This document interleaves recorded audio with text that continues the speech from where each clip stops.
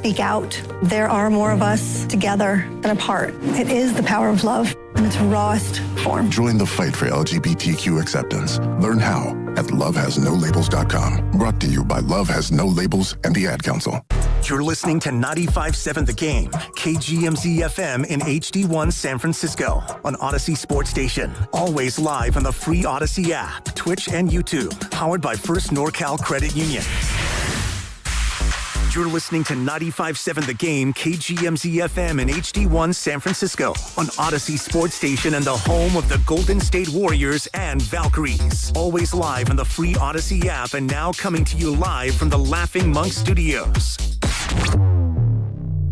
Hey there, it's Bonte with a report from River Islands in Lathrop, where the good life can be your life. The home selection has never been better, with neighborhoods designed to fit a wide range of lifestyles. Whatever is on your list of must, an amazing kitchen, a home gym, a private office, or a separate suite for your in-laws, there is a place here just for you. Priced from the low $600,000s to over $1 million. The Town Center, located by Islanders Field Ballpark, is well underway, with the Redwood Cafe opening this summer and a community amphitheater being built for events, concerts, and community get-togethers. Sutter Health is building medical offices, and a major grocery store will be announced soon. The Town Center is going to be a great place to hang out and enjoy the River Islands lifestyle. This month, Clearwater by Signature Homes will be hosting a grand opening, and the Lakeview Club at Dale Webb 55-plus community just had its debut. And construction is moving along for the 4th K-8 charter school to be ready for the fall term. Isn't it time for you to discover the islands? Check it out at riverislands.com. Saturday on the CW. Driver, start your engines! The new NASCAR season roars into action at the Daytona International Speedway with all new drivers,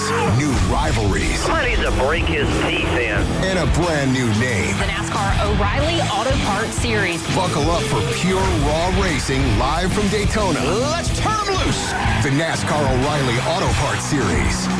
This Saturday at 1 p.m. on Cron 4, the CW.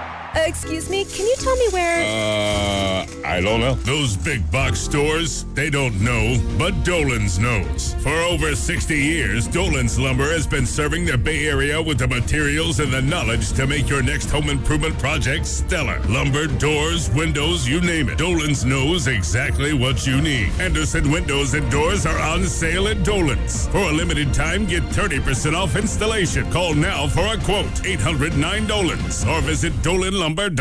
Hey, it's Willard. Legends are built over time. Anyone can have a great game, a lucky season. At Habis Law, generations matter. For Tariq Habis and Nicholas Habis, integrity was learned at the dinner table. And a hard truth, clients are often victimized twice. First by accidents, then by greedy insurance companies. 40 years strong, Omar Tariq, and now Nicholas Habis, generations fighting to make it right. Visit HabisLaw.com. Omar Habis is a California licensed attorney. Offices in Northern California, including San Jose. Past results do not guarantee future outcomes. Neuropathy is a debilitating condition that is sometimes misdiagnosed. Symptoms can include pain, numbness, and tingling in your hands, legs, and feet.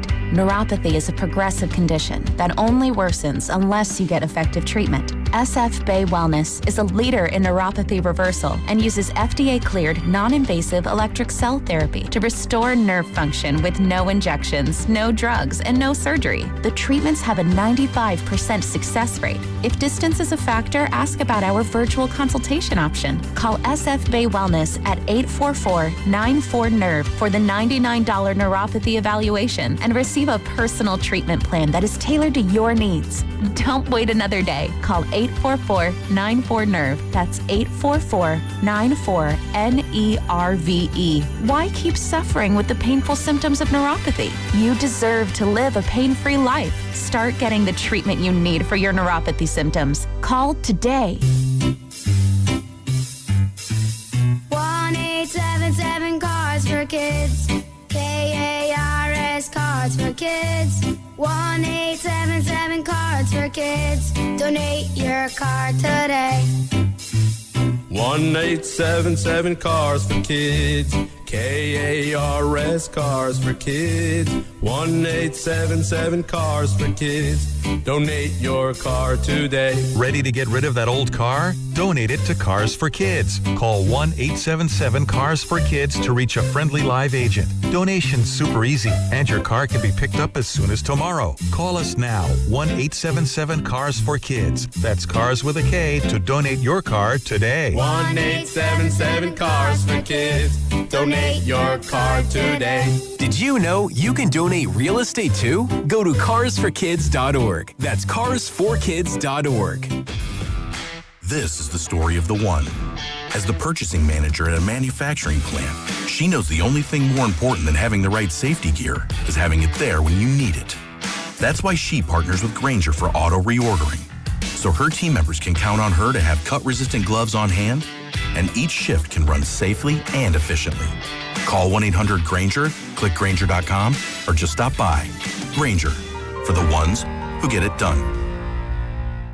Every morning, we rise and shine, make breakfast, and brush away the night's rest. These routines help us start the day off right. Nature-Made vitamins are a simple step in that daily care regimen. Multivitamins with daily essentials, clinically studied probiotics for gut health support, magnesium to help relax the body.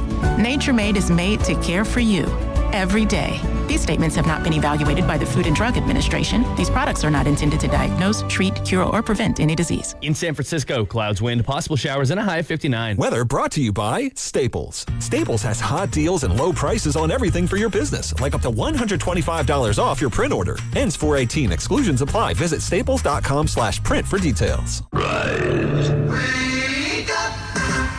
It's time to wake on up. Wake up, wake up, wake up. With a nice cup of Joe. What's up, Joe, bro? Featuring Joe Spadoni. He's an Italian. And Joe, the Butcher Boy Shasky. I am slippery. Oh! The best part of waking up is morning roast in your cup. It is the Morning Roast, man, on 95.7 The Game. Happy hump day, people. Happy hump day.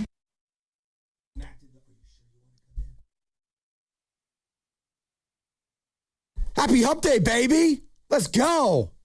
And guess who's back? Back again. No, it's not Slim Shady. Shasky's back. Tell a friend. Hey, welcome back, man. How you feeling? We missed you. I'm feeling mediocre. Oh, well, that's okay. I'm 43. Oh, who cares? Oh, my come body's on. breaking down. You're in your prime. Well, I know I am compared to all you schmucks. Oh, please. Yeah, now actually, now we need to take a step back. I mean, you were out of commission the last couple days. Dude, done. What happened? You know, I've been a diehard sports fan my entire life. I can remember only one other Super Bowl that I did not watch closely in, basically since, let's say, like 7 or 8 years old. Cincinnati versus the Rams. I fell asleep halfway through it. What? Why are you laughing? Why did you fall asleep? Because I was so sad the Niners weren't in it. That's why. Because I was watching the Rams and Cincinnati. I fell asleep halfway through it. I woke up. Cooper Kupp's catching balls down the middle. Odell Beckham's getting carted off the field. Yeah. I'm like, I guess the Rams are going to win it all. They did. I was not locked in on that one. I was like hungover for that one. No, you liked the halftime show of that one, though, right? That was Dr. Dre, Snoop. Yeah, that was fun. Eminem. Yeah. I think I fell asleep after that. In fact. Okay. There you go. That was probably, right when I fell asleep. Old man status. But it's good to see I'm not the only one with a cough today. Oh, your boy's been struggling the last couple days. Saturday, I went to the St. Finbar St. Brendan's. We were going to go to the cabin. Michelle and I were exhausted. I had a game Friday night. Come home and said, we're just going to sleep in. We're going to lay low. We're not going to do anything this weekend. Michelle, we got to lay low. I had a big week this week. My whole day consisted of going to the 4th or 5th grade championship, St. Brendan's St. Finbar at South Sunset. It was beautiful. The weather was unbelievable. Not a cloud in the sky, no wind, no nothing. All week, quite frankly. St. Brendan's won. It was a great game. My buddy Rocco and his daughter and my goddaughter, Lake, they ended up losing to a very good St. Brendan's Bears girls team. And my buddy Taboni's daughter was on the team. Taboni. Long story short, I feel great. Sunday morning, I go work out. Halfway through my workout, I drop one of the dumbbells. I'm like, dude, I can't feel anything. Oh, that's not good. Yeah, I felt so weak. Let me eat a little food. I couldn't eat anything. Got home from 9 o'clock. Now, when you say you couldn't eat, you feel like nauseous. Couldn't eat anything. Okay. Like you were going to throw up if you ate something. I ordered food and I couldn't eat. Okay. From 9 o'clock in the morning until literally the next day, 9 o'clock in the morning, I didn't leave the bed. My back still hurts from how much I was sleeping in bed, and I didn't watch 1 minute of the live Super Bowl. Not 1 minute. The Seahawks won. Oh, yeah, thanks. Just letting you know. Sam Darnold is a Super Bowl champion. He hoisted the Lombardi trophy. I watched the entire Super Bowl the day after. Okay. God, what an underwhelming Super Bowl. I mean, let's just call it what it is. Come on, Niner fans. Drake May was seeing ghosts. He was the guy seeing ghosts. No, I was seeing ghosts. Ghosts of Christmas commercials pass, because those are some of the worst commercials I've ever seen in my life. Oh, there were some good ones. Come on. Not one redeeming commercial. The tight end commercial was good. There was not one redeeming commercial. There was some good ones. Not one. It was honestly a thoroughly underwhelming Super Bowl. But good for the Seahawks. Come on, there's some takeaways from that game for you. I've got 7. As a Niner fan, hold on. I got 7. Not 5, not 6. You're just slow playing it over there? Well, I mean, actually, check this out, Joe. So you have been gone the last couple of days. I don't know if you've heard, but no, I tapped out on everything. We got a major announcement that took place a couple of days ago on a Monday. Did you know what? Dude, we got Knockout back on the Chase Center floor, baby. Maybe there's a lineup shake-up or something. I missed that Knockout is back. Oh. Yeah. I'm sure. Let me guess. I've been out of commission for multiple days. Let me assume Guru's talking already. Grandy's talking already. Who else is talking? I don't know if Grandy's talking. Is he? He's usually he's a quiet, Oh, Mr. Tryhard? I mean, of course he's... Grandy's talking so much already. Of course he should. I mean, he's back-to-back champ. I mean, when it's all you have in life... I mean, like, it's so disrespectful. Sad, It's so disrespectful to say that's all Mark Grandy has. He's also got the Kaminga conversation, which will never die. Next question. I'm teasing him. I love to give him crap. He made an appearance at the Super Bowl for the station. He was covering for 95 Southern Game. Did a hell of a job. This is another thing, covering it. What did he cover? Did he write something? No, he posted on social media. Oh, he posted. Yeah. Oh. That's a job. What was Willie there for then? She was there too, posting. Posting? Yeah. You need multiple people there. Well, because there was how many posts did they post while covering the Super Bowl? Well, you were asleep, so you didn't know. What are we talking about? Grandy was to the Super Bowl. You had fun. Good for you. I'm thrilled. Grandy was one of the Bushes in the halftime show. Was he? George W. Yeah, he was doing on the side. That was his second job that he was doing last week. How'd you feel about Bad Bunny in the halftime show? It was fine. Okay, there you go. It was fine. Right. Whatever. I mean, it's fine. Look, I learned a long time ago that most of these halftime shows, whatever. Like, oh, there we go. Like after last year, where we had last year, you were very upset about the halftime. Who was it? I don't even remember. Kendrick Lamar. What was I upset about? His catalog. That the show happened, I think. That the show happened. But that his catalog wasn't good enough. What? That the females in attendance at your party didn't know who it was. That's what it was. Oh, well, that's them. I just, whatever. Bad Bunny, dude, like, whatever. Like, it doesn't really... I'm not me one way or the other. This isn't a got you thing. I'm just trying to get you, because you've been out the last couple days, Joe. Fully transparent, I could not name the name of one of his songs. Neither could I. But then when I saw... Okay, I'm not alone in that. Yeah. But when you say that, people are like, oh, my God. No, I just... No, but you hear it, and then you're like, okay, wait, I've heard that song before. Exactly. He's one of those, yes. Exactly. What I've actually been more fond of is seeing people translate in English the lyrics to some of the words. Oh. And they're hilarious. Oh, There's great. one where he's talking to his aunt about how, all these women want him. And I found it to be a very interesting song. There's a lot of...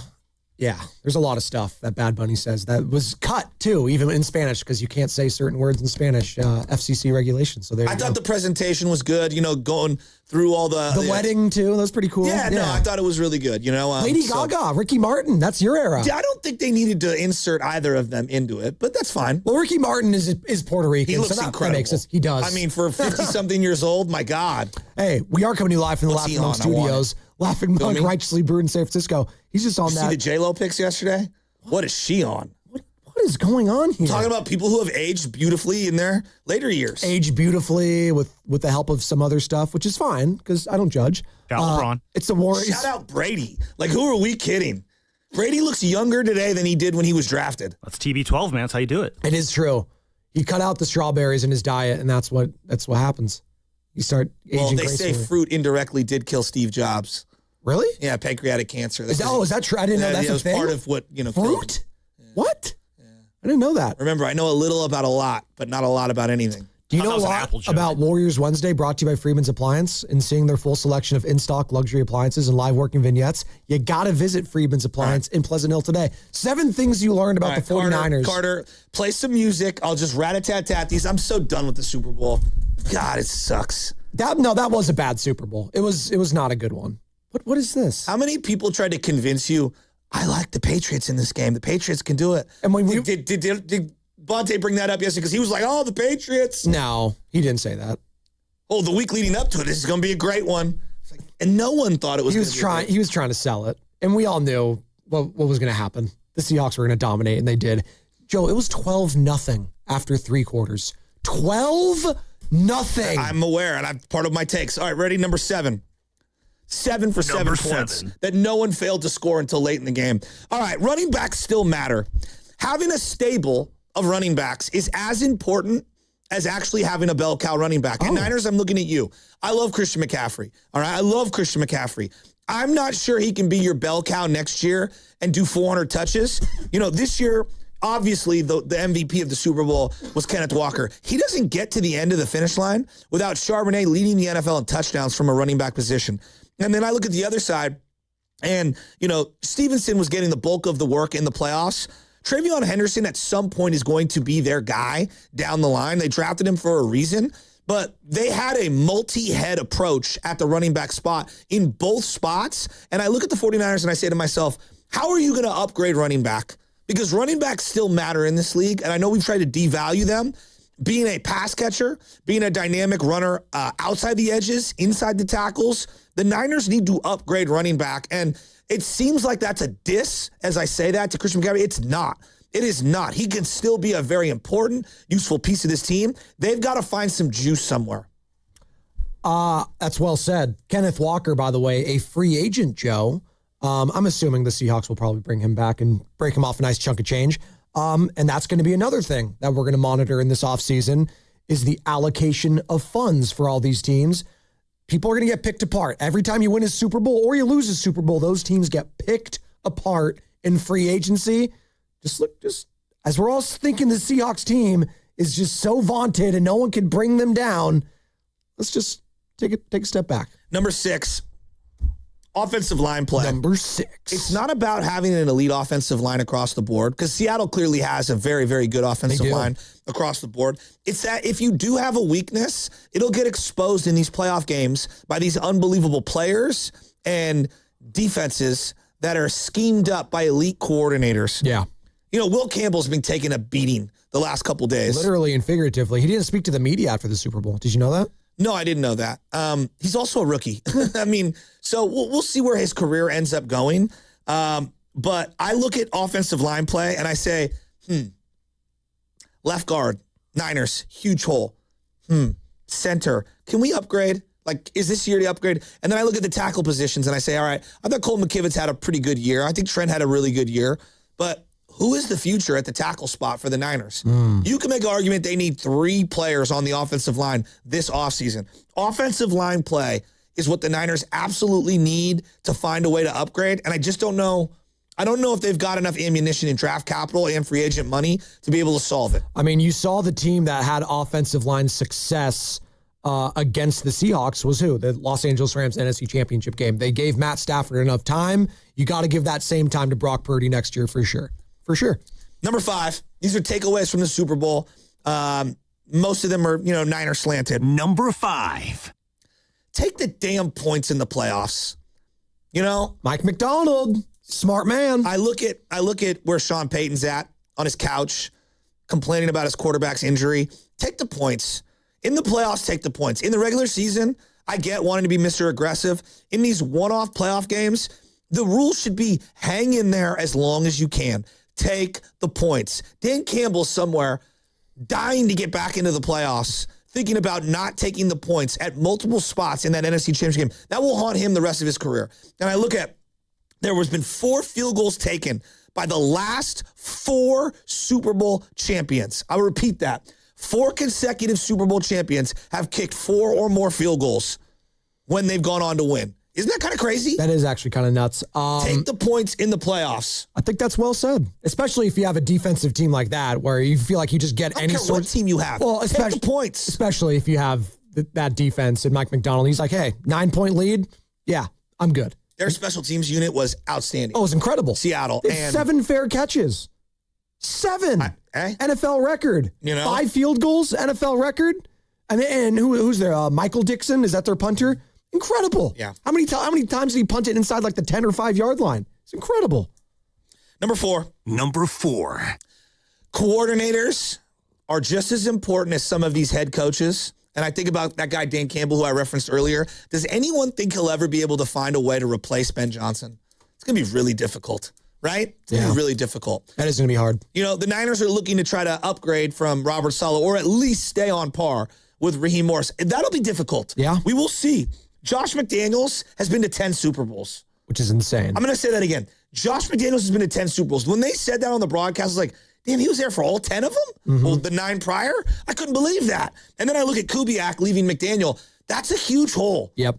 That is a huge hole. I am shocked and happy for you with your Raiders that he ended up going there. By God, if Derek Carr comes out of retirement and becomes Raider quarterback, that is just talking about Derek Carr. So apropos for the Raiders. But coordinators matter. After you told me Clint Kubiak wasn't going to come. Well, it wasn't a done deal. I didn't think it was a done deal. And it is now. Well, I've only seen that video from the Vegas Raiders 5 years in a row. There you go. Where like, hey, welcome, get off the tarmac. Look at Spytek in his Jordans. Hey, they're pretty nice Jordans, though. Yeah, can he draft? I mean, we'll see. Coordinators matter, Joe, is what I'm saying. In a play callers league, yes, having the CEO head coach seems to be in vogue with Vrabel going to New England.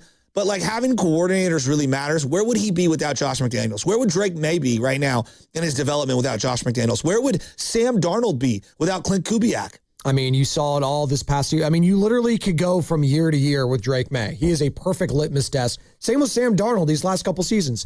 Kevin O'Connell, one of the sharpest offensive minds in the NFL. Clint Kubiak, now a head coach because of the season he just had. Obviously, Kyle Shanahan the year prior to that. Coaching matters now more than ever, for sure. All right. Number 3. Draft. It's not the end-all, be-all. It's very important, though, right? Clearly, both teams have drafted really well. Yeah. But it's how you put together your team. I love team building. The Patriots spent more money than anyone in free agency. They made a couple of really shrewd acquisitions, getting an edge rusher from Tennessee who had familiarity with Vrabel, getting the D tackle from the Eagles, Milton Williams, getting Stephon Diggs. They did a great job in free agency and making some shrewd acquisitions outside of doing really well in the draft. Seattle made trades and hit free agency. They made the Shaheed trade, which was obviously a big one for them. Yeah. They did trade Russell Wilson away. They did trade DK Metcalf away. They did sign DeMarcus Lawrence in free agency.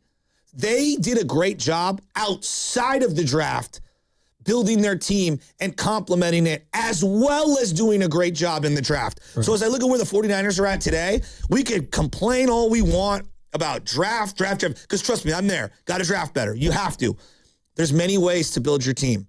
And I think right now, free agency and the draft and the trade, they've got to hit on all 3. Number 2. Hold on. You got these last 2. We're going to tease it for the other side because I want you to have your time. All right. We're going to break top 2 things that Shasky saw from the Super Bowl, his takeaways. Could be Niner related, 888-957-9570. That's the number. Shasky is back, baby, on this hump day. We are coming live from the Laughing Monk Studios.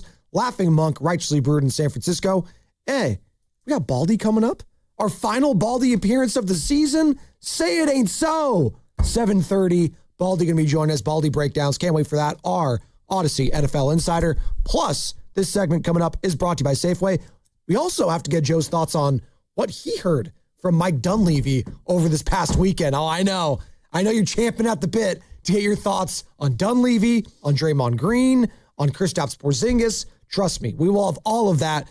Dubs play one more tonight against the San Antonio Spurs, who took out the Lakers last night. So it'll be the back end of a back-to-back for the San Antonio Spurs tonight at Chase Center before the All-Star break. And it's all brought to you by Safeway. Head to Safeway this week for beautiful, fragrant, overjoyed boutique dozen roses for $24.99. Clip coupons from the weekly mailer or download them from the Safeway app. Visit Safeway.com for more details. See you in the aisles.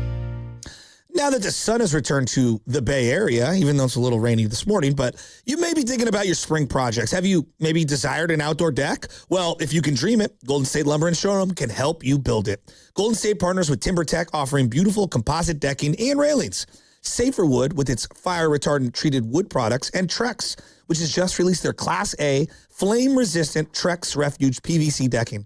It reaches the highest fire performance levels for exterior decking. No matter where you live, Golden State has options to deliver beauty and durability to help you build with confidence. Visit GoldenStateLumber.com and click Windows and Doors and take a virtual tour of the Golden State showrooms to explore decking options near you. If you click GSTV, then you'll find useful videos for builders and homeowners to inform and inspire your next project. Building better for over 70 years. Golden State Showroom, Golden State Lumber and Showroom. When you succeed, we succeed.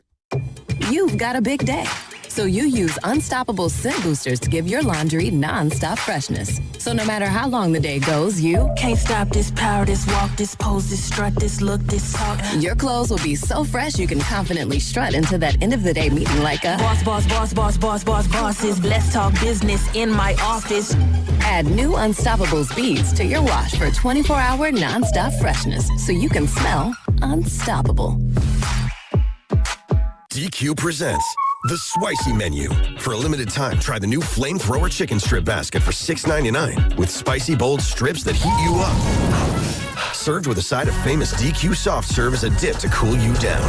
That's right, dip those spicy chicken strips right into Soft Serve, plus fries and toast, all for just $6.99. And add a new pineapple lemonade sparkler or cooler made with tahini. It's the limited time only Spicy Menu. Get it delivered in the DQ app. Happy tastes good. Participation may vary. When selecting a financial institution, how do you know you're making the right choice? As Bay Area bank customers find themselves at a crossroads, maybe it's good to consider if you want your bank to be community-oriented or corporate-minded. Fremont Bank has grown by providing stable, consistent service to the region, its families, and its businesses for 60 years, all without a single merger. And we intend for more of the same for the next 60. Fremont Bank, here for you, here for good. Boxer & Gerson, Northern California's premier workers' compensation law firm, helping injured workers get their lives back for over 40 years.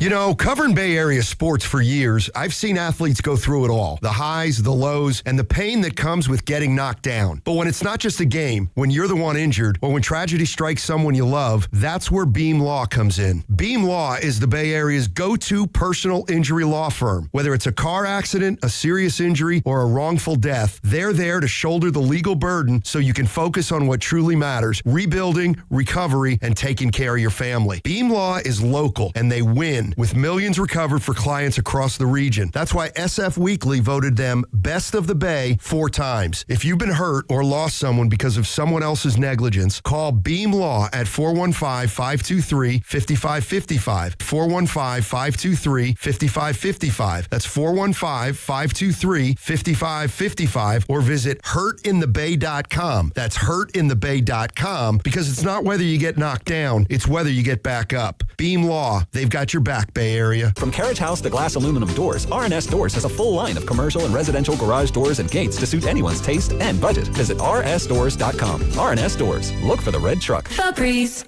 New Febreze Air Mist has 50% more odor fighters and up to 30% more fragrance than the old formula. So now you can take on 100% more stinky odors, like sweaty gym bags, greasy cooking smells, and the after effects of the dog rolling around in something. Just spray, and new Febreze Air instantly restores just clean freshness. Smell you later, odor. Breathe happy, Febreze, la la la la la. Welcome back to Winter Hack Radio, the place for clever hacks to survive the season. Icy driveway? Well, try spreading sand or birdseed to help with traction. Snowy puppy paws? Well, grab a whisk, brush it off, done. Catch COVID-19? Well, just get... Actually, there's no hack for COVID-19. But if you test positive, prescription medications for COVID exist. Ask your doctor if they're right for you. Visit PfizerForAll.com to learn more. Sponsored by Pfizer.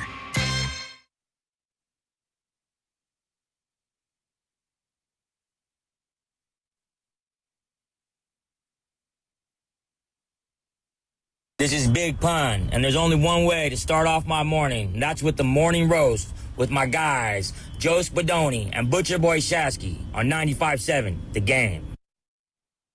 What's up, Big Pun? Hey, maybe he's gonna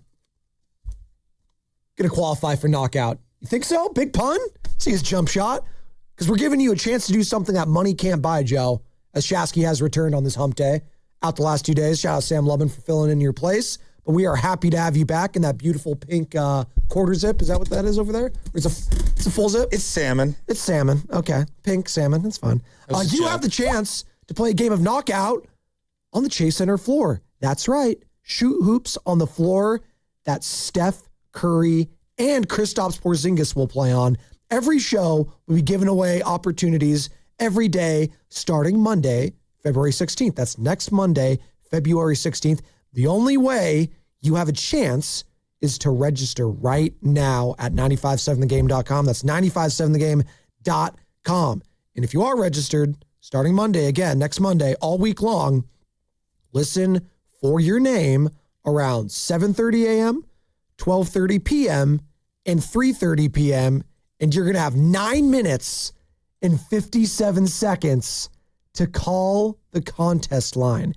Each show will be giving you the opportunity to win all week long. For more details and to register, go to 957thegame.com right now. Can't wait, dude. Can't wait. So, we teased it. We had Shasky's top 7 things, his top 7 takeaways from the Super Bowl. We have the 5. Now we're in the top 2. All right? We got some dramatic sound for this, Carter. Some dramatic sound for the top 2. This is pretty big stuff. Yeah. Let's go. Number 2. Number 2. Two tight end sets are here to stay. Seattle and the LA Rams basically ran 12 and 13 personnel as I go Greg Cosell, Dan Dibley on you, which is the most ridiculous thing I've ever heard. Just say 2 tight end sets. Dibs, just say it. Just stop saying 12 and 13. Greg Cosell, sneaky taller than I thought in also person. Weird. Why do you have to say that? There was a couple of people that I met last week. I'm weird. Like, what do you mean by that? Same. Like Kevin Clark can never look at him the same. Why? Ever again. Like Have a you talked to hunchback. him? I mean, like walking around like a hunchback. Well, all right. So because of his stature? Because I'm smarter than you, and let me explain Did he why say that? on Omaha Productions. Did he say I'm smarter than you? He was like a swarmy veil of Shasky like said he did. swarminess. Shasky around said him. he did. Yeah, exactly. He might be a really nice guy. 2 tight end sets are here to stay. I don't care about him. Guy doesn't know anything about sports. I wouldn't let him teach LJ how to throw a football. And that's kind of my new barometer now. Is it? Yeah. 2 tight end sets are here to stay. And the 49ers need to find a way to get not 1, but 2 tight ends right now. Like George Kittle, he's saying he wants to be back by week 1. I watched us say the same thing about Dre Greenlaw, and Dre Greenlaw has played in a grand total of 9 games since tearing his Achilles. It's not good, right? And, everyone's body reacts differently. They need multiple tight ends. Maybe, this year they use Juice in many ways that, like, other teams would use a tight end because he's a lot taller when you meet him in person than you think. Sure. But they need multiple tight ends, and I have a whole list of tight ends that we need to go through. But they need to get back to the 2 tight end set, and I think using the traditional fullback, Seattle does not move from that. Nope. You need to take something from the LA playbook, and you need to find a way to open up passing lanes with these tight ends. They don't even have to be elite. Tonjes? I like Tonjes. Luke Farrell's one of the worst signings. You spent $20 million on a guy who was just a giant stiff. So, cut him. Let's move on. Let's go somewhere else. All right, that's not my number 1 take. Here's my number 1 take. Okay. Number 1. I want to give Seattle fans some credit. I watched a fan base win a Super Bowl, and that fan base spent 0 time discussing how elite their quarterback was. I watched a fan base not give 2 rips about him being in the top 5 or the top 10. I watched a fan base win a Super Bowl and them not have a civil war on every single pass that quarterback threw and worrying about what Colin Cowherd said or Nick Wright said. I watched them win a Super Bowl and not worry about, tear up his old contract, let's give him a new one. I watched the Seahawk fan base win the Super Bowl and go, yeah, he helped us win it. That was great. We'll see what he can do next year. That was awesome. thank you, Sam Darnold. It was actually quite refreshing. And it made me realize, take a step back, Niner fans, we're toxic. Oh, it's got to be our quarterback. He's got to be drafted by us. He's got to be deemed elite by everyone. And this season has to be exactly like the 1981 season for Joe Montana. If it's not, it better be like the 89 MVP season or the 1990 season for him. I mean, it's got to be like all of those. And it was so refreshing to see a fan base no, we got the best team in football, and our quarterback he was a part of it, but he wasn't the lead dog, and he didn't turn the ball over once, and we won it all. Take that. It's damn. That's what sports is about, just winning it all. And I found it to be quite refreshing. So I'll tip my cap to Seahawks fans. And honestly, shame on a lot of the people that talk about the 49ers in content, myself included, and cover the team. We get so caught up in the stupidest conversations. Does anyone think Sam Darnold's top 5 this morning? It doesn't matter. No. He's a Super Bowl champion. Threw for 3 touchdowns in the NFC Championship game, didn't turn the ball over once in the playoffs, and now he did his job and they won it all. I thought he was not also a top Good 5. for him. Drake May is not a top 5 quarterback. Sorry. He had a great season. He was also an indictment of the teams he played in the regular season. He was not good all playoff long, quite frankly. This is his first, he's just 23 years old. No, I know. He's also not a top 5 quarterback right now. That was a tough look for him. He's on a rookie deal. It's his second year. I agree. Again, why did you feel now I want to ask you. Why did you feel the inclination to immediately go in with, he's not a top 5 quarterback? Oh, he's just not. Well, because he was just literally up for the running for MVP of the league. Well, thank God Matt Stafford won it. So was Brock Purdy at one point. Yeah. And I think we all kind of realized, he's not a top 5 And that's why he didn't win it. No, that's what I'm saying. Thankfully, Matt Stafford was the guy that won the MVP because he showed in the regular season going up against good teams actually matters. Not going up against backups in the AFC Championship game and Jared Stidham. To reach yourself. He won games with his feet. He won the game. You only play who you play. I'm not going to take away Jimmy Garoppolo's run when he went through Kirk Cousins and Aaron Rodgers. The team beat them, and he was a part of that. Sure. He's going to take a step back maybe next year, and you know what? Maybe the team does. Who knows? We'll see. And maybe he takes a quantum leap forward. Who knows? Might. I think the Seahawks might take a step back too, quite frankly. Well, let's let the offseason happen. Okay. Right? Right now they're the top of the world, and they deserve it, and they're a comprehensively great team, and they've got a lot of area to grow, and they've got a lot of area to pay people. What happens with Jackson Smith and Jigba? What happens with Kenneth Walker, who you referenced as a free agent? We'll see. They just paid both of their offensive linemen that they had drafted multiple years ago, so that money's going to start hitting the books. What do they end up doing with Darnold? Do they work out some sort of an extension? And I don't know. Do they just stand pat? I think it's way too premature to say who's going to take a step forward, who's going to take a step back. Who knows? So your number one thing is you were appreciating this style of Super Bowl champion, how they were constructed, this Seahawks team. I think the rhetoric around them is very refreshing. Wow, they built an unbelievable team.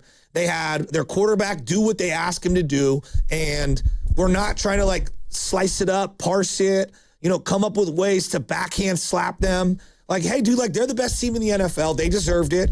They kicked the crap out of pretty much everybody. The only team that really went toe-to-toe with them down the stretch was who? The Rams. The Rams. And yes, they got the benefit of the doubt on that 2-point conversion. They won that game. And then they went out and then they won the NFC Championship game the way that they did. They did. And they kind of won it going away. They did. I'll say this in regards to the Seattle Seahawks. It's probably one of the most egoless sports championships I've ever seen. There is not one ego on that team that I could think of. Go back to that old Legion of Boom team. A lot of egos. Yeah, but Richard we didn't know that in real time. Pete Carroll. Richard Sherman, we knew. We didn't know Russ would evolve into Russ. Well, no, we didn't know that, but... And that moment with Richard Sherman, that moment, that made the nation realize he was crazy. Are you trying to argue that Legion of Boom team did not have a lot of egos on it right now? At the time that they won the first championship, okay? Okay. What? Come on, dude. Come on. That Legion of Boom team is first team all ego. Years later, we look at him that way, but in real time, it was, wow, Marshawn Lynch, look at, he's actually playing nice because of all the stuff that happened in Buffalo, the DUI, like what? Wow, look, he fits perfectly with what they want to do. Skittles, he didn't talk. Remember, I'm here just so I don't get fined. And then like Cam Chancellor was kind of a quiet guy. No one talked about him. Earl Thomas, wow, this great player from Texas. Now, years later, after he broke his leg and he's flipping off Pete Carroll on the field, yeah, I look at it differently. Richard Sherman, the moment he did that with Crabtree, that's when everyone's like, whoa, this Richard Sherman guy, when we kind of knew locally here, like, oh, him and Harbaugh don't like each other. Right. Going back to the whole recruiting thing, and he felt that Harbaugh sabotaged his draft status. I think that you're looking at it through time's perspective. I'm going in real time. No. Russell Wilson. No. I remember in real time, Pete Carroll smacking his gum, driving everyone absolutely nuts, his USC days. Dude, you could just disagree. I don't know why this is such a hot take. The guy was on the cover of McDonald's commercials and everything. Like, Russell Wilson was very beloved. Everything he did was like, oh my God, look how pure this guy is. Yes, he was. That's true. There's also a lot of guys on that team that people couldn't stand, or they had a lot of big personalities. Nobody hated Cliff Averill. Nobody hated Michael Bennett at the time. Michael Bennett years later, there was a lot of stuff with Michael Bennett. Like, there's a lot of guys years later, but I don't think in real time they were that. Personalities on those teams, and I'm making the comparison now. This current Seahawks champion doesn't have any of those similar personalities. I think you're looking at the Russ, and I get the Russ thing. In real time, I didn't even mention Russell West. Well, that's who I think of when I think of, like, forget Legion of Boom. Like, when I think of ego, I immediately go to Russell Wilson. I wasn't even going to him, though. Like, so who are you going to go to? Earl Thomas? I literally just said the Legion of Boom. So, no, you meant Sherman. Sherman is a big part of that. The ego came out to the world was against Crabtree. I think it was before that, to me. For you, but you're also a Niner fan who followed Stanford closely, right? Like, Richard Sherman was not somebody that was in the national media at the forefront at that time. He was a very, very good player. I already hated him at that point. And then when he did it was just like, oh my God, I that's still through a hate Niner fan's prism. Well, and no, Pete Carroll absolutely was synonymous with rah-rah football. Like, some people hated him going back to his USC days. No, they did. I think people didn't like him, and they thought that the way that he left USC was different. And Marshawn Lynch was a polarizing personality because he was beast mode. Nate, I can't think of one thing Cam Chancellor ever said or Brandon Browner ever said. That's fine. There's a couple guys there. I'm saying I just gave you a couple of examples. You gave me who? You gave me Sherman? I gave you Sherman and the head coach. Why are you getting so offended? I'm not mad. I know my truth. And okay, I don't know what this is. I'm literally just making the example that this was one of the most egoless Seattle Seahawks teams I've ever seen and Super Bowl champions I've ever seen. And I think that's refreshing to see, to your point. There's just no one that strikes any ill will that I can think of on that team. I don't hate anyone on that team. There's no one that's hateable. Sam Darnold's not a hateable guy. Mike McDonald's not a hateable guy. Kenneth Walker seems like a nice guy. There's no villains on the team.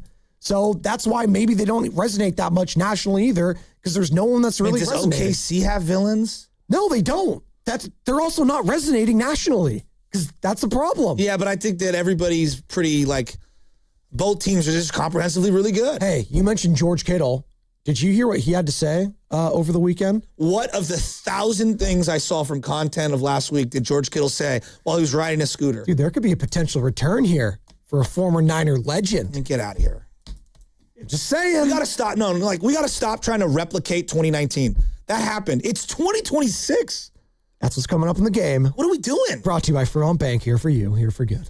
It's the final days of Toyota's President's Day sales event. Don't miss your chance to drive home a brand new Toyota truck. Right now, save big with low 2.99% APR plus $500 finance cash on the legendary Tacoma, or get $3,000 cash back on the powerful Tundra. Toyota's President's Day sales event ends Monday. Hurry in today. Toyota, let's go places. Offers available through TFS to buyers with premium ready credit and cannot be combined with other offers. Finance cash must be applied to transaction and only available on Tacoma SR and SR5. Cashback offer excludes Tundra TRD Pro, ends 3/2/26. We talk a lot about defense on this show. But how's the defense on your actual house? I'm talking about your windows. If you're feeling a draft or your energy bill is higher than a Steph Curry three-pointer, it's time to sub in the pros. That's why I'm sending you to my friends at Ashby Lumber. Ashby Lumber has been the Bay Area's heavy hitter since 1968. And right now, they're featuring the best in the business, Milgard windows and doors. Whether you want that classic look with the Milgard Tuscany series, or you want the modern sleek vibes of the Trinsic series, Milgard has you covered. And let's talk about durability.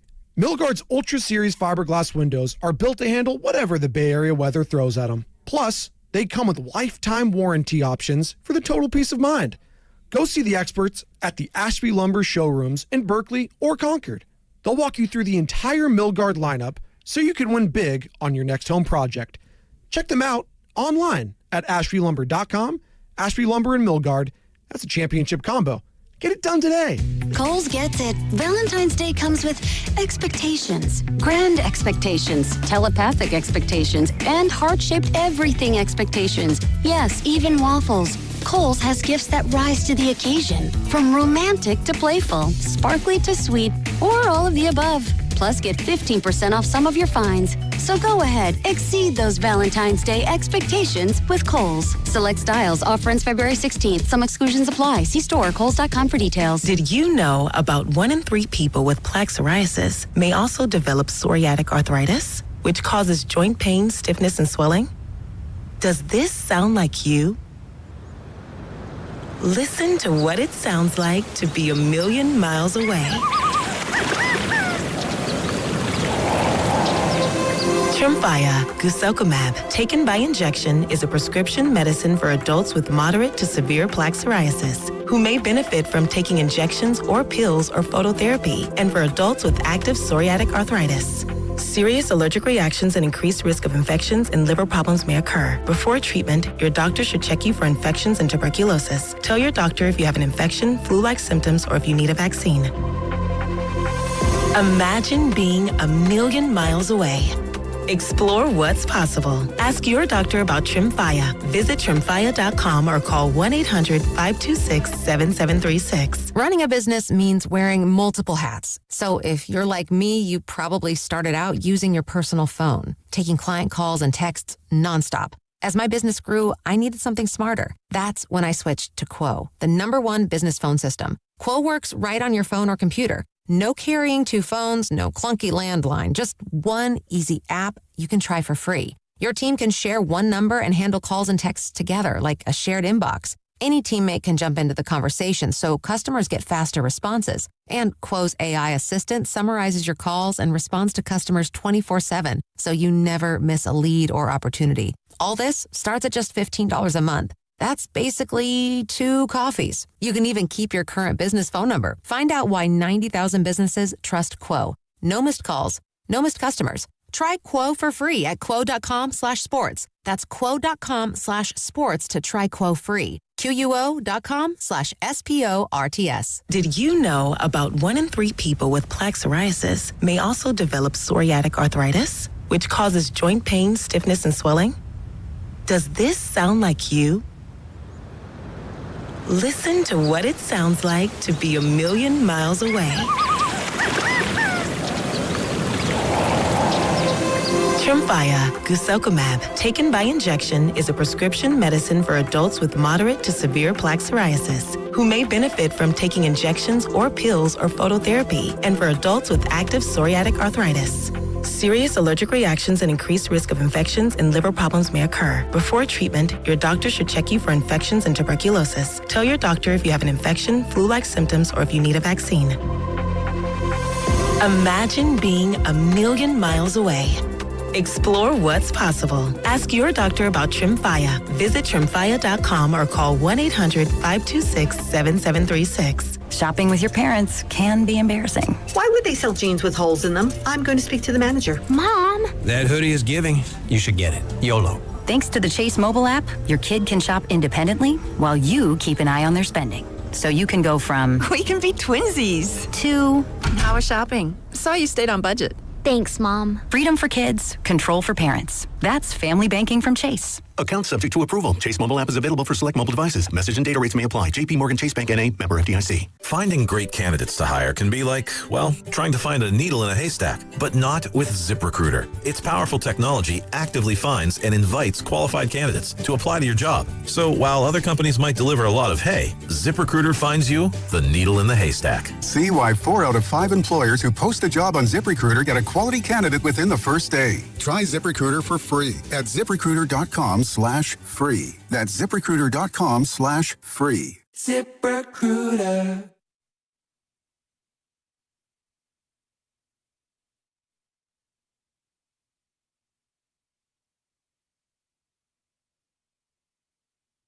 Now back to the morning roast. Hey, Dunleavy, get on the phone, start making calls, dude. Why are you sitting at the desk twiddling your thumbs, bro? With Joe Spadoni. Stop playing with your pencils and playing tic-tac-toe with yourself. Get out there and make some moves, man. Make it happen. Let's go. Let's go. Let's go. And Joe Shasky. Giants, Niners, this all crack. On 95.7 The Game. Look at Berkeley. What are you talking about? He did make a move. Mike Dunleavy. He traded Kaminga and Buddy Hield for Kristaps Porzingis. That's a move. Said, hey, cherish Jackson Davis. Have fun in Toronto for a second-round pick. Yeah. Yeah, Steiny. Let's go. Well, I want to know what that was in reference to. Going to the cafeteria? I think so. I have no idea. Oh, okay. Literally, he played that for the first time on Monday, and it like threw me off so much. I couldn't crack the mic. I was laughing for like a minute straight. Oh my God. By the way, Shasky hath returned. Shout out Sam the last 2 days filling in. We appreciate that, Sammy. 888-957-9570 is the number to get involved. We got Brian Baldinger joining us in about 40 minutes. Baldy breakdowns for the last time this year. It is the last show, so it's the last show after the Super Bowl, and then we'll say bye to Baldy. Then he's going to go into his domain out in wherever he lives. Maybe he'll go back to the Cayman Islands. I remember we had him in the studio last week at Radio Row. That was pretty freaking cool. Dude, talking about real quick, because we never really got to talk about Radio Row because obviously I had to leave Friday. I wasn't feeling good. You had to talk to Bo Jackson? Yeah. You kidding me? Yeah. What? Yeah, that was pretty great. Was that a bucket list? I'm happy kind of we're talking interview? to Bo Jackson. That was a bucket list interview. Come on. It was great. It was great. I mean, I don't take any of those things for granted. It was a great week. I honestly, though, and I'm being 100% real when I say this, and I'm dead serious when I say this, it's not lost on me how lucky we are to have this job and to be able to like hang out with good people and to meet all these random, people that you were like heroes, I guess, to me when I was a younger person. I get way more satisfaction out of like meeting one of like the firefighters or the cops that listens every single day. I'm dead serious on this. Sure. I'm not trying to be like fake with this. Like I get way more love out of that. Like, hey, dude, I listen every single day. My kids go to, St. Cecilia's, or we're up in Marin and our 5th grade team won. Could you shout them out? I get way more out of that than I do meeting Bo Jackson. That being said, thank you. Okay. That being said, to be able to tell Bo Jackson, what his impact was to a young me, that is really cool. And it's not lost on me how special that is. But I really do believe that like it was a great week for San Francisco last week. And of course, we have to have a rapper shooting one of our players. I mean, Jesus. Keon White expected to make a full recovery. But yeah, that was out of left field. That was kind of crazy. It's not, though, because if you're out at 4 a.m, all right, there's only 3 things that are open: jail, hospital, heaven. That's it. That's literally it. That's open. And 7-Eleven. No. Strip club. No, we shut down a lot of the 7-Elevens in the city. One on Terraville is now closed. I couldn't believe it. Could not believe it. Wait, there's no 24/7 7-Elevens anymore? There's a 24-hour quick and convenience on Monterey. The 7-Eleven at on Onondaga and whatever, Alamany or whatever that is. That one's 24 hours. There's only a couple left. Can we get a 7-Eleven sponsorship on the roast? That would be great. There used to be one on Geary. I don't even know if that one's still around. Tune in for Warriors Live today, Joe, presented by Xfinity, your home court advantage. Brought to you by Xfinity. Watch all your favorite teams all in one place. Xfinity, imagine that. Dubs taking on the Spurs tonight, last game before the All-Star break, where Stephen Curry will not be participating in the All-Star game at the Intuit Dome this weekend. He is hopefully back next Thursday, their first game back against the Celtics. And hopefully Kristaps Porzingis is making his Warriors debut next Thursday as well. Before we talk about that, though, and also why the 49ers might be in for a tough future here, that's a tease. George Kittle had some interesting thoughts over the weekend. Take a listen. Message for Niners fans. Hey, if a rebuild year got us 13 wins and a win in the wild card, that's pretty good. It's only going to get a little bit better from that. And all the boys are coming back again. And who knows, we might add some past friends. Past friends. Wow, who are we talking? I don't know, I hung out with Debo last night. That was fun. You like that? I love Debo. Are you kidding You want me? him back on the Niners? I love Debo. That's all. I love Debo. Debo? Reunion? Let's make it happen. Come on. Yeah. He's a free agent. What can I ask, what compels you to like troll like that? What? Nobody wants Debo back. Come on. Kittle sounds like he does. Do you want Kittle? Do you want Debo back? For the right price. $12 million a year. You want him back? Nah, that's too much. Oh, so then what's the right price? Yeah, like 1 year, $5 million. I want no part of Debo Samuel. This is the problem with where the Niners are at right now. It's like, we got to be real about this. You want to take him back on the cheap? No, I don't want Debo at all. Because the coach is upset. No, the coach is obsessed with him. They're gonna game plan way too much from him. He's not a game breaker. Joe, where are the young players on this team? You told me this season they missed him at times. Missing his element of what he brings to the table and then wanting a 1 year older Debo who is not as fast, not as explosive, not as dynamic is a different conversation. Sure.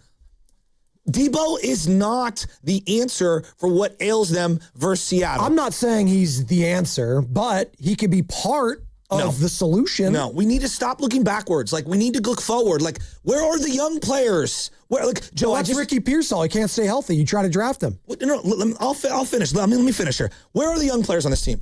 Where are the young players? Give me one guy under 26 you feel great about. Under 26? Yeah. Don't Google. Do not Google. Why do you go that number? Is Deommodore Lenoir under 26? The average player in the NFL is 26 years old. Deommodore Lenoir is 26. He turns 27 this year. Okay. He's 26. You gave me that. I like Deommodore Lenoir. He had a really good season. So one guy. I like Brock Purdy. He's 26. Okay. He's really good. Okay. I feel really good about my quarterback. He's 26. Do you? Yes. You feel so good that he missed 8 games this year. I love Brock. He missed 8 games this year. You feel so good. You're sure, no matter who they get as their backup, you feel confident Brock's going to play all 17 games. I don't know if he's going to play all 17 games. He hasn't done that the last 2 seasons. I hope he does. I know. But I can't say that for sure, but I feel good about him when he's healthy. All right. No, but I can say that about Joe Burrow. I can say that about Josh Allen. I can say that about a lot of quarterbacks that got hurt. Every game. Okay, great. But quarterbacks get hurt, Joe. Yeah. It's part of the game. So you want to bring in Debo to be one of his weapons? I said on the cheap, I would look into it. I'm out. I'm so out on Debo. That's fine. So out on Debo. Their entire team. Again, if you picked up Madden, you went to go play Madden, which is what I love to do. I love building teams. And you look at Seattle's team right now. Okay, let's look at it. Everyone's under 26. Okay. The guy who's hitting free agency right now, Kenneth Walker, JSN. Sam Darnold is 28 years old, but their entire offensive line is 27 and under, all right? Their entire defense is almost everyone outside of Lawrence and DeMarcus Lawrence and Leonard Williams. Almost every other guy is 27 or under. The 49ers have no talent under 26. They need a young... You don't think Alfred Collins is good?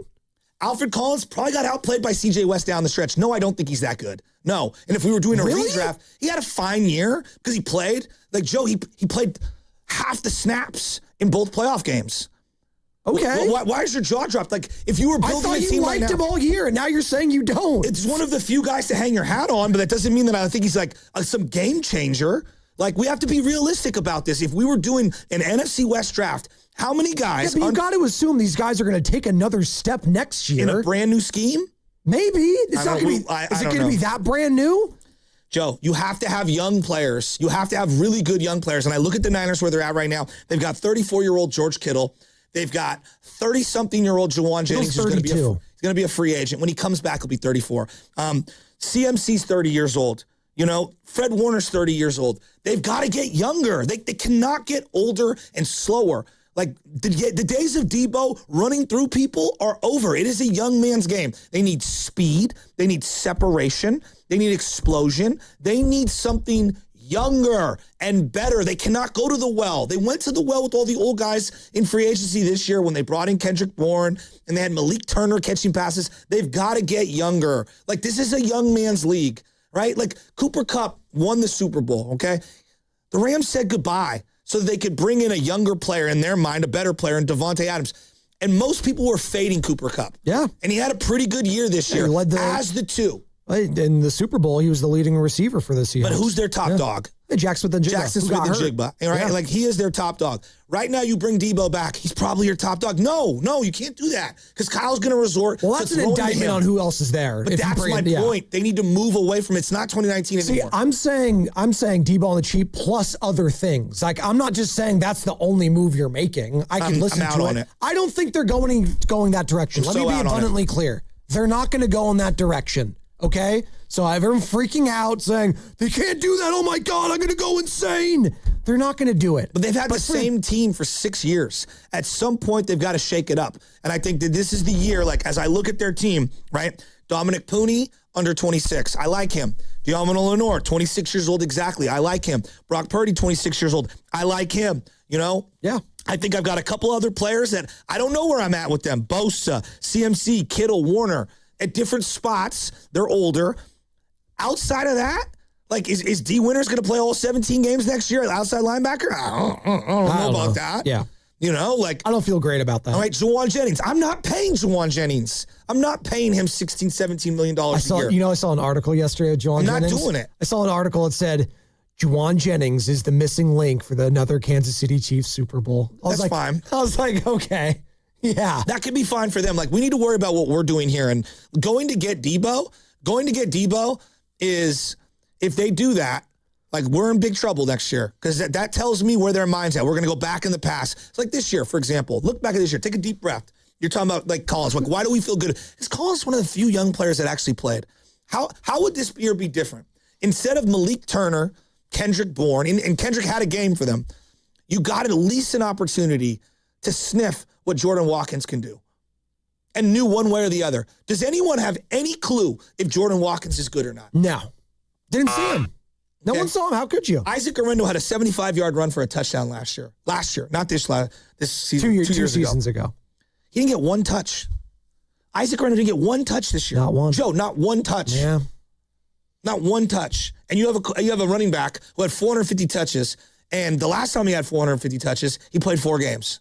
So, you know, you're asking me, like, you know, feeling up to, they've got a lot of work to do. And I think it starts in free agency by getting younger, good players. If you're going to spend $5 million on Debo, I'd rather you, like, over the top spend and go get me Njoku or Kyle Pitts, one of these tight ends who is in their prime and fills a huge position of need and can help you right now. Give the extra $5 million on what would be a guy that maybe you miss out because of California state taxes. Forget Debo. Give it to one of those other guys. Give $5 extra million to go get the center from the Baltimore Ravens. Brought to you by Golden State Lumber and Showrooms here in the Bay Area for 3 generations. When you succeed, we succeed. Visit GoldenStateLumber.com. You're listening to 95.7 The Game, KGMZ FM and HD1 San Francisco and Odyssey Sports Station in the home of the Golden State Warriors and Valkyries. Always live in the Free Odyssey app, coming live from the Laugh Monk Studios. And as you know, it's a Warriors Wednesday, brought to you by Freeman's Appliance. Come see their full selection of in-stock luxury appliances in live working vignettes. Visit Freeman's Appliance in Pleasant Hill today. Shasky is out on bringing Debo back here to San Francisco. Are you? I'm just listening to you right now. They need speed. They need athleticism. They need speed. They need separation. You're concerned about None the of future. those things Debo You're brings. concerned about the future of this team right now. I feel like this year, look, the dust is settled from this year, and I think they have a lot of work to do. And if you're not going to trade away Mac Jones, you don't have a lot of draft picks, right? I'm not ready to say they're not going to trade him away. I know they said that. I'm going We'll on face see. value. Okay. Look, I'd be reluctant too to trade Mac Jones right now. Like, there are some real Brock Purdy concerns about his injury. He misses 6 or 7 games again this year. They're getting out of that contract. Like, that's the thing I think Niner fans need to brace themselves for. Like, yes, they will. They will. You miss another 6 or 7 games, that's back-to-back years. He's missed 10 games basically in 2 years, right? So, look, I like the guy. I think he's good. But you can't be making top dollar, and then we're saying goodbye to other good players to budget for you, and then you miss a chunk of games.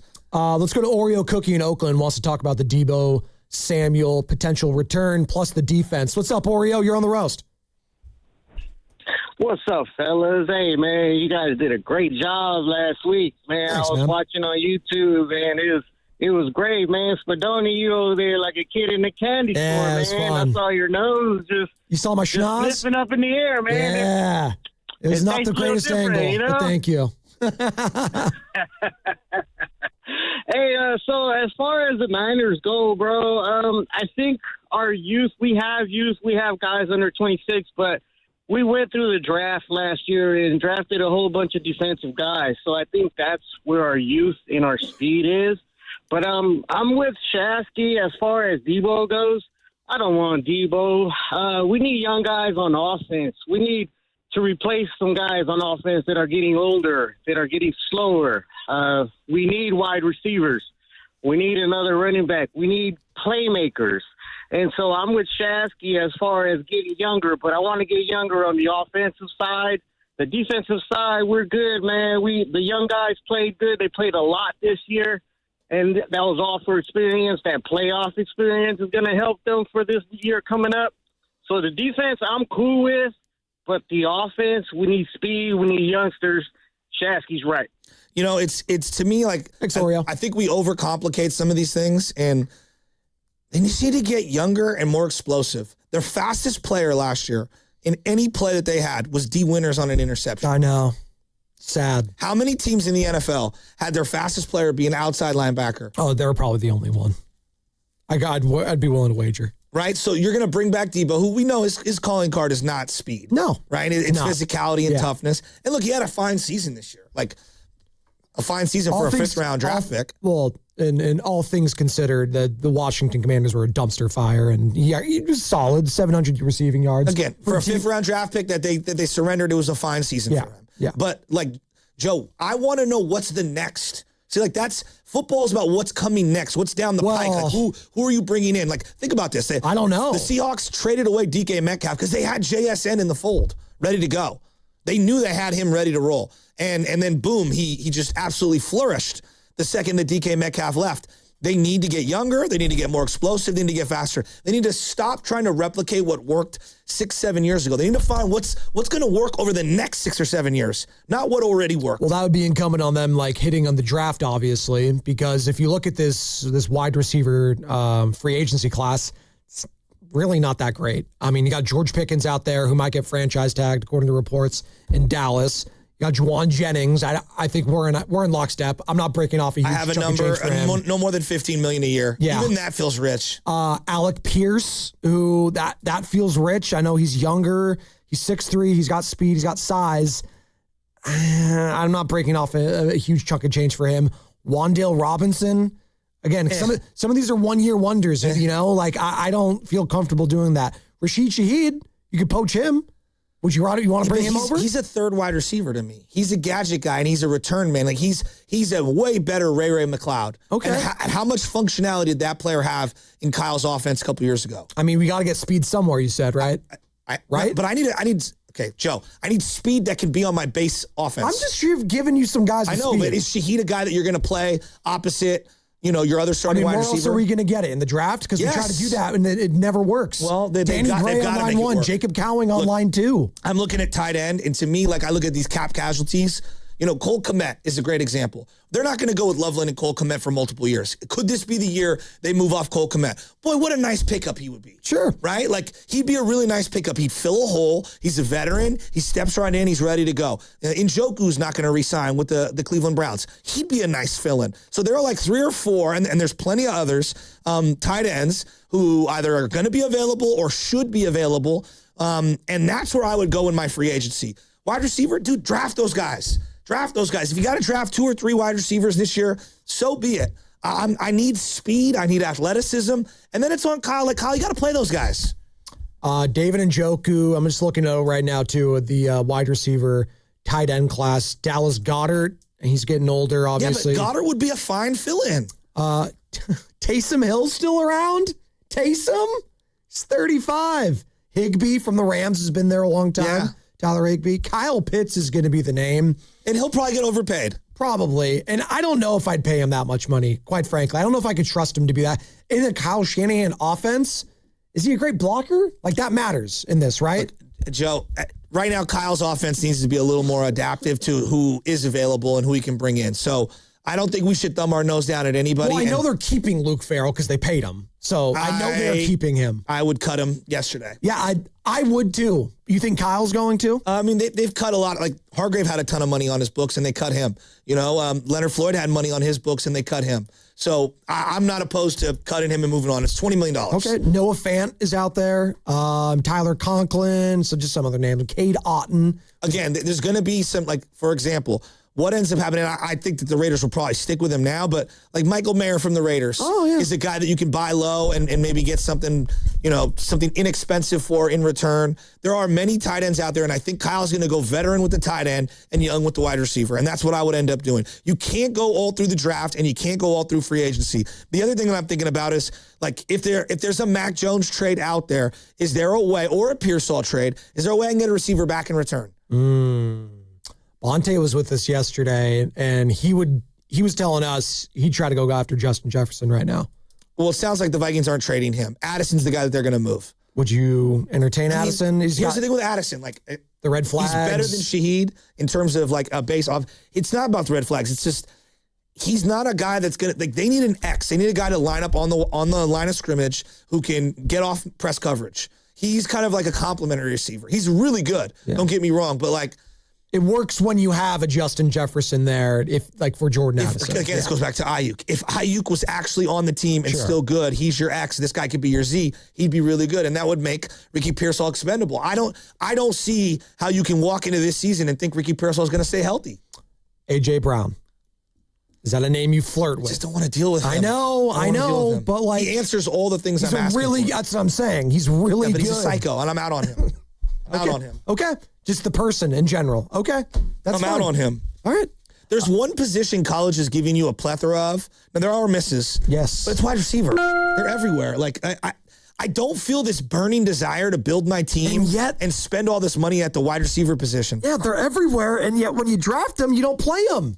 So, like, they could be as much as you want, but Kyle Shanahan showed us he doesn't have a pulse for these guys. Yeah, well, when he's drafted the right guy, Ayuk played his rookie year. Debo played his rookie year, so they've got to draft the right guy. So this is on Kyle. Okay. And I think what we've learned about Pearsall, it's not is he good? He is good. It's can he stay on the field? Well, this is a different question. We got Baldy coming up in 20 minutes. We're going to take a quick break, get Baldy breakdowns on the other side. Plus, ask him about the Seattle Seahawks, that Super Bowl. Where do the Niners go from here? They're one or two moves away from getting back to the top. Plus Mac Jones. All of it and more coming up next with Brian Baldinger. And it's going to be brought to you by Surfside. The Golden State Warriors are back. Cheer on your Warriors with an ice-cold Surfside. Only 100 calories, 2 grams of sugar, and 0 bubbles. So it's easy to sip and enjoy. It's not a seltzer. It's Surfside, proud partner of the Golden State Warriors. You must be 21. Please drink responsibly. Sound familiar? At Mattress Firm, we understand there are many problems that can keep you up at night, like snoring, aches and pains, or sleeping hot. Our sleep experts have the unrivaled know-how to match you with a mattress that can help. And now at Mattress Firm, save up to $700, plus get a free adjustable base with select Sealy Posturepedic mattresses. For the great sleep you deserve, visit Mattress Firm. We make sleep easy. Restrictions apply. See store or website for details. That's another amazing run by Team USA. Mom, think I'll be on Team USA one day? Well, I'll take this one. What? Are you speaking to us? Yes, and to answer your question, anything's possible, especially with Xfinity. So, I can be the best snowboarder ever? Well, I can't guarantee that, but Xfinity can guarantee that your internet price won't change for 5 years. Okay. What if I practice every day? Then maybe you'll be snowboarding for Team USA at the next Olympic Winter Games. And Mom, you'll still be paying the same price for Wi-Fi. Ooh, really stuck the landing there. It's the Xfinity Gold Medal Celebration. Now through February 22nd, get our best price on gig Wi-Fi for 5 years guaranteed, just $50 a month. Plus, get Peacock Premium included for 2 years. That's a $10.99 value per month. Xfinity. Imagine that. Proud partner of Team USA. Restrictions apply. Requires paperless billing and auto pay with stored bank account. Taxes and fees extra. Actual speeds vary. Saturday on the CW. Driver, start your engine! The new NASCAR season roars into action at the Daytona International Speedway with all new drivers, new rivalries. Somebody needs to break his teeth in. And a brand new name. The NASCAR O'Reilly Auto Parts Series. Buckle up for pure raw racing live from Daytona. Let's turn them loose. The NASCAR O'Reilly Auto Parts Series. This Saturday at 1 p.m. on Cron 4, the CW. Jewelry Graham. Hi, I'm Brian, your friend and jeweler at Shane Company, here to remind you that Valentine's Day is Saturday, February the 14th. It's the most romantic day of the year to give and get fine jewelry. We have expertly crafted gifts for every type of sweetheart, any style, any budget. Get creative and design a custom necklace with meaningful charms, including 14-karat gold letters, engravable hearts, and birthstones. For the one, we'll help you propose with a dream engagement ring. Come see our wide selection of hand-picked natural and lab-grown diamonds in all shapes and sizes, in stock and ready to compare side by side. At Shane Company, Love is always in the air with our all-inclusive free lifetime warranty, everyday competitive prices, and no-pressure shopping experience. Come see us in store or at shaneco.com because a friend wants you to win Valentine's Day. Shane Company, your friend and jeweler. 1-877 Cars for Kids. KARS Cars for Kids. 1-877 Cars for Kids. Donate your car today. 1-877 Cars for Kids. KARS Cars for Kids. 1-877 Cars for Kids. Donate your car today. Ready to get rid of that old car? Donate it to Cars for Kids. Call 1-877-CARS-FOR-KIDS to reach a friendly live agent. Donation is super easy, and your car can be picked up as soon as tomorrow. Call us now, 877-CARS-FOR-KIDS. That's cars with a K to donate your car today. 1-877 Cars for Kids. KARS Cars for Kids. 1-877 Cars for Kids. Donate your. Did you know you can donate real estate too? Go to carsforkids.org. That's carsforkids.org. At Uline, they know firsthand the road to success is an uphill climb. Uline started in the family basement and through hard work is now North America's most trusted shipping and industrial supplier. They get what it means to have the support of reliable, hardworking partners. So they keep 41,000 items ready to ship. Whether your company is still in a basement office or expanding cross-country, Uline will be there on your road to success. Visit uline.com. Okay, I have to tell you, I was just looking on eBay where I go for all kinds of things I love, and there it was. That hologram trading card. One of the rarest. The last one I needed for my set. Shiny like the designer handbag of my dreams. One of a kind. eBay had it, and now everyone's asking, ooh, where'd you get your windshield wipers? eBay has all the parts that fit my car. No more annoying. Just beautiful. Millions of finds, each with a story. eBay. Things people love. I checked Allstate first and saved hundreds on my car insurance. Really smart. Unfortunately, I didn't check if I took the gas hose out of my car's tank. Ooh, not smart. And I drove off while still attached to pump number 3. Yeah, checking first is smart. So check Allstate first for a quote that could save you hundreds. Potential savings vary, subject to terms, conditions, and availability. Allstate North American Insurance Company and affiliates, Northbrook, Illinois.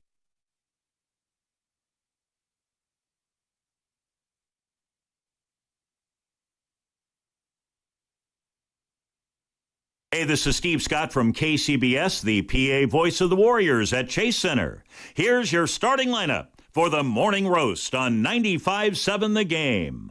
At A chair, 5'11", from San Francisco State University, Joe Spadoni. And in the B chair, 5'10", from Reardon High School, Joe the Butcher Boy Shasky. Let's go. I always see Steve Scott walking around here. And he'll be on the call tonight at Chase Center when the Warriors take on Victor Wembanyama and the San Antonio Spurs. Wemby. They'll need Day-Day for that one. Remember last time those two played against each other? Day-Day had some incredible defense on Victor. Hopefully we see that again tonight. And then we're going to get your thoughts on Draymond Green, on Mike Dunleavy, and all of that. I promise, Joe. Shasky is back, baby. Happy hump day to all of you. And Brian Baldinger will be joining us in about 12 minutes, 7:30. The final Baldy breakdown of this season as the NFL season is officially over, Joe. It's kind of sad. It's kind of sad. No more football to react to. I'm not sad. I'm ready for baseball to start. It was it was a long, sad 49er ending. It was a great win against Philly. It's a great win against Philly. Yeah, but we're like, again, you're missing George Kittle for the entire year. You got Nick Bosa rehabbing from an ACL. Like, they've got some big things, so we need a good couple of months off the Niners for a while. No, we got the Warriors, too, right in the thick of it. Yeah. By the way, we're going to get into this. We're going to get into this article. We're going to get into this article, Joe, about I just want to know what this it is that they're in the thick of. Yeah, I don't. I said it. They're in the 8th seed right now. He does this thing where he smiles as he says it, where he doesn't believe a word of what's coming out of his own mouth. I mean, I smiled when he said it too. Like I was kind of sitting back here giggling. Like, what are they doing? What? Actually, I thought Bonte had a really kind of depressing take yesterday. Because I asked the question, like, is it too late to tank? Just threw the question out there. He's like, no, the Grizzlies, they're too far out of the 10 spot. You're guaranteed to be in the play-in. Yeah, no, you really are. And I was just like, I look at the standings like, oh, he's right. I think we're 3 out of the 5. Yeah, no, like that's the other thing. They could easily be a playoff team still. They kind of have to go for the playoffs, I guess. Newsflash. The NBA has about 7 teams right now that just don't care. And 5 of them are in the Western Conference. They just don't. You think it's that few this year? Grizzlies, Mavericks. I mean, is it more? I mean, it might be more. Grizzlies, Mavericks, Jazz, Pelicans, Kings. This is all just in the West. They're done. Write them off. They already at least have 32 losses, all those teams. And then you go to the East, Pacers. And we knew the Pacers were kind of probably bad because Tyrese Halliburton was out for the year. He got hurt. Wizards have always been trash. And then you got the Nets. And then the Bucks are right there. Bulls. Hornets all of a sudden. Really freaking good, by the way. Isaiah Stewart, look out. Beef stew! Who's that? Eric Collins, who does the voice of the Hornets games? Did you see that brawl the other day? It's incredible. It's not a brawl. A brawl is when 2 guys stand there and exchange blows. For example, a brawl is, Jose Kendo. There were some blows exchanged. It's a couple. It's okay. It wasn't a brawl. That was you got to land them. That was like a dust up. Okay. Like I'm being real. Like we throw brawl around. Like Rudy Tomjanovich getting his nose exploded was a brawl. Yeah, I remember. Okay, that. That's Malice at the Palace. Yeah, that's a brawl. Okay, that was a good one. I mean, that's not a brawl. God, how old is this? Malice at the Palace, like 20 years old now? Is that longer? Oh my God. Robin Ventura getting his face caved in by Nolan Ryan. You love bringing that up with Bo Jackson. Of course I did. That was awesome. I was so jealous, not going to lie, as I'm laying in my bed. Draymond Green versus Jordan Poole. I'm just joking. Oh, come on. Day. Didn't play, basically, the entire fourth quarter the other day, and the Warriors won over the Memphis Grizzlies. Ooh. That's what I do appreciate about hockey. They actually let him go at it. Like, if Isaiah Stewart was in another sport, people would be testing him all the time. I wish they would. Like, if you guys all want to run out there and act the way you want, you know what? Have at it. Like, let's just get it on. Let's go. Let's get it on. I'm looking at our rundown right now, Joe, and it says right here, the 49ers is very bleak. What does that mean? The 49ers is what? The future? I think their offseason right now is it's a huge question mark. We need to figure out what direction they're going to go in. Well, let's do this then. We had this exercise yesterday. Let's play it right now. What should be their first priority this offseason when the new league year hits? What should the priority be for you? Figure out what is the number one thing that you need on offense. I'm asking you, what is that number one thing? Joe, again, figuring out what the number one thing is that you need in offense that you can get at your draft pick currently. Like, if you look at how many guys are out there, let's say they think it's offensive line or they think it's wide receiver, whatever they think is their number one need, that they can actually attain and get with their draft pick without moving. And then you need to look 27th overall pick. Okay. Yes. Okay. So what is there a surplus of that's going to be left there at the end of the first round? All right. Okay. Okay. Let's just say they think it's wide receiver. Yes. Okay. All right. So then that means I need to go in free agency before the draft even comes, and I need to find a tight end, and I need to find some offensive linemen, and that's where I need to spend some money. Maybe it's outside linebacker. I think that's a legitimate thing. They need an edge rusher. Okay. Jalen Phillips is out there. Like, I wouldn't be surprised if they try to throw some money at Jalen Phillips. I think they need to go after some sort of an edge rusher. All right. So what is the thing that you think you can get in that first round that can be plug and play? All right. Then take that position off the board. And then what are the other ones that you can go and attack in free agency?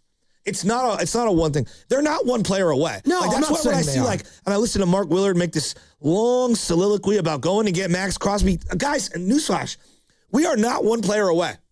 The Niners are a variety of players away. Now, I would also argue I didn't think Seattle was one player away last year when they added Sam Darnold to the mix. But a lot of their younger players got significantly better, and they were very cohesive, and they all hit the ground running, and they nailed their draft with Imamori and with Gray Zabel. I look at the 49ers this morning, and I go, they're not one player away. They are maybe one off-season away, totality-wise. Okay. And when I look at their off-season as a whole, I go, all right, what can I get in free agency? They need, like Joe, right now, just in no order, You need a tackle of the future, right? I want offensive line help in free agency. That is what I am well, how many great tackles are there available in free agency? Probably not any. Not a lot. Not any. Yeah. And now you have the Rams, who have one of their offensive linemen retiring. They're in the mix in free agency. They have a lot of money. They have multiple first-round picks this year, right? So you need to shore up tackle, guard, center guard. Yes. That's every position on the line. You need wide receivers. You need a running back, right? These are all the things you're going to lose Brian Robinson. So at minimum, you need a backup running back. I would say you need a guy who can take the number 2 alongside of him. What do you do with Mac Jones? Do you think they feel good about Jordan James being that guy? I know. I'm not trying to be kidding. How can I feel good about Jordan Watkins, Jordan James, any of the young guys? I didn't see him play. I didn't They might feel highly about him is why I'm saying that. But I'm with you. I felt better about Garendo last year, heading into the offseason than I did about Jordan James. And how did that play out for Garendo? I hear you. So, it's really difficult for me to think that, Kyle feels great about him. So, to me, it's a giant question mark. Okay. And then I look at, their defense. They need safety help. They need corner help. They need outside linebacker help. They need an edge rusher. Joe, they've got 11 needs. Sure. Now, that's not exclusive to just them. No, every team is going to have a bunch of needs. Every single team has a bunch of needs everywhere. The Seattle Seahawks are going to lose a bunch of players. Yeah. They're going to have a bunch of needs too. And I'd be willing to wager, again, this Seahawks team that we saw this year, I think a lot of things broke well for them. Not that they didn't earn the Super Bowl win. That's not what I'm saying at all. But it was a fortuitous break for them at times. They played a Patriots team that I think also had a lot of breaks for them in the playoffs, and they dominated. I don't think this team is going to be a team that dominates all through next year defensively. They might have a really good defense still, and Micah McDonald is one of the top young minds in the game, but I think they're going to take a step back. And I still think, when we look at all of this, we're looking at the Seahawks saying, oh my God, we can't get to their level. They're insurmountable. Oh my God. It's not just the Seahawks. No, but I'm looking at Chicago, and I'm looking at Detroit, I'm looking at Minnesota, and I'm looking at the Rams, and I'm just looking around the league as a whole, Green Bay. Yes. There are a lot of teams that think that they're going to be better next year. Yeah, and I think the Niners will be better next year too. I do. I think they had a lot of injuries, and they overcame a lot of adversity this year. So who's the young defensive player that you're yep, stud? Deommodore Lenoir. He's a stud. Love Demo. Love him. Love him. I do. Where was he when we needed him? Well, that's on Robert Sala, and that's on scheme. I'm just saying, that's they don't like sticking him on one person. They've said that. They don't like doing that. I like Demo a lot. He's not better than Witherspoon currently, and he's probably their number 2. And you still have the best linebacker in football in Fred Warner. You do. I am very confident. I love Fred. He is 30. He is. Until I see him not when he's out there and not playing at a high level, then I'll say otherwise. Joe, what I'm getting at is Demo was drafted in 2021. Fred Warner was 2018. They need to hit on some young elite talent. Until I see a young elite impact player, everything's up in the air right now. And I'm not saying that they can't be good. And I heard all these arguments. They're not that far away. It's the NFL. Nobody's that far away. You know what I mean? Carolina Panthers, for as awful as their offense looked at times this year, they don't feel that far away. Well, that's the league as a whole. I think we're saying that, though, only because we just had the Super Bowl here. Niner fans are feeling a little insecure right now because the Seahawks just won in their home. They got their dominated. butts kicked in Week 18. 2 weeks later, They got their butts kicked up in Seattle. So that's why I'm telling them. And they also got their doors blown off against the Rams. They did. At home. So the last 3 division games that you've played, of the real teams, because Arizona's not a real team, all right? You gave up a gazillion points, and you couldn't really move the ball. You did. And those are the 2 best teams in football. I think that's inarguable at this point. It's the Seattle Seahawks and Los Angeles Rams. And it was a down year for the AFC, and I don't expect that to be the case next year either. But we'll just stick in the NFC. Your division, you're the 3rd best team right now until proven otherwise. And you can prove it's that a whole new year. Yeah, I get it. We'll see. Again, I'm with you on that. It is a new year. I can't take everything from last year and just put it into this next season. Ben Johnson said it best. He's like, yeah, you guys can build off this season. Every year's He's like, no. Yeah. There's nothing to build off of. Next year's next year. Now, I do believe for Caleb and for Loveland and younger guys, there's things they can build on. Yes. Correct. But so that's a great example. I look at their team, right? Their defense kind of old, but Rome Odunze, Caleb Williams and Loveland. Like, they have a lot to grow together with, and they feel really young. That's 3 guys under 25 years old that they're hanging their hat on. Right. That they feel excellent about. They got that running back who they took later, and they got that wide receiver, Luther Burton, who they feel really good about. Like, that's 6 guys on offense alone where they're like, wow, they're all under 25. They feel really good. The Niners need that kind of an offseason this year. 888-957-9570. What needs to be the priorities for the 49ers this offseason? We got Brian Baldinger joining us momentarily. Final Baldy breakdown of the season. We're going to be talking about the Super Bowl and what to look for next in this offseason. And well, I'm sure we'll have some offseason talks with Baldy too. If something happens, big trade, when the new league year starts. When does the new league year start officially? When is that? March? It's a year. As far as I'm concerned, it's now. Right. Well, that's kind of what it is. Yeah. Like, the NFL low-key just dominates all the way through the draft. And that after the draft is like when we finally take a break from the NFL season. So it's still going to be go time these next couple months, talking 49ers, talking free agency. March 12th. March 12th. There you go. The Ides of March. There you go. A couple days before Stephen Curry's birthday. Pi Day, 3.14. So there you go. Also, my sister's birthday. And we were just talking about that yesterday. Sasha, happy early birthday. So there you go. You good over there? You good? How you feeling? I just think that we're all like in la-la land when it comes to the Niners. Like, dude, you got to look at the roster. Like, who's in la-la land? Well, not you. I seen like Willard's like, we're not that far away. I'm like, Willard? Put the tray down during the house party, okay? And watch the game, dog. Like, are you watching the team? Like, what's his youngest son's name? Abe. Name a player on defense that he's getting Abe's jersey for. Jude. Abe's oldest. Thank you. Like what? Come on. Guys, we've got to upgrade the roster. Jude's really big on Upton Stout, I've heard. He is. Upton played 14 snaps in a closeout game. I don't know if that's true. I just made that up. 14. How'd the snaps look? They had 72. 14. Your boy Alfred Collins played 31 of 72 snaps. He's my boy Alfred Collins. No, I'm just saying, like, he'll be our boy again next year. Nicky Murray played 65 of the 75 or whatever. He's really good. He was up for rookie. He was a second-round pick this yeyear. You could have taken him. You didn't. Like, that's... I know, and that's the difference between an excellent ascending young player and what we have. So, yeah, I think that I'm assessing things accurately. And people could say that I'm being a little too harsh. No, I think I'm just diagnosing the reality. Like, if you break your arm and you go to the doctor and he shows you the x-rays and your hand's broken, your hand's broken. All right, that's where we're at. Like, it is what it is. You can either accept it or you can be in denial. I choose to accept it, and I go, man, it's a big offseason. Let's go. It is a big offseason. Did you see any of the Shanahan pregame coverage on NBC? Shanahan, my favorite. Hey, I've had a really tough time scoring against this team, so don't ask me any questions. My answer, run the ball better. Oh, thanks, dude. Wow, light years. Woo! I thought he was great. Stuff. I thought he presented very well on camera. You don't? You don't? He was awesome. He's okay. He was great. He's not effervescent. He's not. He's got the dry humor. Yeah. I think he presented pretty well. I don't need him to be good on TV. I need him to be good on the sidelines like he is. Why do you think he did that? What? Why do you think he did some pregame coverage? I don't know. Because they were at home, I guess. I don't know. No, I thought it was kind of cruel having Shanahan and Warner on the side of the table that was set up in front of the Seahawks end zone. Fred's been doing it for a minute, too. So no, it's the fact that they set him up in front of the Seahawks end zone, so you see Seahawks behind them. I don't know, that irritated me. And look, like Fred's like, yeah, we're going to win the Super Bowl next year. It's like, Fred, every team I've ever been on, everyone on the team's like, yep, this is our year to start. Everyone says that every year, every sport, doesn't matter. I love Fred. I love Fred. Fred's the best. Draymond Green at the All-Star break last year. We're going to win a championship with Jimmy Butler. Remember that? Yeah. Well, that was also us on the morning roast, too. Well, we said they might be able to. That was the conversation. And things have changed in a year.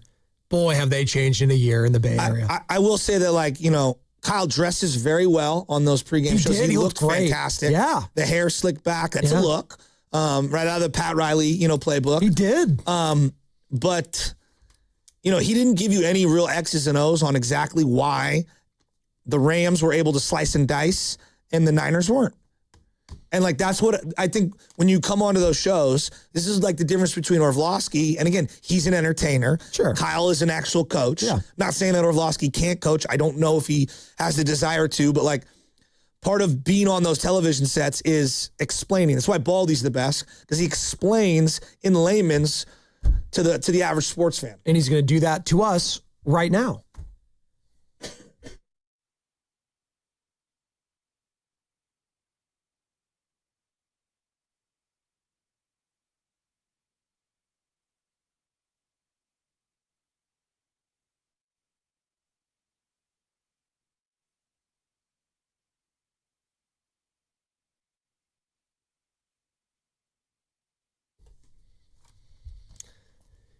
You're damn right, baby. Joining us on the River Islands guest line is Brian Baldinger, presented by our proud partner, Golden State Lumber and Showroom, serving the Bay Area for 3 generations. Building better starts with Golden State. When you succeed, we succeed. Visit goldenstatelumber.com. Baldy, good morning. Joe Spadoni, Joe Shasky. And we'll just dive right into this conversation. That was just a dominant run, all playoffs long, quite frankly, by the Seattle Seahawks defense. And in that game, I mean, Drake May just had no shot. None. No, but that's what game planning does. That's when you have really smart coaches and it's an old, Fred Warner, if he was on with us right now, is an old linebacker term. Like, if you know the formation, you know the play. You study the formations, you know the plays. And, whether it's a run play or any play, but like they broke down the protections. That's why the blitzes got home constantly. When they did blitz, not that they had to do it a lot, but the blitzes got home. The route combinations, they just sat on top of it. They matched them up. They were all over that offense. And, it falls on Drake. It falls on the left tackle. All these things that people want to make, to be, goats, scapegoats right now. But honestly, the 49ers went through the same thing. Like, they know the tendencies. Like, this is a very smart staff. You can tell Mike McDonald isn't a guy doing a rah-rah stuff. He's not a guy out there trying to motivate you. What he's trying to do is let you know that if you do these things, you're going to be successful. Like, they don't need a lot of that stuff. They know what's coming, and they're prepared for it. And then they play with good technique. They're not interfering. They're not getting their hands on guys. And John Schneider has drafted exceptionally well, as good as anybody in this business. So you combine all those forces, and, the Patriots have no points at the end of 3 quarters.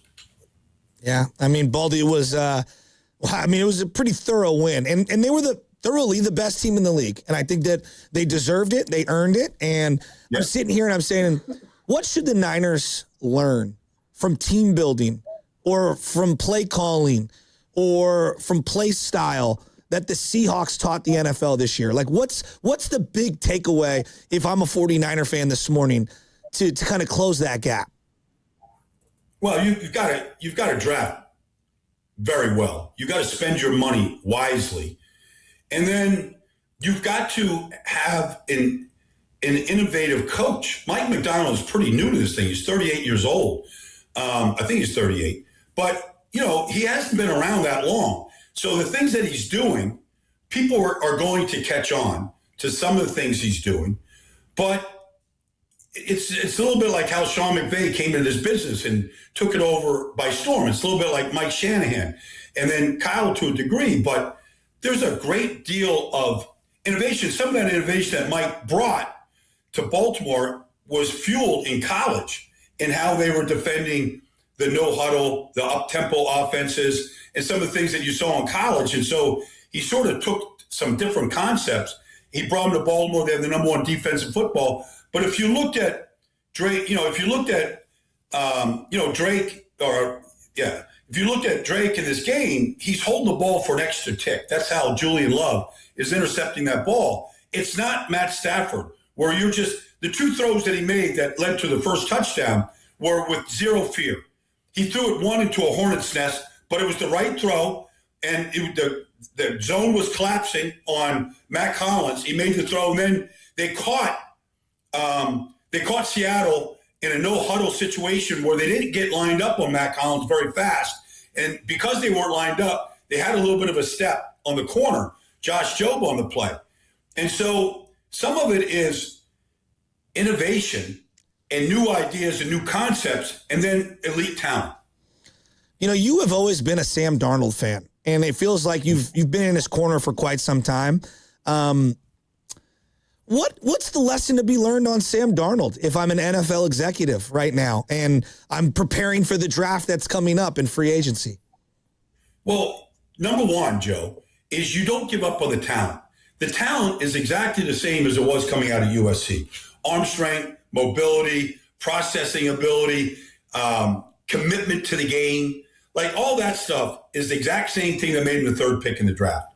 Now, you can say that about Baker, and Baker's had success in this league, hadn't won a Super Bowl, but you can say it about, obviously Stafford. You go through the guys in this league.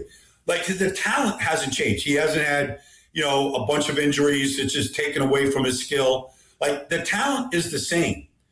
The organization has changed. And it started with him going to San Francisco. And just seeing Kyle coach and what they did in practice and how they built the team and how Brock flourished in this particular scheme with the talent that he had. And then you go to Minnesota with Kevin O'Connell, and there's Justin Jefferson and Jordan Addison, and here's, an elite left tackle and and then, Brian Flores on defense. You win 14 games. And you can say, he was terrible at the end. Well, the offense line was terrible at the end, and, they couldn't protect him against the Rams, et cetera. But the talent never changed. The organization around him changed. And that's, I think, the big lesson.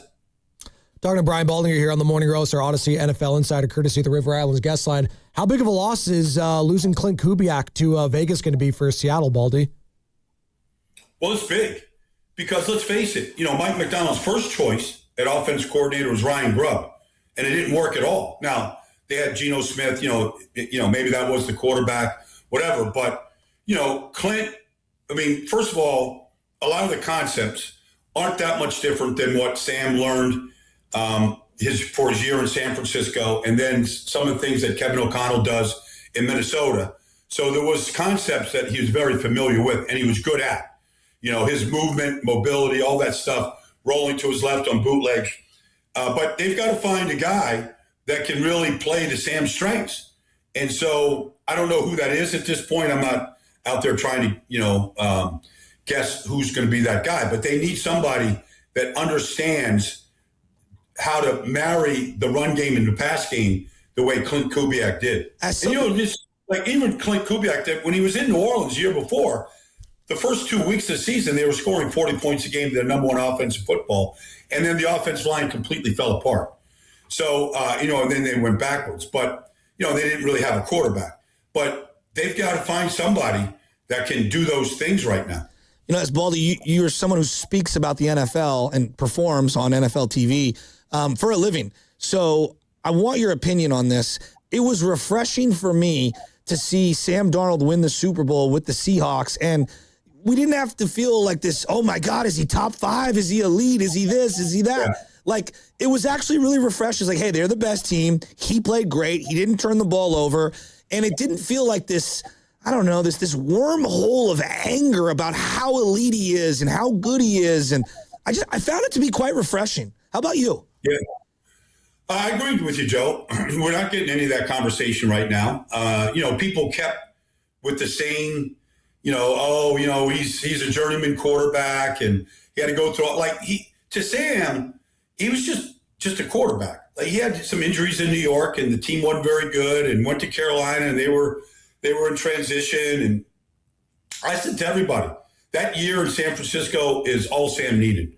Like, just to remind himself of what this thing is about, which it's never really about the quarterback. Quarterback's got to execute. Don't get me wrong. There's never enough good quarterbacks. But everything around you has to be really good, Joe. We can argue, to your point, because it's a great question and observation. You can argue Brock Purdy. They're arguing about him all week in San Francisco. You heard it, right? Well, the team isn't very good around Brock right now. It's not a good defense. They're not elite. They don't do anything exceptionally well. You can say Raheem Morris, Robert Saleh. They're not very good. Seattle is really good. They haven't missed on one single draft pick, not one. They've got corners that are sitting on the sideline that are better than the 49ers corners. Like, they're deep and they're talented.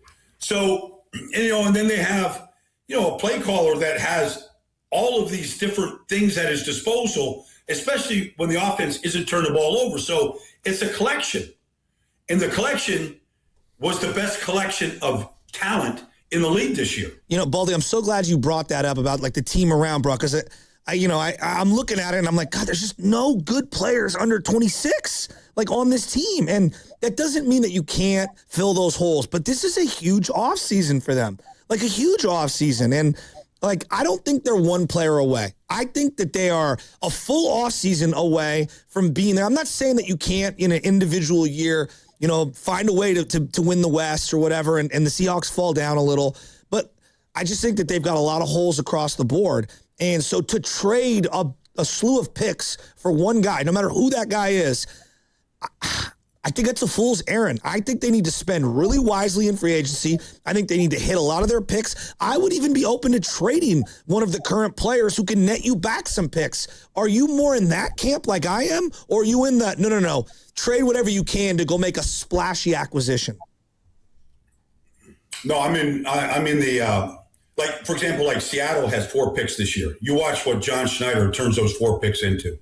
Because he does, they're in good shape with a lot of young players.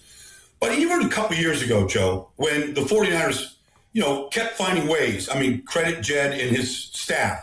They kept finding ways to pay Fred, to pay Nick, right? To pay Brock, to pay Ayuk, to pay George, to pay McCaffrey. They paid everybody somehow. But every one of those guys are veteran players. And in Trent's case, an aging veteran player. Like Seattle, outside of Leonard Williams, they don't have any, and maybe Tank Lawrence, they don't have any old players anywhere. Like they're all, you could say Cooper Kupp, but Cooper's just, whatever he is, 30, 31 years old. Even going to trade for Rashid Shaheed, going to trade for Ernest Jones, a 4th-round pick. Like they spent and used their picks wisely on players that helped them out immediately. And so you look at them and you go, that's, Devin Witherspoon and Imanwari. And like, you just go through the list of them. They haven't made many mistakes. And it's about team building. And so the 49ers have got to, and I don't know if Mustafa and some of these guys, Upton Stout, like they all look like they can play, to some level, but they don't look like they're difference makers right now. Now, we've got to see what some of these young defensive linemen go into. You always got to give those guys a year, but they're so far away from where Seattle is right now. Talking to Brian and the Rams, for that matter. And the Rams. Yeah. Is the gap that significant between the Rams, Seahawks, and then everyone else in the NFC? I feel like it is, only because the Rams have so many good young players. Jared Verse, Puka. Like, you just go through the list of Steve Avila at left guard. Like, they've got so many good young players. They went out and got Landman to play middle linebacker. They filled some holes. They know they need corners, and I'm sure that's what they're going to address, just the way, the 49ers have with Witherspoon and Woolen. They've spent first-round picks on their corners, and they're all out there making great plays.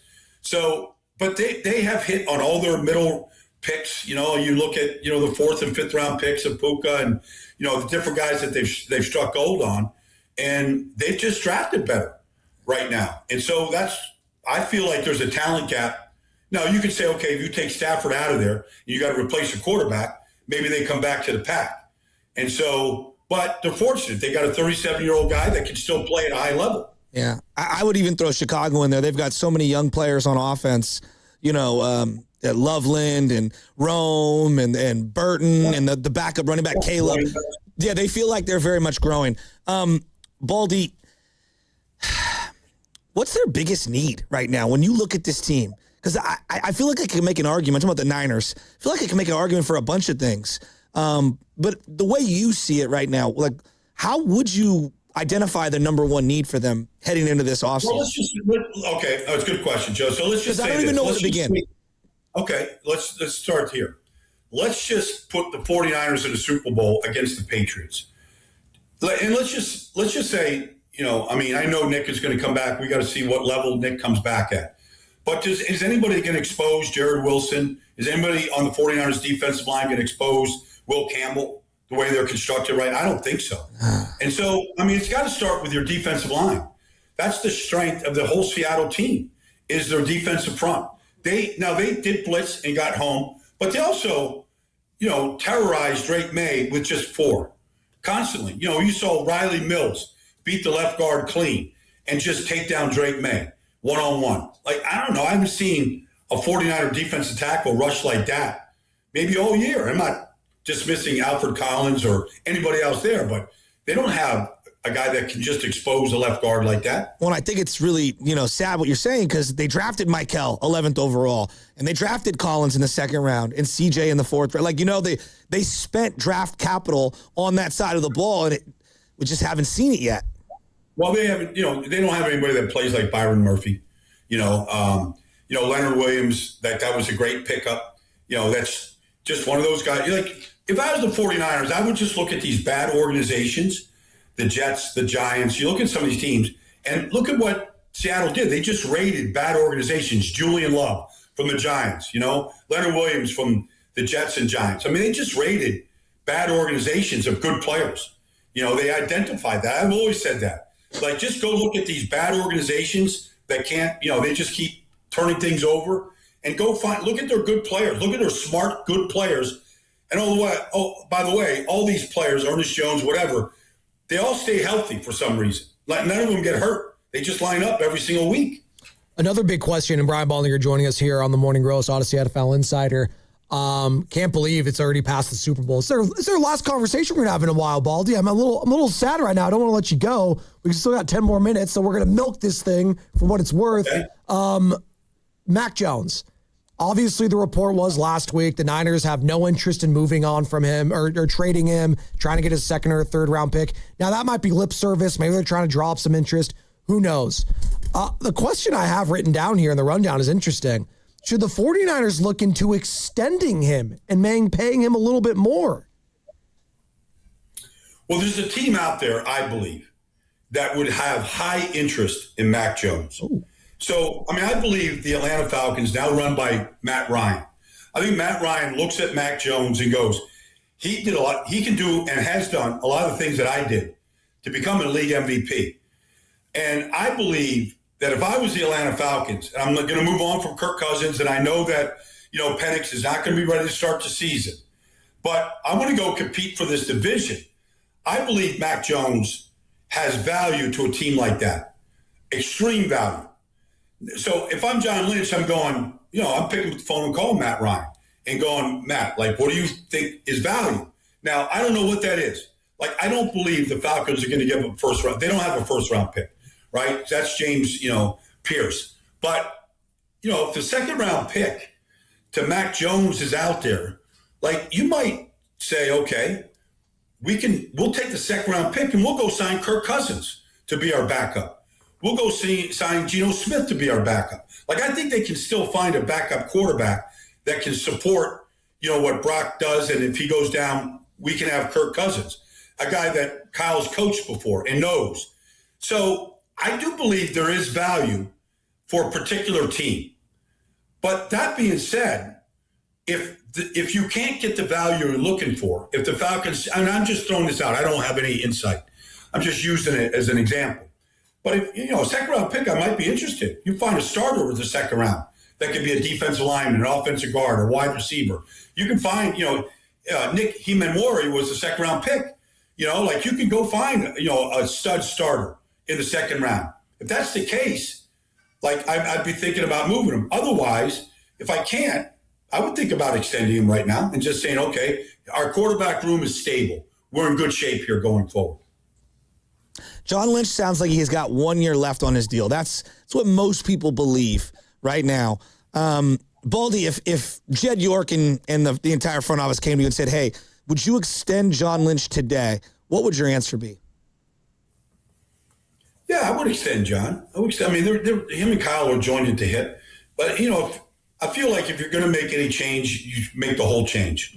I feel like they came in together. They've been there, 9 years together, whatever it is.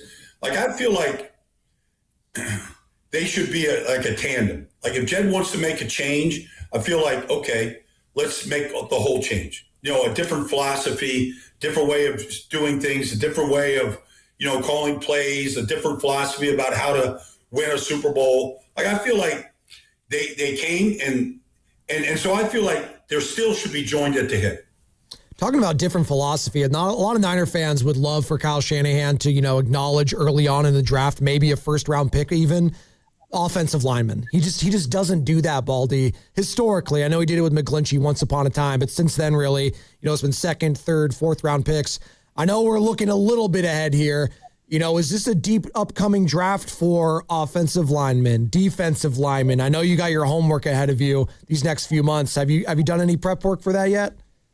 Well, I was at, the Hula Bowl, the American Bowl, the Senior Bowl.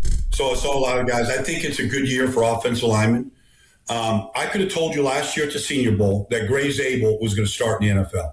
I didn't know it was going to be on Seattle, the Super Bowl team. But I knew watching that kid at the Senior Bowl that he was going to be an NFL starter, day one. Now, he started, I think he played every snap for Seattle. He was a huge difference maker. He played between 3 centers this year and 2 left tackles. And he made all of them better. That's what great offensive linemen do. Trent Williams is not going to do this thing forever. You can hang on to Trent, and Trent can still give you great value, and he's still a great player. But at some point, you got to draft his replacement. And so, is that the year you do that? I don't know. But but I've seen, for example, Jonathan Ogden was drafted in 1996 by the Baltimore Ravens when they came into existence. And his first year, he played left guard. And then when the left tackle retired, he went to left tackle and became a Hall of Famer left tackle. Like, you can get value for a tackle in your first year, and you can play it. There's ways to do that. And so I would think real hard about upgrading the offensive line. All right, Baldy, I want to do rapid fire. Just very simple. Keep or move on, okay? Simple as that. Brian Robinson Jr. I'd move on. Jawan Jennings. I would keep. Bryce Huff. I would keep. Ricky Pearsall. Well, I mean, he's under contract. So, I mean, there's no reason to move him at this point. Yeah, he's on a rookie deal. Renardo Green, who's also on a rookie deal. I think you can upgrade the position. Last 2. Jair Brown. I'm trying to remember the last play Jair made, maybe his rookie year. Like, at some point, you just go, if you're safety, Julian Love intercepts the ball in the Super Bowl. If your safeties aren't taking the ball away, like, how valuable are they to you? Yeah. Last one, Jake Brendel. I think you can upgrade Jake, but they're hard to find. Centers are hard to find. And it's because there's so many components to your center. Jalen Sundell is a Super Bowl winning center, free agent at North Dakota State. They're hard to find. Yeah. Baldy, one more for you here. Did we officially see a changing of the guard this past season from what was once an AFC dominant run? The Kansas City Chiefs. You think of the Bengals. You think of the Ravens. You think of the Bills. Or is this just a down year for that conference? They'll be back next year. I feel like, can Joe Burrow stay healthy? Is Cincinnati ever going to build a defense? I mean, Baltimore's in complete transition at this point. I mean, you just go through the AFC teams, you go, okay, who could, can Kansas City return? Yeah, they can. They have a lot of building to do. So I feel like it's, and I don't know, like, is Denver going to be on top going forward? I feel like they have a real chance. So I feel like the AFC can come back because, Harbaugh's made a lot of changes. The tackles are coming back. It's the same thing. Like, honestly, Justin Herbert, in some ways, is a little reminding of Sam Darnold. Like, that we know the talent is there. Now, what can they do to make that talent around him better? It starts with getting those 2 tackles back and getting a running game going. And you add all these different pieces, McDaniel, whatever, to the offense. You feel like, you lose Jesse Minter, so you got to, replace that. But I feel like the Chargers can be knocking on the doorstep next year. So I think the AFC is going to come back. Baldy, great stuff all season. We appreciate it. Last week was incredible that you sat with us for those 3+ hours. Absolutely incredible. Yeah, that was fun. It was really fun. We appreciate it. And I'm sure if something breaking news here, you'll be the first guy to call Niners related, man. Of course. What's the next Caribbean country you're going to? Where are you going snorkeling next? I'm not snorkeling. I'm actually leaving to go to Turkey on Friday. Yeah. Göbekli Tepe? Istanbul is the center of the whole universe. I mean, it's where Europe meets Asia, East meets West. You got to go to... So I'm going to do a breakdown going over that bridge from Europe to Asia. Oh, yeah. And just cross 2 continents right there. The Eurasian Polo, step. baby. I'm going to go to the water caves underneath the Hagia Sophia. the head of the center of the Catholic Church for so many thousands of years. There's a lot of exploring to do. I need you to do a Baldy's breakdown on Göbekli Tepe. It's in Turkey. Look it up. It's where they think that the Ark of the Covenant was and Noah's Ark. It's pretty interesting. So it's one of the oldest historical sites on the planet. Check it out, Baldy. Göbekli Tepe. That's on the list. Yes, that's on the list. There you go. Yeah, and I got some video swings of my kid I want you to break down as well. Thanks, Baldy. Okay. All right. Happy to. I know you would. Love you, Have a buddy. safe trip, man. You're the best. Okay. Thank you, man. Talk to you soon. There you go. Brian Baldinger. I'm a little sad now. Injury report time? Is that what it is? Yeah. You guys looked at me like I was crazy when I brought up Göbekli Tepe. I didn't look at you anyway. It's like a 12,000-year-old site. Oh.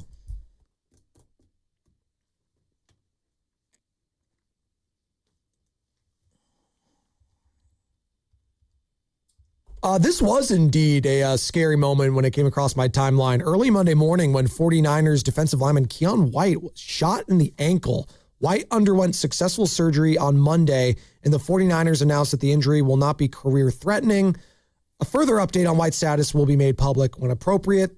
The injury report was brought to you by Boxer & Gerson, Northern California's premier workers' compensation law firm, helping injured workers get their lives back for over 40 years. As you're listening to 95.7 The Game, KGMZ FM and HD1 San Francisco and Odyssey Sports Station, in the home of the Golden State Warriors and Valkyries, always live in the free Odyssey app, coming to you live from the Laughing Monk Studios. And it is a Warriors Wednesday, brought to you by Freedman's Appliance. Come see their full selection of in-stock luxury appliances and live working vignettes. Visit Freedman's Appliance in Pleasant Hill today. I'm going to miss Baldy. I'm going to miss him. I gotta follow these adventures in Turkey, though. That's not one of the countries I think about when I think about traveling. It's one of the oldest countries on the planet. It's actually, I agree with you. Yeah, on most people's minds, they wouldn't bring it up. No, but I would love to visit there. So, Stonehenge is one of the oldest, sites or whatever. We thought it was one of the oldest. Is that Scotland or is it Ireland? Somewhere in Britain. I don't know. I don't know. One of the British. I just know that was 6,000 years was kind of like the date of Stonehenge. We found a lot of different sites that are older. Göbekli Tepe is, and I'm mispronouncing it, and I apologize, but it's in Turkey, and basically society wasn't able to be creating art and these structures and this architecture, and it goes back 12,000 years. And they did hand carved into the stone all these different animals and stuff, and they think it was some sort of a religious site. They're really not sure. They've uncovered it, and it's in Turkey, and it's this fascinating structure. I don't know what it means. I don't know. I always wanted to be an archaeologist when I was a kid. I was you want to dust some stuff off? Exactly. Dig stuff up, or because you see Jurassic Park, you dig up dinosaur bones, cool. Stuff like that. I always wanted to do that, but then I was like, nah. But we're learning. I'd rather talk sports, baby. We're learning that history is not as rock solid as we once thought it was. Man, unintended. Look at that. Yeah, rock solid. Man was created here, when in reality we're not really sure. Because there's stuff that happened in South America in the Amazon. We're like, whoa, these are 10,000 years old. Where did these pyramids come from? Oh, yeah, I know. I sound insane, but I tell you, I'm obsessed with this ancient architecture. It's pretty cool. We go back ways, baby. Supposed to be amazing. Like Turkish food for this kind of stuff. Yeah. I can't name you a single Turkish. I was going to follow up with that. Well, they do because Turkey's close to the Mediterranean too. So they have a lot of carryover Middle East, Mediterranean type of food and cuisine. Istanbul, so there you go. Constantinople. Hummus.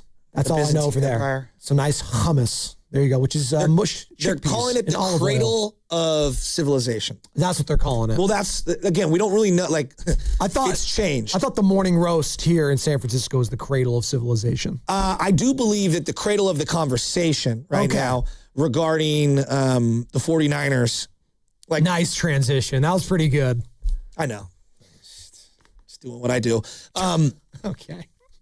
I'm with Baldy. And you heard Lowe. Me and Lowe were doing it on Friday. You were out. You were sick. No, I did not hear you. I got sick dead. from you, but that's okay. You probably did. Yeah, we probably did. I heard from a lot of cops. Everyone's sick right now. Yes. Because I think just sickness came in San Francisco. Also, your friend, the reporter for NBC, was telling us she was sick too on Thursday. That's right. We all got each other sick, so that was great. Yeah, I think we're all sick. I'm sick in the head. But I know that, there's this thing trade for Max Crosby, trade for Justin Jefferson. That would be nice to get Justin Jefferson here. Well, it would be nice. Here's the thing. Are the Niners one receiver away from being this like knock on the door champion year after year? I mean, Probably he's the best receiver. No, he's amazing. How many Super Bowls have they competed with? Now, there's a variety of reasons why they haven't, but like I look at the Niners and I say to myself, like, yeah, they need receivers. They need to upgrade receivers. To me, it starts on defense. Okay. And I think like I'm looking at their defense right now, and I think the part that's sobering about defense is you heard Baldy, hey, they need to improve their front seven.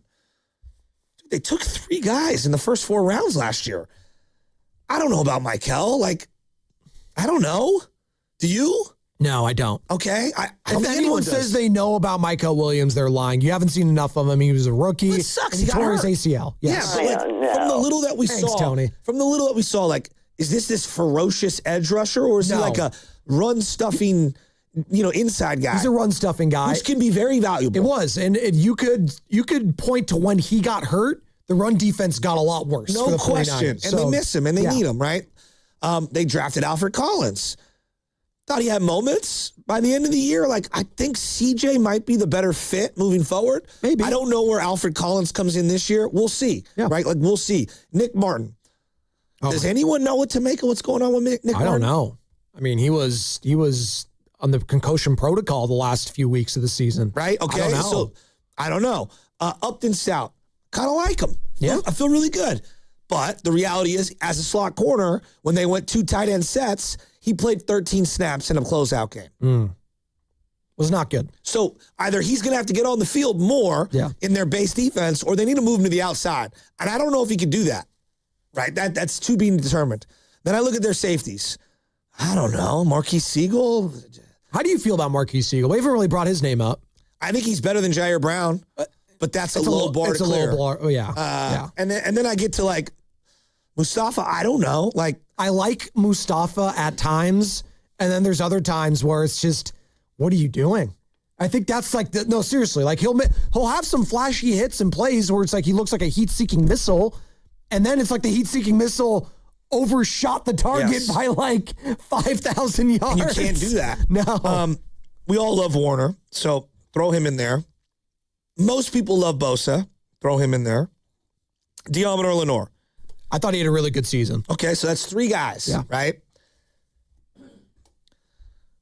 What are you going to do with D. Winters? I don't know. Yeah, right? I don't know either. I mean, there was some good, there was some awful, there was some okay, right? Like, it was a mixed bag. Early on, when he was with Fred, we kept saying, hey, maybe baby Dre Greenlaw. No. Again, early on. And then he started getting exposed more and more in coverage. And we were all saying, you got to upgrade this position. So, you do. Like, I look at this team right now, and this is why, like, last week, and I talked with Lowe about this, and Lowe had an independent thought similar to mine, was like, if you're asking me right now what's the fastest way to get good, doing a DK Metcalf-like trade is what, Seattle did to kind of free things up for their team and get some draft capital. The Russell Wilson trade. Like, the closest one that can net you back anything is probably Bosa. Maybe, and most people are reluctant to do that. I'm open to it because I don't think they have enough draft capital and free agent money to be able to shore up a lot of their issues. And I'm not looking at just winning next year. I want to be good for the next 2 or 3 years.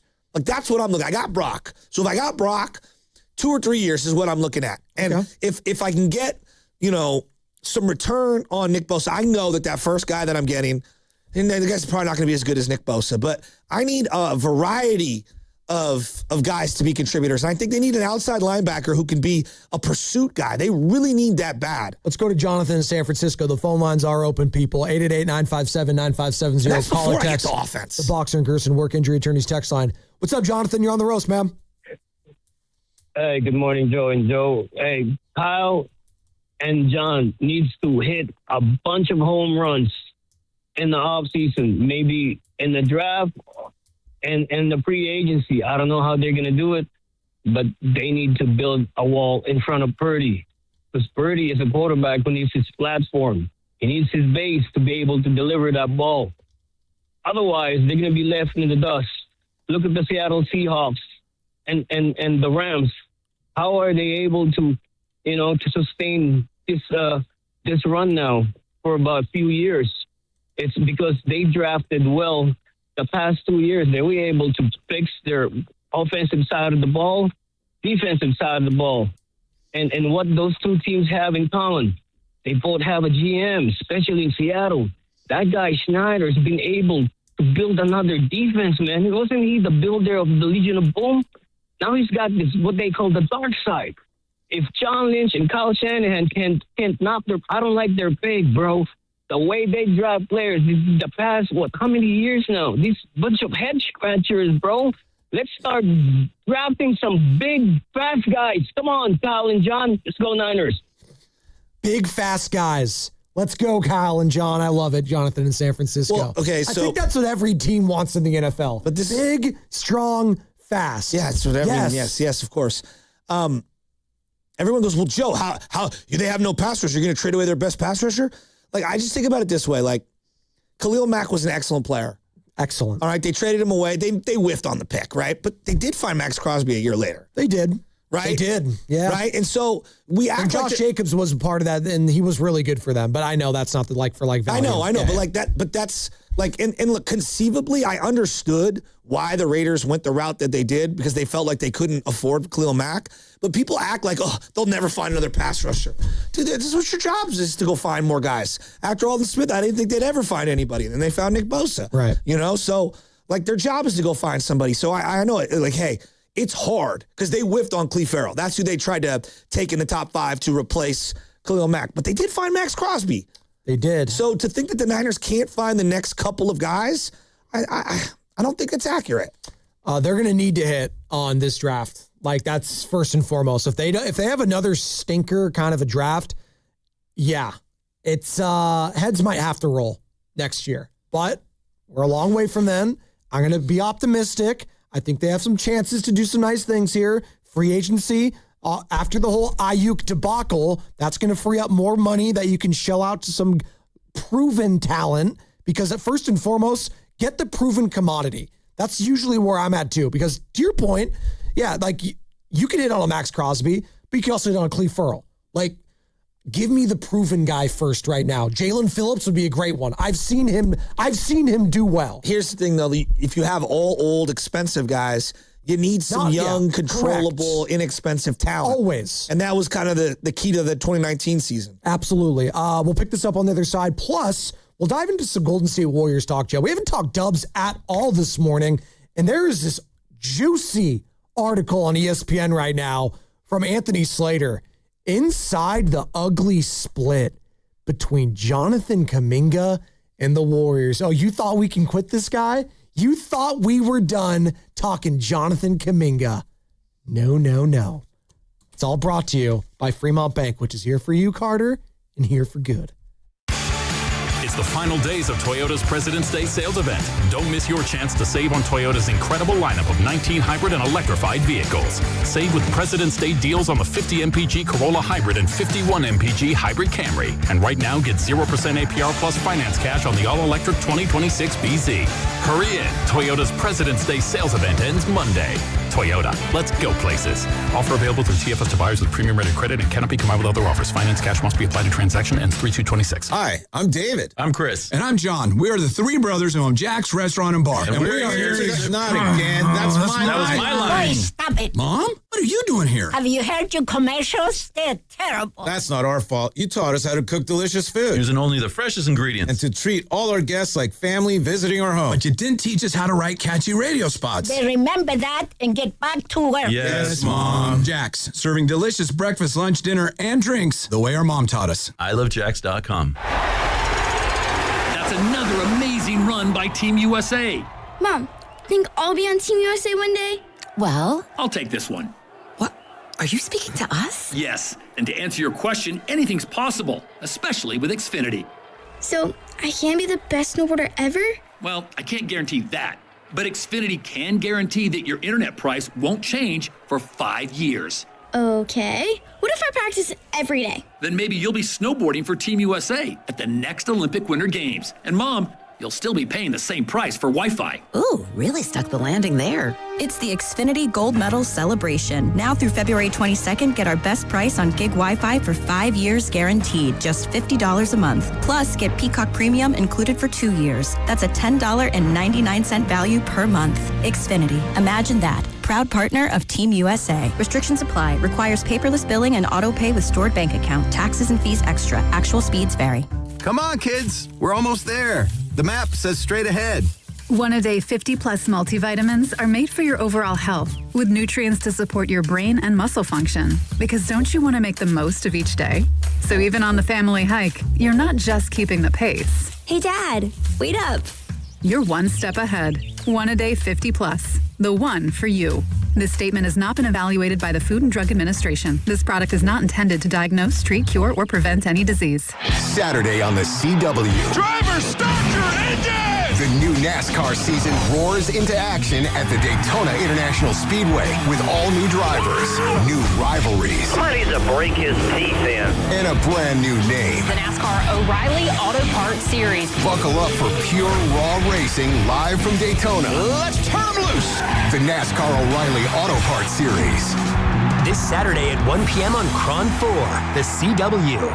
If your home seems colder this winter than it should be, well, maybe it's time to upgrade your windows. As the Bay Area's largest Marvin reseller, Golden State Lumber and Strom is proclaiming this the month of Marvin.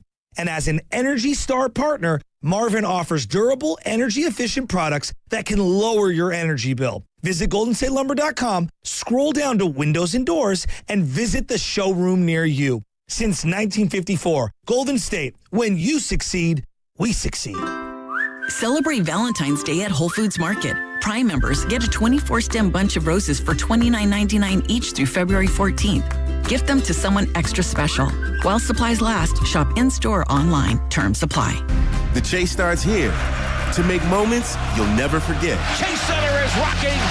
The moment needs you on Warriors Day. Chase the moment. Buy tickets at Warriors.com. Honey, that flu keeping you up? Did you take NyQuil Intense Flu? Nah, I got this. Okay, I don't got this. Yeah, you need NyQuil Intense Flu. Undo your flu with NyQuil Intense Flu. NyQuil Intense Flu provides powerful relief of your flu symptoms so you can sleep. You do got this. NyQuil Intense Flu. The nighttime sniffling, aching fever. Best sleep with the flu medicine. Use as directed. Keep out of reach of children. A KFC tale in the pursuit of flavor. The Colonel despised the word empty. Empty plates, empty tables, empty stomachs. That's why he made the KFC $5 bowls, like the famous bowl. Creamy mashed potatoes, crispy chicken, corn, gravy, and cheese. Because the only empty the Colonel liked was when you reached the bottom of that bowl.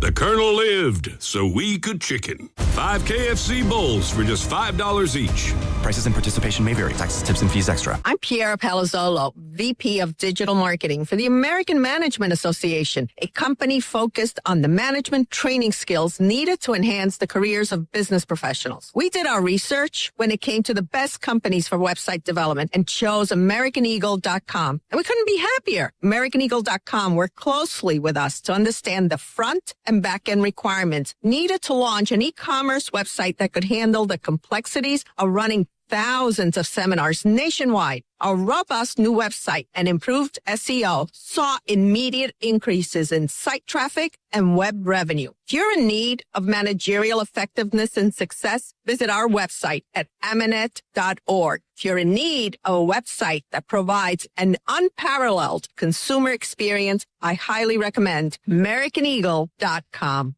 Transform your business today. Dial 877-WebNow1 for a free digital consultation with AmericanEagle.com.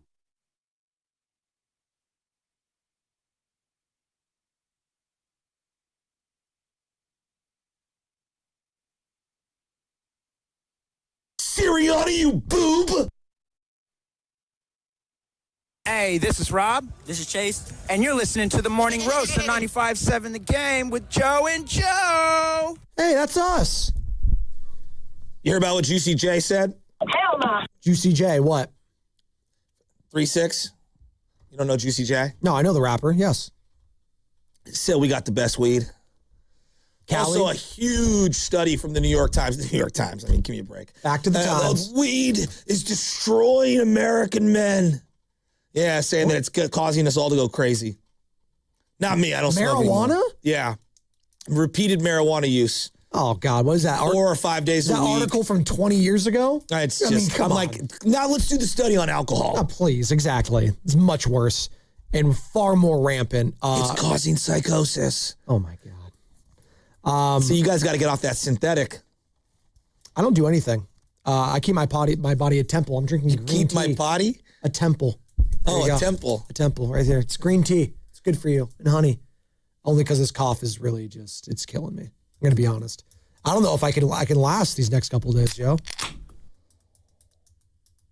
All right. All right, are we good? I'm good. Hey, by the way, I'm going to give you a chance to do something that money and weed can't buy. It's a bucket list moment, baby. You have the chance to play a game of knockout on the Chase Center floor. Yes, that's right. Shoot hoops on the floor that Steph Curry plays on.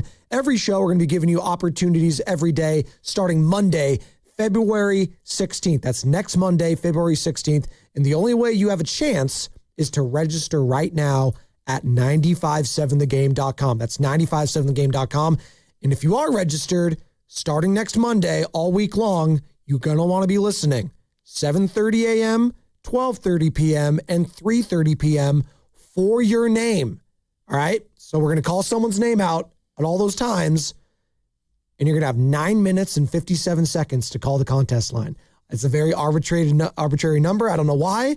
I think they wanted to do 10 minutes, but there's 3 seconds after that, so that's why they did 9:57. What's our station called? Oh, 957. That makes sense. Look at that. I didn't even put 2 and 2 together. Wow. You didn't put 9, 5, or 7 together either. That's crazy. Each show will be giving you the opportunity to win all week long. For more details and to register, go to 957thegame.com. Dude, I didn't even know that. It's crazy. Wow. What? I'm just watching. I'm just watching. What's that face? Hey, you think Mike Dunleavy's going to be at the knockout tournament, courtside, hanging out? You think so? It's an unbelievable assumption. It is an unbelievable. I think Mike Dunleavy might be knocking himself out of a job after the week he's had. Dude, did you see what took place Saturday? We haven't had your chance to react to it, Joe. Oh, my God. What was your initial thought? What is there to react to? This, first and foremost. I'd assume nothing was close in your pursuit of Giannis. What would give you confidence? Why is that? Because he would have to be in the deal, or Jimmy. Okay, well, you're putting words in my mouth. Okay. So that's an unbelievable assumption. So was Jimmy then on the table? No. We're not doing that. I'm not going on the roster talking about who's in trades and who's not. We don't do that. We don't do that, Joe. He's a little salty. Well, earth to Mike, and Mike's probably a great guy. Had a chance to meet him in passing a couple times. It's 2026, dude. We know what's happening, all right? All you had to do was come out to the podium, and this is a little surprising to me. A guy whose dad ran so many teams for so long doesn't have the wherewithal at a podium, at a dais, to sit here and be like, guys, look, we're always discussing everyone on the roster all the time, all right? Things might get out that are accurate. Some aren't accurate. You guys know how it goes. Right. You guys report on a bunch of things. Some of them aren't even real. I'm not going to sit here and tell you who did, who wasn't. We do our best every trade deadline and every opportunity we can to improve our team. Point blank, period. Yeah. Like, there's a way of diplomatically shutting it down without coming off like it's your first day on the job. And I would tell Mike, someone who grew up in the NBA, whose father ran, again, multiple teams, not one team. His father was the head of multiple teams. You would think he would have a better feel for the situation. I thought it was a really bad look. And unfortunately, now you're going to see all the Warrior fans that hated him when he played come roaring back and just crush the guy. He's in a very difficult situation. Think about where Brian Sabian was at the end of the dynasty for the Giants. Sabes. Right? Yeah. People didn't like him. No. At the end. Now he's like coming back the conquering hero because time has healed all wounds. And it's like, the Posey and Sabian, woo! You know, I always loved Sabian, but it never ends well when it's at a dynasty. And he took over the job, And the only way that the Warriors could go was down, probably. I mean, that's where they were. And so, God, it's a bad look. A bad look. This is probably his worst moment since being named general manager of the Golden State Warriors. No, it is. It is. Whether you're a politician, whether you are a celebrity, a sports team, I think the worst look you could possibly have is when you go at people in the media in that setting, where it feels like you're on the defensive. Whether you feel vindicated or not, or validated or not. It's such a lose-lose. And it was also lose-lose. It was also after he walked back how much Draymond Green was a part of the Giannis Antetokounmpo trade talks. I mean, I'd walk that back a little bit. His name was not in conversations, other than the ones where teams call me and ask about him, which they do every year. So nothing's new there. I mean, the idea that he stayed with the Warriors past the deadline was greatly exaggerated. It was never a possibility of him not being here, remotely close, to be honest. And I've conveyed that to him. I think he knows that. But when stuff comes up in the media, I think, it feels different for the players. And I think that's the first time it happened for Draymond. So he's dealing with it in a certain way.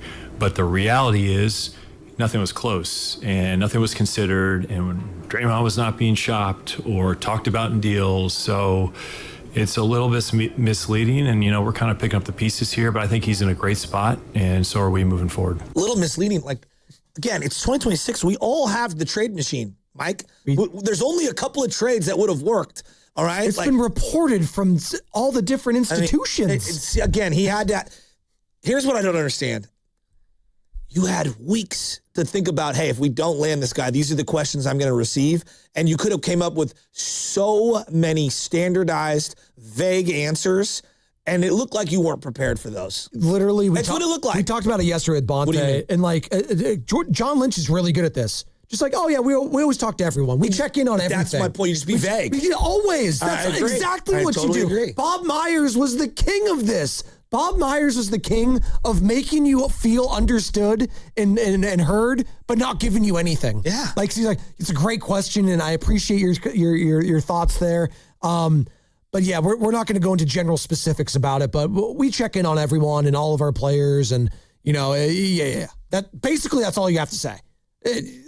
Mike signed up for the job, so he knows that there's a compensation package, and part of that compensation package is there's some negative. And the negative is, hey, the fans can turn on you. His head coach on our airwaves admitted to talking to Draymond about being in trade talks with Giannis. Yeah, I mean, so we know it was real. Yes. I don't know what he was trying to prove. Draymond Green admitted to it last week at the podium. He literally said, if it ends, it ends. The whole thing's weird. And then he was asked, hey, Mike, you going to make a big trade this summer? I mean, we've got the goods to make deals. Oh, God. I think the only way we wouldn't be in the mix is if we gave out assets, young players, all the things you need to get a great player. We still have all that. I think that's one of the reasons, the KP trade's really good for us, similar to Jimmy last year. We don't feel like we gave up a ton. And so we still have the kind of the firepower to move forward and do more deals, and that's what we like about it. So if you love the deal, like you did the Jimmy deal last year, then why didn't you immediately extend him? No, they did. Wait, what are you talking about? KP. Oh, gotcha. Jimmy Butler last year was acquired. They love Jimmy, right? What did they do to Jimmy, who was gave him a 2-year extension, $100+ million immediately. So if you really love, and look, that could be their prerogative. If you truly loved him, why aren't you offering him a contract? Why didn't you? It's a good question. Maybe Kristaps people are like, we'll play this out and we'll see. Maybe Kristaps were the guy that said, yeah, we're not going to do an extension here. That could possibly be it. But as a guy who's played 17 games, I would think that he would sign up for any extension that would guarantee him money at any point. And I think you just answered why he's not getting extended. Guy hasn't played a lick of basketball this season. Played barely anything. How could you feel comfortable extending him right now? I can't. I went through the schedule with the Warriors and what they've got remaining. They say he's not going to play till the 19th, which would be... So that's next Thursday. Yeah, it'll be the first game out of the break. Yes. Okay? There are, I think, 27 games. 28, I think we said. Yeah, yes. But he's not going to play in this one, so correct. 27. Yes. 10 of those are back-to-backs. So let's say he doesn't play in 5 of those. That would be 22 or so opportunities for him to play. Okay. Do you want to walk back your 17 number? Not doing it. I'm not cowering. 16 games he's going to play in a Golden State Warriors uniform, baby. Lock it in. 16. That was the bet. 16. Lock it in, Carter. Thank you. Why do I have a feeling we're going to get about 4 or 5 games? He'll have one good one and then shut it down. No. I think him and Steph could look good together on the court. Is Steph coming back? He's not playing in the All-Star game. He's targeting next Thursday as well, so they'll play together. I'm targeting a weight of 160, and I'm still working on that. Been working on that for about a decade. What are you at? Not 160. Okay, you'll get there. It's all right. 164. All right. No, like 179, 180. Oh, you're good then. Come on. You're crushing it. Yeah. You're looking good. I'm telling you right now, like this Warrior thing it's just hanging by a thread this year. Hanging by a thread. Well, they're going to be a play-in team no matter what, as we just talked about. So we're going to talk about it. We are the flagship, Joe. We're the flagship, I'll baby. always talk about the team. I love the team. Like the other night, Saturday night. God, the Lakers. I hate them so much. They lost the last 2 games, so that makes me feel better. I hate the Lakers so much. But there was something that finally happened, and it's so funny to me. Like, I almost don't want to allow some people to do this. What? Well, like, okay, I love Warriors World. They're out there, right? Warriors World, they're a social media account. They send us clothes sometimes. I love the guys. These guys have been caping up for Draymond for the last 4 years, and now all of a sudden this week, last 2 wins, down 6 with 4 minutes to go, end the game on a 10-0 run. Down 13 with 4 minutes to go, end the game on a 14-0 run. Yeah, what's the common denominator? No Draymond. Like, I'm not trying to isolate them. The Warriors World knows I love them, and they'll call people out when they need to. But, like, come on, you guys. We've been here with Draymond. Y'all have been afraid to, like, come to the table with me and break bread. Like, we know his time as a closer is coming to an end. He's a situational player. Well, cousin Nick Friedel, our guy, Odyssey NBA insider, covers the Warriors for The Athletic, joined Willard Dibbs yesterday. He says we may finally be headed toward, Joe, Draymond Green coming off the bench. I think we are gearing towards, and I don't know whether it happens this year or not, but Draymond may just come off the bench and be that kind of super defensive sub that can get everybody else a jolt when needed. The reality is the consistency that defined Draymond's game for so long, it's just not there this year. He's admitted as much in his various podcast appearances or press conferences. I think he is well aware, and certainly more aware than fans think he is, of the situation that's going on now. He just hasn't played that well. I think he still has moments where you say, oh, all right, that's the Draymond we know and have come to expect. But last night, you look at those numbers and you mentioned it, the 7 turnovers, you're like, what in the world? And then you realize he wasn't there on the floor when they really got rolling. So whether it happens towards the end of this year, whether he comes back and we can get into all the trade dynamics and stuff, but I think the longer Draymond stays on this team, the more open everybody is going to be towards Draymond in an even lesser role than what we've seen. I think most Warrior fans are open to that possibility being right now, and I could be wrong. 888-957-9570. Is it time for Draymond Green to come off the bench? Let's just ask it. Is it time, people? Even those staunch Draymond defenders, you got to be in. Well, they need defense. Like, that's where I would stop you right there. Right now, they have no defense. And so if you're going to start Kristaps Porzingis, yes, you could play Draymond alongside of him. Yes, if that's what your goal is, because Draymond could be a top of the key, point forward, and can kind of still set up the offense. And then you give him some, I use it lightly, some size, even though Kristaps is about he's as soft as a pillow, but he's 7'2". Sure. He can block some shots. Okay. A guy who's played 17 games this year is not going to be mixing it up at the rim. All right. Block some shots. What are we doing? He's done it in the past. If you're going to sell me on, hey, you start with Draymond and Kristaps, no, I would actually listen to that conversation. Like, that makes basketball sense. And then again, I'm not saying that Dre can't close every game. What I'm saying is he's a situational closer for me.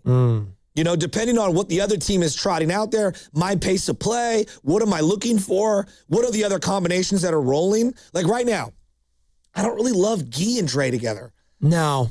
That's kind of a clunky fit, and Guy's playing really well right now. Now, I don't know what Guy is. long term. I don't even really know what he is short term. He's been really helpful right now. He's been really good. Actually, it's been probably his best month of basketball in his NBA career, and it's been fun watching him. But like Dre and Gee is kind of a weird, clunky fit because Gee likes the ball in his hands too. Actually, it feels stagnant on the court for sure. But Gee, he ball hops and he'll take the ball off the dribble. He'll be a spot shooter, but they both like to run to that corner. Correct. When they don't have the ball in their hand, and so I don't love that combination. Kristaps and Draymond, I do want to see it before I'm like ready to put the final nail in the coffin on Draymond starting. That was the first time I've heard someone covering the team, though, Nick Friedel, and saying, hey, next year, if he's still on the team, like that's absolutely 1,000% going to be a possibility. Like months ago, we couldn't even bring this up, Joe. Him coming off the bench? What?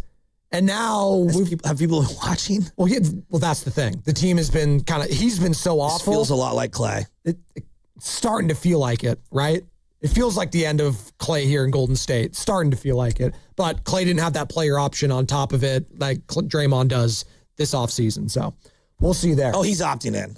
Oh, in the same way Shane Bieber opted into his $16 million because no one was going to give him $16 million with a torn shoulder. Nobody is giving Dre $25 million. I mean, look, Joe, the NBA told you. They can still trade him, though. Okay, the NBA told you no one values Draymond Green. They could not find a third team. Whether Giannis was going to come or not. This offseason, though, he'll be an expiring contract. I don't know how much those are valuable anymore. I legitimately, I'm not saying that I'm disagreeing with you. I'm saying like at one time, I truly felt expiring deals had like equity. Yeah. I don't even know anymore. Maybe. Do you? I have no idea. but league circles and people in them tell us they still have value. So I'll take that for what it's worth. Joe, I'm watching so much college basketball, and all I see in college basketball right now are players who could help this team offensively in the half court off the dribble, and guys that can defensively play alongside Steph Curry. Who do you like? Well, there's the kid DJ from BYU. He's the number from one Kansas, overall who's pick, probably. silky. I want to know exactly how tall he is. The kid from Kansas. What's his name? He's silky. I don't even know his name. Kansas. He's a shooting guard, College. point guard combo. He has got a silky shot. Come on, what's his name? I don't know. There's a lot of guys. I don't Boozer. know. Jaden Dawson, Corbin Allen, Trey White, Calderon. I'm looking at What's the kid from Kansas, his name? There's a lot of them. Carter, Kansas. What's the kid's name? Ngala? No. Peterson, Rosario, Thengval, Tiller, White, Jackson, Evers, Dawson, Cross, Council Jr. You're just naming names. Badunga? No. There's a lot. I'm literally. Darren Peterson. I said that. I said Darren Peterson. I didn't hear 6'6". Yeah, but what's his real height?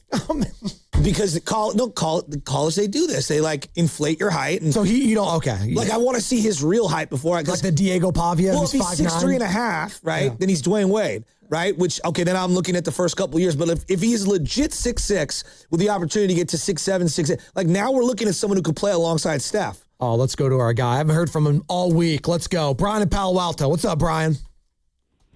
Hey, what's going on, guys? Draymond's just not a very good player anymore. And I think you just don't see the impact on defense anymore, right? And obviously he's a turnover machine on offense. That's just continued to get worse. You don't have all the spacing and the shooters all over the court. There's not a lot of space, especially when you're playing 4 and 5 because they're not guarding him. So, yeah, we're at the end of the road. They're better. I mean, you could have Porzingis or Horford on the court. You have 7-footers that can defend and shoot threes. It's really kind of a better option than having Draymond on the court. And, man, what a big offseason for Dunleavy Jr. and Lynch, both for different reasons, but huge offseasons for them. Are you surprised that he reacted the way that he did at a podium, given his pedigree and his family and how long he's been in the league? Like it was a bizarre look. And he's always been so monotone too throughout his general manager. Are you talking about Dunleavy? Yeah, Dunleavy. Yeah, it was bizarre. No, I'm not surprised. I mean, he's not in wonderful standing or household based off his historical track record with the Warriors, right? Like. I say Dunleavy's the true two timelines. He killed him on 2 timelines as a player and a coach. But he's just not. Look, he's not a very good GM, obviously, right? So he killed 2 timelines with one Warriors, stone. Right? We have We have a front office bereft of talent. So that's my 2 cents. Hey, have a good day. You okay, man? I'm struggling, Ryan. Yeah, I want to know how you experienced the Super Bowl. Which suite were you in? What venture capitalist limo were you driving to the game in with? I'm not a venture capitalist, by the way, and I was not at the game. So, no, I'm just, I'm a upper middle class grinder. Okay? He's laughing about it. I love you so He's much. laughing about it. Laughing from the back of his limo. Upper middle class grinder is the greatest. Save that. Please clip that. That is just. Oh my God. Oh, it's so good. I love it. He said, "You all right over there?" I was like, "No, I'm not." No, we're all dying. Oh my God. The entire country brought all their sickness to San Francisco, and now we're at ground zero. I was talking about that yesterday. I was like, I shook hands with people from all across the country. I was like, I got everything. So my boy Richie Hunt, I was like hitting him up, and he's like, "Is there hitting practice this week?" I'm like, "Dude, I'm in bed with the flu. Yeah. So I haven't moved at all." He's like, "Dude, everyone's sick in the police force." I'm like, "Really?" He's like, "Everyone. Yeah. Everyone in San Francisco is sick this week." It's brutal, dude. It's brutal. And we got Valentine's Day this upcoming weekend. You doing something for Michelle? You got plans? This weekend? Yeah. Huge crab feed Friday night. Nice. We got a big playoff game on Thursday night. It's Saturday night, Valentine's Day. You got boys in the back? You got plans? See. Yeah? Yeah, I'm out on Valentine's. Sorry, boys. Lovely Sierra. You're getting her a nice dinner or something, Well, Carter? Matt's giving us Monday off, right? President's Day? He is? He is? I mean, I'm going to ask. You know everybody over at the other station is going to be getting it off. They'll have a week off. Sarah and Vinny, hey, not only do you have the week off, we're going to clean your car when you bring it in on Tuesday and you park it underneath. That's an inside joke that only us at this station jelly? understand. Yeah. Hell yeah, I'm jealous. Wait, who's cleaning our cars? You drive in a scooter, correct? Well, after I park my car, yeah. The scooter is part 2 of the commute. Wait, I want to make this abundantly clear. Hold on. Scooter, please. Hold on. This happened last summit at the what was it? The 49ers Red and Gold Summit. You thought I scootered in over the Bay Bridge. Remember that?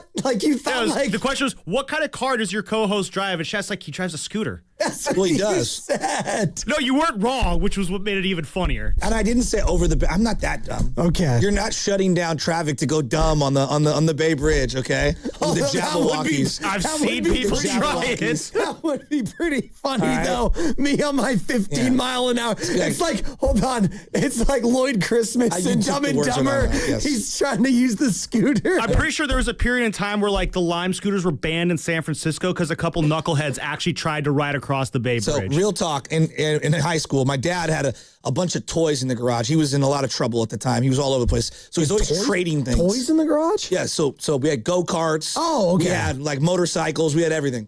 Pocket bikes? Somehow. Love the pocket bikes. It was called a pocket rocket back in the day. Somehow, and you see huge Polynesians on these tiny little pocket rockets in my neighborhood. It'd be hilarious. 400-pound sill, and he's driving this little. We had an tiny electric thing. one. Those things dip, by the way. So my dad somehow got a moped, and it was basically, I thought it was like a motorcycle, and I would wear the motorcycle helmet, and I would smash all around the city on this moped, and I would go. I'd be going real fast. Right. So lucky I didn't get killed. No, legitimately lucky I did not die on that thing. I look back and a get lot of the arrested. things I did as a kid, and I'm pretty lucky I'm not dead.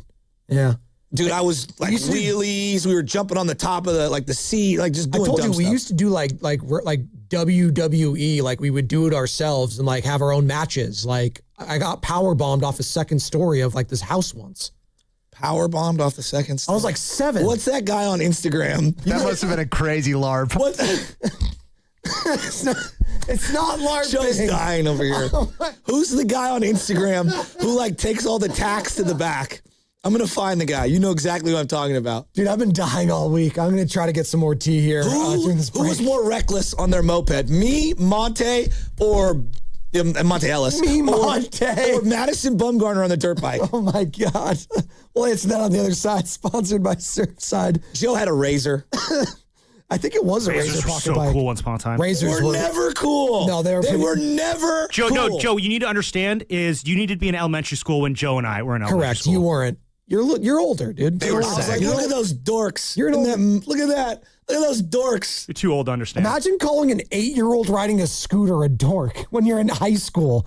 The Golden State Warriors are back. Cheer on your Warriors with an ice-cold Surfside. Only 100 calories, 2 grams of sugar, and 0 bubbles, so it's easy to sip and enjoy. And it's not a seltzer, it's Surfside. Proud partner of the Golden State Warriors. Must be 21. Please drink responsibly. Yeah, I'm not going to say that to LJ if I get him a Razor scooter. What a nerd. A radio flyer?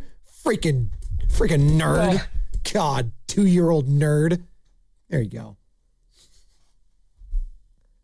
Are you going to break? Dreaming of the perfect kitchen? Make it a reality at Friedman's Appliance in Pleasant Hill. Explore Bosch appliances in live working vignettes and see the innovation in action. During the Buy More, Save More event, you can get up to $4,000 in rebates on qualifying Bosch kitchen packages. From refrigerators with the Farm Fresh system to keep your food fresher longer, to dishwashers with precision wash technology that wipes out 99.9% of bacteria. Own the kitchen like a Bosch. Visit Friedman's Appliance in Pleasant Hill or online at friedmansappliance.com today. Hey, it's Willard. Legends are built over time. Anyone can have a great game, a lucky season. At Habis Law, generations matter. For Tariq Habis and Nicholas Habis, integrity was learned at the dinner table. And a hard truth, clients are often victimized twice. First by accidents, then by greedy insurance companies. 40 years strong, Omar Tariq, and now Nicholas Habis, generations fighting to make it right. Visit HabisLaw.com. Omar Habis is a California licensed attorney. Offices in Northern California, including San Jose. Past results do not guarantee future outcomes.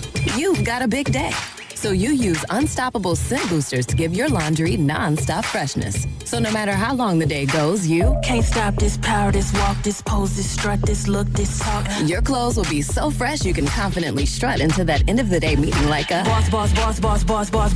Let's talk business in my office. Add new Unstoppables beads to your wash for 24-hour non-stop freshness so you can smell unstoppable. DQ presents the Spicy Menu. For a limited time, try the new Flamethrower Chicken Strip Basket for $6.99 with spicy, bold strips that heat you up. Served with a side of famous DQ Soft Serve as a dip to cool you down.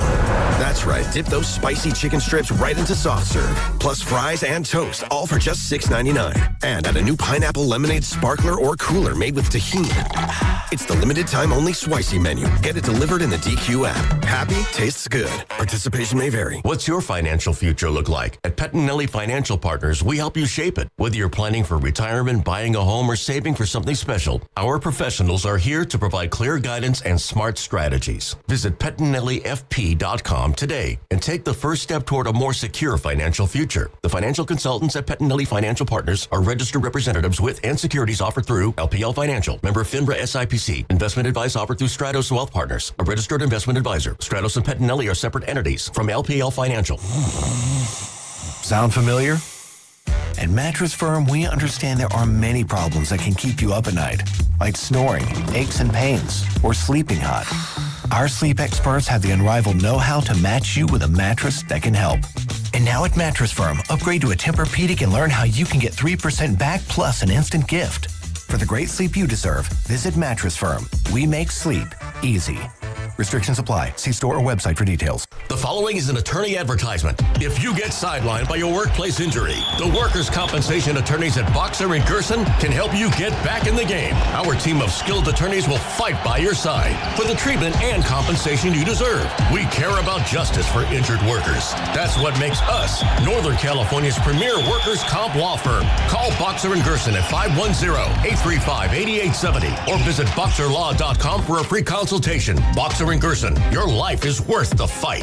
Hey there, it's Bonte with a report from River Islands in Lathrop, where the good life can be your life. The home selection has never been better, with neighborhoods designed to fit a wide range of lifestyles. Whatever is on your list of must, an amazing kitchen, a home gym, a private office, or a separate suite for your in-laws, there is a place here just for you. Priced from the low $600,000 to over $1 million. The Town Center, located by Islanders Field Ballpark, is well underway, with the Redwood Cafe opening this summer and a community amphitheater being built for events, concerts, and community get-togethers. Sutter Health is building medical offices, and a major grocery store will be announced soon. The Town Center is going to be a great place to hang out and enjoy the River Islands lifestyle. This month, Clearwater by Signature Homes will be hosting a grand opening, and the Lakeview Club at Dale Webb 55-plus community just had its debut. And construction is moving along for the 4th K-8 charter school to be ready for the fall term. Isn't it time for you to discover the islands? Check it out at riverislands.com. This is the story of the one. As an HVAC technician, he and his digital multimeter are in high demand. So when a noisy office HVAC turns out to be a failing blower motor, he doesn't break a sweat. With Granger's easy-to-use website and product information, he selects the product he needs to keep everything humming right along. Call 1-800-GRANGER, click Granger.com, or just stop by. Granger, for the ones who get it done.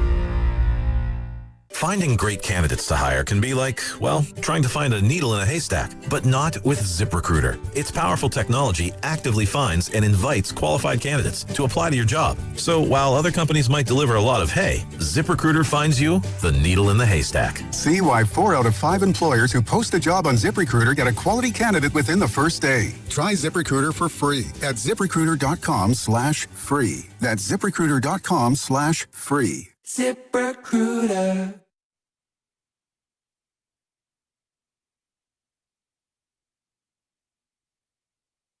Come on, man. You got Larry June in the building. You listen to the Morning Roast, and we're doing numbers, man. Good job, Morning Roast. Sock it to me. Hey.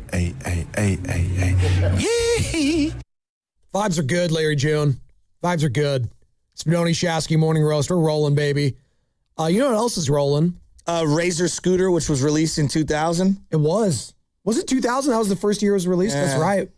I mean, that's when I got mine. Yeah, Second we were grade. like 7, 8 years old. Yeah. First thing you do, you take it down to the skate shop, get a couple stickers for it. No. First thing you do is turn on Chameleon Air. They catch me rolling. Loveman with the red hair. I had a blue one. Which one? You had a blue one? Blue Razor, yeah. Oh, you had a Dodger color one? It's apropos. Oh, you did, Sam. Ooh, yeah, I didn't think about that back then. My brother, That wasn't even on the radar. my little brother Mikey Could have had been Cal Bear blue, I guess. I don't little know. brother Mikey had the green one, but it had light up wheels. He was balling. That's so yeah, he got one for Christmas. It was pretty cool. My brother had the one with the brake that like it would sparks shoot out when you hit it. Balling. See, Carter, everybody you that didn't we have saw where in the city. Yeah, you had one, Carter? For 6'3", 8-year-old Carter. I had 4 of them. And then I had people push me up hills. Had to have the wheelie bar and the shocks in the front wheel. Hell yeah. See, Butler was there with each of the other ones. I was a grown-up, and so at that time, everybody that had them were techies. So that was the first wave of techies, like around 2000. Yeah, we were like kids, actually. I That's what they're understand designed that. for. But we were like, that's a transplant, clearly. That's why they're riding around in that thing. Right. Well, yeah, there definitely became an age at one point where it's just like, yeah, scooters are cool until someone sees you on them. Yeah, I think I rode it for like a year, and then I was kind of over it. Yeah, that's about it. That's about right, yeah. Once you hit 4th grade, it's time to grow up. Ride a bike. There you go. Thanks, Tupac. I actually watched I hit 4th grade, and I knew I had to grow up. I had outgrown my razor. You know what I watched the other day for the first time? Speaking of you growing got the up, juice now. Peter Pan. I was watching Hook for the first time in a long time. It's a great movie. I watched Braveheart yesterday. Rufio. Oh, classic. Yeah. Bangarang. Yeah. Bangarang. So good. Give me that Steiny drop again. Steiny. Yeah. Thank you. Is he back today? Is he okay? Okay. He got sick too yesterday. He wasn't in. Who? Steiny. So we're all sick. Everyone's dying. Yeah. This is stupid. By the way, can we get into this article that was released from Anthony Slater, please? Do we have to? Dude, some of the quotes in this thing are absolutely insane. So what is it about? Okay. This is from Anthony Slater, ESPN. Can I, before you go on any further, can I just acknowledge I'm so over this Kaminga thing. We know.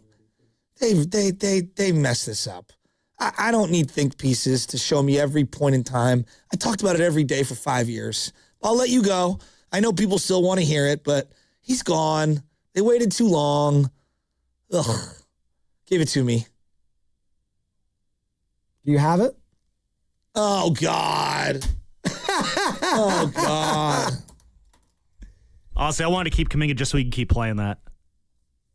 Jonathan Kaminga. Inside the ugly split between Jonathan Kaminga and the Warriors. And this is how the first sentence in the article starts. The most tense flare-up in what team sources otherwise described as a relatively cordial Cold War between Jonathan Kaminga and Steve Kerr came on the afternoon of December 10th. So wait a minute, a cordial Cold War? Can there be such a thing? I guess so. It is just cold, like not like a nuclear Cold War, but like it's just cold, like a very just no one likes each other. It's a Cold War. It's chilly. All right. This is Slater. This is Anthony Slater, ESPN. Guy knows his stuff. We love Slater. What a sentence. All right. The Golden State Warriors had been eliminated from the NBA Cup 2 weeks earlier, giving them a rare break in the schedule. They'd won in Chicago the previous Sunday night and didn't play again until Friday.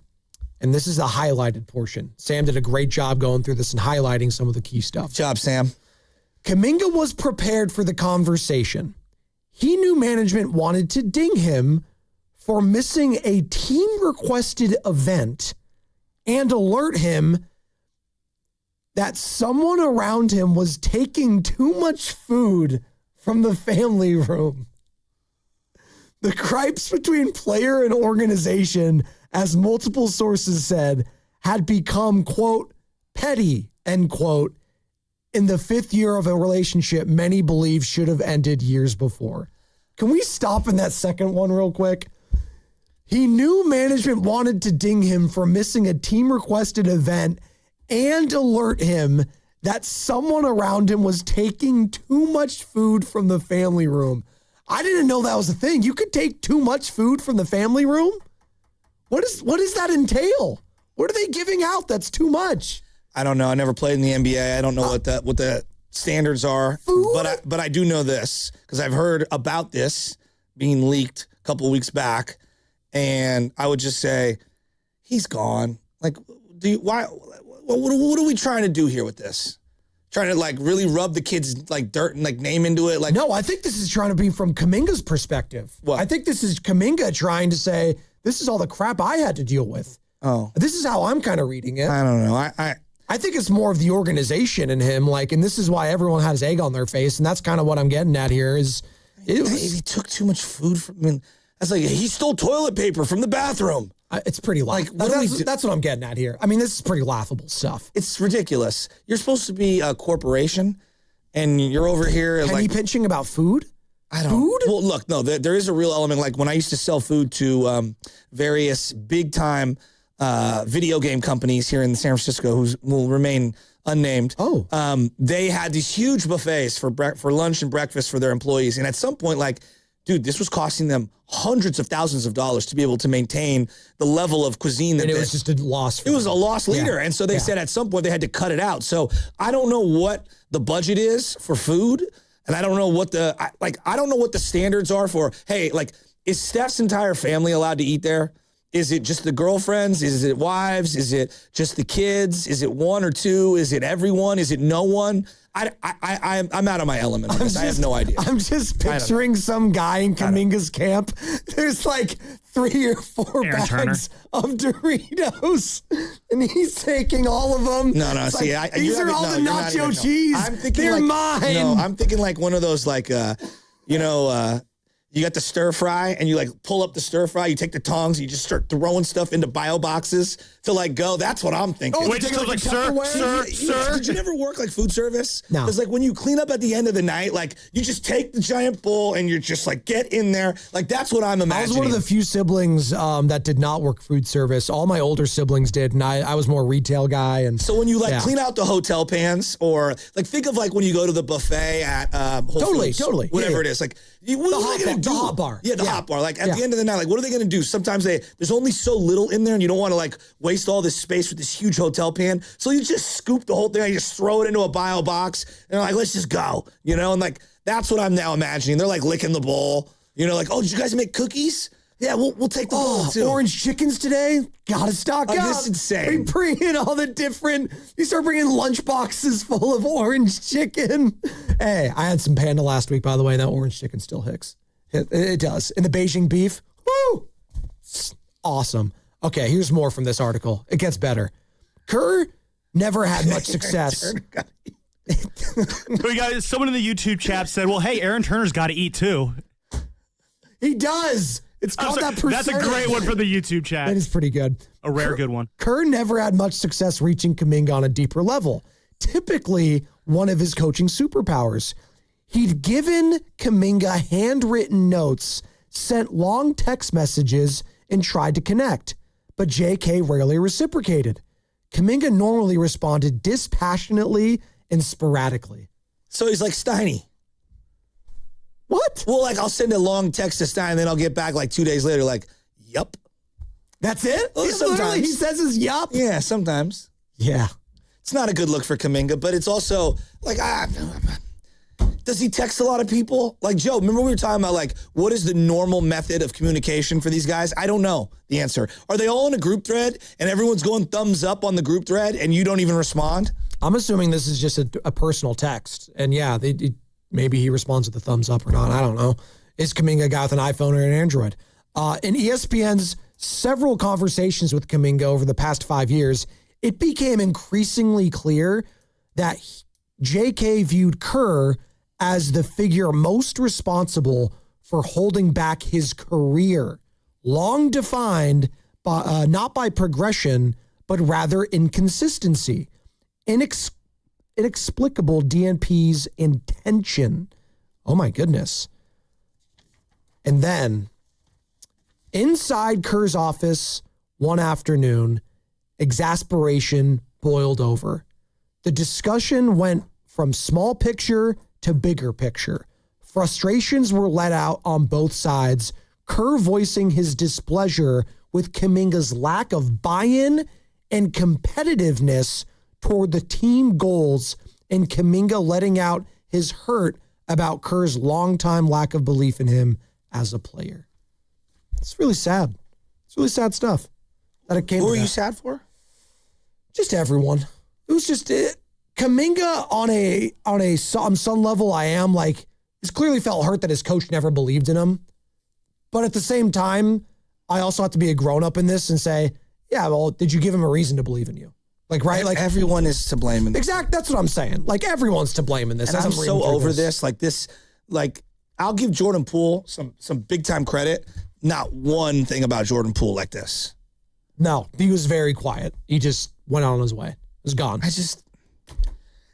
I would just say to the Warriors, like, you should have, like, everyone knows we should have moved off this guy for so long except you.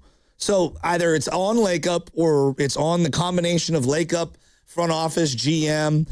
You know, it's also on Kaminga, like a lot on Kaminga as well. You know, there's blood on everybody's hands. I'm just exhausted. Let it go. Like, let it go. And look, I'm sure Steiny and Goo are going to read through the whole thing, and they're going to do 4 hours on the food and what guys took plates when Steiny was covering. Because Steiny would have a good feel for that. Like, I would want to hear that. I'm just being real. Me as a Warrior fan, I don't care who ate what, who did what. I hear you. I just think the whole food thing is fascinating. No, like, that's, to me, that's... Is it not acceptable to take food, like... And it's someone around him. It wasn't Jonathan Kaminga. It was one of like his team, like a part of his quote unquote team. So like, who was it? Just like his brother or something? I don't know. Well, let me ask you this. Cousin? Like, this thing that everybody needs to be on the same wavelength in regards to communication.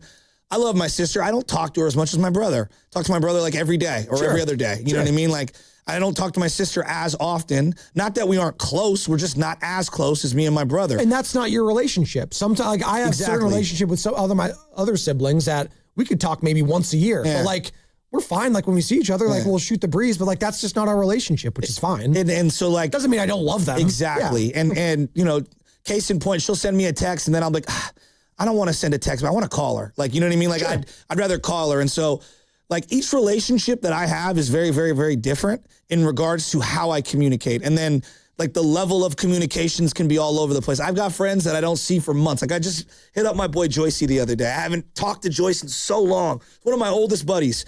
And I shot him some texts. Then I picked up the phone. We were talking to each other, and it was like, damn, I haven't heard your voice in hella long, dude. I hope all is well. Miss you. I love you, buddy. Boom. I haven't talked to him since. You know what I mean? Like, and it's not that I don't love the dude or I don't want to like see him or hang out with him. It's just our relationship. We're busy, whatever. Now, in a work environment, do we all communicate the same? No. Like, we all have different levels of relationships. Yeah. I don't like texting with Sam. I also don't like getting on the phone with Sam because I know that we're going to talk for hella long because he likes to talk and I like to talk. Right. But the best way to communicate with Sam is to pick up the phone and call. Right, Sam? You and me? As he's calling and talking to RJ and Napa, he's screaming a call. Yeah. You know, and so I think everybody's different. Now I do a lot of voice to text.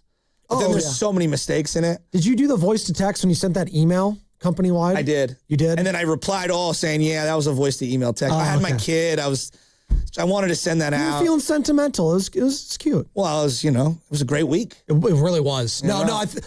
Real quick, because I know you were gone the last 2 days. I said it on Monday. I thought 95.7 The Game, the producers, the host, everyone, it was a total banner week for the entire station and for San Francisco, quite frankly. It was incredible. The weather-wise, as it's clearing up right now, as it was raining all night, weather-wise, you could have not asked for anything better. I thought the city shined and the Bay Area shined. So, like, the food thing, I would just say this, like, we don't need to have that detail. It's unnecessary. When we did this with Clay, when Clay was out the door, I felt like there was all these think pieces on the relationship and his prerogative and his this and his that. It's like, it's over. Like, it's just, let's move on. Like, I know people care because it's very gossipy and it's important. And we're in the gossip world, I guess, to a degree. And so, like, I understand why it gets the traction it does. It's just like, dude, he's gone. You guys screwed up. You shouldn't have drafted him, or when you realized that he didn't fit, you should have moved him prior. It didn't work. Like, you talking about how much food he did or didn't take or whatever side is the one saying that. Right. It doesn't sway my opinion on, like, yeah, you all messed this up. You're listening to 95.7 The Game, KGMZ FM and HD1 San Francisco. An Odyssey Sports Station in the home of the Golden State Warriors and Valkyries, always live from the Free Odyssey app, coming live from the Laughing Monk Studios. And yes, we're talking the Warriors because it's a Warriors Wednesday, brought to you by Freeman's Appliance. Come see their full selection of in-stock luxury appliances and live working vignettes. Visit Freeman's Appliance in Pleasant Hill today. And let's visit RJ, who's in Napa. What's up, RJ? You're on the roast. Hey, guys. I just, thanks for taking the call. I just wanted to chime in this morning and verify that, these pro sports teams are definite pocket watchers when it comes to how much food you take. Way back in the day when I was a sports reporter, I had a colleague covering the Oakland A's for our outlet, and apparently he ate 8 hot dogs at the game, the media buffet, and this is a true story, 1,000%. And the Oakland A's actually called our sports editor and called him out by name and said, please let Mr. So-and-so know that the limit is 2 hot dogs per media member. Well, 8 is a little excessive. Wouldn't you agree? No! 8 is a little excessive. Sure. I mean, I'm not trying to... I know. I don't like. Have you ever seen that video where the guy's at the buffet in Vegas and he goes and he grabs all the lobster? RJ. Did you ever seen this? No, wait, what? So there's this video, and I didn't even know if it was real or not. This guy goes to this buffet in Vegas. All you can eat. It's an all you can eat. And he just takes all this, I'm talking plates of lobster. I mean, it was gratuitous. It was over the top. And I was like, all right, hey, like, there is a limit on some of this stuff. Unless they say there's a limit. Joe. The Sterling Brunch is what you're talking about. It's a thing in Vegas. No, it's like very famous. Yeah. But I guess some guy like really tried to take advantage of the situation. Like, I would just say this, like, hey, 4 hot dogs is a lot. 8 is a little excessive. I've had those Coliseum media hot dogs. If you're putting more than 2 of those in your body, they need to check on that guy to make sure he's alive if you're doing that. Like, those buns are not buns, they're rocks. So, like, like when you get like free food at anything, whether it's, let's say it's a buffet wedding, like, you want to make sure everyone's had a plate first before you get up and go get seconds. Totally.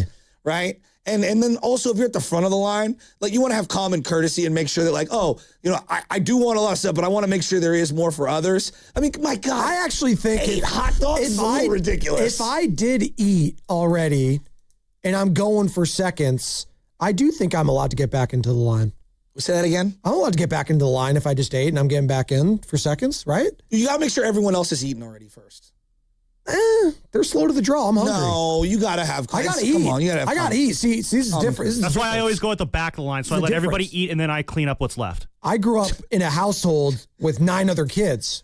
We needed to eat immediately. Yeah, and then I needed to get my seconds on top of that so then I could leave, because if I don't eat immediately, my food's going to be gone. What are you, a locust? No. Well, actually, yes, we were, because we were 9 kids, dude. We had to eat. Look, okay. So I just want to make sure I'm clear here. So let's say there's 24 slices in this pizza. You have how many brothers and sisters? Okay, hold on. 24 slices of pizza. That's not enough pizza slices. How many? Okay, I'm just asking. So we were getting like 5 or 6 like pizzas. No. Just hear me out. There's 24 slices. You have how many brothers and sisters? I got 3 sisters, and 6 brothers. So there's 9. There's 10 of you total. There's 10 of us total. Okay, so there's 24 slices. So you're hopping around and getting 3 slices before anyone else can get there first? Pizza's different. Pizza, no. Let's be honest here. Pizza is different from like an individual serving station of like pasta or like, I don't know, like baked chicken, stuff like that. I think it's even more democratic. You need to look around. Pizza's a separate entity. So it's like chicken wings, right? When 4 guys after a round of golf go sit down, they get some chicken wings. Let's say there's 12. Like you want to make sure, like, hey, are you good? Do you like carrots? I'll eat the carrots if you don't like them. So I think we're now establishing here as we're talking about this article and that Kaminga's. There's etiquette. Where's etiquette? Hold on. If you're just joining us, Joe's like, all the wings are mine. Stop. That's what it should sound like. Stop. Wait, the etiquette of like 4 guys sharing 12 wings? I would just order more wings. No, I agree. But if you're also ordering other stuff, I'm just saying, like, there is like, come on, there's got to be some etiquette. If you're just joining us, inside the ugly split between Jonathan Kaminga and the Warriors is the latest article on ESPN, and there's a quote in here. JK knew management wanted to ding him for missing a team-requested event and alert him what was that someone around him was taking too much food from the family room. Now, 888-957-9570. Does it matter the type of food that was being taken? That's what I want to know. I feel bad. Why is this all going out? Was it lobster? Was it pizza slices? Orange chicken? 888-957-9570. What was the food? Well, and like how gratuitous was the entire situation? This whole thing is just... My sister, when we get pizza back in the day, my sister would be like, I licked 4 slices. Those are mine. That's disgusting. And then after like a bite of hers, because she had, like a bird's stomach, she would be like, I don't want those other 3 slices, guys. Do you want to eat them now? I'm like, yeah, thanks. Yeah, disgusting. We're going to eat them anyway. Hell no. Not doing that. What's the go-to for LJ right now? Dude, yesterday he tore up Original Joe's raviolis. Okay. Oh, we had raviolis yesterday too. That's so funny. Tore them up. We have our refrigerator fixed. Nice. How much does that set you back? $1,000. Oh no! I will say at that this. point, I was going to literally ask. I was at that point, like, did you consider just replacing the entire fridge?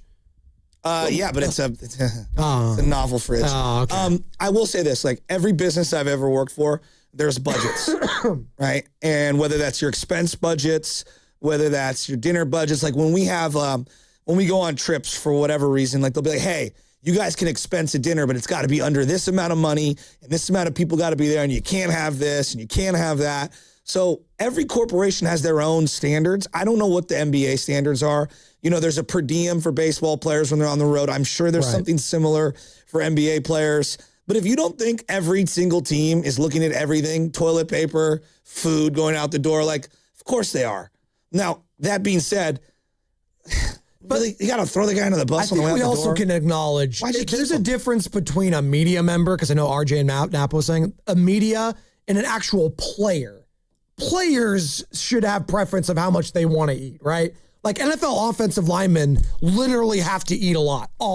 Their caloric intake is constant to keep that weight up. Because you see all these guys not for said offensive lineman's brother and his family and stuff. I don't know what the rules are, Joe. I don't either. So, but I'm sure this. If I was paying the bill, I would want to know where every dollar was going. Kurt, KC, Antonio, all want to talk buffet on the other side. We'll get into that. That's what's coming up, brought to you by Ceremony Ford. Right now at Ceremony Ford, get a $4,000 rebate on every 2025 Ford Bronco. Plus, trade in any 1995 or newer vehicle and score an additional $1,000 in trade assistance on Bronco, Mustang, Expedition, and Bronco Sport. President's Day weekend through the 16th at Ceremony Ford, the Bay Area Ford dealer. Hey, it's Willard and Dibbs for Safeway. Enjoy these amazing deals for members. And as always, save up to 20% weekly on hundreds of exclusive offers from Safeway. Just clip the highlighted deals from the weekly mailer or click the deals in the For You section of the Safeway app to breeze through checkout. Beautiful, fragrant, overjoyed boutique dozen roses for $24.99. And now I give some flowers to Dan Dibley. And I also can get a sweet treat with hand-dipped Belgian chocolate-covered strawberries. 4 to 18 count starting at $7.99 per package. USDA choice boneless beef, top sirloin steak value pack, or boneless beef. Tri-tip roast untrimmed twin pack, just $5.99 per pound. Member price. And how do we like our steak? Say it together. Medium rare. Exactly. These and other great deals are available in the weekly mailer and the For You section on the Safeway app. Go to Safeway.com for more details, and we will see you in the aisles. Comcast Business helps turn today's small businesses into engines of modern business. It's how restaurants become reliably up and running neighborhood favorites. How retailers become seamlessly restocking, cyber-securing, must-visit shops. And how healthcare offices become the data managing caregivers that we all depend on. With reliable connectivity, enhanced cybersecurity, advanced fiber solutions, and Wi-Fi backup, Comcast Business is powering the engine of modern business. Powering possibilities. Now through March 22nd, switch to Comcast Business and get started with 150 megabit internet plus Security Edge for $59.99 a month for 12 months with a 2-year agreement. Or ask how to lock in your rate for 5 years on a qualifying internet bundle and get a $500 prepaid card when you add 2 lines of mobile. For a limited time only. Call today. Restrictions apply. New customers only. Requires paperless billing and automatic payments with bank account. Equipment, taxes, and other fees extra. After promo, regular rates apply. Comcast Business helps turn today's small businesses into engines of modern business, powering possibilities. Sound familiar? At Mattress Firm, we understand there are many problems that can keep you up at night, like snoring, aches and pains, or sleeping hot. Our sleep experts have the unrivaled know-how to match you with a mattress that can help. And now upgrade to a Tempur-Pedic and get a $300 instant gift, plus next-day delivery. For the great sleep you deserve, visit Mattress Firm. We make sleep easy. Restrictions apply. Next-day delivery available on select mattresses and subject to location. See store for details. It's the final days of Toyota's President's Day sales event. Don't miss your chance to drive home a brand new Toyota truck.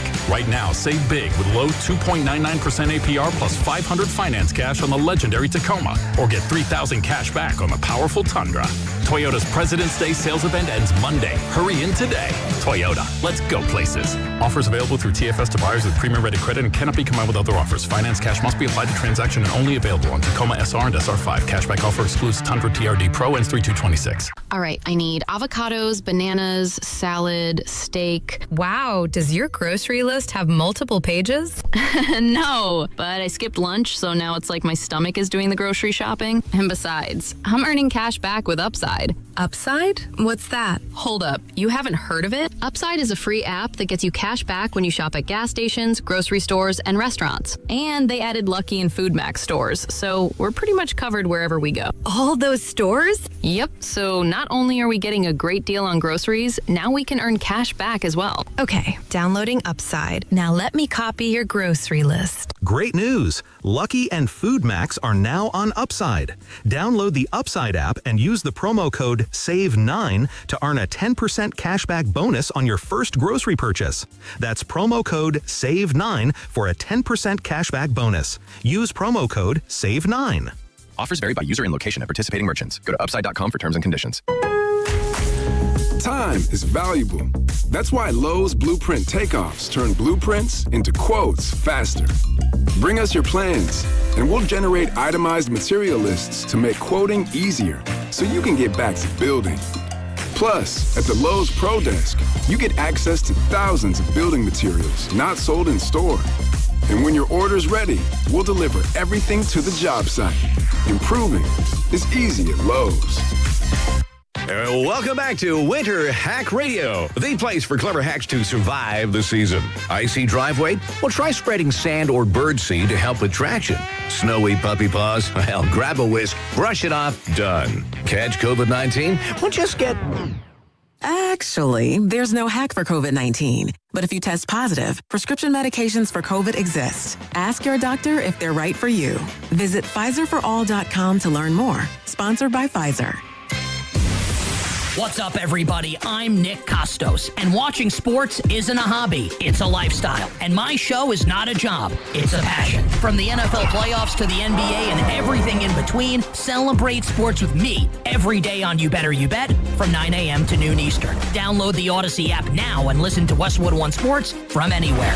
It's You Better You Bet with me, Nick Costos, live and interactive Monday through Friday, 9 a.m. to noon Eastern, presented by BetMGM.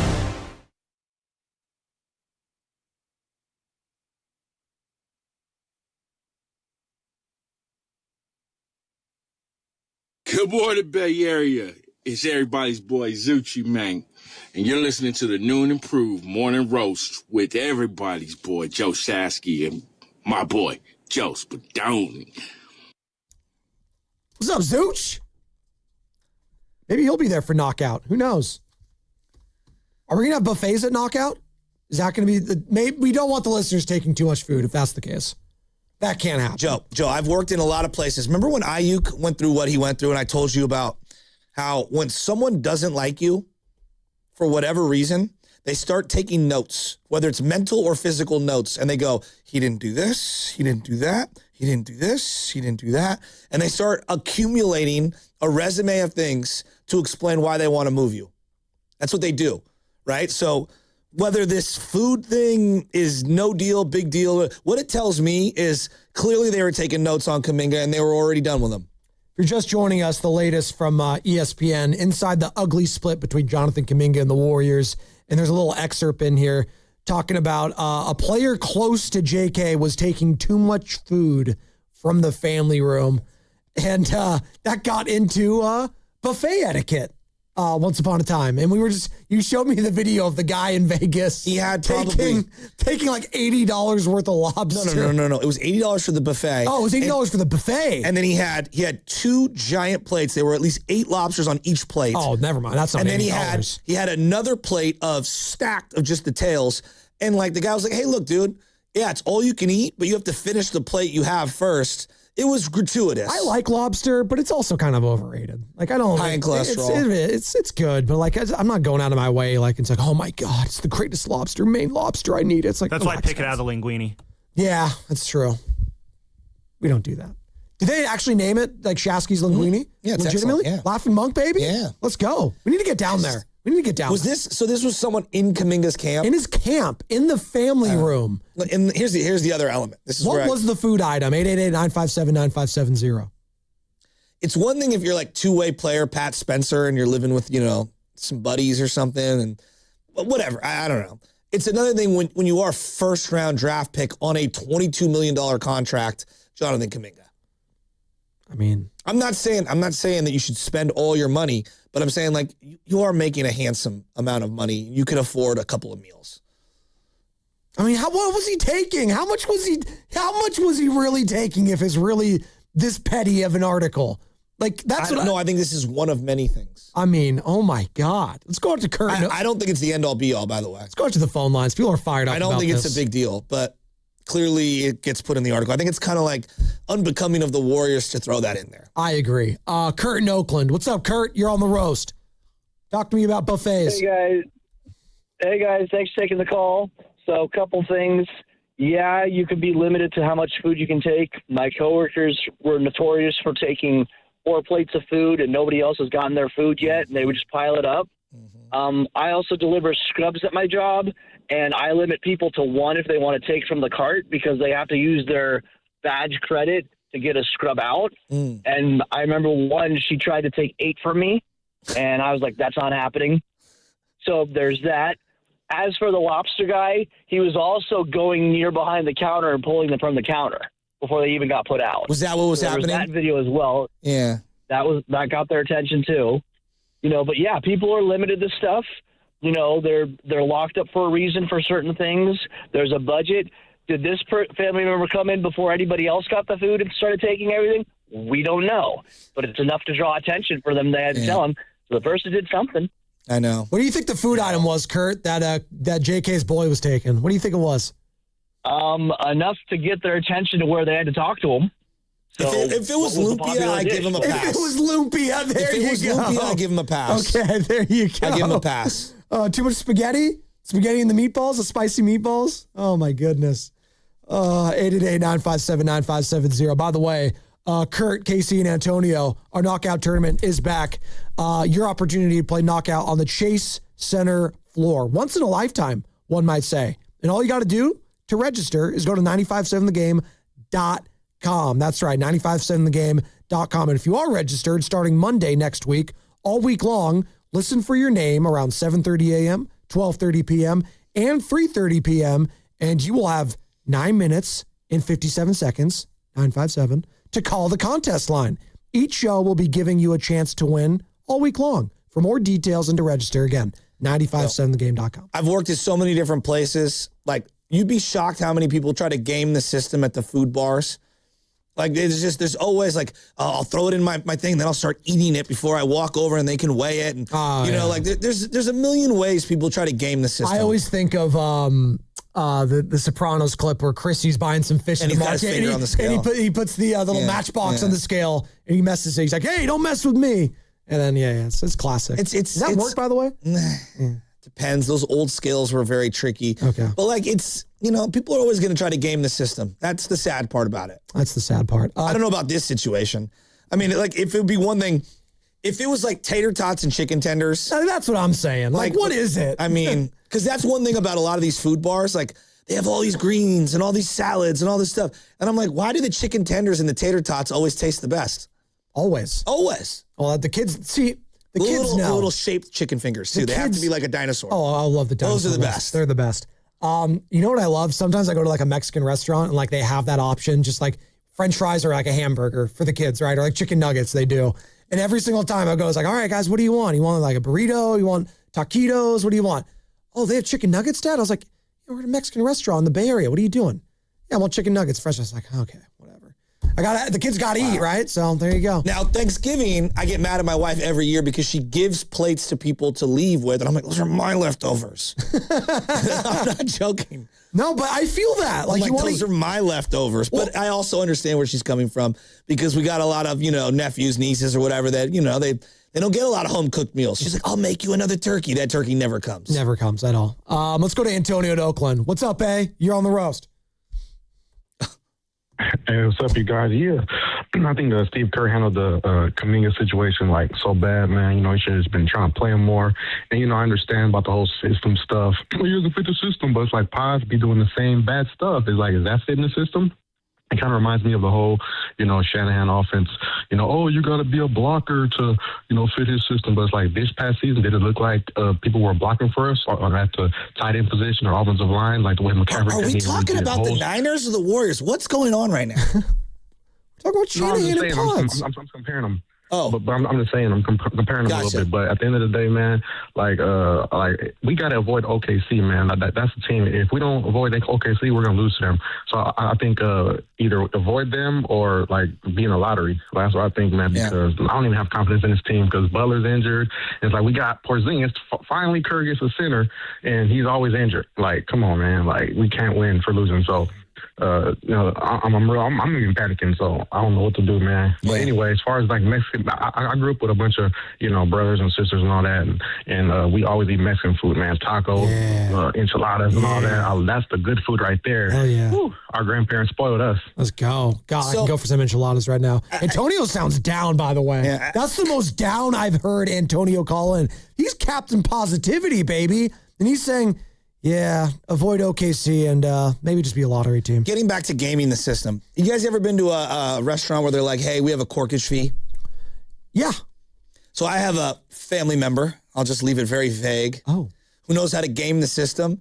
And so he's like, well, if you're going to charge me the same amount for this corkage fee, meaning every time we open a bottle, it's like $10 or $15 or $20 or whatever it is. He brings magnums. And I'm not making this up. Huge, giant bottles of wine. And you don't know what a magnum is? No, well, I didn't know what. Well, there are magnums of certain things, but the way you said this is the oldest trick in the book. Okay, so you know this one, right? Of course. Carter, you've been doing this at the O Club for how many years? Carter invented this problem. Carter's the guy who created this problem. When you own the winery, you just bring the entire winery. You just bring the biggest bottle you could think of. And they should be telling you that at the wineries you're buying them from, too. Well, so my cousin comes with huge magnums, and he's like, corkage them, let's go. And how many bottles is in a magnum?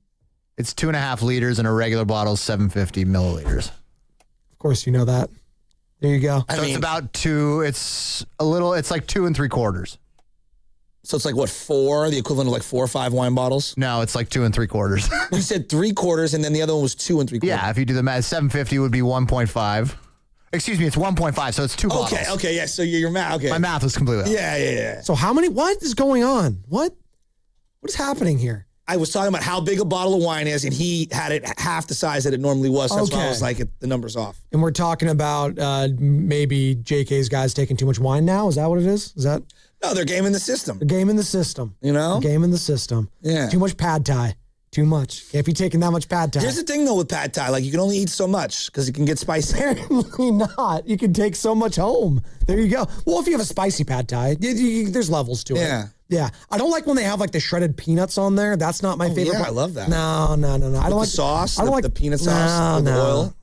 What is it, like the vinaigrette oil? Yeah, I like the vinegar. Yes, the vinegar oil. Yes, I like that. That's good because it has a nice little tang to it. Yeah, I love that. I don't like the chopped peanuts on top of it though. It's not my I'm there favorite. for all that. No, I'm all in on the chopped peanuts. Yeah, me too. Scallions. Give me the green onions. I want the whole thing. Oh.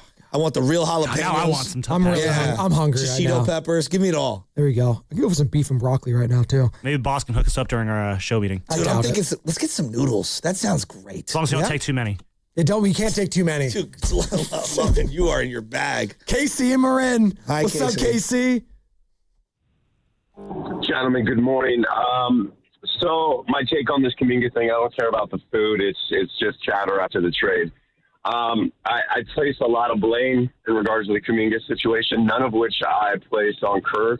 He was a coach who was given a subpar player who couldn't play in his system. I trust a guy with 9 rings. I trust a guy with his pedigree. The blame where I give, I blame Lake Up. I blame the media because they need to talk about something. All of the rumors, all of the online chatter, none of which really happens. And I blame the fans. I blame the fans for overvaluing their knowledge of sports, athletes, front offices. I blame them for overvaluing players who play on their local team because they love those individual players and think they're the greatest. There's a long history of Bay Area athletes who were beloved by sports fans, and they were subpar players, but they were beloved, they were kept, and they were put on a different sort of pedestal, which they should have been. Kaminga's one of them. He's proven he is an athletic AAU player in the NBA. I think it's going to be shown in Atlanta. I think it's going to be shown on his third team and his fourth team. But I trust Kerr. Is that the dunk you think it was, that call? Because, is Kerr coming back next year?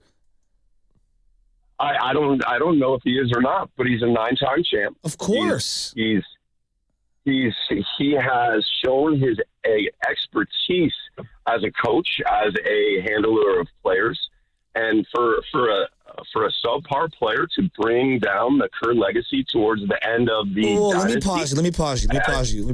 Forget Kaminga. Do you think Klay Thompson and Steve Kerr are harmonious today? Because it feels like there's a little bitterness when I see them exchanging, very brief hellos on the floor. Kaminga's not the only one. I know he's the most recent one, but Klay Thompson and Steve don't have the greatest relationship today. I don't think that's just on Kaminga. And I'm not here to say that Kerr's some bad guy. You coach long enough, you're gonna have a bunch of people that don't like you and a bunch of people who do love you. That's part of coaching. Real quick, does Klay dislike the Warriors front office, and Kerr is a part of that? I don't know, because I don't work for the front office, and I've never talked to Klay about this.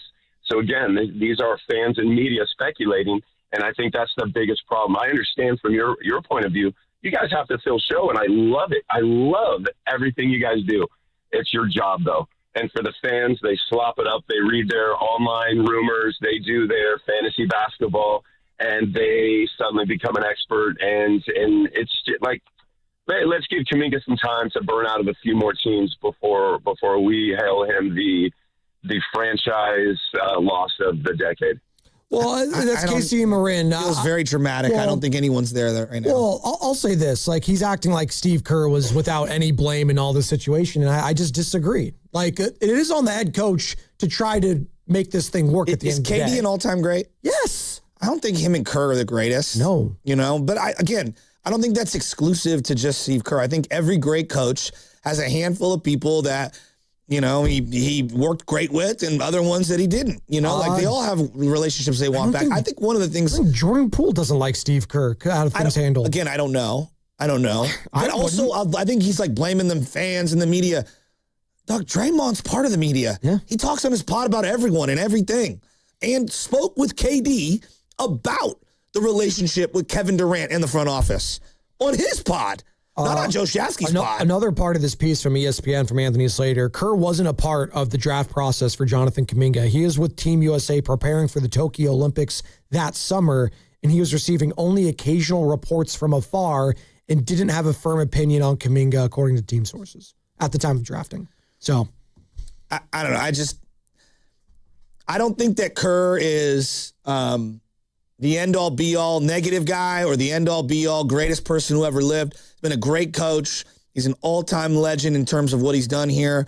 And there's a handful of different coaching decisions that he wants back. I think one thing that we can all say with pretty certainty now, I don't think they handled the punch pretty well. No! It was not lack of a better... I also don't think they handled the night that Kevin Durant clapped it at Draymond very well. Absolutely not. Now, on the list of things to be angry about, relatively low, especially when you win as many titles as they do.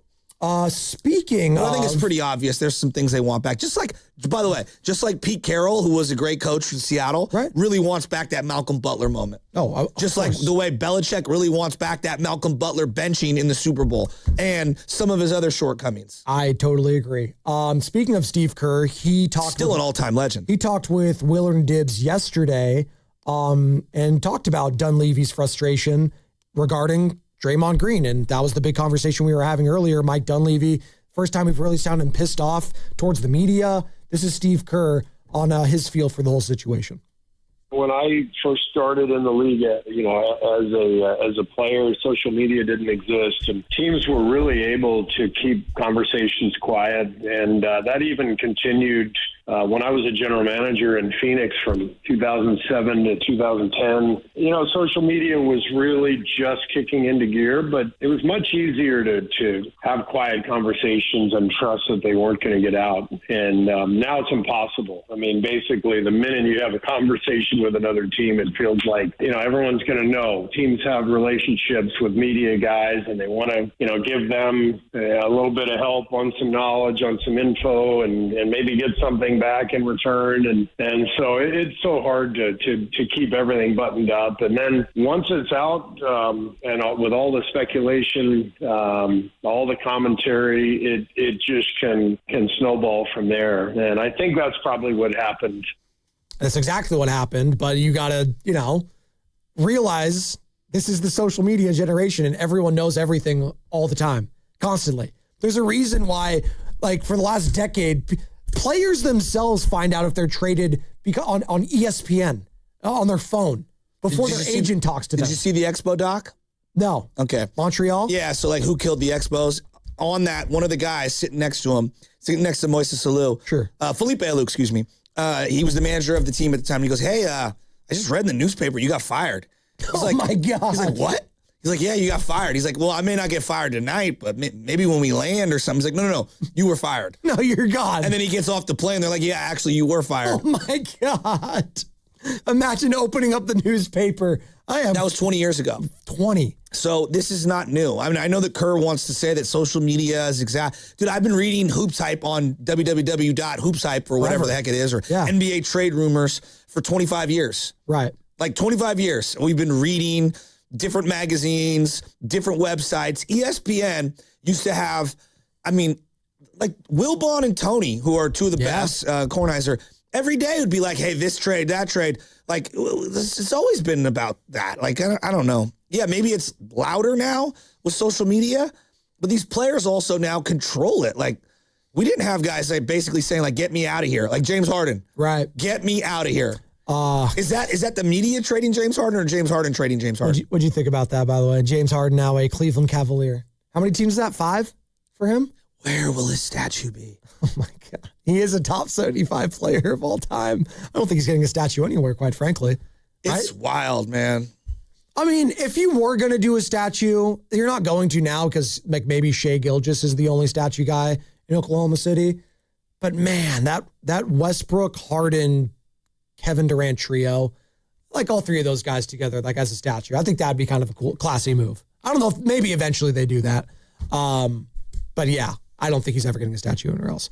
Here's more from Steve Kerr, by the way, yesterday on Willard and Dibs. Really good interview. If you missed any of it, find it on YouTube or the Odyssey app. We were talking about the lack of Draymond Green last game against the Memphis Grizzlies down the stretch. Steve Kerr talked about it. It's a lot different without Steph, and losing Steph impacts our offense in some pretty dramatic ways, and it really affects kind of how we have to put the five-man combo on the floor. Steph really negates almost every spacing issue that we have just because he's that good, and his shooting and his gravity, everything. It means we can play more lineups, two big lineups, that kind of thing. But without Steph, and Jimmy, of course, we're struggling to score at times, and we're just finding that we're better off playing one big. And if Al is playing like he did last night or like he did in Phoenix down the stretch, then we're going to stay with Al and stay smaller around him. So it's just the way it is right now. The game and the team sort of changes as the season goes along, and everything could be completely different next week. Thanks, Steve. So we talked about it, or Friedel talked about it yesterday. He might be coming off the bench, man. He might be coming off the bench going forward. But with Kristaps Porzingis, you bring him back, those guys can play together. But would you rather see Kristaps and Al Horford together on the floor together? Like, do you think about that? Like the two big? Well, Horford on offense has been relegated to a pick and pop guy. Yeah. And that's kind of what Kristaps is. Yeah. I don't know. He doesn't really have a handle. Look, at this point, I think you got to kind of see all the different options. I mean, Joe, you got 20-some-odd games to experiment with it if he can play. Are you excited about the Kristaps Porzingis era? You excited? Come on. A little bit? You're curious. At the very least, you're curious. I wanted Kristaps Porzingis 5 years ago. Yeah. Like, I actually thought he would have been a really good fit with the Warriors 5 years ago. And I know, like, it was a leap of faith. Hey, can he stay healthy? All these things. And I thought when the Celtics got him, it was a great move by them because he fit. Yeah, he did. He doesn't need the ball in his hands that much. Just catch and shoot. And I always thought he was overpaid, though. Like, those are different conversations, right? Like, is he worth what he's getting? No, he's not a max player. He's not horrible, though. Like, he is a good player. Like, he's better than Gwynn Post when healthy. Do you think this is only a purely short-term move and that you'd be surprised if he's I have no idea. No idea. Okay. Right. At one point, I thought Kelly Oubre was going to be the man for the Warriors and Wiggins would be out the door, and that was wrong. So I don't know. Let's go to Walter in Union City. He's been hanging on tight. What's up, Walter? You're on the roast. I am interested to see it, though. Yeah.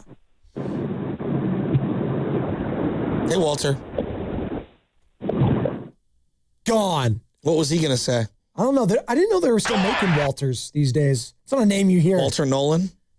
Exactly. Walter Clayton? Yeah. Name me four more right now. Does it have to be a first name or do last names count? No, last names don't count. They're not naming Walters anymore is what I'm saying. It doesn't happen. It's okay. It's all right. It's Walter Mitty? There's certain names that die out like in existence. Like that happens. It's Walter's one of them probably. Dennis is another one. You don't see any Dennises. My little nephew's Dennis. Oh, really? Yeah, Dennis Porter. He was just in the wrestling WCAL like finals or something. Oh, okay. So he's in high school. Yeah, freshman. I knew Dennis in college. Yeah. Him and his sister both wrestled. They're triplets. And one of the sisters wrestled as well, and she did very well as well. So shout out to Maddie. Triplets? Yeah. Oh, my God. One of them's an elite Irish dancer. I could not. Oh, my. Yeah. Triplets. Yeah. We had to have the talk about hygiene last year. Because that bedroom, the boys' bedroom, just is it all? Wait, so it's there's two girls. Well, the triplets were two girls and a boy, and then the boy had an older brother, and so I had to have the talk with the boys about like, hey, bro, this locker room smells like 1970s, like this locker room right here, like this is the bedroom. It was disgusting. I go open the windows. We got to get some air spray in here. You got to take showers every day. You got to brush your teeth, bro. I do. I'm like, not well enough. That's oh my God. I needed to call the landscapers you and to come in Steiny there. matching today, by the way. Did you guys notice that? I mean, we're men with taste, You guys go both golfing today? I actually just saw Steiny leaving. He's muttering something like, now I got to go change. That's yeah, that sounds about right. Right. You excited for the Winter Olympics? It's going on right now. It's been okay. I've only seen snow so many times in my life, so I'm just not that into, skiing and all that. I mean, it's cool. It's really cool. I wish I could do it. I'm just being real. I'm not as into these sports as I am with the summer. No, that makes sense. No, I literally said that the other day. I was like, I don't play these sports. That's what I'm saying. Like if I grew up in an area that did for example, Carter, he owns 3/4 of Nevada. So if I was him, I would be really excited for this. I wish. Carter's really into the skiing. We've been talking about it a lot, actually. I'm really into the downhill skiing. It is so sick, but I'm a skier, so. What? He spends a lot of time at Breckenridge, Oh my! Breckenridge? What? I don't even know what Breckenridge is. More of a heavenly guy. Yeah, resort in Colorado. He's more of a heavenly guy. I am a heavenly guy. The casinos are at the bottom. Yeah, not Kirkwood. More of a heavenly guy. Yeah, there you go. Those are the only two that I could think of right now. Alpine, Squaw, North Star. Sugar something? Sugar right? Bowl. Sugar I go to Bowl, Sugar there you Bowl go. a lot. There you go. Okay. That's it. That's all I know. See, I went snowboarding once upon a time in Tahoe. Back when I was like 10 or 11.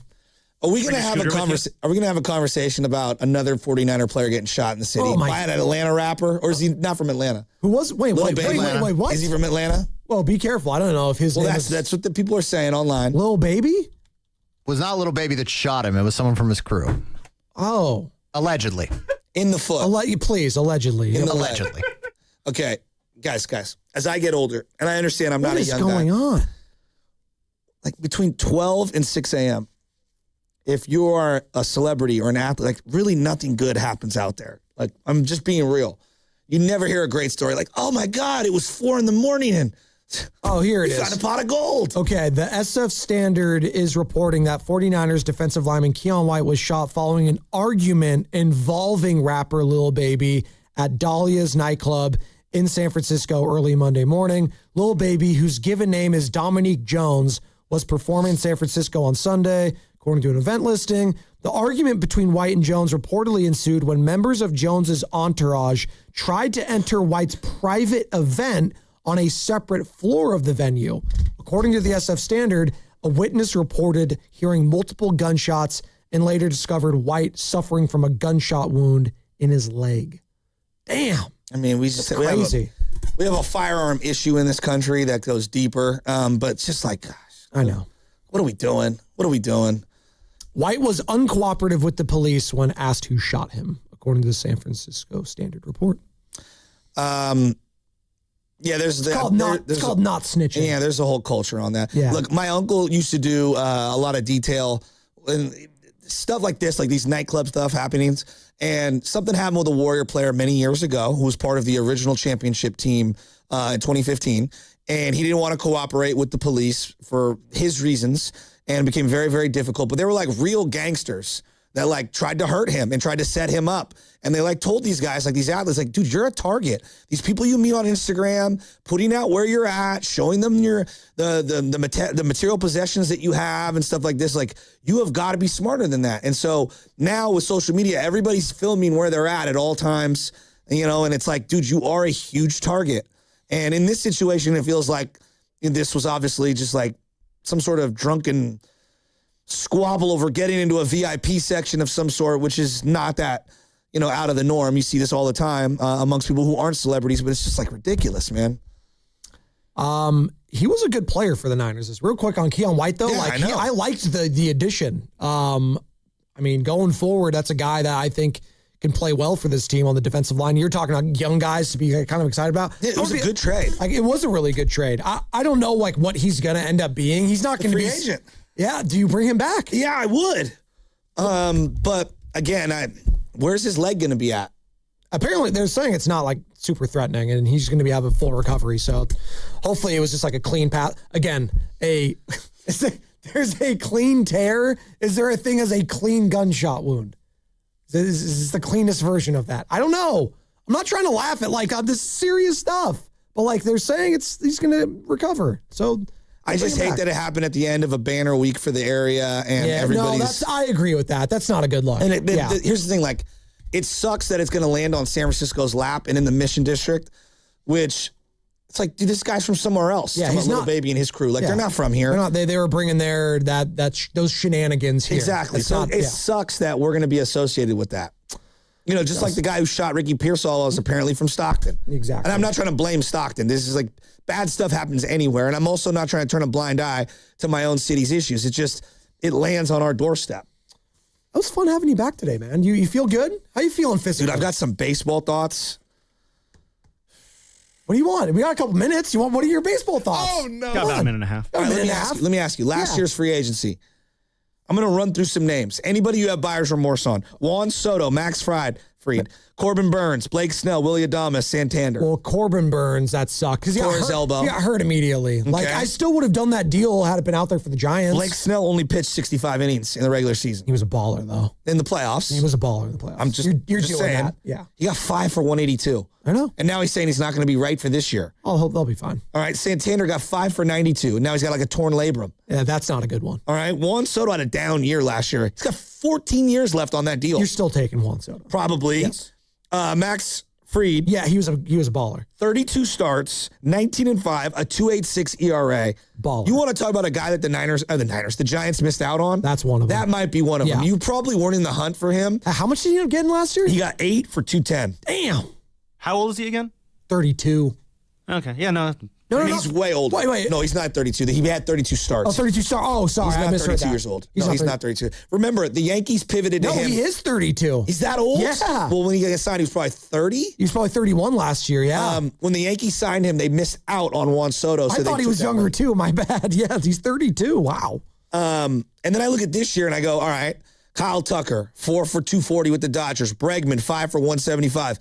I don't want Bo Bichette, but 3 for 126. Framber Valdez, Schwarber, Bellinger, Pete Alonso.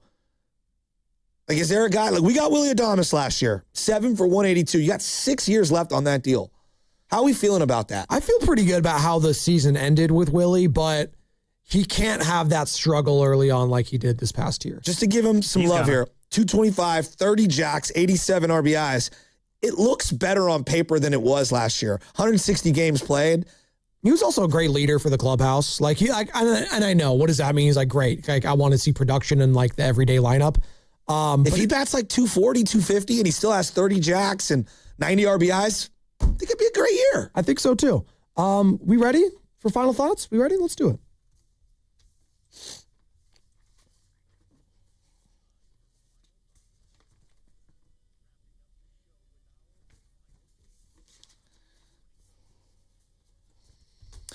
All right, I got a final thought. Happy birthday to my buddy, South City's finest, Nick Sopko. No. Oh. Nick Sopko played many, many, many games of softball with and against him for many years.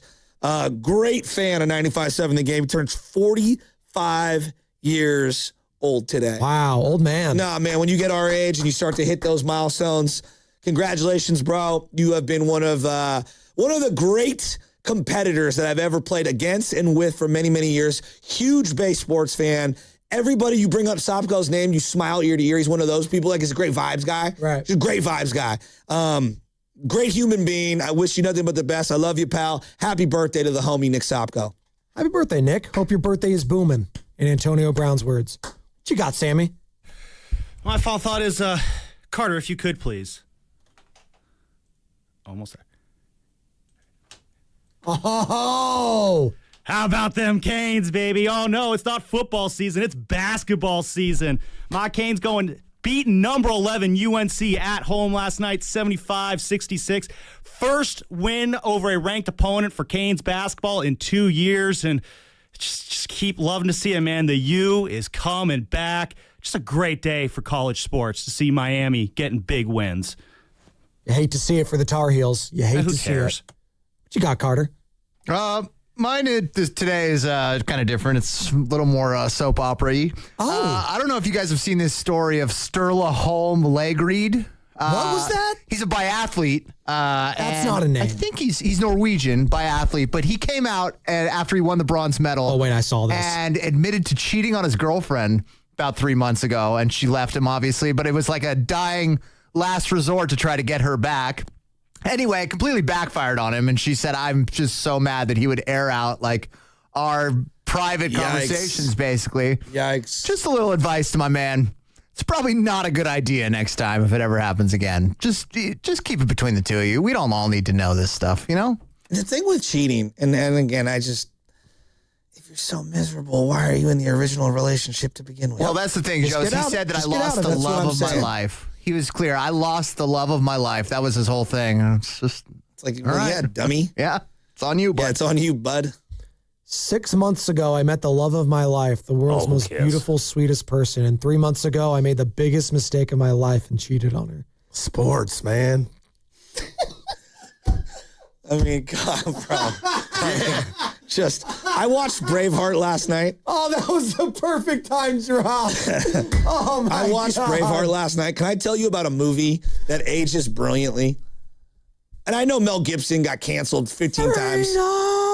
Bro, I'm telling you. He was in his prime. The French Queen, whatever her nickname was in the movie. Dude, they nailed that movie. It could have been 7 hours and I would have been glued to it. When he chops dude's head off, I mean, just incredible. I love Braveheart. It's one of the greatest movies ever. Longshanks. Bro, it is a great movie. Dude, the best part of that movie is when Longshanks is like listening to the counsel of his son's lover. He's like, huh. Oh, yeah. And he pushes him right out the window. Pushes him out the window. So good. He goes, who is this guy talking to me? Who is this guy talking to me? And I would also say, what a great villain he was, too. The best character in all of Braveheart is the Irish guy. I told you it's my island. Oh, Stephen the Irish. Oh, he's the best. Stephen the Irish guy. And you think he's going to assassinate William Wallace, and then he ends up killing the guy. I never liked him. Yeah. Oh, he's just so good. So good. There's so many people that are in that show, famous, Brendan Gleeson's in it. A lot of people from Game of Thrones are in that. And Vikings. And the worst part about it was, I think Patriot came right after it, and I couldn't appreciate Patriot as much because it was the exact same movie, but in America. In Revolutionary War. Yeah, it was I don't know, Braveheart is just an all-timer. Colonel Tavington was a great villain in The Patriot. That's our final thoughts today. Steiny and Goo next, brought to you by Fremont Bank, which is here for you and here for good. Baseball's my girlfriend. I'm Bopper, founder and chairman of Work America Parts Group, a family of brands that includes RepairClinic.com, an appliance and HVAC parts solution company that's grown into an international brand. Before AmericanEagle.com, we partially launched a new technology platform developed by another firm. American Eagle helped take our technology to a whole new level with digital marketing, software development, and business insights into our key markets, appliances, HVAC, and outdoor power equipment, and did so both on time and on budget. AmericanEagle.com has the resources, experience, and talent needed to produce solutions. Our new technology platform, developed by AmericanEagle.com, has produced tremendous results with higher traffic, conversion, engagement, and online revenue. If you have any home repairs you need to take care of, check us out at RepairClinic.com. If you need a world-class website or technology project, then I would highly recommend AmericanEagle.com. Call AmericanEagle.com at 773-NETWORK. That's AmericanEagle.com, 773-NETWORK. That's another amazing run by Team USA. Mom, think I'll be on Team USA one day? Well, I'll take this one. What? Are you speaking to us? Yes, and to answer your question, anything's possible, especially with Xfinity. So, I can be the best snowboarder ever? Well, I can't guarantee that, but Xfinity can guarantee that your internet price won't change for 5 years. Okay. What if I practice every day? Then maybe you'll be snowboarding for Team USA at the next Olympic Winter Games. And Mom, you'll still be paying the same price for Wi-Fi. Ooh, really stuck the landing there. It's the Xfinity Gold Medal Celebration. Now through February 22nd, get our best price on gig Wi-Fi for 5 years guaranteed, just $50 a month. Plus, get Peacock Premium included for 2 years. That's a $10.99 value per month. Xfinity. Imagine that. Proud partner of Team USA. Restrictions apply. Requires paperless billing and auto pay with stored bank account. Taxes and fees extra. Actual speeds vary. Visit Friedman's Appliance in Pleasant Hill to see the full selection of Thermador appliances. Thermador provides a range of possibilities, from refrigeration to dishwashers or cooking with steam or convection. Come into Friedman's Appliance, and right now, you can receive up to 3 complimentary gifts with qualifying purchase. See all Thermador appliances displayed beautifully in live working vignettes at Friedman's Appliance in Pleasant Hill and at Friedman'sAppliance.com. Sound familiar? At Mattress Firm, we understand there are many problems like snoring, aches and pains, hot sleep, or even an old saggy mattress that can keep you up at night. And our sleep experts have the unrivaled know-how to match you with a mattress that can help. You now get a king bed for a queen price, plus a free adjustable base with select mattresses. For the great sleep you deserve, visit Mattress Firm. We make sleep easy.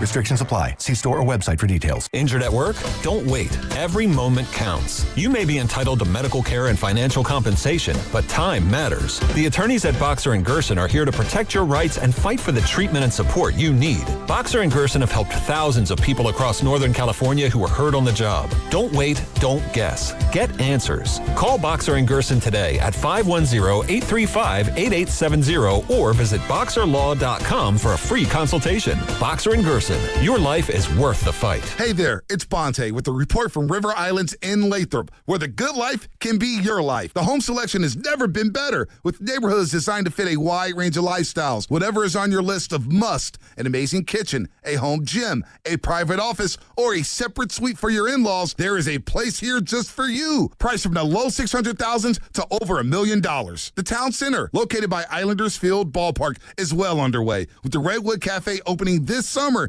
and a community amphitheater being built for events, concerts, and community get-togethers. Sutter Health is building medical offices, and a major grocery store will be announced soon. The Town Center is going to be a great place to hang out and enjoy the River Islands lifestyle. This month, Clearwater by Signature Homes will be hosting a grand opening, and the Lakeview Club at Dale Webb 55-plus community just had its debut. And construction is moving along for the 4th K-8 charter school to be ready for the fall term. Isn't it time for you to discover the islands? Check it out at riverislands.com.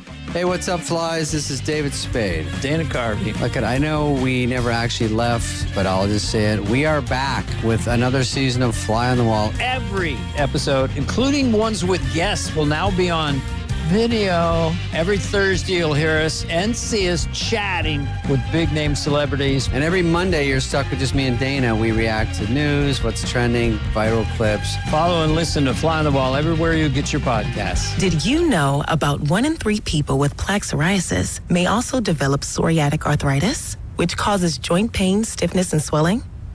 Does this sound like you? Listen to what it sounds like to be 1,000,000 miles away. Tremfya guselkumab, taken by injection, is a prescription medicine for adults with moderate to severe plaque psoriasis who may benefit from taking injections or pills or phototherapy, and for adults with active psoriatic arthritis. Serious allergic reactions and increased risk of infections and liver problems may occur. Before treatment, your doctor should check you for infections and tuberculosis. Tell your doctor if you have an infection, flu-like symptoms, or if you need a vaccine. Imagine being 1,000,000 miles away. Explore what's possible. Ask your doctor about Tremfya. Visit tremfya.com or call 1-800-526-7736. You're listening to 95.7 The Game, KGMZ-FM and HD1 San Francisco on Odyssey Sports Station and the home of the Golden State Warriors and Valkyries. Always live on the free Odyssey app and now coming to you live from the Laughing Monk Studios. He brings the passion. For what? I want to know now. I'm mentally invested. Don't tell me to pray and you don't say what for. He brings the perspective. Yeah, I think they both have great points. Get off me, text line. He's truly one of a kind. That is wow. Oh, my God. Oh. And he's doing a great job. I need you to man up and say what you really want to say. Simon, you're doing a great job. I love Kaminga. And together, they are Steiny and Guru. Yeah. On 95.7 The Game. I hope you know that I was just messing with you, buddy, early. On the text line. Messing with me how? On the YouTube chat, a lot of people talking about how you're the man here at the station and you'd work with anybody and you're so good that you could work with anybody. And I said, well, I mean, I definitely bring out the best in you. No, you do, and I owe you a lot. I said he's nothing without me. Right. But it was all in good fun. But you have this facade that you're not on social media, but your new social media has been the text line, yeah, I like the YouTube chat. Those are my friends and my family. But Steiny, you're all in. I don't even bring it up some days. I'm just focused on you, Evan, and myself. And that's good. That works for you, and I think you should stick to that. I can do whatever I want. Okay, you have different coaches, like they let superstars make some mistakes and How's the play through superstar it. feeling this morning? We were worried about you, bud. Why? You don't miss too many times. Cal Ripken. Yeah. Really, woke up yesterday and was just. Evan held it down. We held it down. Did you listen? You look pretty normal today, Steiny. I feel good. I slept all day. But look at some guru analytics here. You and Butch missed the last 2 days. You missed yesterday. Both come back in pink. I saw that. I got to stop laughing. You know. I'm mad at Norm. He's having his 83rd birthday party. Evan, you're invited. You've already been to the cookout. What about me? You know you're invited. Oh, okay. He didn't have one last year, but I'm mad at him real quick. Yeah. He saw the movie Sinners and didn't like it. I want to take his black card. You know. I want to ask why. I think the vampire stuff threw him off. I don't know. Fair. But it symbolized something. But it gets deep. You know what I mean, Evan? We got a movie club going, Evan and I. You should join. Well, last night I was really, obviously, I had all day to get well. And I clicked on and I saw Sinners 15 times. Oh, and I went over it. You know what I did watch?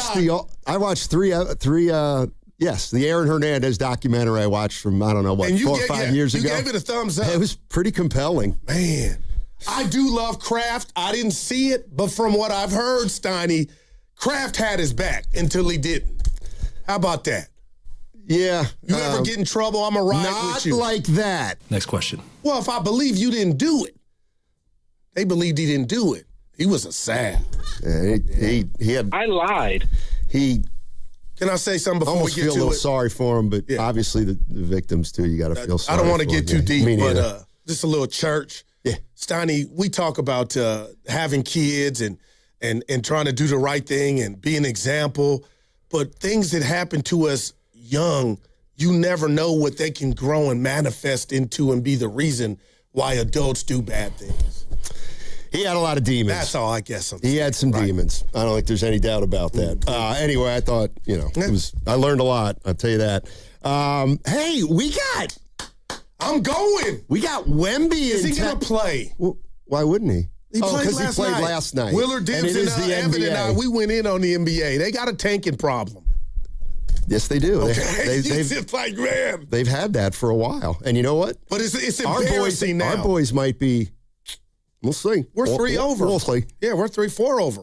Yeah, I've just noticed that some of their stars haven't played lately. Yeah, we'll see. We're not there yet. Well, you got one that wasn't playing in KP. All right.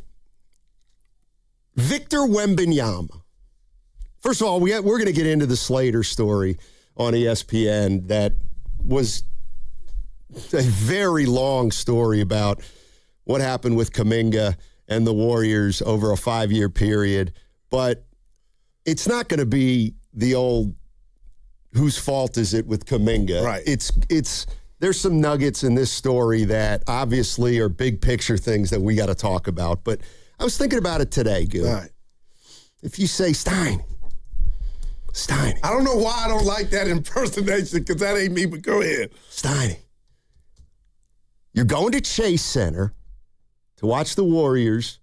What player / team, but player / team do you want to see more than any other player? All right. Here, I'll be honest with you. All right. So my first thought was, okay, I'm making a list of, to me, 5, 6, 8 guys that I love watching. Mm-hmm. Well, I got to put Curry first.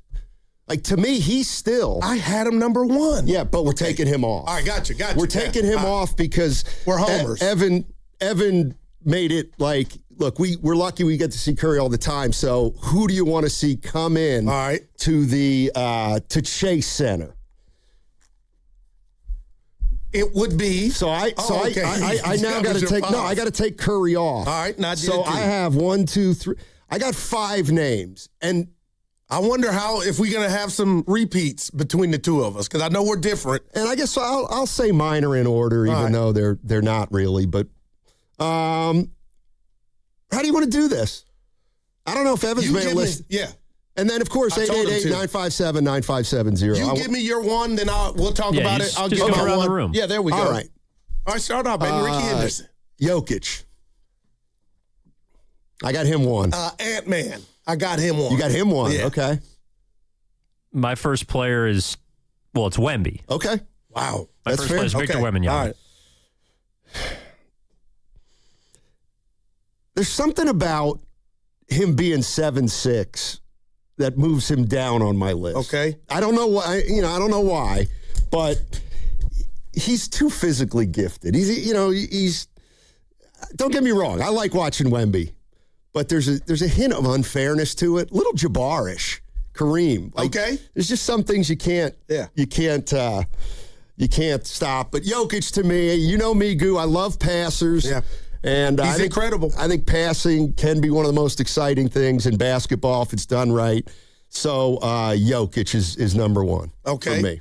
All right. I got Ant too. Okay. Obviously, he's fun to incredible. watch. Right. Do you think it's his league right now, or he ain't? No, they're not good enough. They've been to 2 Western Conference Finals. Well, but when we usually bring that up, you usually use that as a failure. No, when you watch them play, you could tell he needs a little enhancement, but he's doing his thing. I ain't mad at that. So that's your number 2. That's my number 2. All right, so it's on Evan and I. My number 2 is Luka. See, he's not on my list. He's incredible. He's not on my list. In fact, he didn't make it? No, he's not. To me, I don't look forward to watching him play. So I'm a Harden fan, so I loved him. So right. You can't appreciate his greatness. Who? Luka. I appreciate his greatness. He's not a guy that I physically anticipate. He's defying all odds. No, not anymore, Evan. I don't find him exciting. Wow. I find him a little bit ball dominant. But he's jaw-dropping. No, he's not. That's more than excitement to me. Okay. He's giving cats that are faster, stronger, bigger, more athletic buckets. They can't stop him. Okay, I'll bet you if you ask our listeners if they think Luka Doncic is one of the most exciting players, or no, is he among your top 5 favorites? I got your separate. I don't think a lot of people are going to say Doncic is in their top 5 favorite players to watch. Evan, where you he's at on Luka? mine. You got a problem with him on my list? Because I hear you standing. You're not saying he's not good. You just that ain't your thing. You got a problem with Luka on my list? No, I don't have a problem, but he'd be in my top 10, but not top 5. Okay. Right. Yeah. All right, who's Evan's number 2? He's not in my top. It's Jokic. Top 5. Yeah, Jokic would be my number 2. He's 1 or 2. It's him and Wemby. Okay. All right. So now we're on 3. And we'll go 3, and then we'll take a break and open it up to the listeners. Okay. Now this guy to me is when he plays, who we got? He's fun. Zion. Zion Williamson, to me, if he's playing, I'll watch him play. I'm not mad at that because he's different. He's an unusual player. I think he's really good when he plays. He's one of a kind. Yes, and so I got Zion Williamson in my top 5. I'm kind of proud of you because I like Zion, but he didn't make my list. But I get what you're putting down. Number 3 for me, Evan, is Wemby. He is incredible. He could easily be number 1, and I'm praying like all outdoors. Me and my boy Rick Bradford going to the game tonight. He's a big Spurs fan. You guys met Rick here at the station. But, Evan, I'm truly terrified that he's not going to play because they played last night. But Wemby's my number 3. Well, the Spurs injury report has not been released yet, but we'll keep our eyes on it. Number 3 for me is Ant. I think it's also just it's the aura about him. It's a little nitwit of him, right? Like his game itself is not, I guess, the most impressive thing in the world, but there is something like, Anthony Edwards is in town. Now, I would like to hit the R button on the stick shift and hit reverse on his game. Is Evan, he can do it all. And his shooting has improved. He'll dunk on you. He'll give you whatever you want. Like he's almost, I think he's better than D Wade offensively. There's no, that's just me. That's like his game alone don't just get you like goosebumps. Dude's a problem. But I think him and Donovan Mitchell, I think, have a similar game. Wow. But Ant's a better showman than Donovan Mitchell. And I'm appreciating Donovan more. Mitchell that was a good call. Crossed my mind. He crossed my mind. Mitchell's a baller. All right, 888-957-9570 is the number. Wemby's in town. If you're a Warrior fan, taking Curry out of the equation, who would you pay to see? Who would you pay over face value to see play at Chase Center? This. And then we'll get into some of this Slater story on the Jonathan Kaminga trade. Hey, our knockout tournament is back. That's right. Your chance to play a game of knockout on the Chase Center floor. It's an opportunity you can't get anywhere else. It starts Monday, February 16th, but you have to go to 957thegame.com right now to register. That's 957thegame.com. If you're registered starting Monday and all week long, listen for your name around 7:30, 12:30, and 3:30 p.m., and you'll have 9 minutes and 57 seconds to call the contest line. Each show will be giving you a chance to win all week long. For more details and to register, you got to register first to be eligible to get picked. Go to 957thegame.com right now. That segment was also sponsored by Crystal Geyser Alpine Spring Water. Geyser Alpine Spring Water different? We always bottle our Alpine Spring Water less than 1.5 miles from the spring source. And all our bottles are made with 50% recycled plastic from our own recycling plants. Crystal Geyser, bottled at the spring source. Hey, it's Willard and Dibbs for Safeway. Enjoy these amazing deals for members. And as always, save up to 20% weekly on hundreds of exclusive offers from Safeway. Just clip the highlighted deals from the weekly mailer or click the deals in the For You section of the Safeway app to breeze through checkout. Beautiful, fragrant, overjoyed boutique dozen roses for $24.99, and now I give some flowers to Dan Dibley. And I also can get a sweet treat with hand-dipped Belgian chocolate-covered strawberries. 4 to 18 counts starting at $7.99 per package. USDA Choice Boneless Beef Top Sirloin Steak Value Pack or Boneless Beef Tri-Tip Roast Untrimmed Twin Pack, just $5.99 per pound. Member price. And how do we like our steak? Say it together. Medium rare. Exactly. These and other great deals are available in the weekly mailer and the For You section on the Safeway app. Go to Safeway.com for more details, and we will see you in the aisles.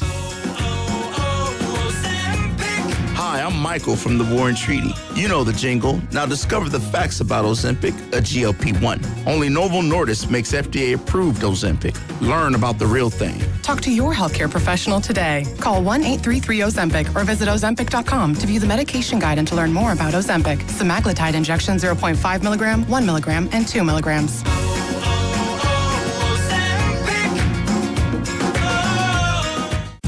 My ride smells just right, just right, just right, just right. Y'all gotta try that Febreze car. Just right, just right, just right. La la la la la. With up to 40 days of consistent scent. All those Febreze car clips right on your vent. You know my car's my happy place. Keep that smile on my face. When it smells just right, just right, just right. Yeah, breathe happy Febreze. La la la la. This is Larry Fleck, owner of The Floor Store. I'm excited to announce our President's Day sale is here. Now through February 16th, get up to 50% off store-wide on carpet, hardwood, laminate, waterproof flooring, and much more. Plus 2 years interest-free financing, and we pay your sales tax. The Floor Store's President's Day sale. Monumental savings on every floor. Go to floorstores.com to find the nearest of our 11 showrooms, from Santa Rosa to San Jose. The Floor Store, your Bay Area flooring authority. Looking for lifelong financial guidance? Look no further than Pettinelli Financial Partners, your dedicated financial coaches for every stage of life's journey. Whether you're planning for retirement, starting a family, or buying a home, we're here for you every step of the way. Visit PettinelliFP.com. The financial consultants at Pettinelli Financial Partners are registered representatives with and securities offered through LPL Financial. Member FINRA SIPC. Investment advice offered through Stratos Wealth Partners, a registered investment advisor. Stratos and Pettinelli are separate entities from LPL Financial. Toyota, the MVP of MPG. With class-leading MPG and more hybrid models than any other brand.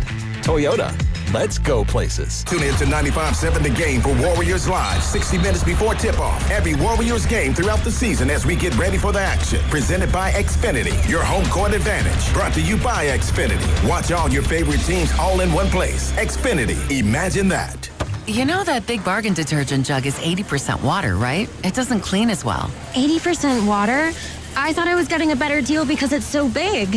If you want a better clean, Tide Pods are only 12% water. The rest is pure, concentrated cleaning ingredients. Oh, let me make an announcement. Attention shoppers, if you want a real deal, try Tide Pods.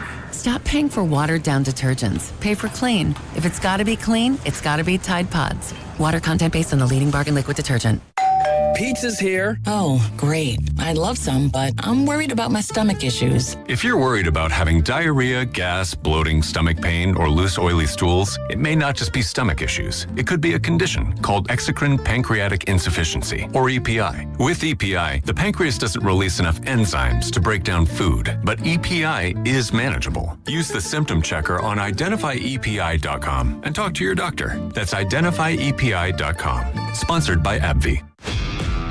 This is the story of the one.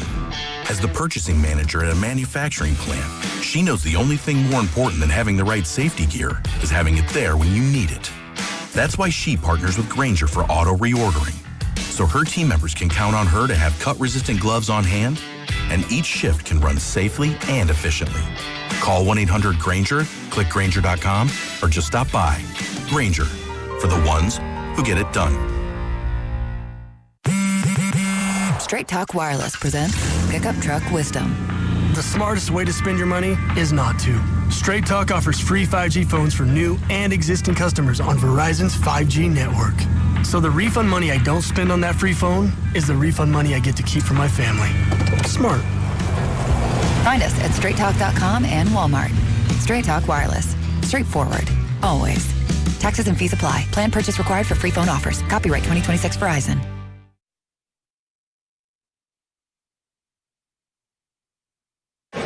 Winner, chicken dinner. Blowing smoke up your posterior. Now, back to Steiny and Guru on 95.7 The Game. All righty. Oh, you all right? Yeah, feel good. I need to rock something back real quick. I said you'll lose your black card. You and Mike Dunleavy. Look at you. If you didn't like Sinners, Leroy, our boy, presidential VIP, text in. He also didn't like the movie Sinners. No need to take or revoke the black card. So I ain't mad at my pops like I thought I was. Yeah. It just doesn't. But don't comment if you don't hit play. And that's what you. I can just tell it's not my kind of movie. That's all. What does that mean? It's not my kind of movie. I got another name there. It's a movie of substance. Wow. It's a make-believe story. It's about magic, right? Well. See, exactly. No, but Well, something called symbolism involved. Yeah. And great acting. Delroy Lindo, he looks just like Oakland native. Yeah. Man, I couldn't believe that. He's excellent. Yeah. I hear you, Lee. We got fingers crossed. Hey, if you're a Warrior fan, do you want Wemby to play tonight? Well, that would be no. Because you want to beat the team at full strength like you did before, right? I think that era's over. All right, so we're talking about guys that you would pay to see. And Wemby's come up on two of the first three. Yep. Guru, Evan, and myself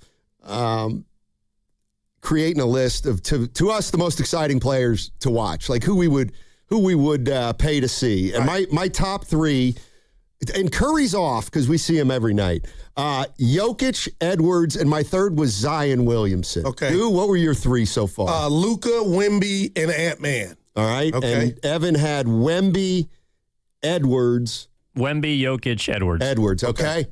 Now, my fourth guy is a guy who, novelty's a big part of this. All right.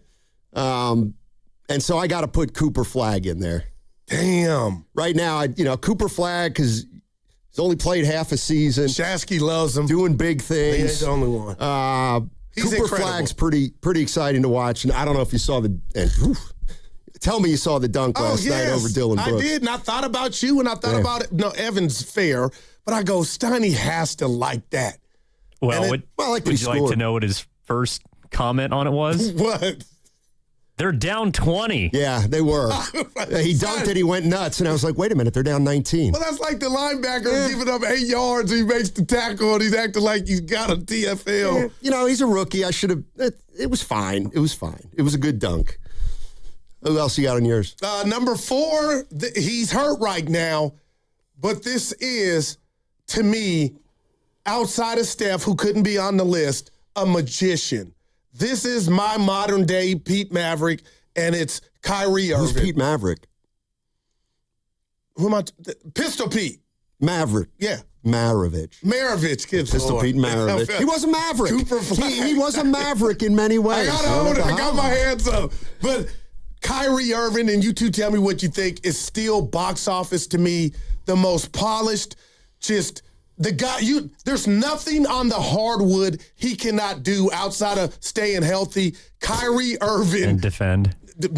I'm sorry, Evan. Okay, he defends just like Steph. But you know what I mean? They're in that category. He's so great with what he brings to the table, you could kind of look past it. Kyrie Irving, I am just salivating at the bit for him to get back. You don't like it? Or is that too I'm high? not crazy about that one. I have a player that to me is a guard who's much better, but go ahead, Evan. No, I mean, Kyrie's box office, but I also just question if he's going to be the same guy after an ACL tear at age 34. All right, well, I'll tell you what. Give me the good Kyrie in your mind. You could understand how he'd make the list. Well, yeah, but in that case, give me Giannis from 5 years ago. See, and that's where I was going to come down Steiny Road. I hadn't heard your fifth or yours, but his name hadn't even been brought up. No, I don't really find him that enjoyable to watch. Giannis? No, I don't. Wow. He's a bull in a china shop. I used to. Yeah, I actually have an amendment to the list. He's kind of like Luka. To me, he's top 10, but I don't know about top 5. All right, is your number 4 or you? You're fourth. For me, right now, there's a guy on the screen up there. It's Cade Cunningham. That's a good one. I would watch Cade Cunningham every night. He's unbelievable. And look, it looks like Chinese says that he's in the MVP consideration. He should be. So you can take that to the bank. Yeah. All right, I ain't mad at that one. You know who I would have over Kyrie? Give it just to me. Yeah. For excitement I love level? Kyrie, man. John Morant. I'd take Ja over Kyrie in terms of exciting. Yeah, well, now we're going 2-3. You're right. Go ahead. We can hit rewind. If we got Kyrie in there, Morant, though you're right, not now. Yeah. But it's your list. I ain't mad at you. I'm mad at you. And I have Wemby. I had Wemby fifth, just because he's such a freak. Yeah. Who's your guy's Well, fifth? the real freak is the Greek freak, so I had him fifth. He rounds out my 5. The dude is something we've never seen before, but I don't want to speak for you. It sounds like we've been there, done that in regard to him just coming downhill. I just amended the list. The guy I would want to see right now is SGA. I was coming down your road people don't like his for game, but because he's foul baiting a little too much. That's all. Like, damn, SGA, you don't need that. Well, it's not works for him. It's not his fault that no one can guard him. I mean, he shoots 50%. I mean, the one guy who's started in my top 5, but now he's nowhere to be found is Yang Hansen. Young, look at Young Hansen. Young is you'll be able to see him this weekend. Rising Stars game. And the celebrity game Friday. I'm going to bring up the rosters to see if we know how many we recognize the celebrities. Oh, my God. I got it taped. The All-Star game is going to be so bad. And Curry's not in it. Nobody knows the format. I don't know who's playing. I don't know who's not playing. Nobody cares. LeBron's out. Curry, oh, my God. Luka's out. It's USA versus the world. This might. Thank you. I'd forgotten that. But last year at this time, just think about, just from a Warrior angle, Draymond said they could win a chip. We were rolling with Jimmy. The defensive metrics, offensive metrics, all that was going our way. And there were whispers and pause that could the Warriors be the team you didn't want to play? Fast forward a year later. My man just had surgery, Jimmy Butler's, Donnie, in L.A., successful. Yeah. Did they ever say it was a bad surgery? Well, I know Steve Kerr had a bad surgery when I'm mad at you on that thing. He was going in for that back surgery, and then that messed him up. I forgot about that. Luke Walton was coaching, remember? Yep. So anyway, Wemby's in town tonight, and we'll see if Draymond plays. We'll see if Wemby plays, and we'll see if the Warriors can scratch and claw their way to a competitive game. Then they're off for 8 days. Now, what did you make of the game against the comeback against Memphis, where they called off the dogs and didn't want to? Willard Dibbs and Evan and I had some fun with that. That was tanking at its finest. Ty Jerome didn't come back in. They didn't want to win it. I get it. But what did you make of, the Warriors, Draymond, not the last? Something's going on, Steiny. Well, there's a lot going on, I believe. And Kerr joined Willard and Dibbs, and we got some sound. Another great interview. Yep. for sure. Well, so what do you think's going on with Draymond? It's a difficult situation. It's not difficult anymore. He's in Atlanta. Oh, okay. That was for our boy JK. I wonder when he makes his debut. Not till after the All-Star game or week. I told the fellas, you weren't here yesterday, that you guys took my, and Bonte was in. I told him face to face, you took my make some expectations out of context. It wasn't just about where you finish. It was about if you have a player or a player giving you more than the other player, I don't give a damn about his resume, what he's done in the past. It's about NOW.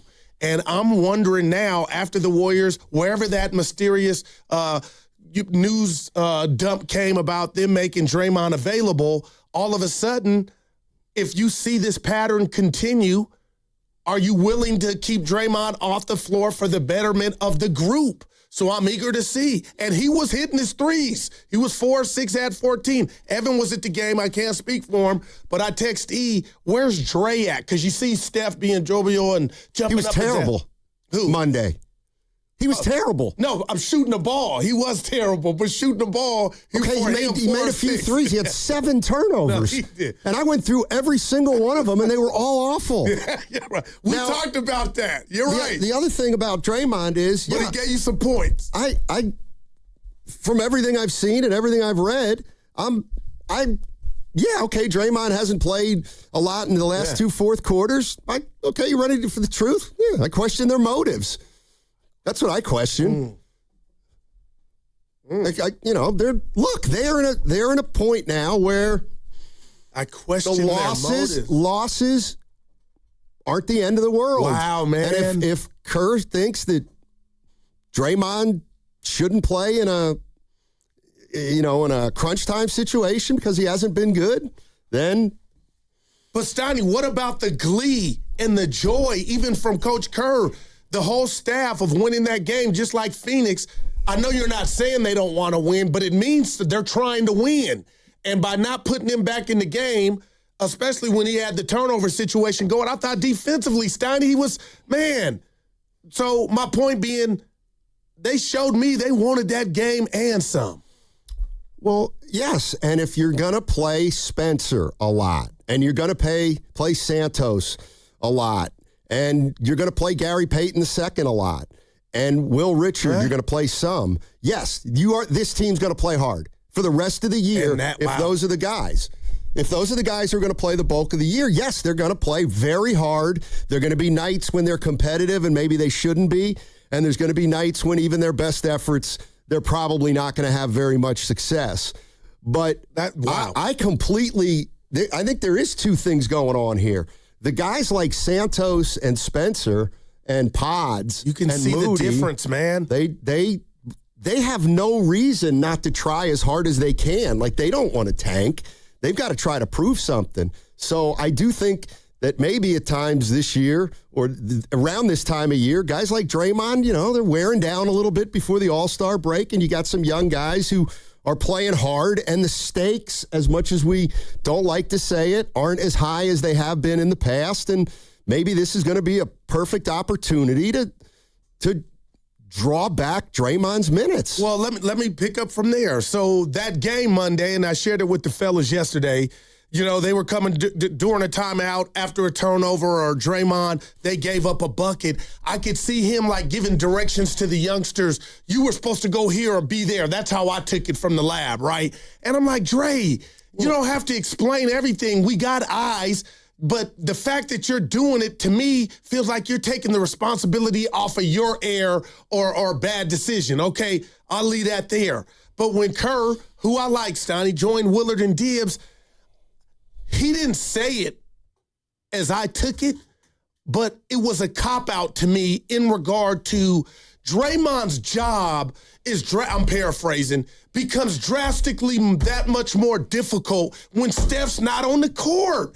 And that could be true, but still, you've been in this league 14 years. You're supposed to be the leader to these youngsters. I don't like that being, I guess what I'm saying is that Steve saying, okay, Dre, you're off the hook because Kerr's not here, so your 7 turnovers were like 1.5. That ain't good enough. You still are killing the team. I don't care if Steph's out there or not. You got to ball up and make good decisions. You're a leader. Well, let's listen to what Kerr said. And this is on no Draymond down the stretch against Memphis.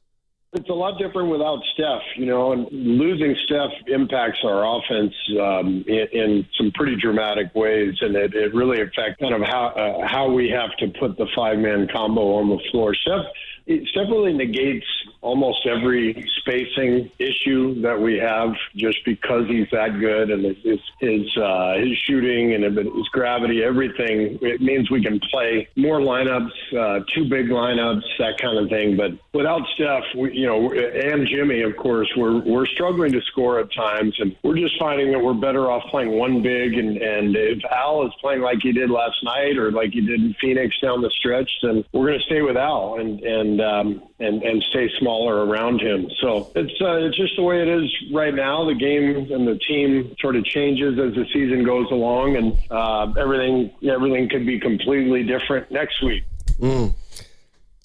I'm sorry. I just don't have a problem with what he said there. We all know that Steph benefits from Draymond and Draymond benefits from Steph.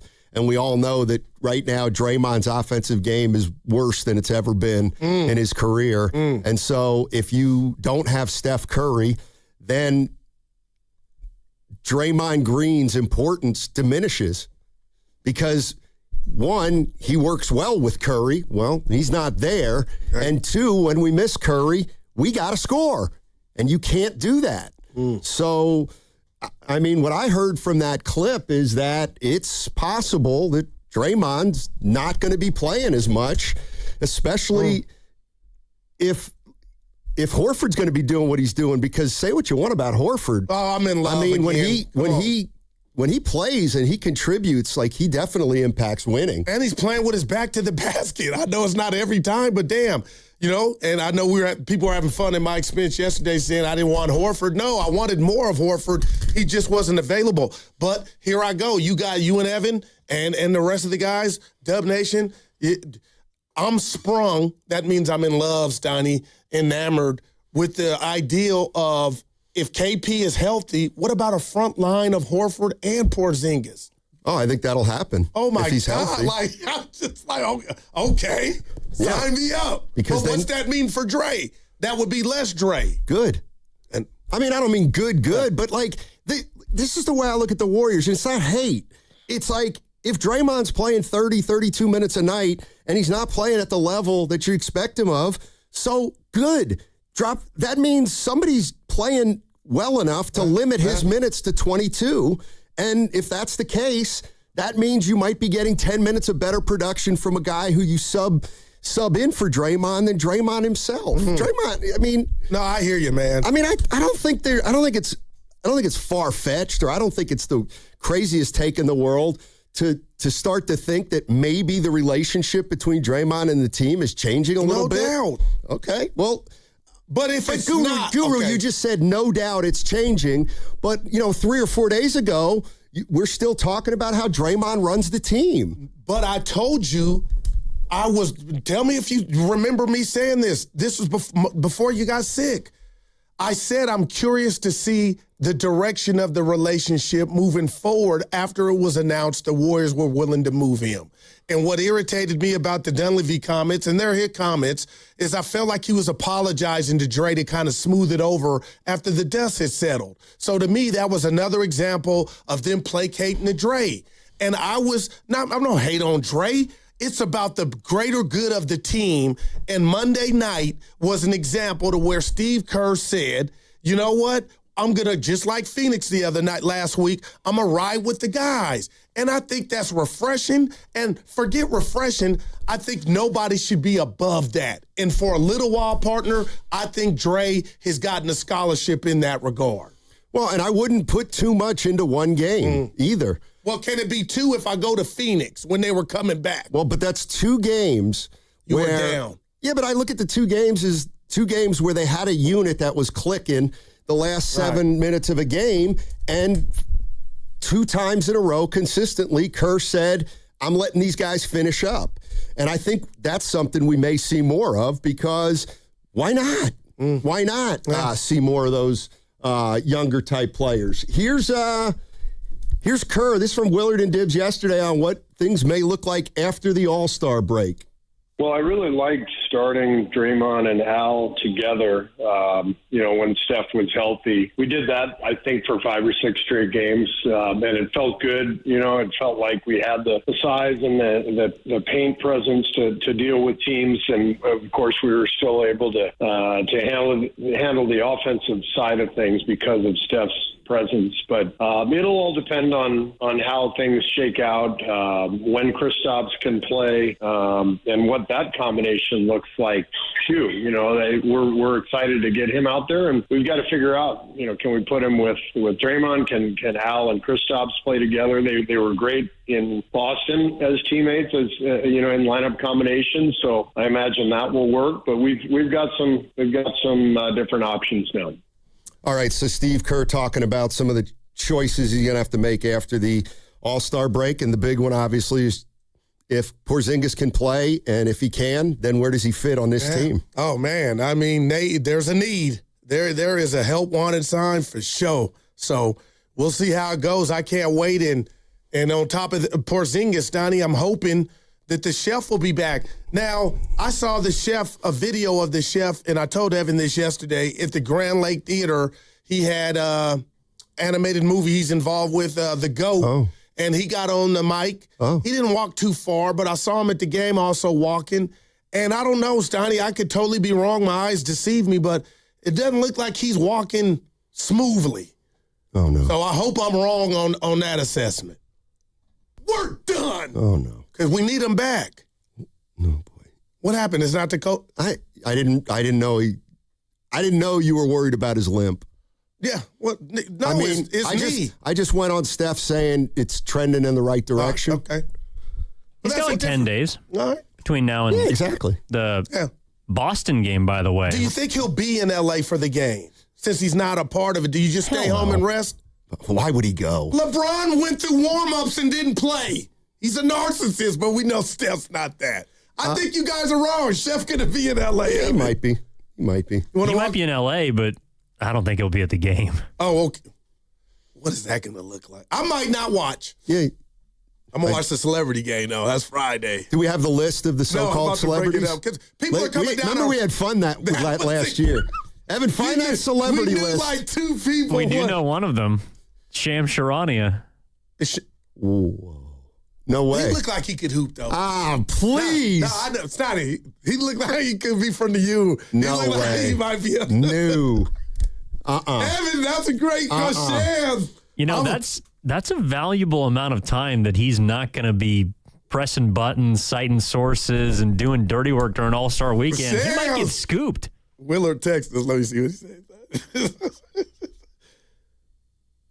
Are you going to say? Oh, Steph, that's why I'm messing with. He's definitely going to L.A. I can confirm. Oh, there you go. He wants to go down to party. No, hello. It's a party. That's why I asked you guys. You guys said no first. Now Willard says yeah. Now you're like, it's a party. But Evan, Shams is not going to be good. Let's bet. But he's not going to be terrible. If he were terrible, he'd never agree to play. He looks like he might be on the hoop. That's why I'm looking at him right now like. You know who he's going to be like? I'll tell you exactly who he's going to be like. Roger Lodge. He's going to be like Roger Lodge. Roger Lodge was in the celebrity game for years. He was a host of Blind Date. He's the man. Just one of the greatest reality show hosts we have in our business. And he had a nice little game, too, Roger Lodge. Oh, could he hoop? Yeah, he was always in the celebrity games. I like him. I'm trying to think. Hey, Evan. How much you think Goo would pay to be in that game? I'd give my check. The check this week I'd give. I don't know if that'd be enough. Here lately, Evan, it's been like the last 8 days. I'm sharing too much of myself with him privately. Uh-oh. And he's starting to judge me subconsciously, and it's coming out through the microphone. Wow, get your brother while he's down. What I believe, actually, is of everyone that is invited to the celebrity game, if Guru got in, he would try the hardest. Oh, my God. And there we go. He'd have to wear, he wouldn't have a uniform. He'd have like yellow caution tape wrapped around him. He'd be hurting. Guys would be getting hurt. He'd be throwing elbows. Oh, man. Got 6 fouls. It's like the story I heard about Jim Harbaugh. Well, can he ball? Well, he's a football player. Yeah, he plays basketball, too. All right, 888-957-9570 is the number. On the other side, we're going to get into some of the aspects of this Anthony Slater story, and we're not going to relitigate the last 5 years, but there's some stuff in this story that we got to talk about. Yep. All right, this segment is sponsored by Ceremony Ford. Right now at Ceremony Ford, get a $4,000 rebate on every 2025 Ford Bronco, plus trade in any 95 or newer vehicle and score an additional $1,000 in trade assistance on Bronco, Mustang, Expedition, and Bronco Sport. President's Day weekend through the 16th at Ceremony Ford, the Bay Area's Ford dealer. Never have I ever called my sister from the finish line of my first marathon. Hello? You won't believe where I am. Are you running? Mile 26. I'm gonna make it. Switch to T-Mobile's 55 Plus plan and get iPhone 16e with its advanced camera system on us. Plus 2 lines for just $30 a line. Guys, I can't believe it. I knew you could do it, babe. That was amazing. Mom, how do you feel? I feel great. I can't feel my feet. Let's take a picture. And then you may carry me to the car. Share every stride, every mile, every memory on America's best network. Switch to T-Mobile's 55 Plus plan and get iPhone 16e on us and 2 lines for just $30 a line.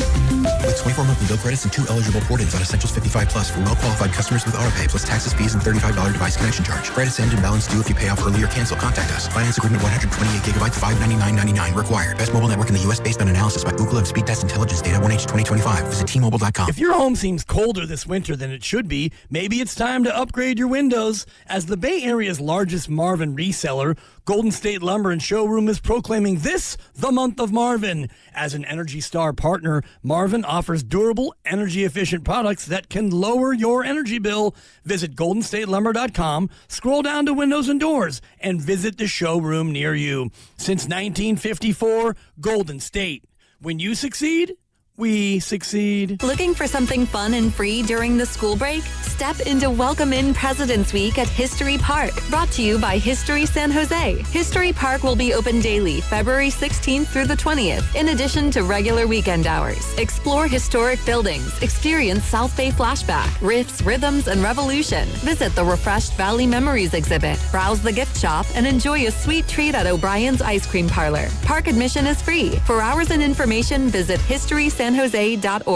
Okay, I have to tell you, I was just looking on eBay where I go for all kinds of things I love, and there it was. That hologram trading card. One of the rarest, the last one I needed for my set. Shiny like the designer handbag of my dreams. One of a kind. eBay had it, and now everyone's asking, ooh, where'd you get your windshield wipers? eBay has all the parts that fit my car. No more annoying. Just beautiful. Millions of finds, each with a story. eBay. Things people love. Welcome back to Winter Hack Radio, the place for clever hacks to survive the season. Icy driveway? Well, try spreading sand or birdseed to help with traction. Snowy puppy paws? Well, grab a whisk, brush it off, done. Catch COVID-19? Well, just get... Actually, there's no hack for COVID-19. But if you test positive, prescription medications for COVID exist. Ask your doctor if they're right for you. Visit PfizerForAll.com to learn more. Sponsored by Pfizer. Jewelry Gram. Hi, I'm Brian, your friend and jeweler at Shane Company. Here to remind you that Valentine's Day is Saturday, February the 14th. It's the most romantic day of the year to give and get fine jewelry. We have expertly crafted gifts for every type of sweetheart, any style, any budget. Get creative and design a custom necklace with meaningful charms, including 14-karat gold letters, engravable hearts, and birthstones. For the one, we'll help you propose with a dream engagement ring. Come see our wide selection of hand-picked natural and lab-grown diamonds in all shapes and sizes, in stock and ready to compare side by side. At Shane Company, love is always in the air with our all-inclusive free lifetime warranty, everyday competitive prices, and no-pressure shopping experience. Come see us in store or at shaneco.com because a friend wants you to win Valentine's Day. Shane Company, your friend and jeweler. What's good, y'all? It's Von Miller, Super Bowl MVP, Sack Master, and now your host of Free Reign. This is where NFL meets real talk. Every week, I'm bringing you inside the game, from locker room stories to league-wide headlines. You want football IQ, locker room insight, and real conversations with the people shaping the league? Welcome to Free Range with Von Miller, where nothing is off limits and every down counts. New episodes every Wednesday. Listen and follow Free Range with me, Von Miller, wherever you get your podcast. And paid for by Anthem Tax Services. Attention. If you or your business is behind in filing your tax returns, or if you owe over $10,000 in back taxes to the IRS, please listen carefully. The IRS does not joke around and will not stop their collection efforts. If you're tired of the IRS letters, levies, liens, or wage garnishments and would like to get a fresh start, we can help. Due to the financial hardships in the country, the IRS is making it easier than ever to settle tax problems for those who owe more than $10,000. We can help settle your delinquent tax problems, end all collections, and may even reduce your back taxes significantly. Even if you can't afford to pay your back taxes, you can still get the help you need. We've helped thousands of taxpayers just like you, but you must call 800-674-5799 today to stop your tax problem from getting worse. The information is free and the help is real. Call 800-674-5799. That's 800-674-5799. Again, 800-674-5799.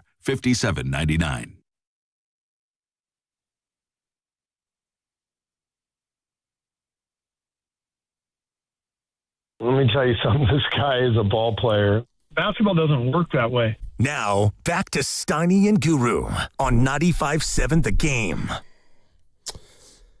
Well, Anthony Slater wrote a piece for ESPN today on the Golden State Warriors and Jonathan Kaminga, entitled "Inside the Ugly Split Between Jonathan Kaminga and the Warriors." And it is a comprehensive look at what has happened with the Warriors and Kaminga over the last 4.5 years. And my first question about the story was, okay, how much of this is new? And I think there's some new. There's some context to it, but I think we knew a lot of it. But, I mean, there are a couple central themes here that are starting to establish themselves, and one of them involves Joe Lacob. And the idea that Joe Lacob is making a lot of decisions and either not weighing the input of his front office or taking control of the decision. And the one thing that I think is interesting is he's from day one always said he's a hands-on owner. And, you know, it hasn't been a problem or it hasn't been an issue. It's been one of his strengths for, you know, a dozen years at least. And it just feels like the sentiment about his role and what he does is starting to change a little bit. And that maybe he is behind some of the, you know, the moves that fans are maybe not crazy about. No doubt, but I will also say this, and I've told you and the fans ad nauseum, Stoney, if I own something, I'm the big dog in the room. It's going to be my final call. That's just me. And I understand it takes a group. And to Joe Lacob's credit, you could say it's just,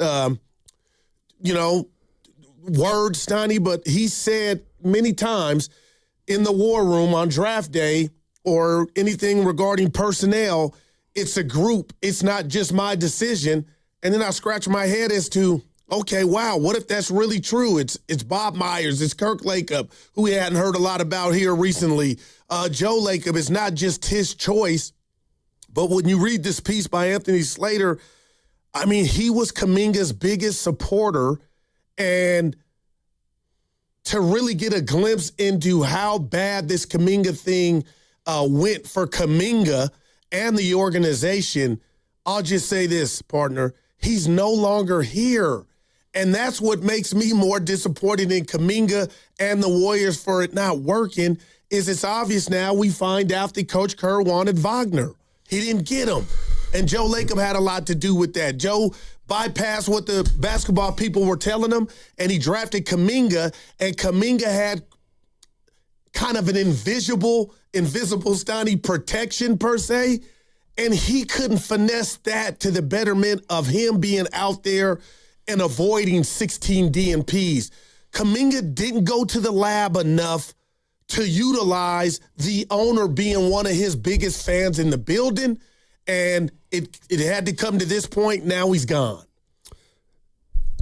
Yeah, and there's two things here that I think are interesting, and I don't understand, quite frankly, and that is one, if Joe Lacob is a hands-on, active owner, and he pushed the Kaminga, the Warriors to draft Kaminga, and he was always in on Kaminga, and he thought he thought more of Kaminga than Kerr or Dunleavy or anybody. If all that's true, then you're telling me that this hands-on owner never told Steve Kerr, you got to start playing this guy.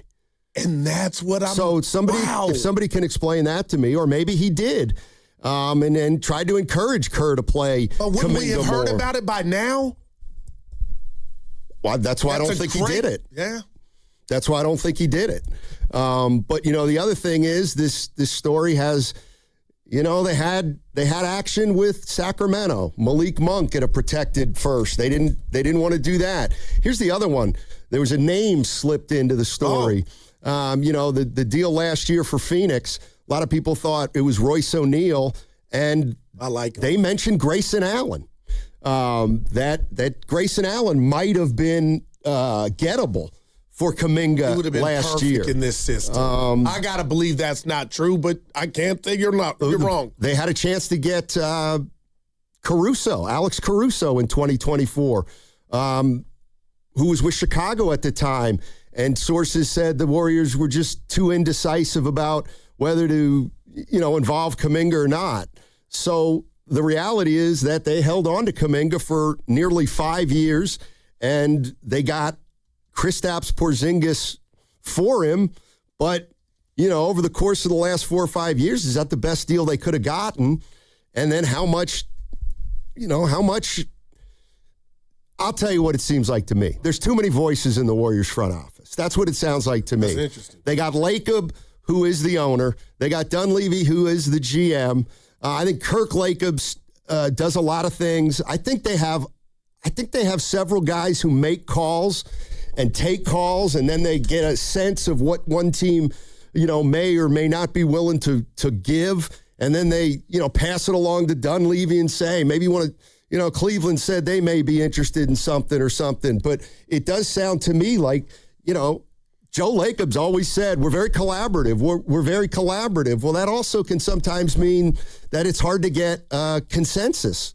And then if there's not a consensus, who has final say? Well, I guess it's going to be Joe Lacob, who you would think doesn't have the basketball expertise of a Bob Myers or a Mike Dunleavy. So that's why this has been brought up in this story. And, Joe Lacob has never shied away from this being his team. And he has input, basketball input. Now, I hear you. And I'm sitting across from you today on this Wednesday as the Warriors host the Spurs, Donnie, and I want to hear from the owner.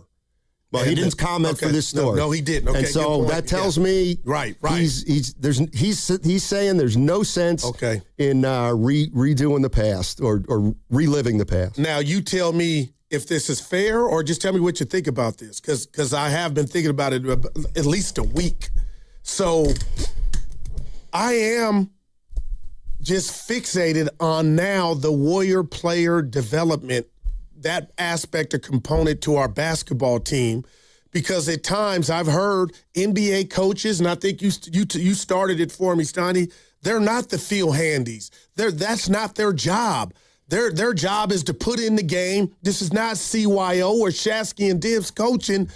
They got a department for the Warriors to get these guys up and running, and I am now starting to question, that part of the Warriors. And I'm going back to Wiseman. You could say anybody for that matter, hey, you're going to lose that one because he's went to 4 different spots, 3, and it ain't worked out. Nothing. There was no chicken on the bone.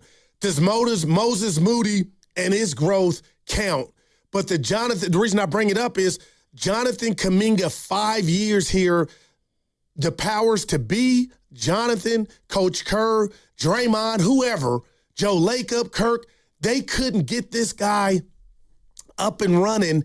And Steiny, I do believe, and you said it 2 times at Radio Row last week about, hey, Goo, I know you probably won't be the only one. I'm watching to see what Kaminga will be or how he'll be utilized in Atlanta. And I'm scratching my head driving home like, haven't we seen some of it?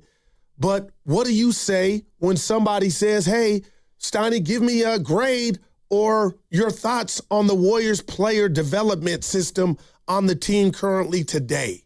I mean, I've said this forever, and it's that the development suffered at the expense of them thinking they were a title contender for the last 3 or 4 years. I mean, to me, it's really as simple as that. If you want to get into specifics about developing a certain player here or there, I get it, but it was never a tenable situation for the Golden State Warriors to say, we're going to try to win title number 5, and at the same time, we're going to develop our projects. Like that's where the disconnect to me started. And that's what I believe. There's blame to go around. I think Steve Kerr was coaching to try to win titles or to be the best team. He's not interested in development as long as they're not interested in development as long as Steph's still here. But okay, period. Yeah. And they've told you that for 3 years essentially. Like, to me, when they say anything and everything for Steph, the second part of that is, so we're probably not going to be developing players like a team that's not thinking it's a title team. It's interesting you say that, but to me, he would have been in a mummy suit because every time Jonathan Kaminga had an opportunity to play for the Warriors, shame on them because, Steiny, he basically was developing on the fly in NBA games. So who's shocked that it didn't work? I don't think anybody's shocked. I'm not shocked it didn't work looking at all the components of this story. But here to me this is the one we got to talk about. And it's less about Kaminga than about the Warriors' decision-making. So the Warriors worked out Franz Wagner, and it's funny now. Wow. Here's the other thing. He's a baller. Steve Kerr he was in somewhere else. I can't remember where, but he wasn't around during that Kaminga draft. So I don't know how much he was involved in wanting Wagner over Kaminga. I'm talking about Kerr, but clearly Lacob wanted Kaminga over Wagner. There's no doubt about that. But here's what I'm getting at. This is from Anthony Slater's story, and tell me what you think of it. The decision to draft Kaminga over Wagner, who has averaged at least 20 points per game the past 3 seasons, became a central tension point across the organization, a signature example of Lacob's personnel meddling in the post-Kevin Durant transition years, aiming for, as team sources said, style over substance that made the dynasty teams hum. Wow. And I'll say this, if that's true, and let's just say it is for the sake of this discussion, I'm just curious, Donnie, I'm not being messy, but if I'm a head coach, maybe that's why I haven't made a decision on my future on coming back. But those are decisions that, that sting. And maybe that's why Joe empowered Steve when he finally saw, you know what? This dude is not going to pop off here. Jonathan Kaminga. Steve Kerr was right. Maybe I should have went with Wagner. I'll allow you to bench a guy that I thought was going to be the next. Or if I'm Steve Kerr, Steiny, that could be a scar that I can't easily forget. And, my contract's up, and it's all dependent on how Steve takes it and if he's gotten over it. But, man, when I'm reading that story, I also got to give Steve Kerr credit, too. And you can say, it doesn't mean anything in the grand scheme of things. I got to give Steve Kerr an E for effort. And you're going to say, what's that mean? Steiny, he was sending messages, trying to prop and connect with Jonathan Kaminga. And, I don't know everything that he tried, but in this story, positive messages to start the day, trying to reach out and bond or build something, beyond basketball. And it seems like Kaminga, he was on something else to where he did not or looked at Steve Kerr as the enemy and the oppressor on why he couldn't be what he thought he should be in year 2 or 3.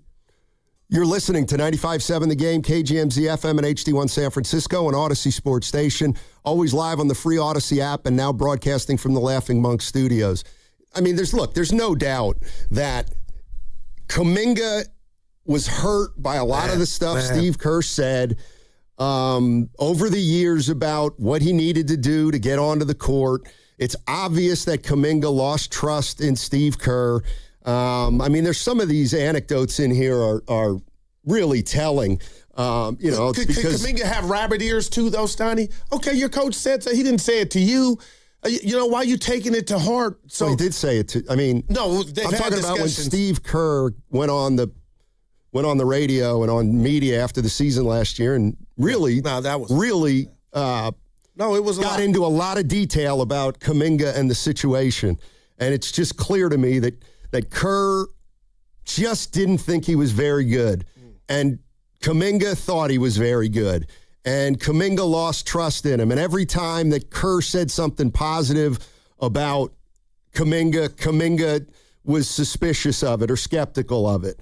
And all the things that were happening over the last 4.5 years were true. They were true. They were true. There was a push-pull. He felt a certain way that I completely understand. They felt a certain way that I can understand. And it just didn't work out here. And now he's going to Atlanta. But again, I am more interested in Lacob's role and this idea of if you've got 5 or 6 voices in the front office, you're never going to get a consensus. So if you're never going to get a consensus, then I guess it'll always come down to Joe Lacob. And honestly, for the life of me, I'm not 100% sure how every other organization works, but I'm sure there's some owners that perhaps, given the same situation of Kaminga and Wagner, would have said to whoever Myers, it's your call. It's your call. And then you got to live with that call. I do think there are owners that, there are probably owners in the NBA that, so who are we going to draft? Well, it's between Jonathan Kaminga and Franz Wagner. Okay, well, I'm an owner. I don't know anything about those two guys, really. So tell me about them, and then what do you think? Okay, then one guy's athletic, one guy's young with a big upside, one guy's got experience, maybe not as much of an upside, but a darn good. Okay, Bob, what do you want to do? You're the general manager. Yeah, man. But it sounds to me like Joe's a very strong voice at the very least, and maybe over the years he didn't want to move Kaminga. And maybe over the years they had better deals for Kaminga. But the lesser you saw of him, the more promise you thought you had in regard to him turning into what you thought.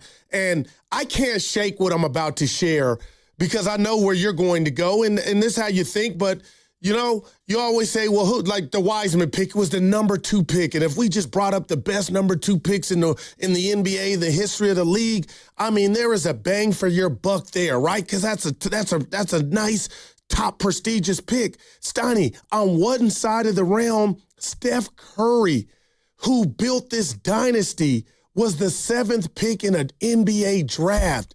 You know who else was the 7th pick? Jonathan Kaminga.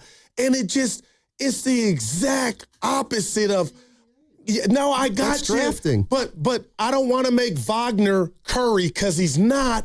But if we use, just for the sake of this story, had Joe listened to his basketball people, maybe Wagner's in a Warrior uniform, but to ship him off for Porzingis in the hope of him being healthy, it just goes to show you, like, tomorrow's not promised. Either is your draft pick, but Steiny, you got to get it right, and sometimes you can't piss or trick off these draft picks.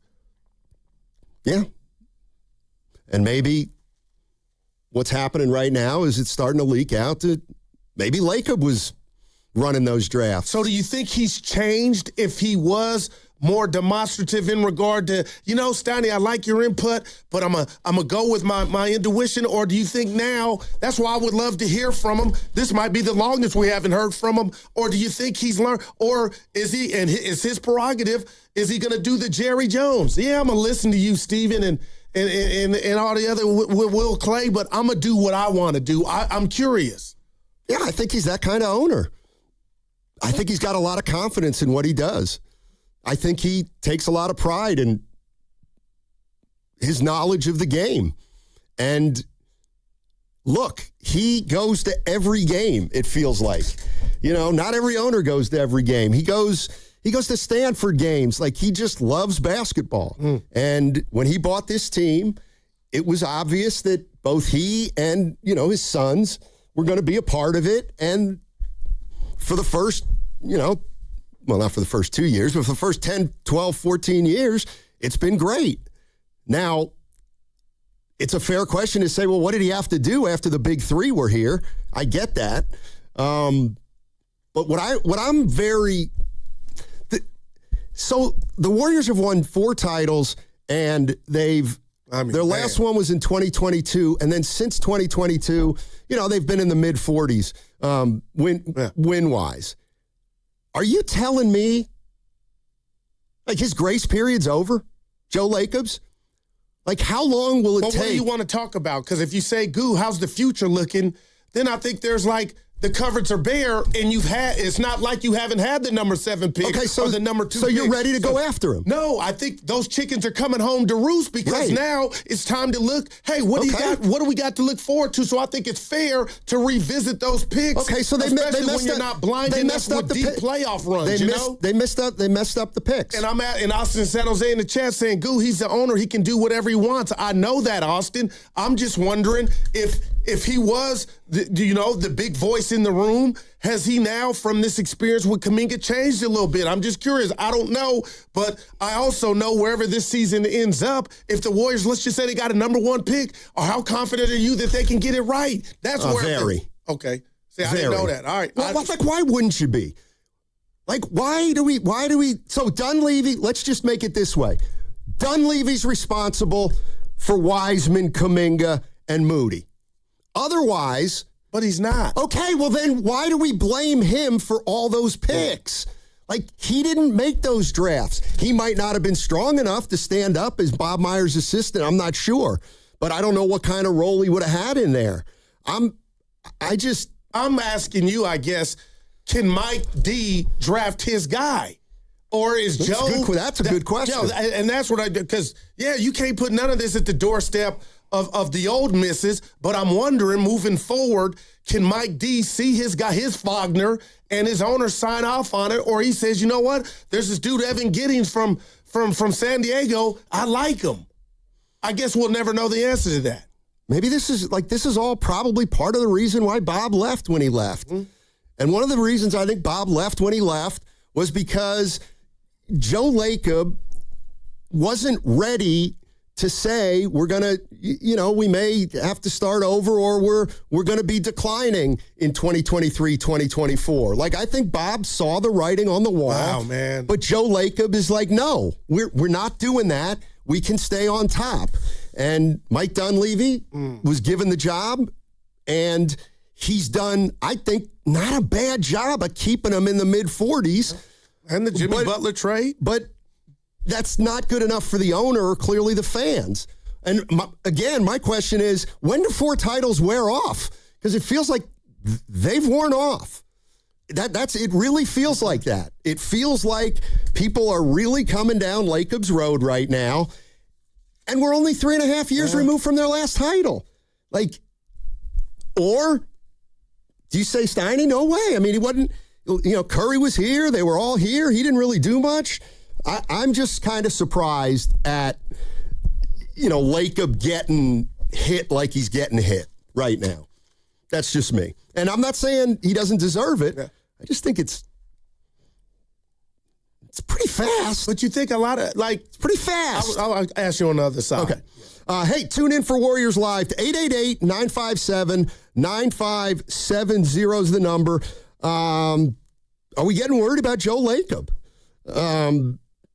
Disregarding what he's done for 15 years. Tune in for Warriors Live today, presented by Xfinity. Your home court advantage brought to you by Xfinity. Watch all your favorite teams all in one place. Xfinity, imagine that. And our knockout tournament is back. You can play on the Chase Center floor. It's an opportunity you can't get anywhere else, and it starts Monday, February 16th. But you have to go first to 957thegame.com right now to register. That's 957thegame.com. So if you're registered, which is the most important part, then starting on Monday and all week long, listen for your name around 7:30, 12:30, and 3:30.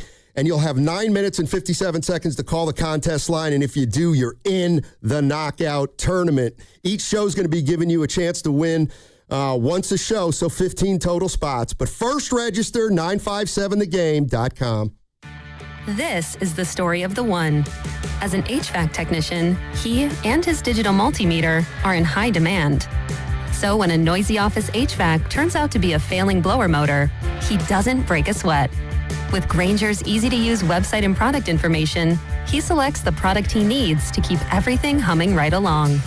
Call 1-800-GRANGER, click Granger.com, or just stop by. Granger, for the ones who get it done. I checked Allstate first and saved hundreds on my car insurance.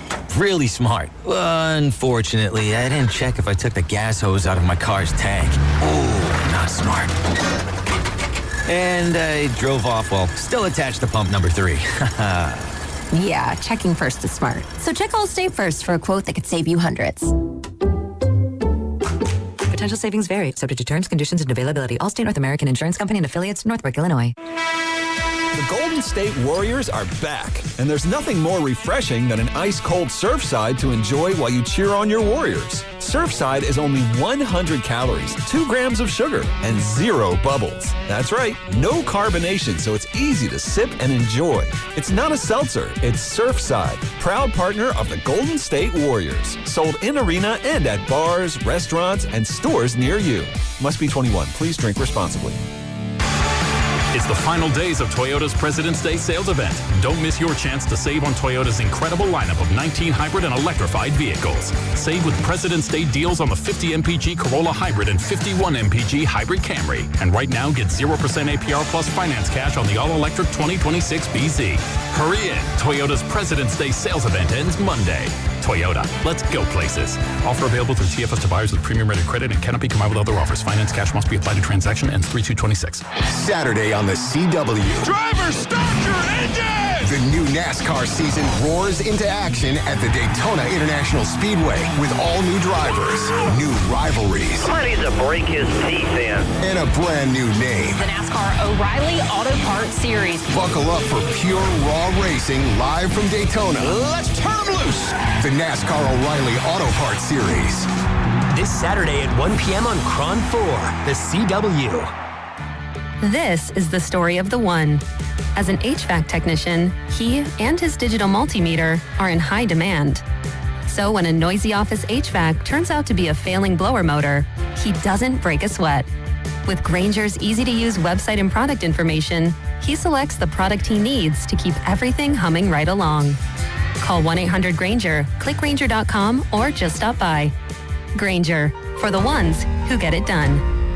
Hey there, it's Bonte with a report from River Islands in Lathrop, where the good life can be your life. The home selection has never been better, with neighborhoods designed to fit a wide range of lifestyles. Whatever is on your list of must, an amazing kitchen, a home gym, a private office, or a separate suite for your in-laws, there is a place here just for you. Priced from the low $600,000s to over $1 million. The Town Center, located by Islanders Field Ballpark, is well underway, with the Redwood Cafe opening this summer and a community amphitheater being built for events, concerts, and community get-togethers. Sutter Health is building medical offices, and a major grocery store will be announced soon. The Town Center is going to be a great place to hang out and enjoy the River Islands lifestyle. This month, Clearwater by Signature Homes will be hosting a grand opening, and the Lakeview Club at Dale Webb 55 Plus community just had its debut. And construction is moving along for the 4th K-8 charter school to be ready for the fall term. Isn't it time for you to discover the islands? Check it out at riverislands.com.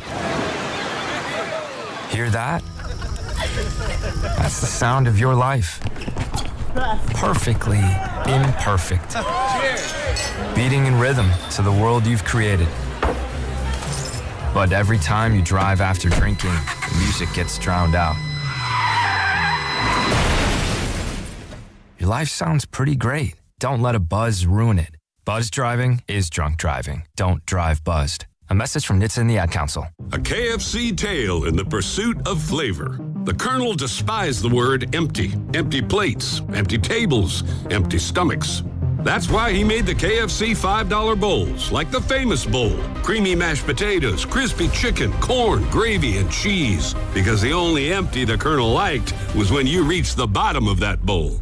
The Colonel lived so we could chicken. 5 KFC bowls for just $5 each. Prices and participation may vary. Taxes, tips, and fees extra. Finding great candidates to hire can be like, well, trying to find a needle in a haystack, but not with ZipRecruiter. Its powerful technology actively finds and invites qualified candidates to apply to your job. So while other companies might deliver a lot of hay, ZipRecruiter finds you the needle in the haystack. See why 4 out of 5 employers who post a job on ZipRecruiter get a quality candidate within the first day. Try ZipRecruiter for free at ZipRecruiter.com/free. That's ZipRecruiter.com/free. ZipRecruiter. I built this business the old-fashioned way. Hard work and a whole lot of spreadsheets.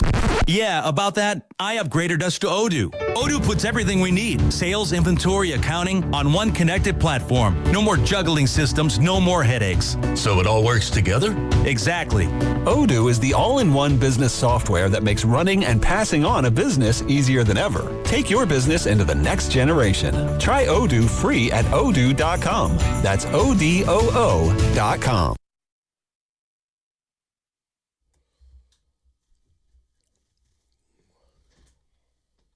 You listen to me. We got witnesses here. We got a lot of witnesses. Here's the deal. If I get another job and you pass an IQ test at 143, I will hire you. Now, back to Steiny and Guru on 95.7 The Game. Do you know if that's a year old? Well, you don't have a 143 IQ, and Bob Myers ain't getting hired again. He's got 5 jobs. What are you talking about? When we stay in contact? I don't know what Bob's going to do. Hey, real quick, you're here to the T-shirt. I think Bob's okay, though. Yeah, is that like having multiple quarterbacks? You really have none? Exactly. No, dude, he left Countdown. Michael Malone, dude. That was a smart decision. Dude, I got some names. Willard said he had intel on Steph will be in L.A. Oh. So the game's on ESPN, ESPN's NBA Celebrity Game. Friday at 4 p.m. You know where we'll be. Mark Jones will be on the broadcast along with Richard Jefferson, Monica McNutt. But Glorilla will be in the game. I actually like her. Okay. Keegan, the actor. No clue. Taylor Frankie Paul from Love Island, USA. No. No. Amon-Ra St. Brown. Oh, I've heard of him. He's in the game. Jeremy Lin. Let's stop there. Okay. Evan said it's foul. You can't play in the league. You haven't been out of the NBA long enough to play in a game like that. So Jason Williams, White chocolate, okay. Yeah. White chocolate, okay. Jeremy Lin, not. And Sham Charania, Steiny. I'm interested to see him play. Taco Fall's actually also in the game. Now no that chance. bothers me, Carter. You're too tall and you just... I think the rule should be if you're a player, you can't play if there's a player in the league older than you. I agree with that. Jeremy Lin's 37 years old. And this is another one. I'm going local. The Warriors World Tournament, Sheed. Oh, you can't have older Warriors in the tournament. He can do whatever he wants. It's his tournament. Zaza just like Joe Lacob. No. Just like Joe Lacob can do whatever he wants, and he's done it. What right in your face. What does that do for the regulars, though, like us? We can't win. You know, I want to be clear here. All right. I just ask questions, all right? That's what I do. I ask questions. And I wait for the answers, and then I give input. I don't start out with an opinion. I start out with a statement or a question. But you read a piece. Here's the bottom line. So, Joe Lacob, is this where we're at? Okay, just tell me, and I'm okay with it. Okay, so Joe Lacob, a guy we've been praising. Trades are hard. For over a decade, for his passion, his enthusiasm, his competitiveness, his ability to spend money. Now, all those are weaknesses. All those are the reason the Warriors are messed up, because he's too involved, he's too meddling, he's too Bob. Mike, Bob and Mike, text. Okay. But everybody loved it when they were winning because he was committed and he cared. And we wished every owner could be like Joe Lacob. Light years. What happened? No, I'm about to ask you. 3 years, and you're writing the guy off. Is that what we're doing? Who's doing that? Fans. Because to me, have you seen the fans? No. The fans are not happy right now. I don't know about you, Goo. I'm a little older than you. Right. Nobody has their finger on the pulse of Warrior fans like I do. They're not happy. I'll give you that. But the bottom line is I feel like Joe hasn't said anything that blew up in his face. Well, light Slater's, years. Okay, I'm talking about recently. 10 years. That is recently. And the vitriol to me is for Mike D and his comments. The one about Kaminga where there's got to be a demand. And then, this thing with Draymond and what you took from it. But Joe Lacob, to me, he's not catching strays. But we do a show. We got the chat. We got the phone lines. Sonny, I don't hear people saying I'm done with Joe Lacob. That would be stupid because of what you said. He's built a dynasty. Now, I have been hearing whispers of he inherited Steph, so he's got to find his Steph. I would say that's off to some turbulence.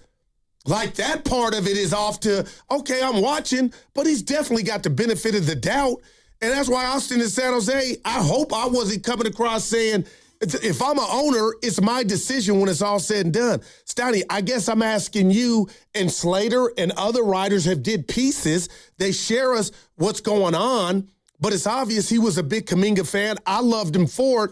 And then for whatever reason, that credit card ran out for Kaminga and he's somewhere else. But I don't hear what you're hearing where you think, or to you, it feels like people are turning on him. I do.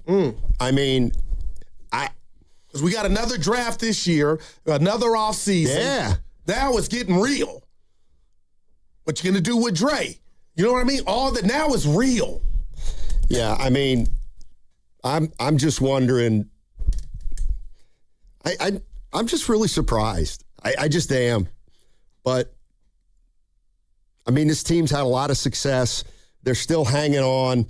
They're not a bottom feeder. They still have Steph. I get it. The future right now doesn't look great. They do have a pretty damn good salary cap situation, and they're in a little trouble right now. Right. But okay, all right, 3 or 4 years after a title, and we can't believe we're not on the verge of another title for whatever reason. And I just think that. I think that's just a little too demanding. It's you know what? Let me just say this. To me, it's not even the title thing, because to be fair, that's an unknown. You could say Guru is highly unlikely. I get that. The bottom line is you turned in a 7th pick in the draft into an often injured guy that's 30 years old. Like that swap that's not how it was drawn up, partner. And you have taught me about the future. You got to always put something away for a rainy day. And why didn't he forget, the Warriors have blood on their hands, and so does, I'm disappointed in everybody. But the Warriors aren't the only team that has made mistakes in the draft. They made their mistakes at a poor time. There's no doubt about it. But all I'm saying is, why did they make those mistakes? Like, what was the process? How were they discussing players? Who has the most input? Was that something we'll ever know, though? Well, I think what's coming out of this story is that Joe Lacob is the man. Like, he's the owner, and that's how it should. Is this any different than York with the Niners? Let me tell you right now, Mickey Arison in Miami doesn't make any decisions basketball related. Pat Riley does. Mickey Arison doesn't do that. And there are a lot of owners that don't get involved like that. And Lacob has and does and did. And so now it's brought him to this point. And like anything else, the things that we once praised him for, his competitiveness and he hates to lose. Well, sometimes when you hate to lose so bad, you don't don't want to give in on a mistake you probably made. Let me throw this to you. And I love this discussion. Okay, let's just fast forward the season, simulate the season, Stoney. The Warriors got 15 pick in the draft. Is Mike D going to be able to draft his guy, or is Joe going to have a say? Well, Joe's going to have a say. Joe will have a say. He watches college players. I have to say He's this into then. it. That's Jerry Jones-like then. If you're going to take me one up with Mickey Arson. So is that a good thing? It's I know you're going to think it's a cop-out. It's a thing. Is it why Bob left? Well, we were talking as though it was a good thing for most of his tenure here, Joe Lacobs. Oh, he'll shatter the aprons and the luxury tax. You never needed I love Lacobs, Stoney, but I would tell him to his face, you were so lucky. And I'll never forget the Chris Mullen retirement ceremony. That night you stood in front like Russell Crowe in Gladiator. But Stoney, Joe Lacob has yet to draft his Steph Curry. So he's never going to do that because we're talking about a top 5, top 10 player, top 12 in history. Like, you only get one of those. I mean, yeah, okay, they could. They could get the next Wemby, but you know what I mean. But you got to get somebody. It ain't got to be this year. Like, you got to hit something. And maybe and I'll tell you right now. That's what they're devoid of right now, their next star. Yeah, and they're going to try to get it through free agency at the end of next year, or they're going to try to make a trade this summer for a guy who they either like enough that his contract can extend, but they'll stay under so that they can still try to get a free agent at the end of next year. And I think it's clear that's the way they're going to try to go. But because they don't have any other way to go. The last dynasty was built on the foundation of homegrown picks. Dre, Clay, and Steph. Yeah, but nobody wants to trust him. Don't leave you with the picks right now. So, I mean, if I'm an organization that thinks we can't draft, then you better go through free agency. You know, the other thing, we don't talk about it anymore. Like, what happened with Jerry West? How come he left? Well, he's missed. Okay, I got you on that. But why did he leave? He left, 15 or something. Yeah. How come? I don't know. Maybe the owner was doing too much. All right, 888-957-9570 is the number. Let's go to James in Antioch to get us started today. Hey, James, how are you? What's up, guys? How y'all doing today? Hey. So I just want to touch on the Steve Kerr comments about Kaminga and stuff. When he says that he didn't have a runway to make mistakes and all that type of stuff, I just think that's bull crap. We have a guard on our team since his rookie year, has been given the keys, can make all the mistakes he wants, and there's no pushback, there's no minutes cut, anything like that. He gets chance after chance after chance to prove himself. I just feel like for the last 4 years, we, as a business, we're moving backwards. We're bringing up the past, and we're relying on the past events. I think that's going to get us through right now. When I see these teams, a bunch of young guys flying around, all sharing the ball, throwing alley-oops and having fun, I wish that could be our team. Wish you could drive a couple wings that could be trusted and just go out there and play. You know, I just feel like this whole mixture of the last 4 years have been wrong completely, from up to down, from organizational to the coaching. We're getting a lot of things better, trying to carry with more young legs, let go of the old offense, incorporate something new. You know, and as a fan, that's where I get frustrated at when we see other teams doing these things, and we just have our minds stuck on 2016 and 2018. Like, those days are over. You can't win with a guy that won't look at the basket. You can't win with three guys that are 6'2" on the court at the same time. You just can't. And as a fan, it gets frustrating when you have a talented guy that we drafted, and just everything he did, he would do good for 4 games. He's not perfect, not at all, but he's never got that embrace from the organization. Never embraced him, I feel like, all the way. Right. There's always a but or something at the end. But that's my take on it, man. As a fan, I just wish we had just more young studs around and more skilled players. I thought we had the opportunity to do it. We just are stuck on the old. Yeah, James, listen, and like, what if I just described it this way? Instead of everything having to be a calamity. All right, you won a title in 2022. Surprise, surprise. Number 4. Okay, well, at that time, you're like, well, dang, now we got to try to keep winning. All right, the minute you said we're trying to win another one, that was a nightmare for the younger guys on the team. All right, and so 2 or 3 years went by. You went all in for Steph. And what you're now left with 3 years later is you don't have developed young players, and you do have older players who are breaking down. that happened because you rode the older players thinking you could win a title in the last 3 years. Now you didn't. So it's time to pivot. And that's where they're at right now. They know they don't have great young talent. They can chalk it up to a combination of bad picks and a combination of a bad situation because they were thinking that they were a title team, maybe mistakenly. But yes, they don't have good young players. I mean, they have some good young players, but you know what I mean. They don't have any big boy young players. And now they got to figure out still whether they're going to bring old players in here for Steph or start to pivot and try to get more young players. But Scotty, that sounds like tension. That sounds like stress. Yes, it is. Pressure. It is. Also, what we owe, if you're into that, to Steph Curry, we want to do right by him. And what's that mean? You're right. The calamity. You said it. It's like they're behind an 8 ball, and I don't know what you do. And I just hate that a dreamer that I am, or I consider myself to be, I'm just sitting here thinking about a shortcut and nobody wants to hear this, and I hate thinking about it, but it's the best way or the fastest way to make up for your errors is to put Steph somewhere to where you would get a king's ransom for his services. I don't know, but I got to believe Steph on the back nine does not want to have a chance. He shared that with us. And, this is where, maybe one of the reasons you don't have a chance, Steph, is because of the way they went about things the last 3 years, doing everything for that 5th title.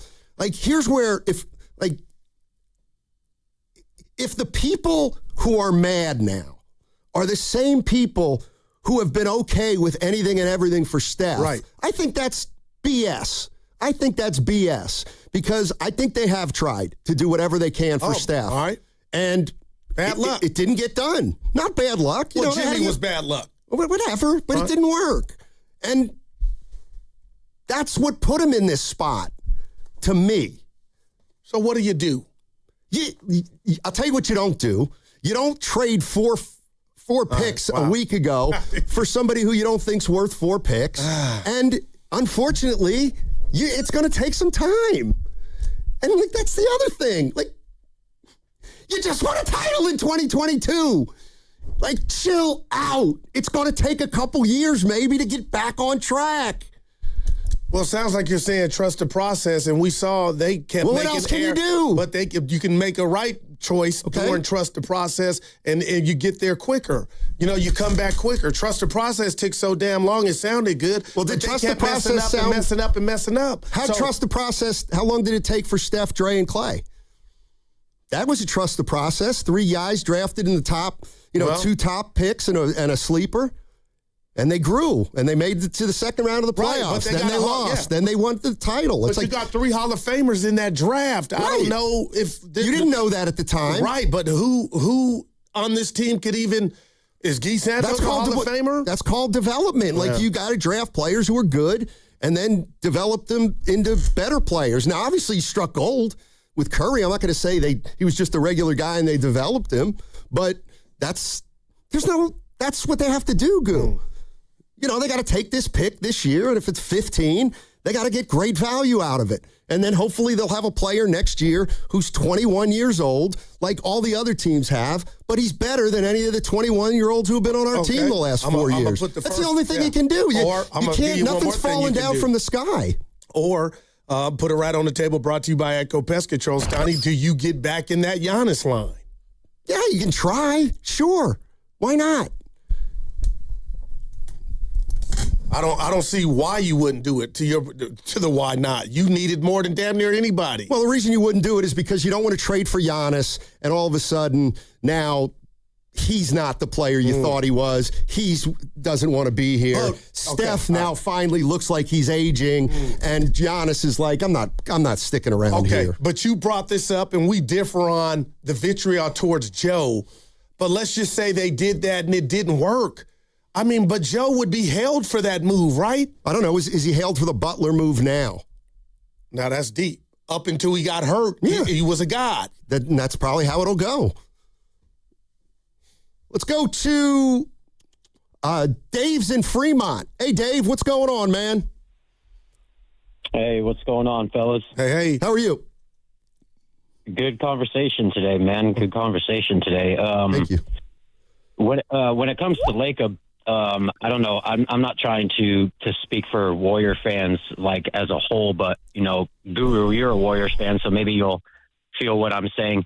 I don't think a lot of the frustration is solely put on Lacob from Warrior fans. I think it's about the organization as a whole right now when it comes to just the lack of moves to try to, I guess, maximize the Curry window.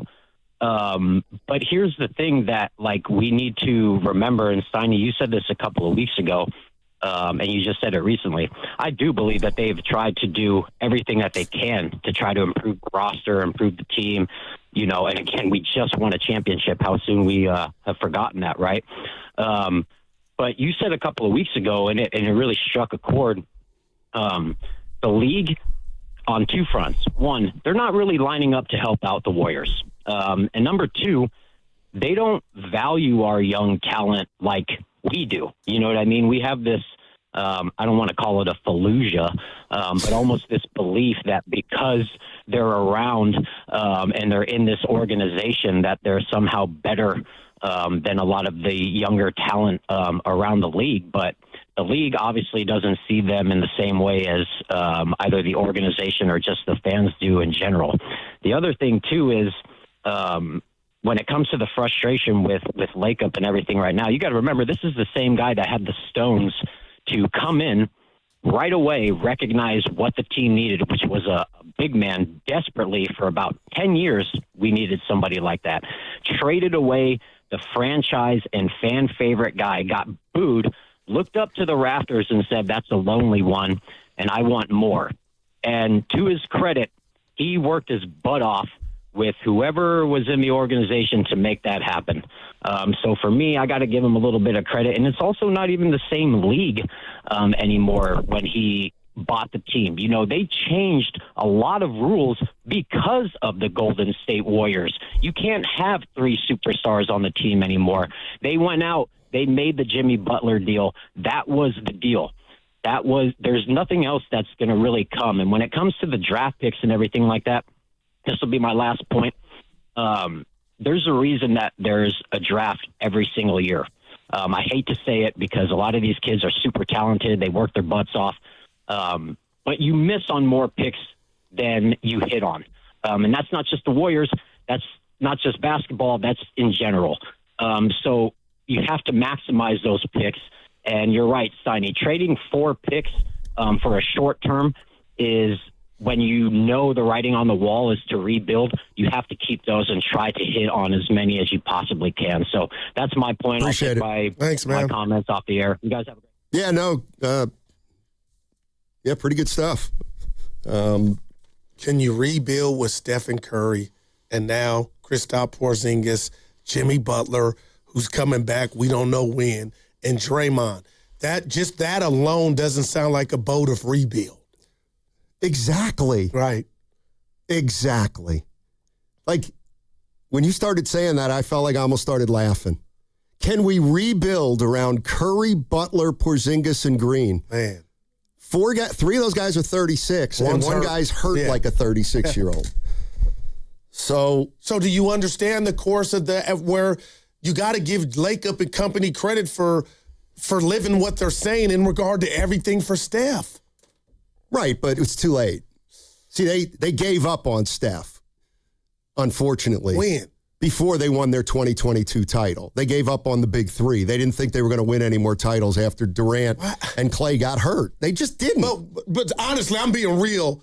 What makes you so firm on that? Because they took projects. Yeah, Because by them taking projects, they said, even if these guys are great in 1 year, we're not probably going to be able to do it this year. And they weren't going to be able to do it that year. But, and I think that's what maybe Steph knows. He knows they gave up on him during the time of the Wisemans when they could have had a Caruso and they took a Kaminga when they might have had a Miles Turner, all those guys. All right, let's see. We got 888-957-9570. I see Paul, Bleacher, Dave, Ricardo, TJ. I see Manny. I'm going to get you all On the other side, what's coming up on the game is brought to you by Fremont Bank. Here for you, here for good. And I've covered the Bay Area for a while, and I've seen athletes go through it all. Highs, lows, and the pain that comes with getting knocked down. But when it's not just a game, and when you're the one injured, or when tragedy strikes someone you love, that's when Beam Law comes in. Beam Law is the Bay Area's go-to personal injury law firm. And whether it's a car accident, a serious injury, or a wrongful death, they are there to shoulder the legal burden so you can focus on rebuilding, recovery, and taking care of your family. Beam Law is local, and they win. Millions have been recovered for clients across the region, and it's why SF Weekly voted them Best of the Bay 4 times. So if you've been hurt or you've lost someone because of someone else's negligence, call Beam Law at 415-523-5555. That's 415-523-5555. Or visit hurtinthebay.com. That's hurtinthebay.com, because it's not whether you get knocked down, it's whether you get back up. Beam Law, they've got your back, Bay Area. The big game is behind us, but now it's your turn to win big. What's up, Bay Area? Bonte Hill here, and Ceremony Ford is hitting the gas for President's Day weekend. Right now, you can get a $4,000 rebate on every 2025 Ford Bronco. Yeah, $4,000 back in your pocket. And they're loaded up with over 40 Broncos to choose from, so finding the right one is easy. But hold up, it gets even better. Trade in any 1995 or newer vehicle, and you'll score an additional $1,000 in trade assistance on Bronco, Mustang, Expedition, and Bronco Sport, Outer Banks, and Badlands. That's real savings, real inventory, and a real opportunity to upgrade your ride. If you've been waiting for the right moment to pull the trigger, this is it. No excuses, no waiting around. President's Day weekend only at Ceremony Ford. Right off 280 on Ceremony Boulevard in Colma and Daly City. Or shop anytime at ceremonyford.com. Inventory is stacked, deals are legit, and that $4,000 Bronco rebate ends February 16th. Ceremony Ford, the Bay Area's Ford dealer. Hi, I'm Brian, your friend and jeweler at Shane Company. And we've partnered with Cupid to bring you the best Valentine's Day gifts, even if you forgot. We won't tell. From heart necklaces with sparkling diamonds to stylish gold hoops, every piece is made with love. Plus, there's still time to propose. We make it easy to create their dream engagement ring. We have meaningful gifts for every budget. It'll look like you've been planning this for months. Come see us in store or at shaneco.com. Shane Company, your friend and jeweler. Your home is your sanctuary. Keep it that way with the beauty and performance of Milgard windows and doors. From the elegant Tuscany series to the modern slim profile Trinsic series, Milgard offers energy-efficient solutions and lifetime warranty options. At Ashby Lumber, our experts are here to help you find the perfect Milgard fit for your project, whether you're a DIYer or a professional contractor. Visit our dedicated door and window showrooms in Berkeley or Concord to see the Milgard difference in person. Start your project today at ashbylumber.com. Ashby Lumber, your trusted building partner since 1968. It all comes down to this, folks. Yep, the entire season is on the line. But my throat has officially thrown in the towel. Sounds like you need Vicks VapoCool drops. They're max strength and vaporize sore throat pain.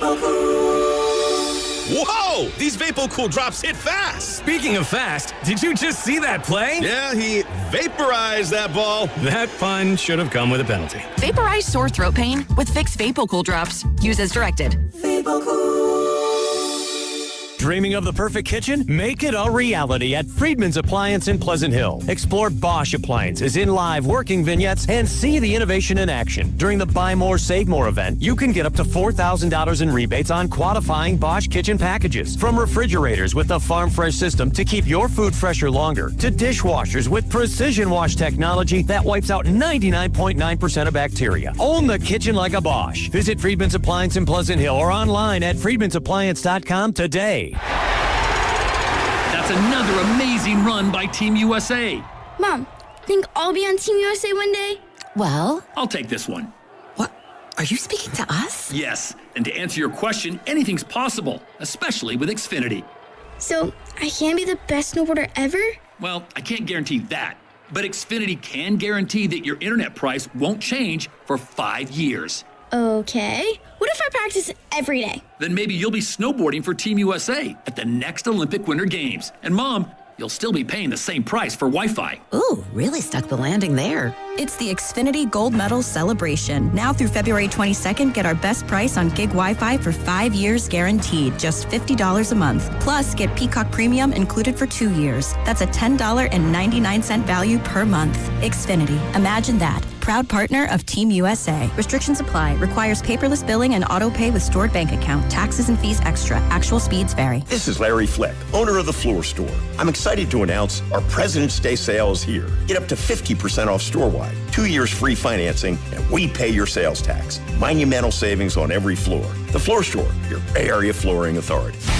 Hola, amigos! It's the big noise, Brad Evans from BetMGM tonight. Listen Monday through Friday, starting at 6 p.m. Eastern on Westwood One Sports as we cover the biggest sports stories from coast to coast. Get insights on the NFL playoffs, college basketball conference races, and more. Download the Odyssey app now and listen from anywhere. BetMGM tonight, live and interactive, presented by BetMGM. Tune in, Team Huevos. Welcome back to Winter Hack Radio, the place for clever hacks to survive the season. Icy driveway? Well, try spreading sand or birdseed to help with traction. Snowy puppy paws? Well, grab a whisk, brush it off, done. Catch COVID-19? Well, just get... Actually, there's no hack for COVID-19. But if you test positive, prescription medications for COVID exist. Ask your doctor if they're right for you. Visit PfizerForAll.com to learn more. Sponsored by Pfizer. In Oakland, windy, cloudy with showers, and a high of 60. Weather brought to you by Duke's Mayo. Welcome to Duke's Mayo Country, where the mayo is so smooth and creamy, it makes every bite better. Duke's Mayo. Look for the yellow lid.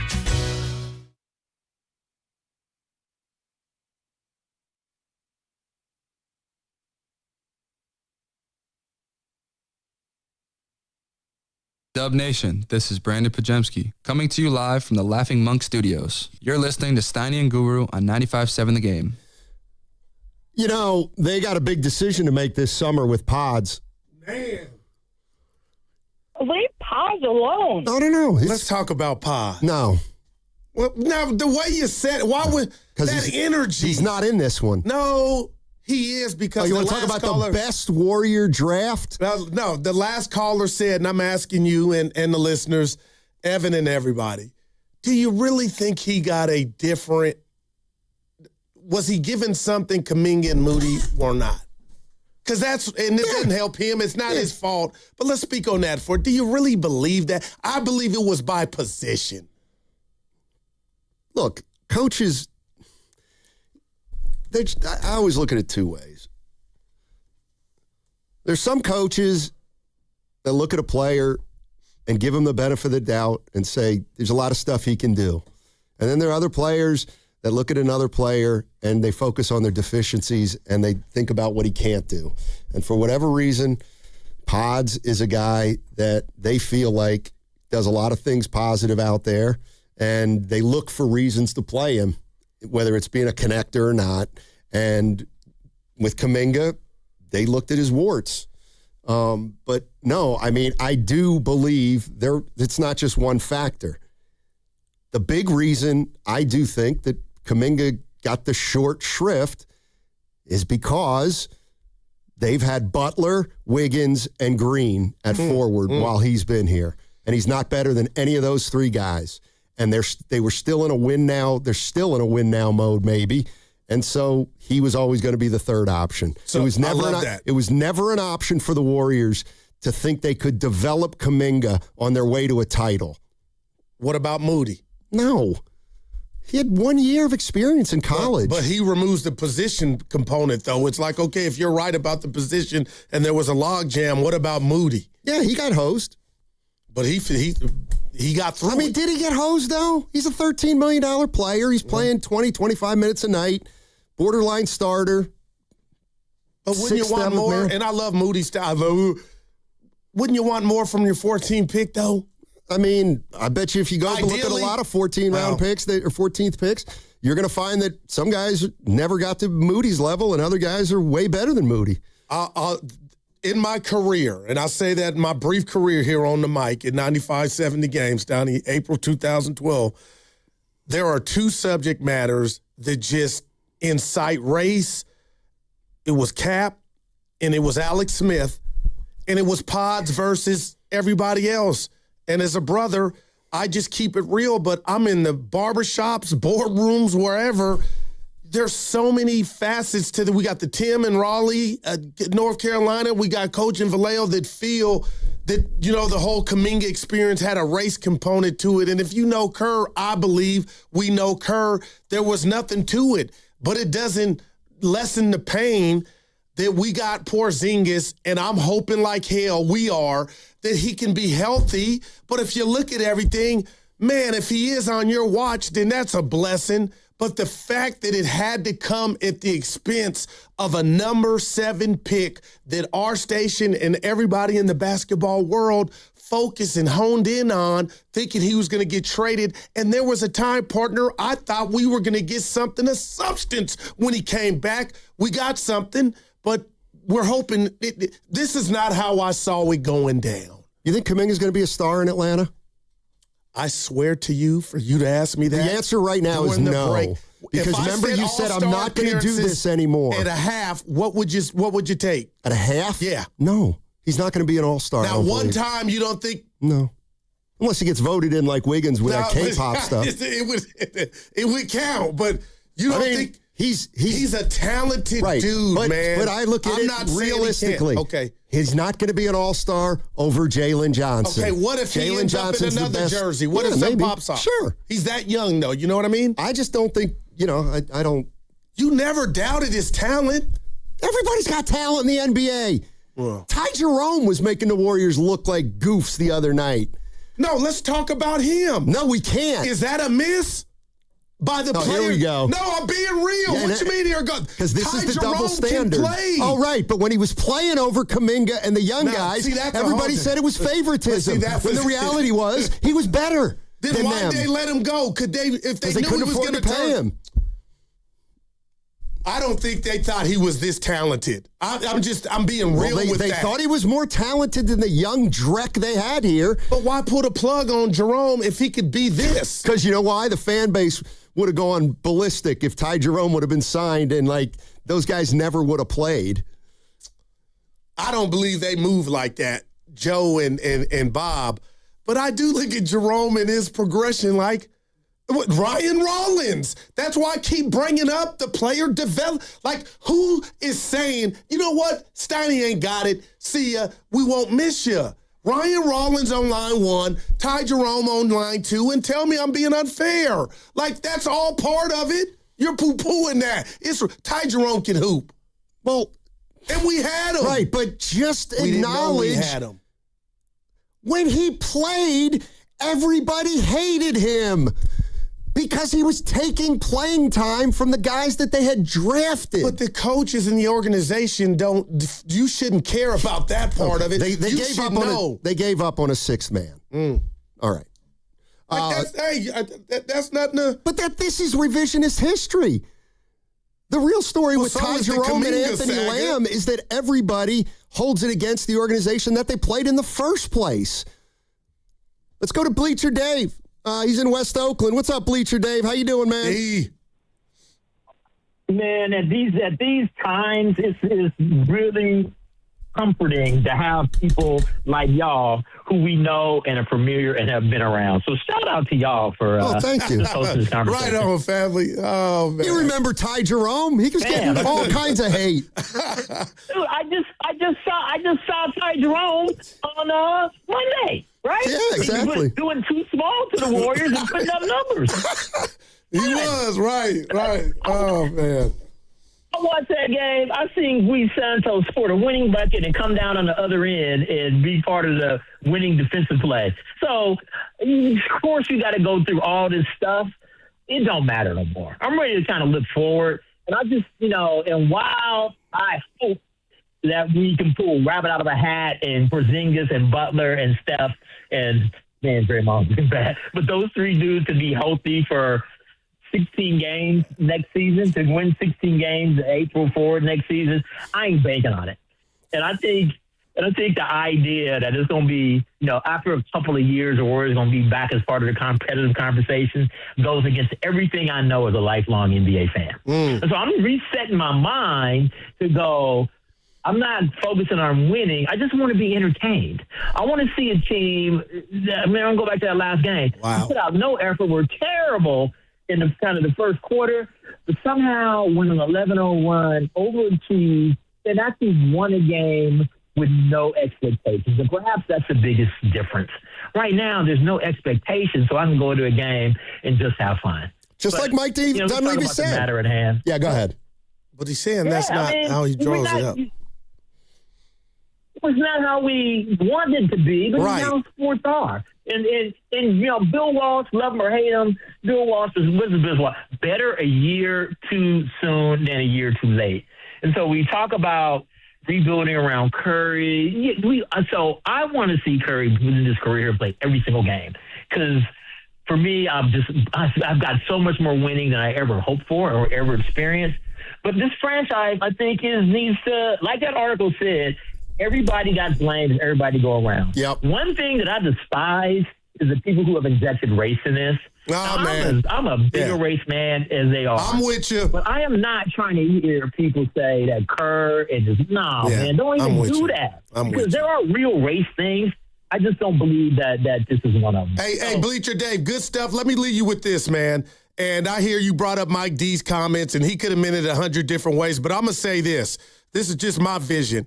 If you have Steph Curry, which the Warriors do, you can't say there are no expectations. And if that's how you really feel, then everybody around you all have failed the chef. That's how I feel about that statement. Yeah, I don't think he plays enough anymore for you to build around him. I think his status and his age. Well, you haven't built around him, and that's why we got Jimmy Butler specifically for him. I got you. That hurt, man. What hurt? The Jimmy injury. It just fast-forwarded a lot of things that are going to be uncomfortable moving forward. Let's go to, we got? Let's go to TJ in Oakland. Hey, TJ, how you doing? What's going on, TJ? Great topic. And you got there? Yes, sir. Yes, sir. I remember, Steiny, you were saying, you weren't necessarily saying get rid of Steph, but you were like, if you gotta, now is the time. And this is a year or 2 years ago. And I completely agree with that. Let me tell you a quick story. Danny Ainge was the same way. Back in '86, he was like, great, we won. Perfect time now to get rid of our big three because we could still get something for that. The city of Boston's like, that's crazy. That's sacrilege. Okay, fast forward to him being a GM. They win the championship with Paul Pierce and the Big Four.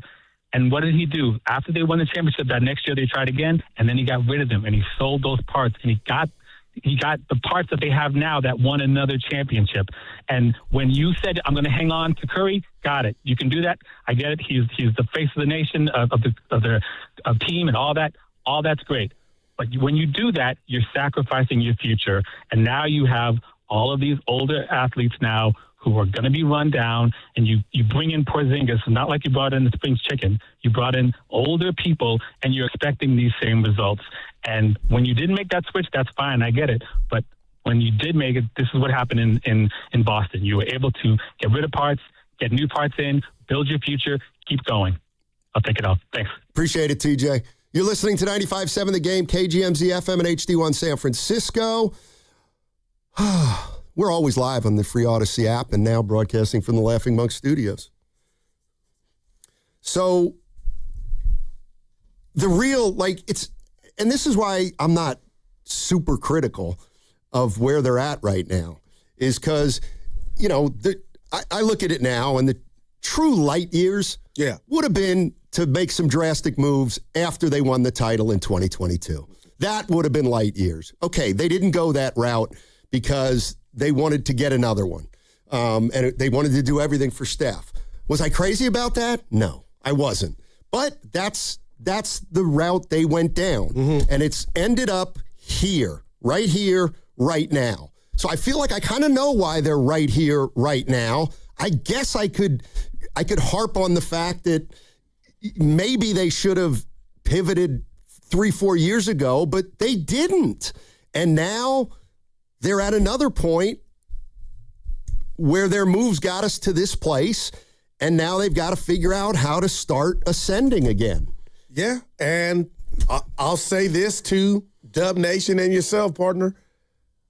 I have resigned to the fact that if somehow KP is healthy and he comes back soon, and he's healthier than he's been in a while, and he can, they get to the play-in and get to the playoffs. Like, I'm trying to convince myself every day, the more I see of Al Horford, like, what if we had a starting lineup of Steph, who we have, Porzingis, Horford, Dre, Steph, and Pods or whomever, or Melton. Like, I'm willing to watch that. Like, what my point is, what if that's better than we even think it is right now? Because we can't even see the meal being cooked. But that when you got Steph Curry, to Bleacher Day's point, man, Steiny, I almost want to go spray paint it on my white T-shirt, my Hanes T-shirt. You better have some expectations when you got that dude on the team. Right. And I got you. I got all that. Right. So you have expectations, but you have a player that.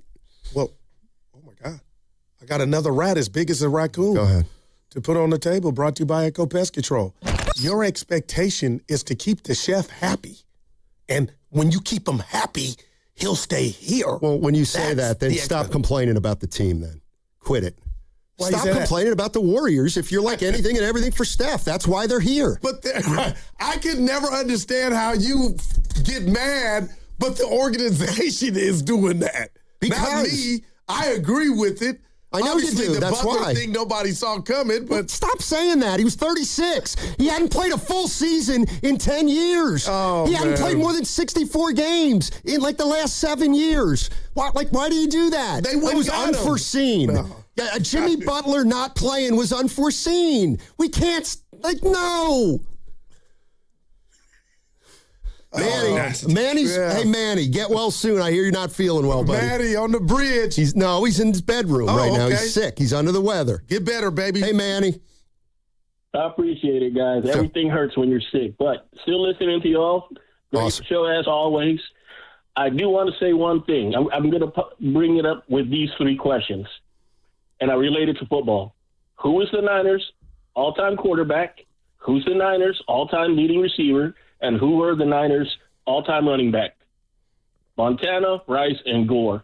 And rather than hold on to those guys, we let them go. If I can take Steph and go to the Kings and say, trade me your future for my present, do it. I mean, yes, he is the face of the Golden State Warriors. Yes, if not for Steph and company, we would not have the rings that we have. But you know what? It's Clay 2.0, man. And it's just hard to see him getting older and older and older. And realistically, with the lineup you mentioned, I don't think that lineup is going to win a championship, Goose. Seriously. No, I'm not saying it is, Manny. I'm just saying it's the best we have. And real quick to your point, you take it back. Montana left because they had Steve Young. And Rice left because they had Terrell Owens. We don't have that luxury here. I don't have nothing for Gore, but we don't have that luxury with the Warriors. It's Steph or bust right now. Right, but again, I'm looking into the future. You just have to take your lumps, take the L, and build for the future. Because if you ever want to see a championship, and you know what? Hopefully Steph goes somewhere, gets traded somewhere where he does win another ring. I'd be happy for Steph if that happens. We've seen, like the other caller said, we've seen it with Garnett, Paul Pierce, Ray Allen. Great for them. Do it for Steph. Steph deserves to see another ring. And we deserve to inherit a future. Right now, we're stuck in the mud. We're just spinning our wheels in the mud with the status quo, and it's frustrating as a Warriors fan. I'm going to end this call with Butcher Boy's comment. All right. He's saying the Niners need to get younger, not older. That applies to the Warriors too, guys. That applies to the Warriors too. Nope. Anyways. Get better, baby. To be sick and go to sleep. Thanks, Manny. Appreciate the call. I agree with that, too. Partner, I'm going to be real. Nobody wants to do this. We're not scripted. Okay, let's just talk about what Manny was alluding to. You've been around this market forever, Stoney. You're part of it. If the chef sometime got traded, would that be the biggest shock in your career? No. Especially if it's agreed upon by the two parties, which should be at some point. It should absolutely be on the table. We all know it. We don't want to talk about it. Wow. It's okay. Wow. But we all know it will be on the table at the end of the season. It has to be. Now, they may decide not to do it, which is fine. But if you don't think there's going to be a conversation between Steph Curry and ownership. Just from the Steph part of it. Yeah. Yeah. There's no doubt. I mean, if that ever were to happen, then it's obvious. All roads traveled, we went down the wrong road. And your heart was in the right place with the Jimmy Butler trade, Stoney. They did it. I was excited. We all were. Unfortunately, he got hurt. But I wonder if that accelerates Steph's patience or just his vision of trying to get number 5, wherever that may be. And again, it hurts me to even say it, but for you to say, and Manny bring it up, and he's not the only one, like, how do you avoid that, you know? Avoid what? Having that discussion. You can't. It has to happen. It happens with every superstar in Steph's category at a certain point. It's just kind of the way it is. And Steph's going to have to weigh his goals and how he wants to finish up with where the Warriors are. And that's just the way it goes. I could never imagine him anywhere else, man. That's my 2 cents. I mean, you know. His house is here. Yeah, well, he's been here for 17 years, so he actually just stopped renting last week. Oh, that's too funny. No, yeah. But good Lord, I hope it doesn't come to that, buddy. I really don't. Okay, well, if it doesn't come to that, how are we getting better? That's on your boys. Mike D and Joe or whoever's got the most power. Here's the other thing and nobody wants to hear it, but again. It can't be any worse than trading Steph. But again, when Joe Lacob is spending money and they are setting records for payroll and they're winning titles, that's great. But now they're a 45-win team. He's not going to spend money like that.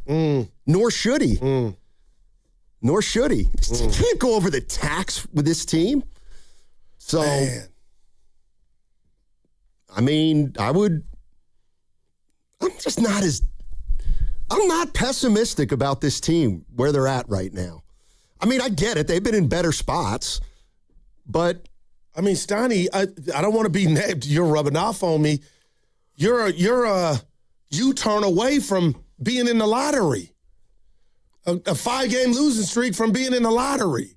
That I don't want. What I like is if you win some games and you go into the playoffs, great. If you just play the next 28 games, you're going to be who you are. If you end up in the lottery, make the pick, try to get it right. If you end up in the playoffs, try to be competitive. If you're not, or if you get beaten 5 games, you go into the all right, well, give me this. I'm sorry, the stakes aren't high this year. Do you try to enhance that decision one way or the other by maybe if Curry's knee is, do you play the long game with some of the stuff to where, wink, wink, you kind of put yourself in a position to where you might not win or give yourself the best chance to win? Well, then they're tanking. Then they're not trying to win. But here's the problem they have. With the guys they're playing, they're always going to play with effort. Wow. And there are a lot of bad teams in the league. And how many games are there left now? About 28? Yeah, you just said it. 28 games, something like that? Yeah. I mean, they're going to win 8 or 10 games. Like, they can't lose them all. You know what I mean? They've won too many already. So what, I keep asking you this. It ain't unfair. I hear you talking. I know you. What do you want them to do? What would you like to see the Warriors do? Well, now they can't do anything. They can't do anything right now. What's that feeling like? I've had that feeling in life. It feels like the trade deadline just ended. Oh, okay, got you. They have to they have to play 28 more games. They won't make a move unless they sign Lonzo Ball or sign somebody on the buyout market. And I get it. It was repulsive, but I don't know anything about this team if Porzingis plays and Steph comes back. So let's roll it out for the next 6-8 weeks. And see what we go over 28 games, and maybe it'll be pleasantly surprising. Maybe it'll be super disappointing. But if it's pleasantly surprising, guess what? Who we playing in the first round? All Steph wants is a shot. You're going to get one against Oklahoma City. All right? If you can't win games with this group, then you take your 11th pick in the draft and you try to get Klay Thompson like you did 15 years ago. I got to say something to you and Evan. That first segment might be one of the greatest segments I've participated in since I've been a part of the show. There was just something powerful getting off my top 5, hearing your guys' top 5. So before we get out of here, I did my second 5, and I'd like to reveal them before we get out of here, too. So I'd like you and Evan to do that, too. I mean, that was awesome. I would rather do, well, we can do that. Yeah. I would also like to do the 5 players. Oh, I forgot. He said that. Who you would have to get paid to see. I forgot. In other words, there we go. Let's go with that one. I forgot. Yeah, I'll go see this guy. Yeah. I'll go see this guy play. You got to pay me. But you got to give me $500. All right. 888-957-9570 is the number. I see Marv and Jan. I see Cameron. I see Will. And I'm glad to be back. Glad to be back here at night. We thought you were going to take one more. Evan and I talk. No, Did you really? Yeah, the Trasky took I shouldn't even taken yesterday. No, normally that's pretty healthy. But I say that on the air. Load management. You know what I was thinking? Where you golfing? You know, I would never do that. Okay. Ever. No, there's a difference between a sick day and calling in for a day off. Yeah. I would never call in sick and golf. Sure. I will take a day off in the future and say, hey, boss, March 14th, I want to take that off. Yeah. I'm not in this one. But you never, dude, you're a special. Shoot, I had something. Okay, well, you got to get out of here. All right. Hey, our knockout tournament is back. That's right. Your chance to play a game of knockout on the Chase Center floor. It's an opportunity you can't get anywhere else. And it starts Monday, February 16th. But you have to first register at 957thegame.com. So if you're registered, then starting on Monday and all week long, you'll listen for your name around 7:30, then 12:30, then 3:30, and you'll have 9 minutes and 57 seconds to call the contest line. When you do that, you are in the tourney. Each show will be giving you a chance to win all week long. For more details, first go register at 957thegame.com. I'm Piera Palazzolo, VP of Digital Marketing for the American Management Association, a company focused on the management training skills needed to enhance the careers of business professionals. We did our research when it came to the best companies for website development and chose AmericanEagle.com. And we couldn't be happier. AmericanEagle.com worked closely with us to understand the front and back end requirements needed to launch an e-commerce website that could handle the complexities of running thousands of seminars nationwide. Our robust new website and improved SEO saw immediate increases in site traffic and web revenue. If you're in need of managerial effectiveness and success, visit our website at Aminet.org. If you're in need of a website that provides an unparalleled consumer experience, I highly recommend AmericanEagle.com. Transform your business today. Dial 877-WebNow1 for a free digital consultation with AmericanEagle.com. Sound familiar?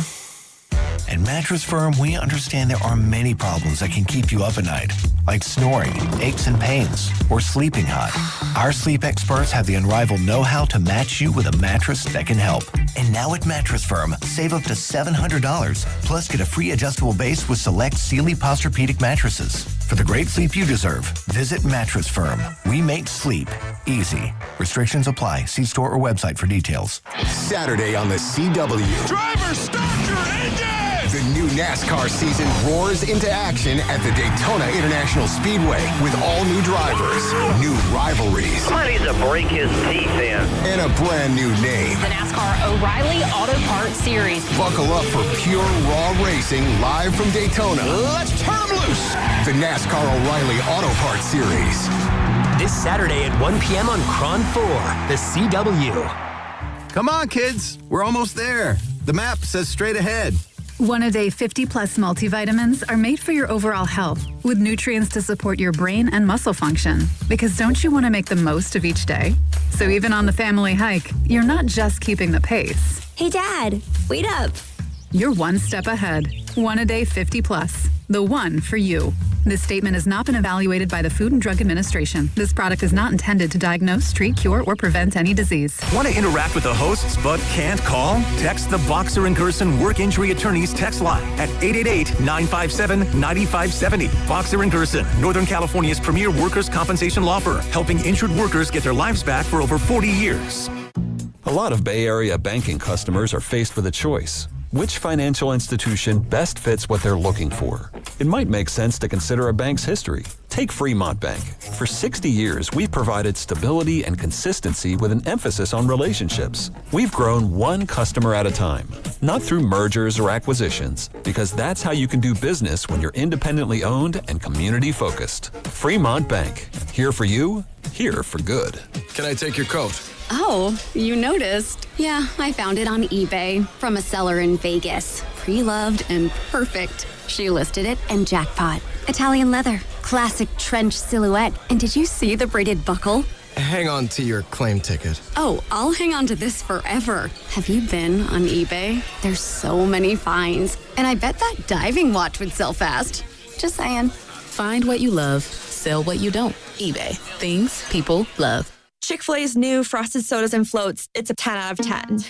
Hey, this is Lizzie, a team member at my local Chick-fil-A, and a little thing I love about the Chick-fil-A chicken sandwich and new Frosted Sodas and Floats is how well they go together. You will love having your favorite soda blended with our creamy ice stream to make a new Frosted Soda or Float. With the mix of the ice stream and soda fizz, it's so delicious, I call it Fizzalicious. Order a Chick-fil-A chicken sandwich and a new Frosted Soda and Float at your local Chick-fil-A restaurant. Real team member paid for their testimonial. Did you know about 1 in 3 people with plaque psoriasis may also develop psoriatic arthritis, which causes joint pain, stiffness, and swelling? Does this sound like you? Listen to what it sounds like to be a million miles away. Tremfya guselkumab, taken by injection, is a prescription medicine for adults with moderate to severe plaque psoriasis who may benefit from taking injections or pills or phototherapy, and for adults with active psoriatic arthritis. Serious allergic reactions and increased risk of infections and liver problems may occur. Before treatment, your doctor should check you for infections and tuberculosis. Tell your doctor if you have an infection, flu-like symptoms, or if you need a vaccine. Imagine being a million miles away. Explore what's possible. Ask your doctor about Tremfya. Visit Tremfya.com or call 1-800-526-7736.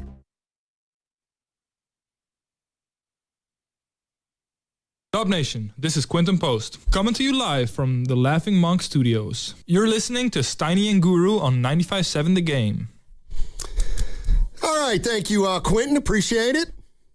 Guru and Steiny here, talking ball on a Wednesday. Yes, sir. Oh. Did you fix your Facebook? I know you got locked out. Or Yeah. You don't even try to diagnose the problem? No expectations? Sometimes it just asks you to refresh your credentials, which is your password. Okay, here we go. This is I want you happy. I'm happy when I'm there. Okay, so I'm trying to get on, and I click Facebook, and it says, your account has the potential to reach many people. Okay. So we require you to have advanced protection to help keep it secure. Does it say skip? Okay, does it say skip? I want less protection. Does it say skip on there, bud? No. Does it have skip to where you can bypass that? Not now. Learn more about the program. Okay, is there an X? Two-factor authentication is required to keep your account secure. Ooh. I must hit get started, but I won't. Dude, you will. I will not get started. Because you know what you've been doing. Facebook's your little political playground. You say something, you leave, and you start a fire. I'm done on that, though, by the way. Dude, you start after Brandon Tierney. Brandon Tierney. Nobody cares about your politics. He went BT. You know, he's talking about the bridge going to Canada? Dude, man. Don't get me started. No, Norm's already started. I don't want to out him. Careful. Yeah. We're having some fun today talking about Wembanyama coming into the arena tonight, hopefully. Chase Center, rather. And just who you would pay to see. You know, you'd pay $1,000 tonight to go see Wemby. And then there's the other side of the coin where, I'd need $1,000 to watch some of these guys play. Wow. So go ahead. You just before we jump into some calls, I'll tell you. Okay. The reasons are reasons, so it's all different, right? The guy's haircut could bother you. Sure. It's just anything. But number one for me, Jaren Jackson Jr., step up. You have all the talent and gifts in the world. And when I watch you play the game of basketball, when you think you're a guard, it's a waste. I blame you for Memphis never turning into what they were supposed to be. Yeah. Draymond talked about his stupid fouls, how he hasn't even figured out how to stay out of foul trouble. So Jaren Jackson Jr., I'm done, and I get mad and want to wrestle you, basketball wrestle you, because you're wasting it. So he's number one. You want to wrestle him? Yeah. Not me. Vince wanted me to wrestle. He wanted us to tag us. Here's a guy I need $1,000 to go watch. All right, here we go. Andre Drummond. All he does is get rebound. He stinks. He My boy stinks. Ron T loves the man. Yeah, pay me $1,000. I'll go watch Drummond. He'll get you a double-digit rebounds. Drummond. Andre Drummond. They're going to be in the playoffs. I ain't going to a game that he's in. Well, they're going to be in he was just here in the Bay. Hey, Marvin Livermore says we're being hypocritical. I think he means you. Marv, what's going on, buddy? And we need Evans number one. Hey, fellas. Hey, I love your shows as always. Both of you are hypocrites today, and Goo, with your 143. What's up, baby? You said LeBron is a big narcissist. And who are your two favorite basketball players in the world? Kobe and Mike? Past. Yeah, those are the biggest narcissists in the history of basketball. So there's no comparison between LeBron and those two. On the court, off the court, what they said to their teammates and what they said to their family. So yeah, good one. All right, thanks, Marv. Appreciate it. Now go ahead. I got you too. No, I know. You're going to move the goalpost. You're going to say JK will be a failure if he doesn't make the All-Star game. All JK wanted to be here was a third best player, and his goal was to make an All-Star team. With Pod said he wanted to be better than the best player in the history of the franchise. So which one is more realistic? Marv. JK being the third best player and making an All-Star team, or Pods being better than Curry? Marv. Guru asked me if I thought Kaminga would ever make an All-Star team, and I just said I don't think he will. It never went further than that. He just wanted to be the third best player in the Warriors. If you read the Slater thing, what kind of pissed him off was that they said when in the meeting they said Curry's out, Butler's out. Who are we going to go to? And they said nobody. We're just going to run plays. And so that pissed him off. Like, right? Aren't I your third best player? I should be. He's proven it. So I just think that for me, Kaminga's success will be if he's better than anybody that is left in the Warriors that is not a superstar, because he's not a superstar. All right. Whoever the Warriors' third best player is, if he's better than them in Atlanta, then that's a success for him. Not an all-star. He'll be better than... No, I think he can be a success without being an all-star. Seriously. Okay. Okay, I just want to make sure, because that's what I thought you were moving the goalpost, because that's not what he said. He wanted, that's his goal, is to be an all-star. Sure. But he never said he wanted to be the best player in the Warriors. He wanted to be the third best player in the Warriors, and I think he could have done that, but it just didn't work out. Fair enough, Marv. And I'll say this about Kaminga, Marv. That was lightweight work coming down my road. We were having some fun. Evan's going to give his answer on his number one, but also his lasting impression of Kaminga. And my lasting impression, nobody asked, but I'm bringing it up to you all, and I'm being real with this. You know what it is. Take a quick guess. Well, I don't know. His highest moment as a Golden State Warrior. Whose? Kaminga. The playoff series against Minnesota last year. I'll just leave that there. And if that guy can't play on your team, that's a you problem. Oh, but okay. Evan, what would you say? You said I love when Guru goes, that's a you problem. The Warriors messed this up, and in 15 minutes will be like, but Steiny, Kaminga deserves a lot of the blame. Yes, Evan, your last, what was your Kaminga? Well, I was surprised you guys didn't catch it in the story, because there's a lot of little nuggets sprinkled through by Anthony Slater, and one of them was what kind of is his lasting image as a Warrior, which is the single season franchise leader in dunks. I didn't know that. And I'm surprised. And the way that I think, Evan, I want to know whose record did he break. I got to believe it was Chris Webber's. I don't know. Maybe Jay Rich. But it will forever be Rich. Jonathan Kaminga. Wow. 138 dunks in 1 year. And my whole premise in the exercise, thanks for that info, of the setting the over-under on his All-Star appearances, is he's got to be a 1 or a 2 to become that. And I don't think that's why I was like, it might not. That pop depends off on in Atlanta. him. Yeah. Not the, like, that's the point. Like, he's going to have to be better than some guys in Atlanta. Yeah, no doubt. I'm thinking, like, what if Atlanta's not his last stop? It probably won't be. Well, then venture to guess it won't be. Then the odds on that bet are he's not making it. But if somehow he can team up with Johnson and man. Hey, Evan, who would you you're number one.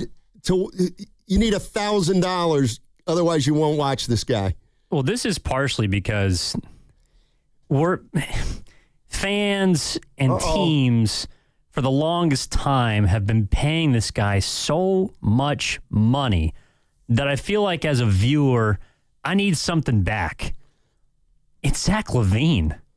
You would have to pay me $1,000 to watch him score 30, give up 50, go to the bench smiling as his team loses his 68th game this year with the Sacramento Kings. Yeah, I had him. I have him on my list too. Number 2. You guys, man. Zach LaVine. Let me tell you who's actually I hate more than him. Okay. I don't hate sports hate. Yeah. There you go. This guy I'd need $2,000 in cash. Like all hundreds too. Who is it? Maxi Kleba. He stinks. He actually been playing better for the Lakers. He's awful. He is absolutely, positively one of my least favorite players in NBA history. What's he do? Yeah. Well, he used to have a role when they were. He scored 6 points last night. I did in garbage time. He was out there all the garbage. Perfect 2 for 2. Now this guy. I was going to tell you your call, and then we'll jump back in. Yeah. Let's go to Cameron in Antioch. Hey, Cameron, how you doing? Doing good. How y'all doing? Hey, Guru, what's up, baby? Both of y'all. What ranking would you give Kobe his last year? What like? Oh, it was an F. It was an F. But I'm just real quick before I throw it back to you. That wasn't the Kobe we knew. It was over. But I would give him an F for that. I know he had the field goal percentage was awful. A F. Okay, that's perfect. The reason why y'all keep saying franchises don't end well, they don't end well because the player ends up being trash. Curry is still a top 5 player right now. Yes, he is. Steiny, did you believe that we were going to win that championship in 21-22? No. Nobody did. Nobody had faith in Curry. Bob Myers, Kerr, and Draymond didn't think we were going to win. Nobody believed in Steph. Steph is still a top 5 player right now at 38 years old. Could you imagine if he got a regular whistle? Could you imagine if he wasn't getting fouled all the time? Could you imagine if he had a competent coach? But listen here, I know y'all don't believe in this team at the moment. That's cool. But if Curry just gets the right players around him on this team with the right rotations, he still has a chance to win. There is no – and I can't believe y'all saying trade Curry. Do not trade Curry. We had 2 players to take over this team, Jordan Poole and Kaminga. You preaching. What was the reason we let go of those guys? We let go of those guys because Draymond, we need players to put around Draymond because he is trash, sorry to say, but we got to make sure he works, he fits with the team. Just like Kerr said last night in his interview, we can't play Draymond without Curry. He has a crutch.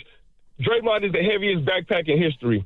That is the reason. We have the talent to win, but we're trying to please Draymond because he's a legend with his team. No, go play the Haslam role. We can do it. Curry is still great. Curry is still doing his thing, putting up 38, 45 points. Nobody is doing this at his age. We got to put him around the best players. But we want to be sentimental towards Draymond because he wasn't great with our team. No, put the right players in. Now Gee is ready to take his spot. They got rid of Kaminga because he was coming for Draymond's spot. Now Gee is coming for a spot. So it's all about we're building a team around Draymond. trying to make sure he can play, make sure he can stay on the floor. No, build around Curry and let Draymond coach and be on the bench. Wow. This does not make sense. Curry still has it. Curry still can win us a championship. He can still take over. All right. I disagree. But that's we all. both had, I disagree, and I don't believe he's a top 5 player anymore. Stoney, I got him at top 5.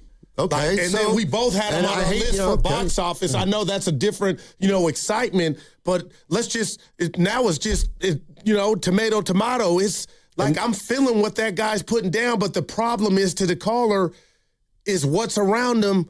I don't think that's it. And I was going to jump in and ask him about Porzingis, but let me just be proactive. Porzingis, Horford, Curry, and, Melton, and whoever, I'll give us a shot. At what? And making some noise in the playoffs. That's what I'm holding out hope. That's fair. I mean, if you want to do that. No, it's all I can do at this point. But to his call, Curry is not at the Kobe stage of his career. Yeah, the age is, but his game, Steiny, I got you. And it didn't come as easy, and he's not what he was 10 years ago. Right, he's not a top 5 player, Goo. Come on. Where would you have him? I don't know, but I mean, top 5 get you mad? Let's just put him nothing gets me mad because I've been around Warrior fans and Curry fans forever. I'm just have to be realistic. Top 10. Meet me halfway. But top 5 don't get me mad. There we go. And we both had him on our list as 1. Right, as a showman. I'll never take that away from him, and I'll never take his greatness away. Stanley, I got to say this. As a showman, that means you're bringing something to the table. It has nothing to do with winning or losing, though. It's great that he's a showman and he's a great player. Right. That's great. I love it. We all love it. To the caller's point, what's around him is why is dampering or hampering his chances at trying to get number 5. He's making too much money right now for where he sits in the league. It's not his fault. It's the nature of the game.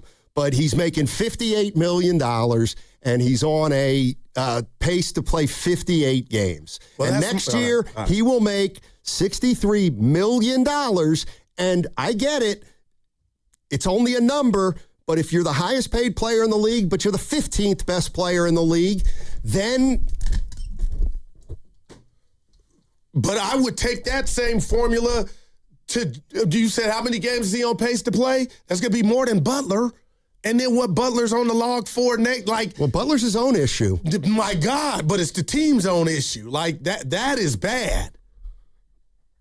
I'll take 56 all day and score 27, 28.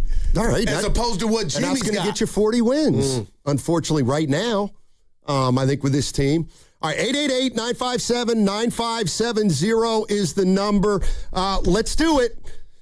Let's go to Jan. Our girl. In Mountain View. Hey, Jan. Good afternoon. How are you two doing here? Trying to figure it out, Jan. Okay. I'm going to start with Lakeup should be scouting who the next head coach should be because do we even know that Kerr is coming back next year? I mean, whoever... where I'm going is the next head coach should be younger and should be able to develop the players that we bring in through the draft. I mean, we're at the point now where we have to, like a caller said a few times ago, we need to get stronger, we need to get younger, and we need to get faster. And where we're headed right now is the opposite direction. And Kerr came into this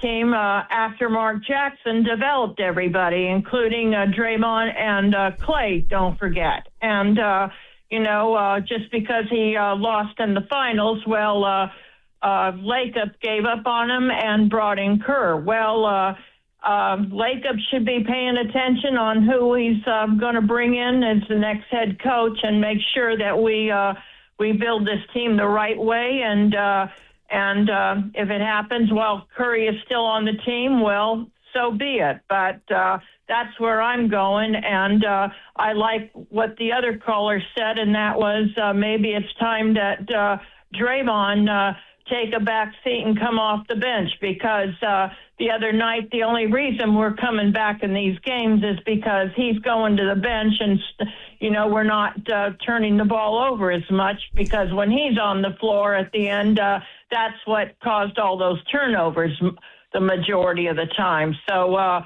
that's what Kerr should be doing is like bringing in somebody else like Santos or someone else to fill that fourth spot and, let's go and see where it goes with Porzingis because it's too late now. I mean, we're stuck with him, and we have to hope that Salabrini does his job in helping him out. So that's all I have to say, and you have a good day. You too, Jan. She said something that... We got to meet her. It's... Oh, dear. No, I agree with it. Okay. Now, I don't know specifically what it means, but I completely agree with it. It's time to rebuild the team the right way. And if Curry's here for it, so be it. I love the way she put that. I love it. I love it. I love it. All right, I'll tell you one thing. Boy, you're getting some grief about the top 5. What top 5? I don't think a lot of people believe you believe. About Triple J? No, about Sabonis? Steph. Oh, right. Come on. Is it in there? Yeah. Anyway. I love Kaminga. Just say yes or no. Wemby? Yes. Shea? I don't know. Something's bothering me about that. Wait, we're just talking about top 5 players. Shea's bothering me right now. Hey, I got the his ring or his MVP trophy? If you have Steph Curry over Shea Gilgeous-Alexander, which I know you don't, but you might because you are a lunatic at times. Luka? Hey, listen. Jokic? Listen. Giannis? Don't make this about that. It was my list. But my whole point is Steph is not far off. Okay? And to your point is the building is packed right now for one reason. Loyalty and to see the chef bake, who made all 3 of our list. How's that working this week? No. Have we gotten a lot of enjoyment out of Steph cooking this week? He's not playing. Thank you. Exactly. He's not playing. Right. He's hurt. And so's Butler. And so is all the other guys you named, the studs. Sometimes I do want to just say, can we pack it in? No. Can we just pack it in? You got the chef, man. 28 games left. Yeah, no, I don't mean now. Well, we got more playoffs. But, dude, come on. All right, top 5, I get it. I obviously gave you my top 5, but, man, Steiny, you got a problem if you want to look at it as a problem. The problem is the team has struck out with what they were supposed to put around them. They had gifts from the basketball gods in regard to draft picks going back to COVID in 2021 with Wiseman, and then Jordan Poole got punched in the face. You didn't suspend the bully. And that's a part of it. No, you can run through it all. It's a part of it. And then when we this had movie Kaminga, and this biopic or this documentary comes out about the Warriors, Jordan Poole better be in there because you sold your soul for Draymond, and now he's giving you nothing, and you got to pay for it. It's part of it. He's only making 25. Yeah. And he's giving you 5. How come we give Jan more of a runway than Kerr ever gave Kaminga? I mean, come on, front I'm going to be honest on it. Here I go. On? You know I'm a big Kaminga fan. I would tell him in his face, and Aaron Turner, thank you for joining us on that Friday. Go ahead. You had your chances. I know Coach Vallejo and Tim and Raleigh going to come for me. He got hurt at the most inopportune. That's on him. So when it's all said and done, it ain't like, I didn't get a chance to drive to Rory. Yeah, you did. So a couple of times you got hurt. Yeah. You ran it into the garage. You know what I mean? Yeah, so it's a little nuanced. You lost the keys. It's a little nuanced. And everybody's to blame. Well, but I'm serious, man. You think I'm like coming in here regurgitating all this stuff? Well, you're going to do it for the next 3 years, apparently. Well, get somebody. Well, they got KP. And now I'm in the lab, and I ain't even told you. They can't get anybody. They're capped out. They pay old players who don't play exorbitant money. I want to throw something at you, but he said they're capped out. Santos is 23. Let's talk about him. Sure. Don't tell me. What if I said you might have him wrong if you say he's the 10th player on a good team? What if he could prove that to be wrong? Like, fine, it'll take him 3 years to do that. I love watching them, Steiny. No, seriously. Okay, then quit complaining about the product. But I liked watching Brian Cardinal. Right. You know, we all have our guilty pleasures. It was great. The janitor, I loved him too. But Steiny, what can he turn into? Who? Guy Santos. He's quick. He could put the ball on the floor. He damn sure can shoot it. I'm not saying he's I'm comparing him to Draymond. Is he athletic? athletic? He can go by some. No. He ain't a stiff. He's not athletic. Okay, hold on. Just because he can dunk doesn't mean Guy Santos is not athletic, Goo. Come on. Evan, how do I answer this? Because, again, in comparison with NBA players, not if he walked into the studio here. Right. He would be very athletic at 95.7 the game. I'm not saying he's Kaminga, but he's got some wiggle. Potts can dunk. He's got some slippery hips. What are you talking about? The bucket he put back for the... Okay, so there it goes. He made a reverse layup. That's what I guess sometimes. Hey, dude, he did. Thank you for remembering it, but there's some stiffs that can't do that, you know? But I'm not telling you he's ultra athletic. Thank you. Let's just get to the nitty gritty. What's how good can he be? Gee. It's a thing, Stein. I'm just asking you. I'm not telling you he's Karl Malone. He could be like Mark Ivoroni. Look at you with Sixers, Ovi. I mean, he could be a guy who starts for you, but then doesn't play in crunch time. But, I mean, I just asked the question.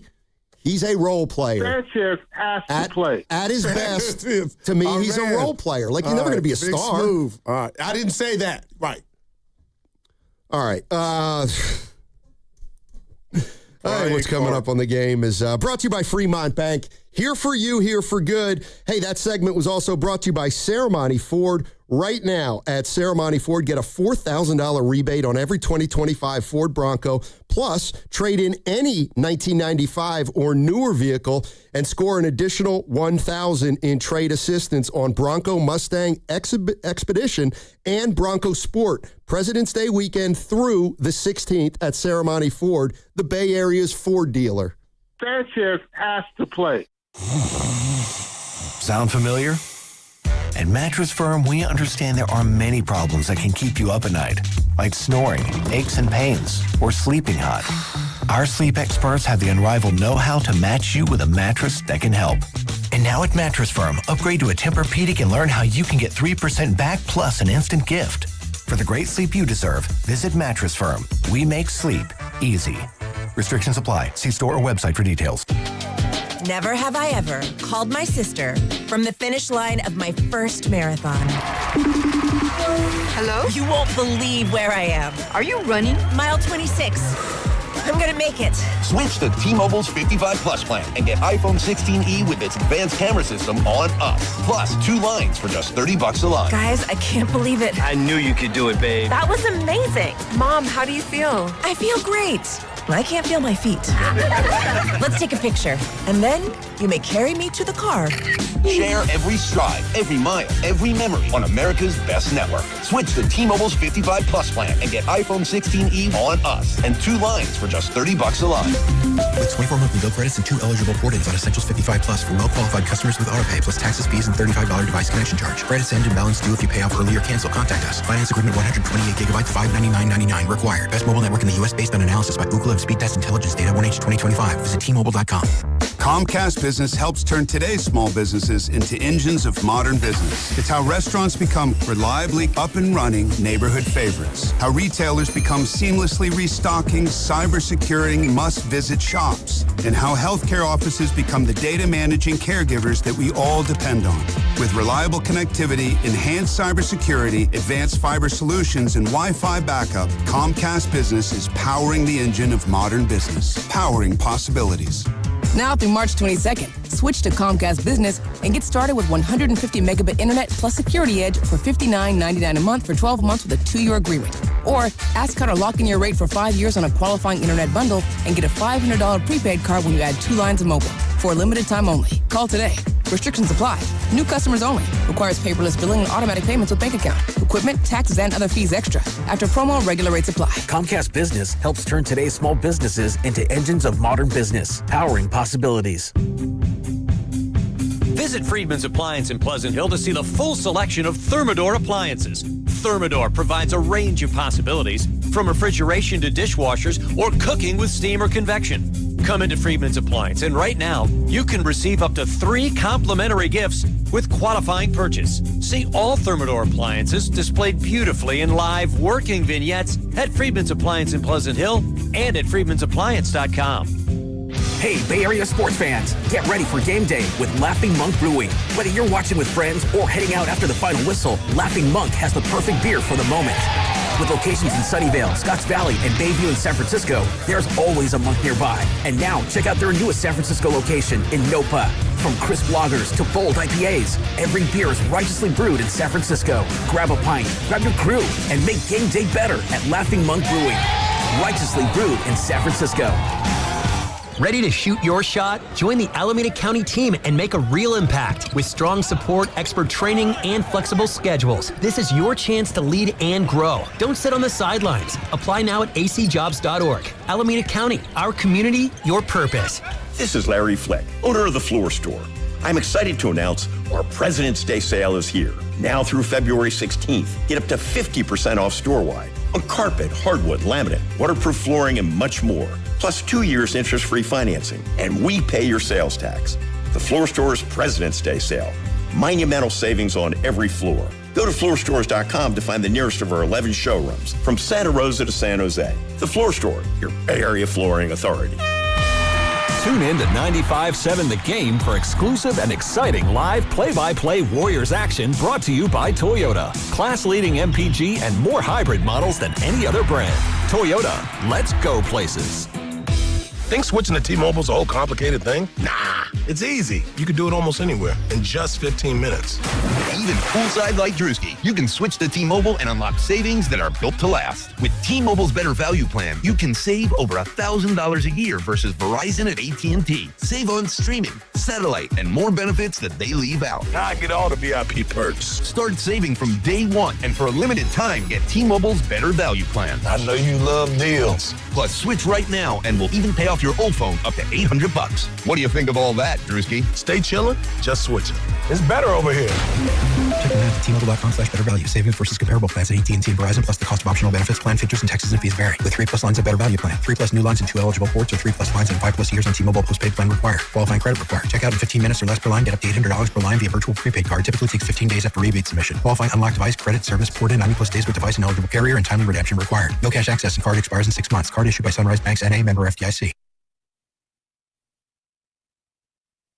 3, 2. Yo, this is John Spider Sally, 4-time NBA champion, and you are listening to Steiny and the Guru on 95.7 The Game.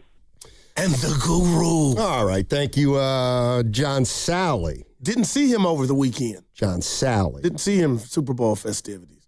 No, but I'll tell you what. We got to say thank you to Bay Street in Emeryville for Sunday's big game shindig. I had a ton of people out there. Guru was there. Evan was there. I was there. Willard, Christy, Krista, they who came, hooked us up. She took care of us. Yeah, it was a fun time out there.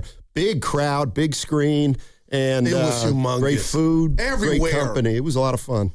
We got to do it again. Yeah, next Super Bowl. Well, or maybe a war game. Well, it's got to be a playoff game. And it's coming, baby. We'll see about that. We'll see about that. The way you and Evan try to misconstrue the stuff that I say is just, it's a part of the show. I'm not saying Guy is Julius Erving, but dude, the dude can move. That's all I'm saying, compared to his counterpart, Draymond Green. So, so he's such a good player. What if you had 4 Guy Santoses on your team? Would you be a championship contender? And I hate the way you cook the books. Who said he's such a good... You asked me what he was. I said I think he's a 9th or 10th man.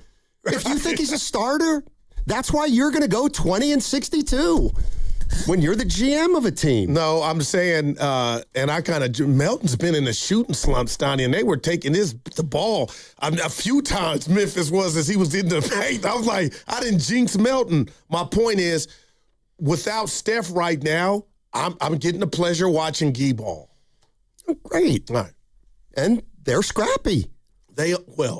When Dre's not on the court. Let's go to Will in San Jose to start us off this segment. What's up, Will? How you doing? Will. Hey, what's up, guys? Thank you for taking my call, Steiny and Guru. Hey. I just want to give you guys some flowers. This is something that I look forward every single day when I go to work, your segment, right? You guys are always passionate, how you guys debate, and it just brings out all of our listeners, just to tune into you guys. Thank you. Hey, that's love, man. And also, Evan. Evan too, I just want to say something about the Warriors. I think at this time right now, I think that all the pressure should be on the front office and the coaching staff, right? Because, I can imagine that Curry, he's a very loyal friend and a player, right? The Warriors brings him what he has, and then vice versa. We get what we have from Curry. So I think from now to the end of the season, I'm not saying that we should tank, but we should let it play out how it played out, and we should limit his time on the court, right? Because Jimmy's not back until next year, right? And then then we have Porzingis. That's to our franchise, and we don't know how he fit in.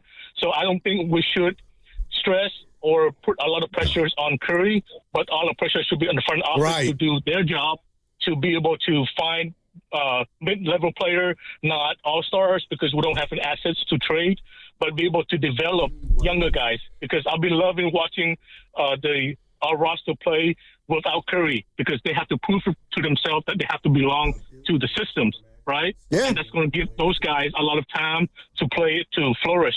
So I think to limit Curry minutes, that's going to give him some, hey, you know what? I have love for this team. They don't push every single game, every single season to meet the playoff. But at least it's going to show him that, hey, we're there for him for the long haul, right? Because I think by doing so, he definitely have at least one more championship on his belt, and that's going to give us a lot more, time to watch him play. Because as a fan, I think that's what all we want. We want. If he plays on the bench for like 10 minutes, I think he still pack the house, right? Just because he's Curry, right? So we want him to have that kind of mentality going to the last few years of his career, not looking for another team, not looking for something else to be able to bring him the championship. We can develop our own players and let the front office do their job and really pressure them to find players that can accommodate or can play with the system and with Curry. Gotcha, Will. They got to develop players. He's absolutely right. Well, you got to get them now. Now you got to go get them. The new iteration, your new Thundercats. You know what? Dub Nation. This is Will Richard. I'm a little disappointed in you. Okay. I don't want to start an argument, but I'm just really mad at you right now. Okay. So you've had my back. You're half of this show. You are the man. I'm a little more than that. Listen, go ahead. So at Kohl, Pest Control, you love Billy and Richard. Yeah, but I don't get any money. Well, the truth coming out now. So they walk by, and that's who they were. Oh, I didn't even know. And their feelings are probably, you're one of their favorites. Oh. So I hit the button, Steiny, can you please wave? And he looked like one of those spoiled kids that was like, get off of my lawn. So you didn't know who they were. All right, I'll go fix it. Seriously, there's that glare. It's over, our relationship. And then they came to the other window like, maybe he'll wave now. So you didn't know. I'll fix it. All right. But go ahead. I'm talent. So, you know what I think is pretty funny? Actually, you should have saw my shirt I wore yesterday, but go ahead, Monte. It was killing me. Tell me. It was a fishnet see-through. Oh, God. It was a nice shirt. It wasn't for the rain with the Warrior giveaway yellow shirt on. Oh, it was a giveaway. Gotcha. No, that was the undershirt, but it was the fishnet one I wear. Anyway, I'm sure it was a great look. Yeah, Devontae didn't like it. Okay, so this is, to me, the most, and you say it sometimes, Steiny, nobody saw him winning it in 2022. It's real. Right. Okay.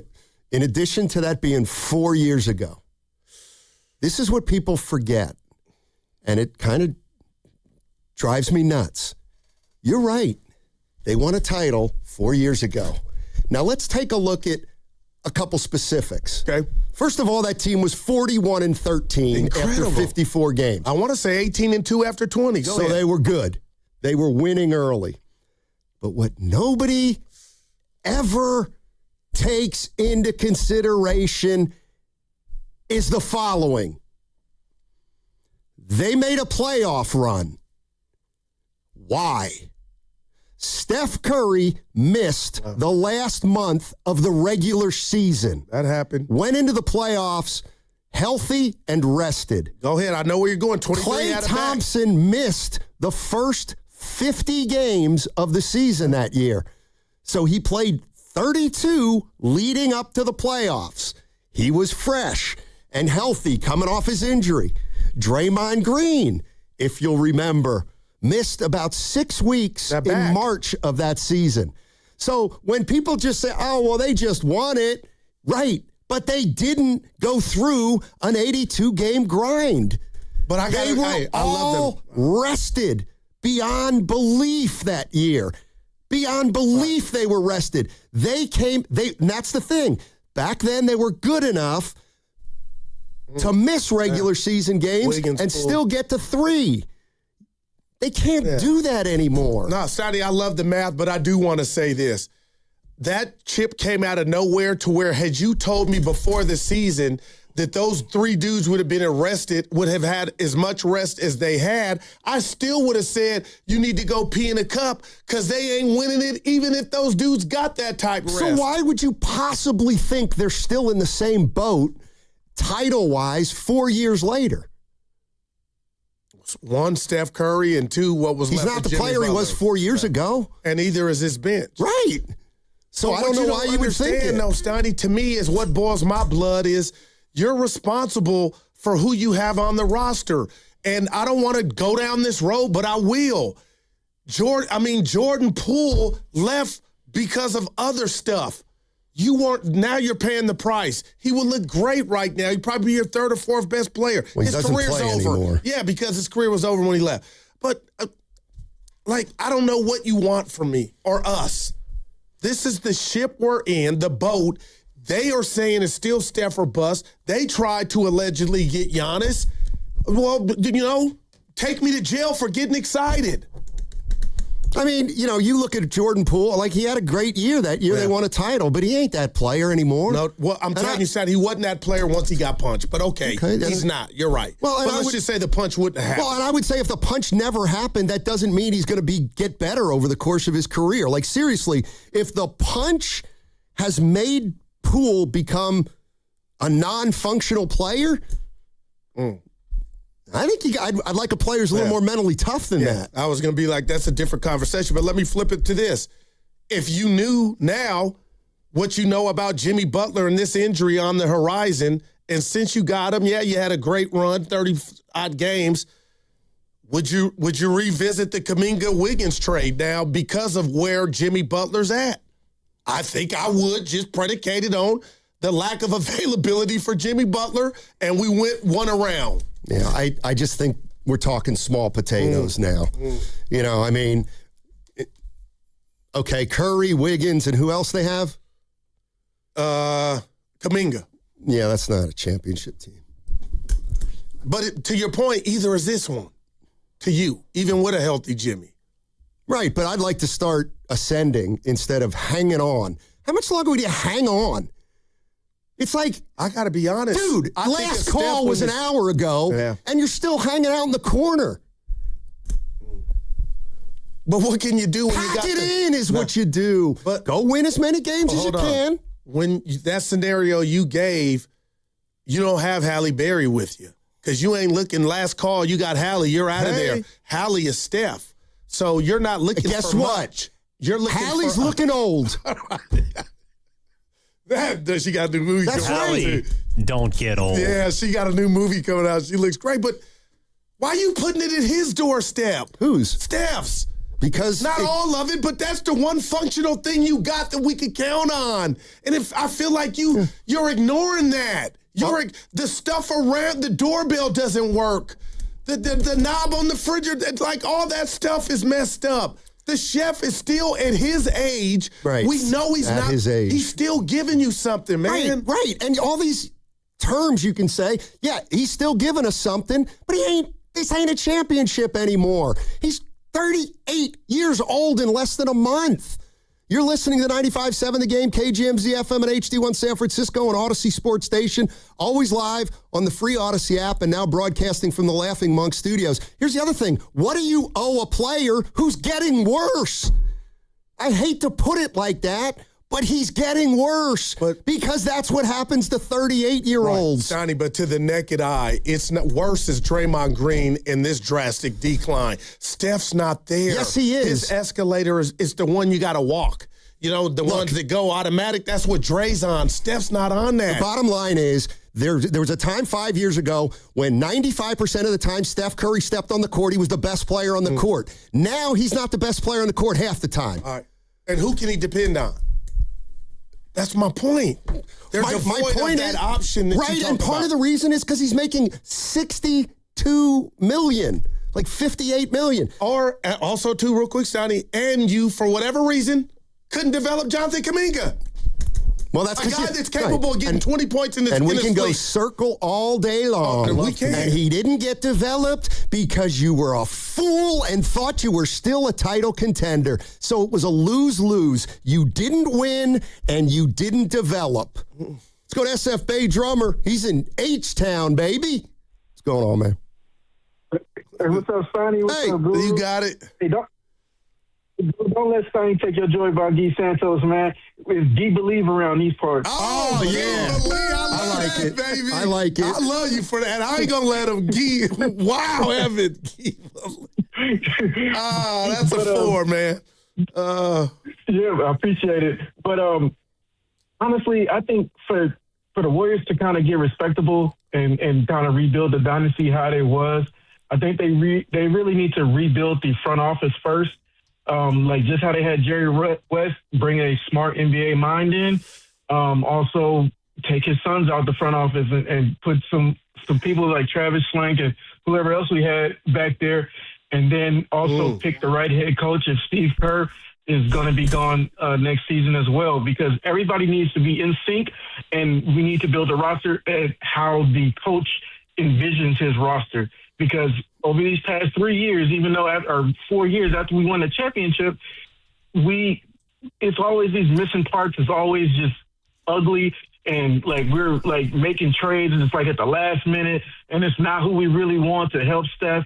And then even if we let Steph go and have to get traded, I would like to see him go to either OKC or either San Antonio. And I say that because number one, he'll be playing the easiest basketball of his life with them. And then also, the Warriors can kind of, get greedy and say, all right, we want like at least 1 or 2 players and, the majority of your draft picks. And then the Warriors get what their favorite word is, optionality, where they can either pump whatever players to other teams and, either get, some good players in like real fast or either more draft picks where we have more of a chance to build the roster much quicker and we won't have to be a bottom seller team just like how we used in the early 2000s.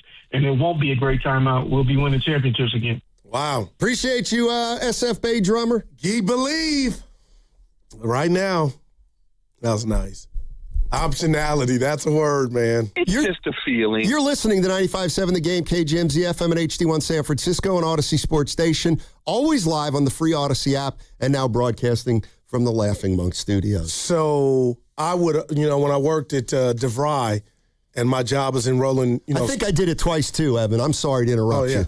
I wanted to make sure. No, do what? I did the legal twice. Good job. But you know why? Because I forgot I did it and I didn't want to look at Evan and he has that. He don't the know body that. language. No, we were just trying to figure out. We were trying to figure out if we had missed the first. I didn't know, and I chose the safe route. All right. So we would do our interviews, closed door. I had my own office, and my job was to enroll Matt Steinmetz, who came and toured the campus. If things weren't going right and I wasn't getting too many enrollments, you know what my boss would do? Hey, Daryl, I'm going to shadow you on your next enrollment with Evan. So she would sit behind me. I'm a grown-ass man. Nope. And I would conduct my interview, and she had this sheet. I hated it, 2 pages. And they could enroll, but they still would critique me. So I bring that up because you brought up Jerry West, and so did the caller. with Travis Schlenk, do you think Mike would get irritated, or is it too soon in his tenure, or does he say Will Richard everybody, or do the Warriors and Lakeup need to go find another Jerry West or Travis Schlenk to give them help to identify talent? Just a thought. Or would Mike D be like, Guru, you better look at and they already have too many voices. I would rather whittle it down. Okay, but what about this? What does the Porzingis signing or acquisition mean for Post? Are they giving up on QP? What? Of course not. While you were gone, a lot of people were like wondering what's going on there. Well, first of all, Porzingis is better than Post. Well, what do you want? Do you want what happens to Post? Well, he's not as good as Porzingis when Porzingis plays, but let's play him anyway.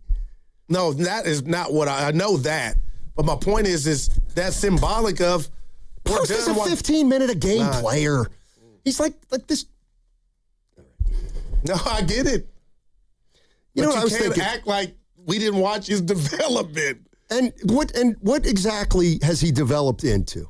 No, him throwing around his body, getting acclimated to the banging that it takes down low in the paint. Yeah. And we know he can shoot it, but I don't even want to know the percentages, but my point was I thought that was something we're looking forward to and we still made. Yeah, for 15 minutes a game, Wow. You know, I was thinking about this, and, everybody, trading Steph and not trading Steph. Here's one thing I was thinking, though. I mean, when was the last trade the Warriors made where they had the advantage? It feels like all their moves the last 3 years have been, we're in a little trouble. We got to come up with something, reach down in, pull a rabbit. We got to trade Kaminga, but he doesn't have a value. The Butler one, they got him for much of nothing. Right. But what I'm saying is there was no strategy. They were like pulling a rabbit out of a hat. They needed a player. They had to acquiesce by giving him the contract. Like, he got another year out of him, and now that year really, really hurts us. The second year that we gave Jimmy really hurts us, but that's the way that one went. But, I do believe if, hey, you know what, maybe might think about trading Steph, it would be like... I didn't like how that caller thought I signed off on that. It was a good call. Remember, he was saying, Steph still got it. I'm with him. I was feeling that. Yep. But I'm just thinking, I'm being realistic, man. All right, so we were having a fun time today talking about players that you would pay a lot of money to see. Wemby, Jokic. But we have the other end of the list, which is you'd have to get paid $1,000 wow, man, to go watch these guys. I hope they're not listening. That's a joke. Why do I care if Dorian Finney-Smith knows that I think he stinks? Oh, that's too Dorian funny. Finney-Smith. I never got him. Wow. I never got him. I just didn't. Oh, he's a great defensive player. He's okay. Yeah. Well, he's a great... Please. Dorian Finney-Smith. You got on my bad side early. All right. I'm going to have one. You're going to come down my road. It's cool. I can handle it. Evan might too. And it hurts me and pains me to say this because I'm his biggest fan, or I was. But now I feel like his britches are getting too big. And it's Russell Westbrook. This version He's still of the playing? He's on the Kings, Evan. He had a putback dunk last night. I saw it. I love me some Russ. Oh, of course he is. They've lost 14 in a row. Of course he's playing. But Stoney, I've been watching him at damn near every night. I'm like, Russ, you do know it's a wrap, right? You do know you guys have lost 10, 11 straight, taking some game-winning big shots when it's like, get the ball to DeRozan. And you can see them and Doug Christie, God bless him. So I love Westbrook and what he represents, but I got to tell you, this version of Russ in sack, Stoney, I'm out, man. Fair? Yeah. Evan? This guy is one that pops up every so often. He seems to be on a team that the Warriors play once, maybe twice a year. He trots out onto the court and you go, wow. Now that's a guy with an NBA frame, an NBA jawline, in fact. but Simone Fontecchio might be one of the worst basketball players I've ever seen. Look how you pronounce it, Fontecchio. I cannot stand Fontecchio. You know what? That's a good I'm one. looking at him now. Dude, that is wow. How long has it been like that for you and him? Since he was on the Jazz. I mean, everything about him, we're like, this guy might be able to play. And then he gets the ball and you just... Yeah, Nobody said, go ahead. I didn't know if you liked him or not. I just know that for a year straight, we'd come in and say, Fontecchio. Yeah. Nobody said Dylan Brooks. And is that because he's a good player? But would you have, I'm always been a fan. Would you have said that 3 years ago in Memphis? I've always liked him. Okay, well then you can have him. No, I'm saying, hated him like everybody else Evan, does. have you always knew he could play? I mean, he's the guy who you hate to be on the team against, and you love him when he's on your team. Old Draymond. Yeah, he's kind of like Draymond. Yep. I mean, yeah. Here's another guy you'd have to pay me $1,000 to watch. Zach Collins. That's terrible. Dude, how long has it been for you with him? A while. Remember when he came out, I was like, oh, he's a hustler. He's pretty good. He stinks. All right. Hey, our knockout tournament is back. Let's go. That's right. So you get your chance to play a game of knockout on the Chase Center floor. It's an opportunity you can't get anywhere else, people, and it all starts Monday, February 16th. But even to be in the contest, you first have to go to 957thegame.com and register. That's 957thegame.com. Once you get registered, then starting on Monday and all week long, listen for your name around 7:30, 12:30, and 3:30. That's 3 times a day, once on each show. You're going to have 9 minutes and 57 seconds to call the contest line, and each show will be giving you a chance to win all week long. First things first, for details and to register, go to 957thegame.com. And covering Bay Area sports for as long as I have, I've seen the highs and the lows and the pain that comes with getting knocked down. But when it's not just a game, and when you're the one injured or when tragedy strikes someone you love, that's when Beam Law comes in. Beam Law is the Bay Area's go-to personal injury law firm, and whether it's a car accident, a serious injury, or a wrongful death, they are there to shoulder the legal burden so you can focus on rebuilding, recovery, and taking care of your family. Beam Law is local, and they win. Millions have been recovered for clients across the region, and it's why SF Weekly voted them Best of the Bay 4 times. So if you've been hurt or lost someone because of someone else's negligence, call Beam Law at 415-523-5555. That's 415-523-5555, because it's not whether you get knocked down, it's whether you get back up. Beam Law, they've got your back, Bay Area. All-star coverage across Odyssey Sports is powered by Factor. Factor meals make it easy to feed your performance. Factor. Eat like a pro. My ride smells just right, just right, just right, just right. Y'all gotta try that Febreze car. Just right, just right, just right. Yeah. La la la la la. With up to 40 days of consistency. All over Febreze car clips right on your vent. You know my car's my happy place. Keep that smile on my face. When it smells just right, just right, just right. Yeah. Breathe happy Febreze. La la la la. It's your captain speaking. To the passenger with the Mirror Fast soft shoes, smart move. No way am I letting travel constipation ruin this trip. Can't blame you. Mirror Fast works fast, but without the harsh side effects. Since I'm such a smart traveler, can I move to first class? No. Close the curtain, Carol. From the makers of Miralax, new Mirafast soft chews work naturally with your body in as little as 30 minutes to give you a comfortable go on the go. Find Mirafast today at your local retailer. Use as directed for occasional constipation. Contains magnesium hydroxide. Sound familiar? At Mattress Firm, we understand there are many problems that can keep you up at night, like snoring, aches and pains, or sleeping hot. Our sleep experts have the unrivaled know-how to match you with a mattress that can help. And now upgrade to a Tempur-Pedic and get a $300 instant gift, plus next-day delivery. For the great sleep you deserve, visit Mattress Firm. We make sleep easy. Restrictions apply. Next-day delivery available on select mattresses and subject to location. See store for details. That's another amazing run by Team USA. Mom, think I'll be on Team USA one day? Well, I'll take this one. are you speaking to us? Yes, and to answer your question, anything's possible, especially with Xfinity. So, I can be the best snowboarder ever?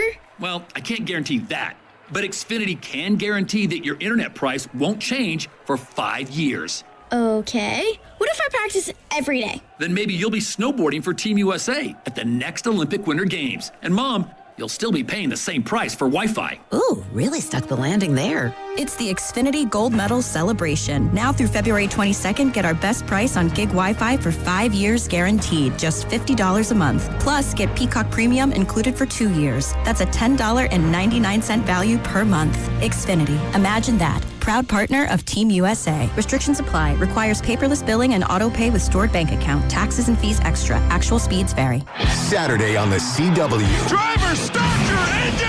The new NASCAR season roars into action at the Daytona International Speedway with all new drivers, new rivalries. Somebody needs to break his teeth in. And a brand new name. The NASCAR O'Reilly Auto Parts Series. Buckle up for pure raw racing live from Daytona. Let's turn them loose. The NASCAR O'Reilly Auto Parts Series. This Saturday at 1 p.m. on Cron 4, the CW. It's the final days of Toyota's President's Day sales event. Don't miss your chance to drive home a brand new Toyota truck. Right now, save big with low 2.99% APR plus $500 finance cash on the legendary Tacoma, or get $3,000 cash back on the powerful Tundra. Toyota's President's Day sales event ends Monday. Hurry in today. Toyota, let's go places. Offers available through TFS to buyers with premium rated credit and cannot be combined with other offers. Finance cash must be applied to transaction and only available on Tacoma SR and SR5. Cashback offer excludes Tundra TRD Pro and 3226. Tune in to 95.7 The Game's GOAT Report nightly on game nights to hear the GOAT, Steph Curry's game night stats. Brought to you by Sony Pictures GOAT. Executive produced by Steph Curry. Exclusively in movie theaters February 13th. Hear that? That's the sound of your life. Perfectly imperfect. Beating in rhythm to the world you've created. But every time you drive after drinking, the music gets drowned out. Your life sounds pretty great. Don't let a buzz ruin it. Buzz driving is drunk driving. Don't drive buzzed. A message from NHTSA and the Ad Council.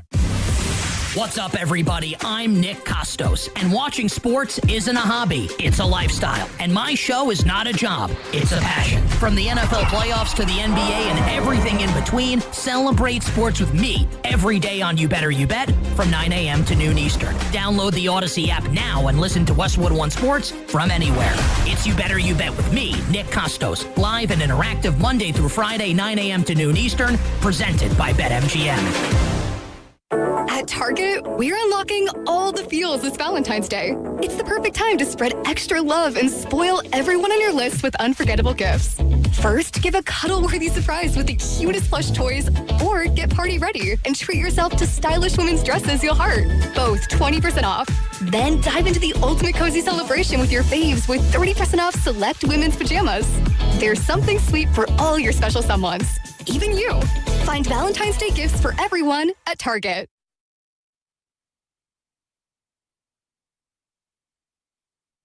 I think he was out of breath. That's like me after a couple pumps. Oh my God. Couple what? Simmer. That was TMI. Dub Nation, this is Moses Moody, coming to you live from the Laughing Monk Studios. You're listening to Steiny and Guru on 95.7 The Game. Hey! DeBonsa 36 last night. Hey! That's my dude. I grog on the game tonight. I may go. I have somebody checking in on the dog at 2:30. You, me, and E. Nah, I'm going with my boy Rick B. All right. Well, I know Evan doesn't have Warriors live today, so you going to be there? Oh. See, we're finding out who the Steph heads are. I have a social engagement. Oh, you got a date.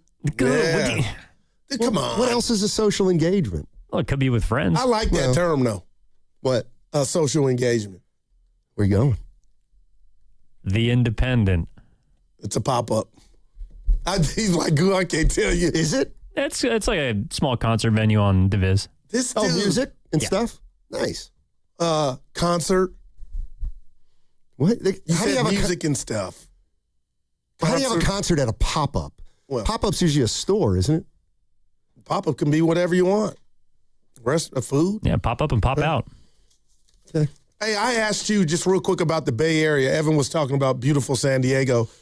I said, is there a more prestigious, like, if I could live one place in the Bay neighborhood, Blackhawk. Could you give me one more, you and Evan, the listeners? Pacific Heights in the city. That's where Meg lives. Sales. No, there's like Danville. Yeah, Blackhawk's big. Danville's pretty nice, right? Danville. Let's see. Alvarado, Union City. Got some nice stuff over there. Sure. Yep. Trying to think. You know, I think Piedmont and Oakland's one of the nicest areas. Hey, I'm asking. One of the nicest areas that, you know, most people can't afford. What about where you golf in Berkeley? I had a buddy lived up there on the hill. Yeah, you know. Shattuck. Yeah, you know. Are we talking about like the bougiest spot? Yeah, like where you want your home. Atherton. Yeah, that's true. I mean, that's where all the billionaires live. I think that's where Lacob's at, right? Well, of course. Right. Yeah, that's where, you know what, Durham went to a Santa Clara party out there. How do you tell you don't know the great areas of the Bay without saying you don't? Well, you leave off the top 8 areas. There you go. Hillsborough, too. Oh, man. Now you talking, baby. Yeah, the peninsula's nice, boys. The South Bay for sure. What about, there's got to be, like, Mill Valley, I think, in Marin is considered pretty nice. A little older community. Well, property value since the boss moved there, but. Yep. Yeah. That's pretty good. Man. All you homeowners out there should be feeling pretty good. Out where? Here. In the city? In the whole Bay. Yeah. The message from Super Bowl weekend is we are back in San Francisco. Well, depending on, what outlet are Pat McAfee in your face. What'd he say? He said the city's unbelievable. But he's not Zillow. You're talking about the he's more property important value. than Zillow. I'm happy. Do you understand that the whole country thought we were a crap city, and now they're saying, hey. Some influencers went on hating Gilly from your city. Said it was Gilly. Wallow and Gilly, the Eagle fan. No idea who you're talking the dude that does the Eagle dance to Too Short, blow the whistle when they win. That guy. He came out here and said, it's dry. I'm going back Saturday. What a difference a week makes. Can you imagine what people would be saying if this was the weather for Super Bowl week? It was beautiful last week. It was, man.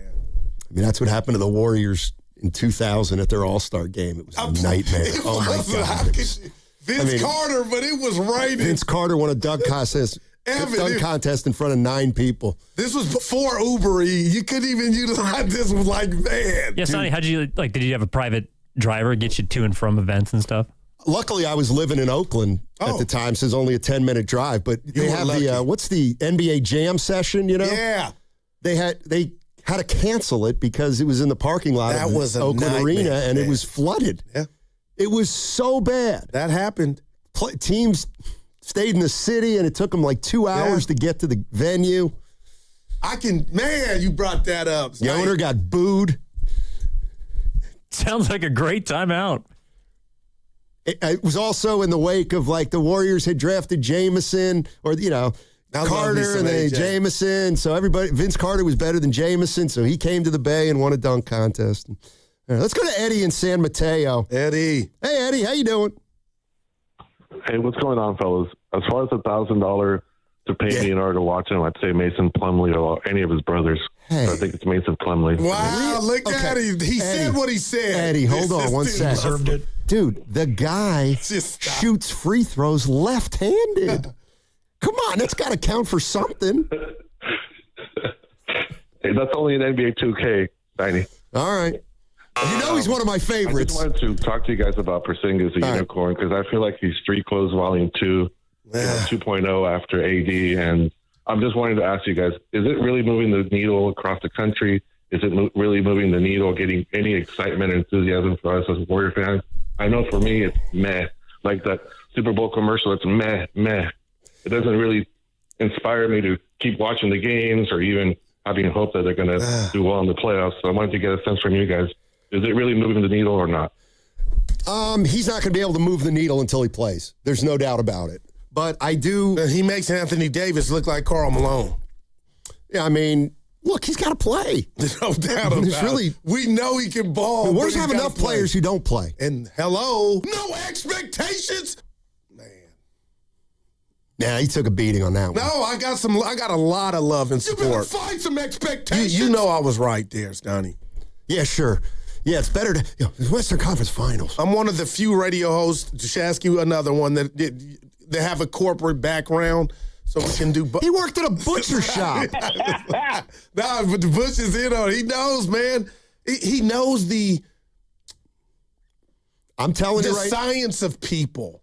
Steiner, you can't say in your position where you're a lead, there are no expectations. And if you do say that in the car going across the Bay Bridge. Nope. But you don't say that to the people. Listen, you need to I just turned on ESPN.com real quick. We knew that's where the article was, but the Warriors aren't in a good light with this Kaminga story. And you got the picture of Dre Steph. I'm going to say it. And I'm sick we're getting bad pub. You ready? I'm going to say it. Oh. That was a good deal for Porzingis. Well, it was a good deal for Porzingis. I'm warming up to it every day because I'm desperate. You didn't do much and the money fall off. If he's healthy, let's just say he don't play. Then they're going to the lottery. But Kaminga wasn't playing, though. Exactly. So Evan's I'm got something. Uh-oh. Well, it's just good news for everybody who is going to the Spurs game tonight because the injury report was just released by San Antonio. Oh. No Wemby. You're kidding. See, this is why I'm not No. I mean, he's not on the injury report, which means he's going to play. Yeah, dude. Can you please be more precise? If I was going to say he's out, I would have said Victor Wembanyama is listed as out. Wemby. I'm like, that's all I was locked in on. Stephon Castle is listed as questionable. He hurt himself last night. Also, according to Shams Charania, maybe a Warriors buyout candidate, Jeremy Sohan and the Spurs are parting ways. So there'll be no Jeremy Sohan tonight. Wait, they're just waving Sochan? It says they're parting ways. I don't know what that means. What happened there? Yeah, we got to get him, right? We got Santos. Can I ask you, this is hashtag random. Is it going to be a real question or a rhetorical question? A real one. Shout out Jim Mollet. What if I told you guys, forget where they're at. They're number 3 in the West. Something about Houston is eating at me that I don't like. I don't know what it is, E. Wait, what? The Rockets. Something eating at me like the record's there. They got the 3 seed, but when I watch them, I just feel like they're missing something. Oh, I thought you'd be on cloud 9 about the Rockets, considering Kevin Durant scored his 1,000th game with 20 points. Wow. 1,000 games, he has scored 20 points in the NBA. Think about is that a record? I think Kareem did it. Oh, my God. They're saying Malone, LeBron. Trying to think who else. I don't think MJ did it. No, Luka? 1,000 games. Oh, yeah, got you. Jordan didn't do it? Kobe had to do it. There's no doubt. Kobe had to do it, I would think. I remember them saying Kareem and Malone on the broadcast. Wow. I don't know, Zaddy, just something about Houston. They got the seed in. And listen, 33. I only wish you could use the same objectivity for the Warriors that you do for teams that are better than them that you think are in trouble. This one I do mean. No Kobe. Only LeBron, Kareem, and Malone. Damn. And now Kevin Durant have scored 20 points in 1,000 NBA games. Man. Wow. And unlike the other 3, KD's the only one that's had a bad injury. You know what I mean? Those other 3 were relatively healthy. That's one of the things you probably need to get there. Wow, man. Let's go to Leroy in Oakland. He wants to tell us who he would need $1,000 to go and watch. And Lee didn't like Sinners either. He didn't like the movie. What's up, Lee? Hey, Leroy. Hey, good afternoon, guys. Man, I'm so proud of you guys, man. Y'all be killing it, man. Y'all be killing it. Dude, I love you guys. Thank you. Hey, look. Well, real quick before I go into it, man, do you know you guys are so great for me, man? You guys are getting me to come out of retirement. I'm picking up the basketball. Let's go. I went on 95.7thegame.com, put in my I'm confident my name is going to be called. I'm brushing off my Purvis short jersey, Steiny. I'm 45, baby. I'm brushing it off. Nice. I still fit it. All right, so here it is. You'd have to pay me $1,000. I mean, you couldn't even pay me to go see these guys. Forget that. And don't think I'm trolling because I thought long and hard about this. LeBron James, number 1, I would not go see him. Sorry. Oh. I wouldn't go see Devin Booker. I wouldn't go see Jaylen Brown. I wouldn't go see Bam Adebayo. And I wouldn't go see Tyrese Halliburton. Really? Wow. He's hurt. That's right. Now, here's who I would go see. Well, what are the reasons for those guys? Yeah, we need to know the reasons, Lee, real quick, man, on those dudes. Hey, Goo, you know how it is when you're sitting in front of the TV and you watch all the time. It's just when I'm sitting there and I'm watching, I'm just going, it's boring. Wow. Boring games. And so here's my top 5 that I would pay to go see. Number 1, LaMelo Ball. Man. Number 2, Anthony Edwards. Number 3, Wembanyama. Number 4, KD. Congratulations, Kevin Durant. And number 5, Kawhi Leonard.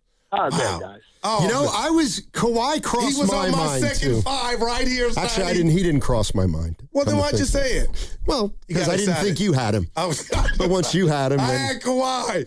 Devin Booker boring? Oh, my God. Yeah, I get what he's saying. What is he saying?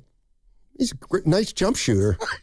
Can finish a little at the rim. Dude, Phoenix, man. He's better than that. No. He just said he didn't like watching him. I mean... But why? I like him. I like him, too. It's just not Leroy's cup of tea. All right. That's all. Hey, and I did have Kawhi and Stoney. I don't know what the departure of Harden's going to do to their chances if you think they got any, but he's playing at a high level, man, or he's healthy. How about that? I had Tyrese Maxey. I think he's the best kept secret in the league, man. Speed kills, man. What you got? No, just a couple more players that I wouldn't pay a dime to see. I ran out of them. This is a guy most of you guys have probably forgotten about this guy. And rightfully so, because he was never great in the first place. But every time I see him now, I want to stick my finger down my throat. Larry Nance Jr.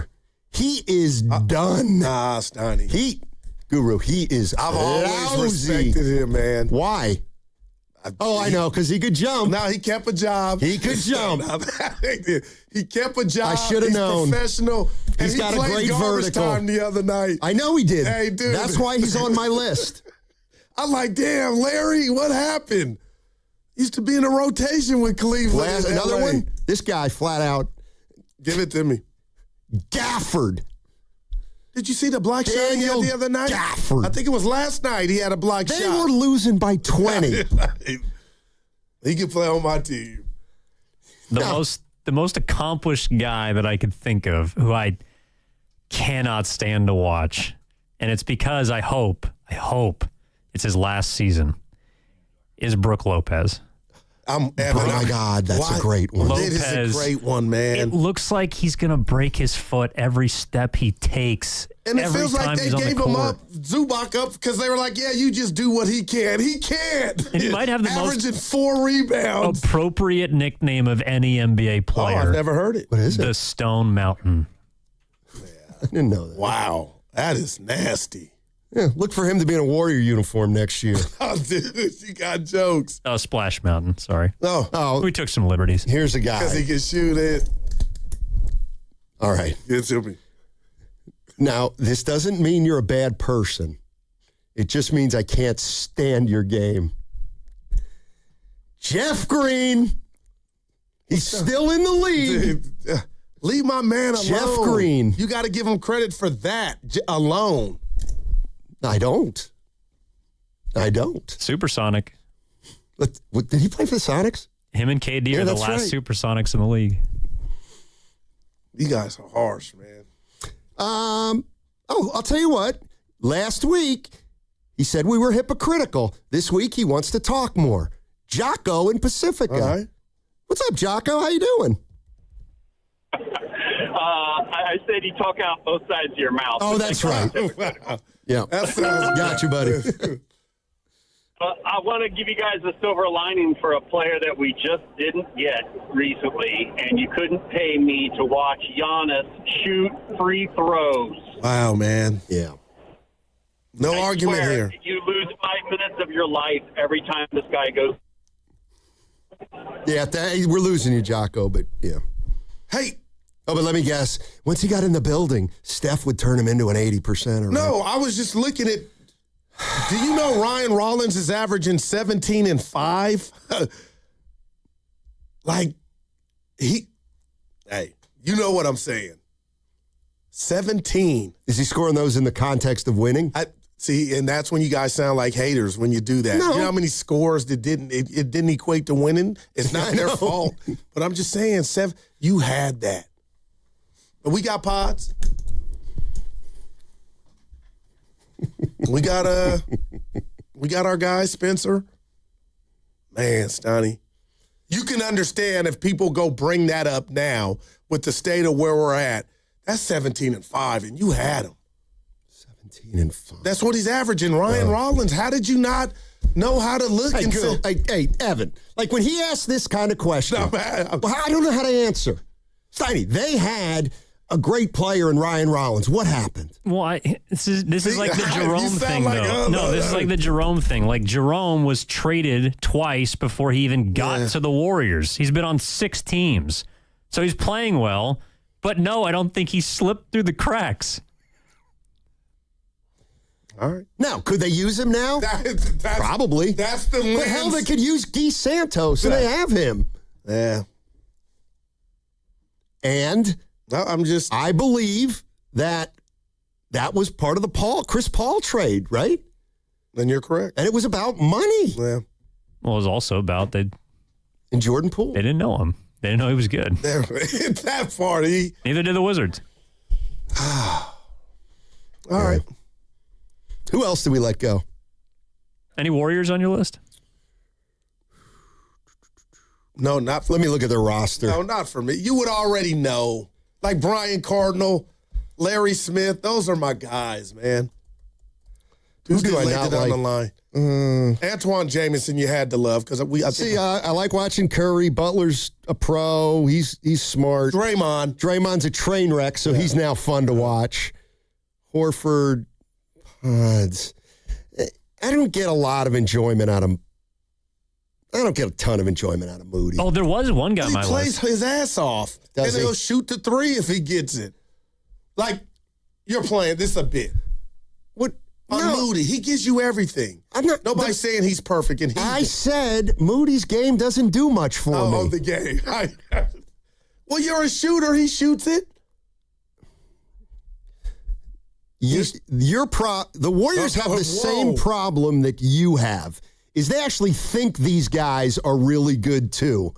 That wasn't the question. And you know what I think of Moody. He's a part of my team. He can play on my team. Is he just a guy? No, he can. Oh, when really? He gets hot. What is it? This week he's good, or last week he's not? Well, how many just a guys do we have? How many Jags do we have? We have a 6. lot. No, I think the number's higher. Okay. Number's higher than that, player. By the way, I think Slow-Mo's about out of gas. What happened? Did you? What? You know we're up. Scored over Draymond. Did you see when they tried to? It was like he's a wide receiver, Slow-Mo. He misjudged where the inbound pass was coming. Jumped too soon. I told Evan the ball went to Pods. I said, dude, you're done. Slow-Mo's done. He's our guy. I would tell him, big Mets fan, he's done. Oh, remember we had the Mets. So you agree with me? Yeah. Thank you. I was just giving you a more people the concrete example. Let's go to Pete in San Ramon. Finish this up. Guys he would pay to see and not pay. Hey, Pete. Hey, howdy, guys. Thanks for taking my call. Sure. This guy, a Duke guy. Forever. He was just here recently. I can't stand to even hear his name, much less watch him play.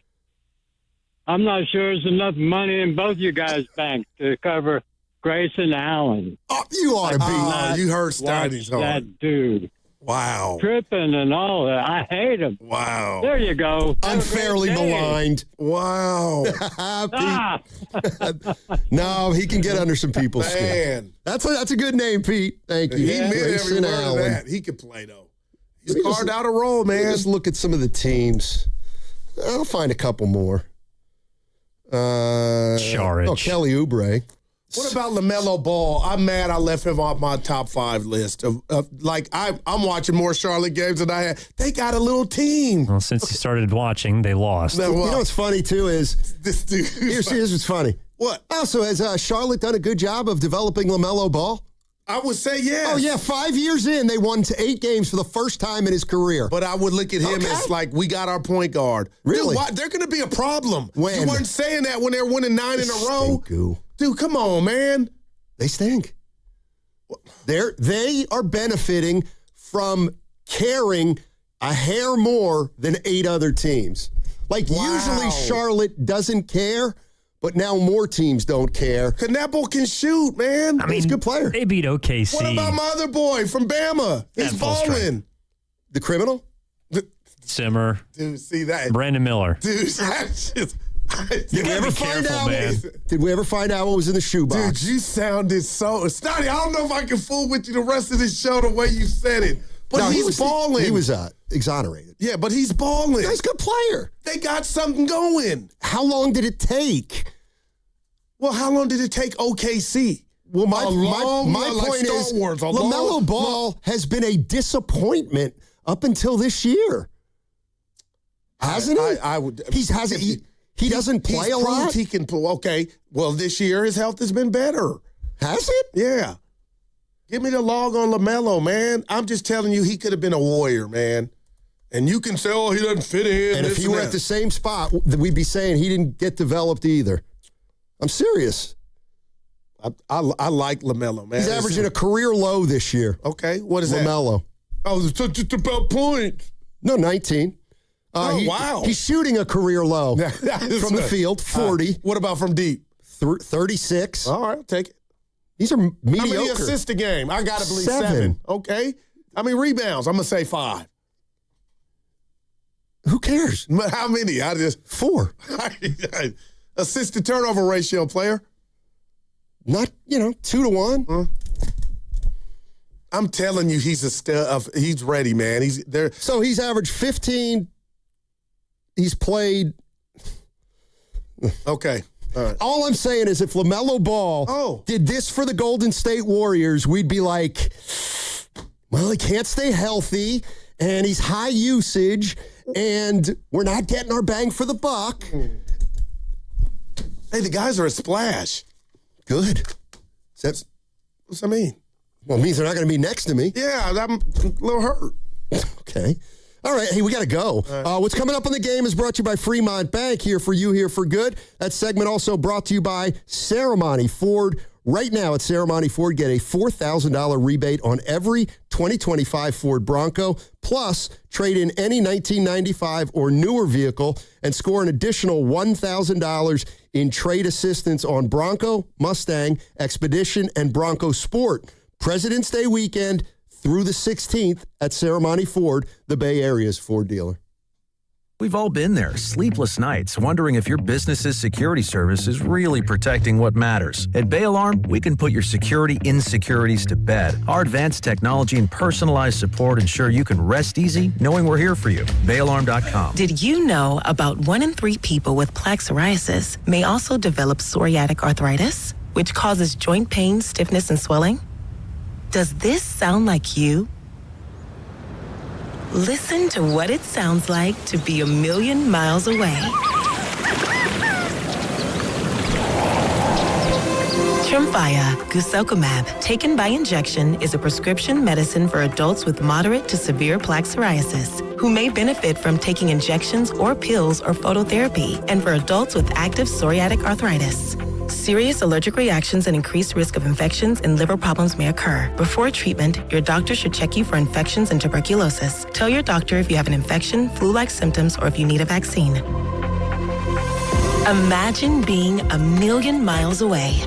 Explore what's possible. Ask your doctor about Tremfya. Visit Tremfya.com or call 1-800-526-7736. Dreaming of the perfect kitchen? Make it a reality at Friedman's Appliance in Pleasant Hill. Explore Bosch appliances in live working vignettes and see the innovation in action. During the Buy More, Save More event, you can get up to $4,000 in rebates on qualifying Bosch kitchen packages. From refrigerators with the Farm Fresh system to keep your food fresher longer, to dishwashers with precision wash technology that wipes out 99.9% of bacteria. Own the kitchen like a Bosch. Visit Friedman's Appliance in Pleasant Hill or online at friedmansappliance.com today. Injured at work? Don't wait. Every day you delay can mean lost wages, delayed medical care, and more stress for your family. At Boxer & Gerson, we fight for people just like you. Construction workers, delivery drivers, factory workers, restaurant staff, hardworking folks who get hurt just trying to earn a living. We won't back down. We get results. You work hard, you deserve real help. Call Boxer & Gerson now at 510-835-8870 or visit boxerlaw.com.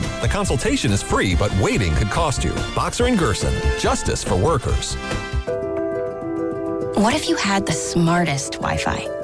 If you did, it'd be Xfinity, of course, and it'd come with their best state-of-the-art equipment.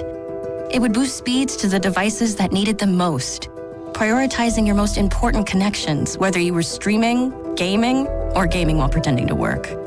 And it would let you stream 4. That's right, 4 games on one screen. It would even power your mobile connection so you could bring faster, secure Wi-Fi speeds with you where you use it most. It would be proactive and fix problems before you knew you had them. Impressive, right? And it would have security features that protect you from threats at home and online. Kinda like a force field for your life. If you had the smartest Wi-Fi, well, everything would work together seamlessly to keep you connected, no matter what. Xfinity. Imagine that. Restrictions apply. Ready to get rid of that old car? Donate it to Cars for Kids. Call 1-877-CARS-FOR-KIDS to reach a friendly live agent. Donation is super easy and your car can be picked up as soon as tomorrow. Call now, 877-CARS-FOR-KIDS or go to carsforkids.com. That's cars with a K. Come on, kids. We're almost there. The map says straight ahead. One-a-day 50-plus multivitamins are made for your overall health, with nutrients to support your brain and muscle function. Because don't you want to make the most of each day? So even on the family hike, you're not just keeping the pace. Hey, Dad, wait up. You're one step ahead. One-a-day 50-plus. The one for you. This statement has not been evaluated by the Food and Drug Administration. This product is not intended to diagnose, treat, cure, or prevent any disease. My son loves to fly kites, but my active psoriatic arthritis can sometimes hold me back. Now with Skyrizi to treat my skin and joints, I'm ready to go. Skyrizi, risankizumab Riza, a prescription-only 150 milligram injection for adults, helps with less joint pain, stiffness, swelling, and fatigue. For those who also have plaque psoriasis, 90% clearer skin is possible with just 4 doses a year after 2 starter doses. Don't use if allergic to Skyrizi. Serious allergic reactions and an increased risk of infections or a lower ability to fight them may occur. Before treatment, your doctor should check for infection and tuberculosis. Tell your doctor if you have an infection or symptoms such as fever, sweats, chills, muscle aches, or cough, or if you plan to or recently received a vaccine. With Skyrizi, there's nothing like clearer skin and better movement, and that means everything. Ask your doctor about Skyrizi today and visit skyrizi.com or call 1-866-SKY-RIZZI to learn more. I can't believe how spotless my floors look after using the Swiffer Power Mop. No more dragging around a heavy mop and messy bucket. Now I get the same deep clean without all the work. Thanks to the powerful solution and scrubbing pad of the Swiffer Power Mop, dirt and grime don't stand a chance, and I don't break a sweat. Mic drop. Mop drop.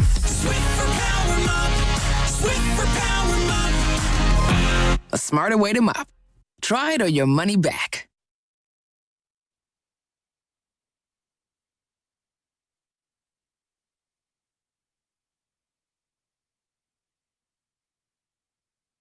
Coming to you live from the Laughing Monk Studios. You're listening to Steiny and Guru on 95.7 The Game.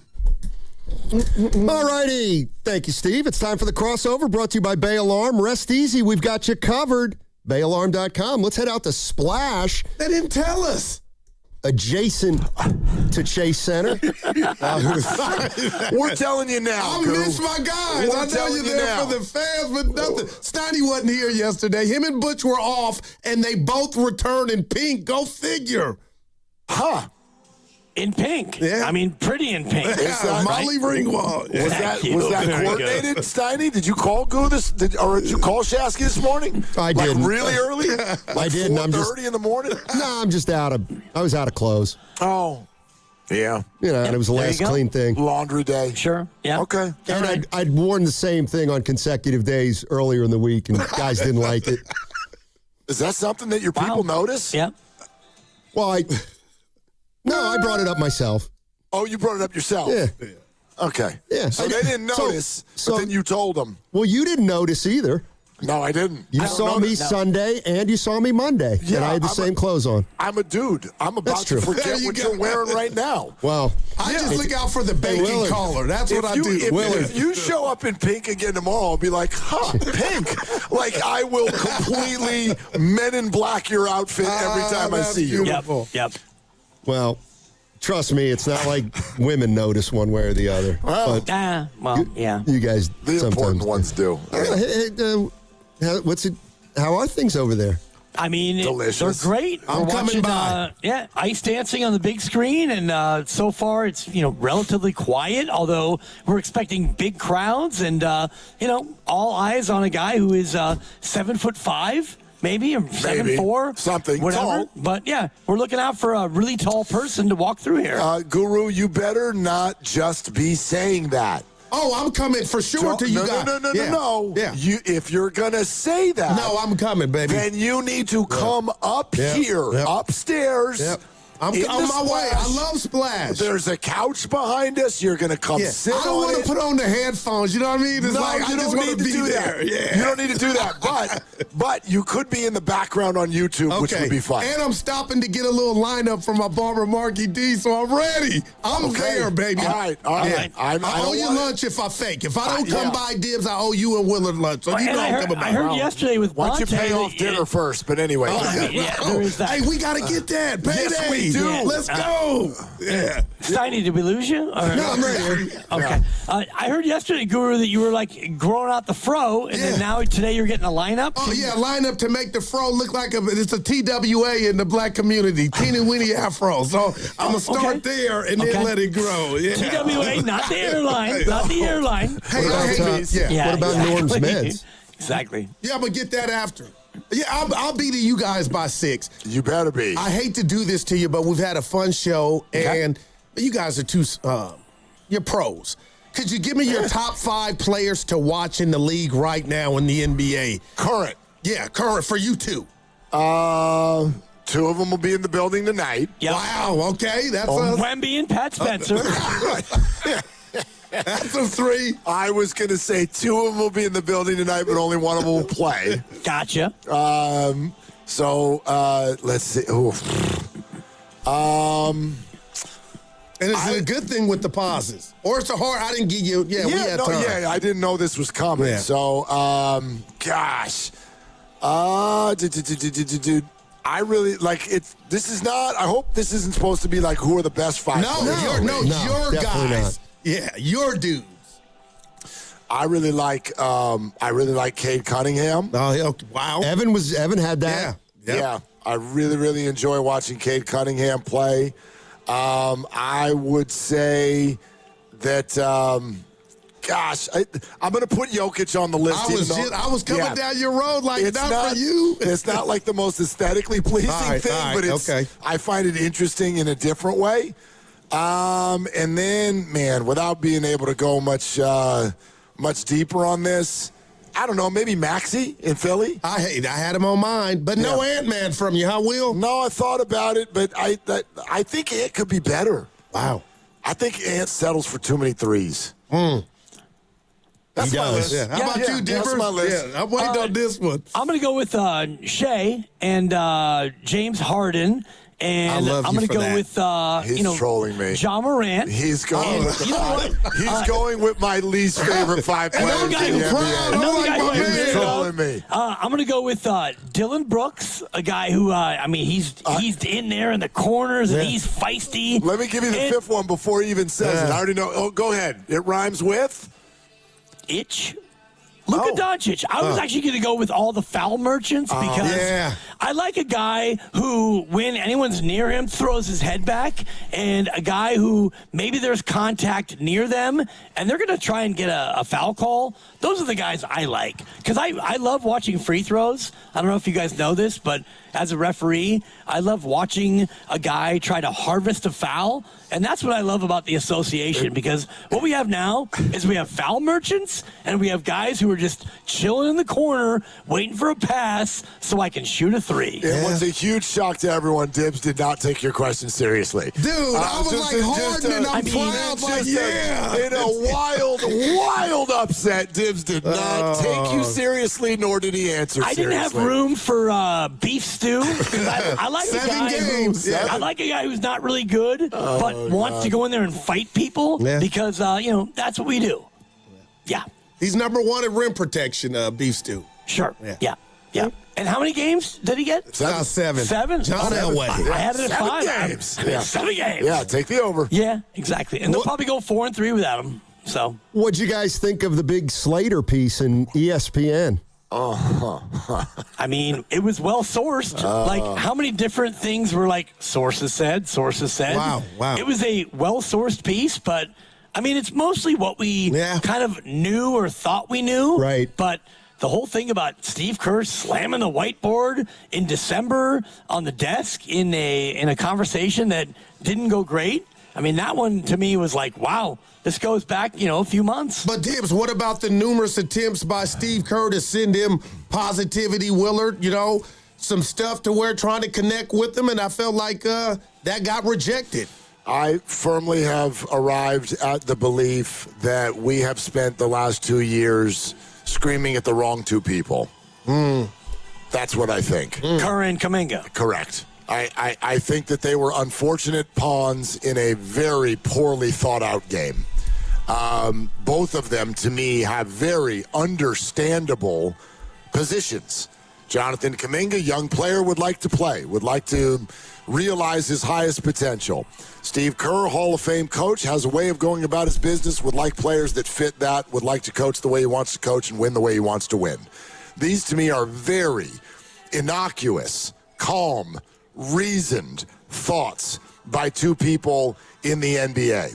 However, everything that was going on above those two that led to a forced marriage, if you will, and then nobody did a good job of backpedaling out of it when it was clear that that's what was needed, left the two of them to fight with each other over a subject matter that neither of them built. That's the opinion I've arrived at. Yeah, I mean, the thing about the Slater piece that I found interesting was a lot of what we read, we kind of knew about, that there was tension and stuff behind the scenes, but it was Lacob's role in all this and how he executes his power and what is important enough to him to make his own decision as opposed to not. And, that story, and the problem is it's kind of out there now, whether we like it or not. Kerr wanted Wagner, and they took Kaminga. And I don't know that it was that cut and dried, but it does sound like, Joe Lacob, put his neck out for Kaminga and really wanted to see him succeed and eventually had to give in. But it still begs the question, if he loved him so much, I don't think he ever went to Steve Kerr and said, you got to play him. I'd take this a step further on that. I thought this was one of the interesting things in the article, that Kerr was not actually terribly involved in the draft process that year because he was busy with Team USA. In Tokyo, yeah. And that the Franz Wagner thing, he had a workout with the Warriors, and that a number of staffers came away with the opinion that Wagner would be absolutely perfect in Steve Kerr's system. So this was a collective by many, many basketball people on the staff. However, Joe Lacob enamored with Jonathan Kaminga, and when it came to pick time and both were on the board, according to the story, both Bob Myers and Mike Dunleavy kind of sat there like, okay, what are we going to do? Joe pushes them toward Kaminga, and they don't fight back. And off we go. I thought that was very interesting. And look, we all know in this city, he's won a bunch of rings. Whatever the reasons are or what they are, Joe Lacob is a very, very good owner. I would look any owner in the eye, and who the hell am I? But I would look, as just a fan, any owner of any sports team, I would look them directly in the eye and say, do not be in charge of drafting. Get out. The Jerry Jones model, huh? Get out of the sport. Get out of the sport. I made this comment to these guys about a half hour ago. We are sitting inside Splash right now. Oh, yeah. Joe Lacob owns this restaurant. Is he cooking the food that we just ate? I say not. If he is, he did a great job. He did a great job. I think it's Nicole's night. The cod sandwich was delicious. I've taken a wild stab here that he hired somebody who knows food, and he let them cook the meal. And I would suggest that to any owner of any major sports franchise, and by the way, a bunch of non-sports franchises too. Yeah. You're listening to 95.7 The Game, KGMZ FM and HD1 San Francisco and Odyssey Sports Station. Always live on the free Odyssey app and now broadcasting from the Laughing Monk Studios. Yeah, I asked Steiny, do you think, nobody wants the lottery, but they're going to have a draft and they'll draft somewhere. But I asked, and I'll ask you two, do you think Lacob learned anything from this Kaminga experience if it's kind of gone down the way that we think in regard to, using his power and vetoing the Wagner move? Because if I'm Steve Kerr, and I don't want to be messy, guys, but if I really wanted Wagner and I see what he's doing now, and then we see what happens and the fans kind of turning, some of them, the Kaminga fans, on me because he didn't pan out, I do wonder if that's why he doesn't have his John Hancock on a contract. I could be totally wrong, but is that just something where, you know what, that happened, I move on, Joe and I are good, 4 chips.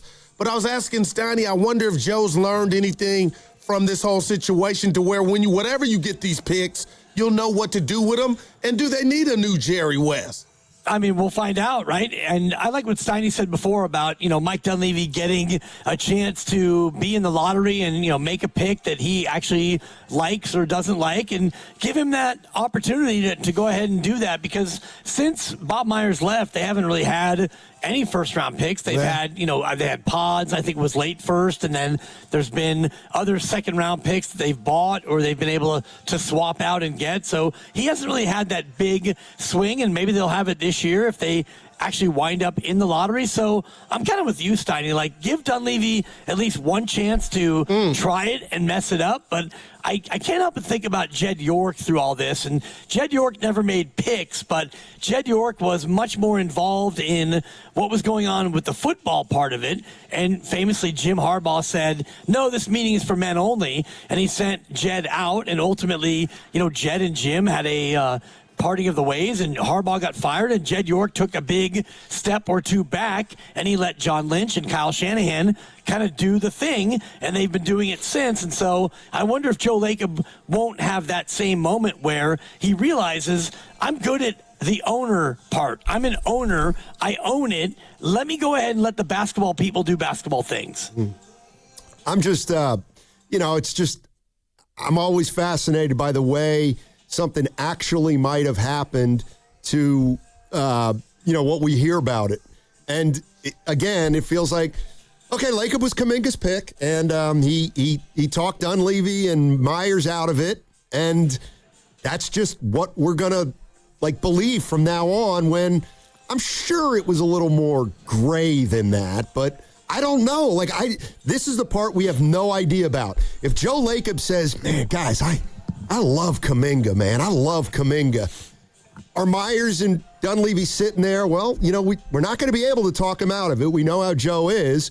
And then you just acquiesce. Or do they say, Joe, you're crazy? I don't, probably somewhere in the middle. I don't know. You're probably right. No decision, especially in something like this, is made by one person. And I think that's the number one quote that came out of Anthony Slater's piece. And it's something along the lines of everybody was wrong and everybody lost. So this is there's nothing here that's on one person. And I don't think anybody is innocent. But let me ask you this. It's so interesting in sports how rings cover everything up. Do you all even want to know what Jed York thinks about a player? There's nothing I care about less.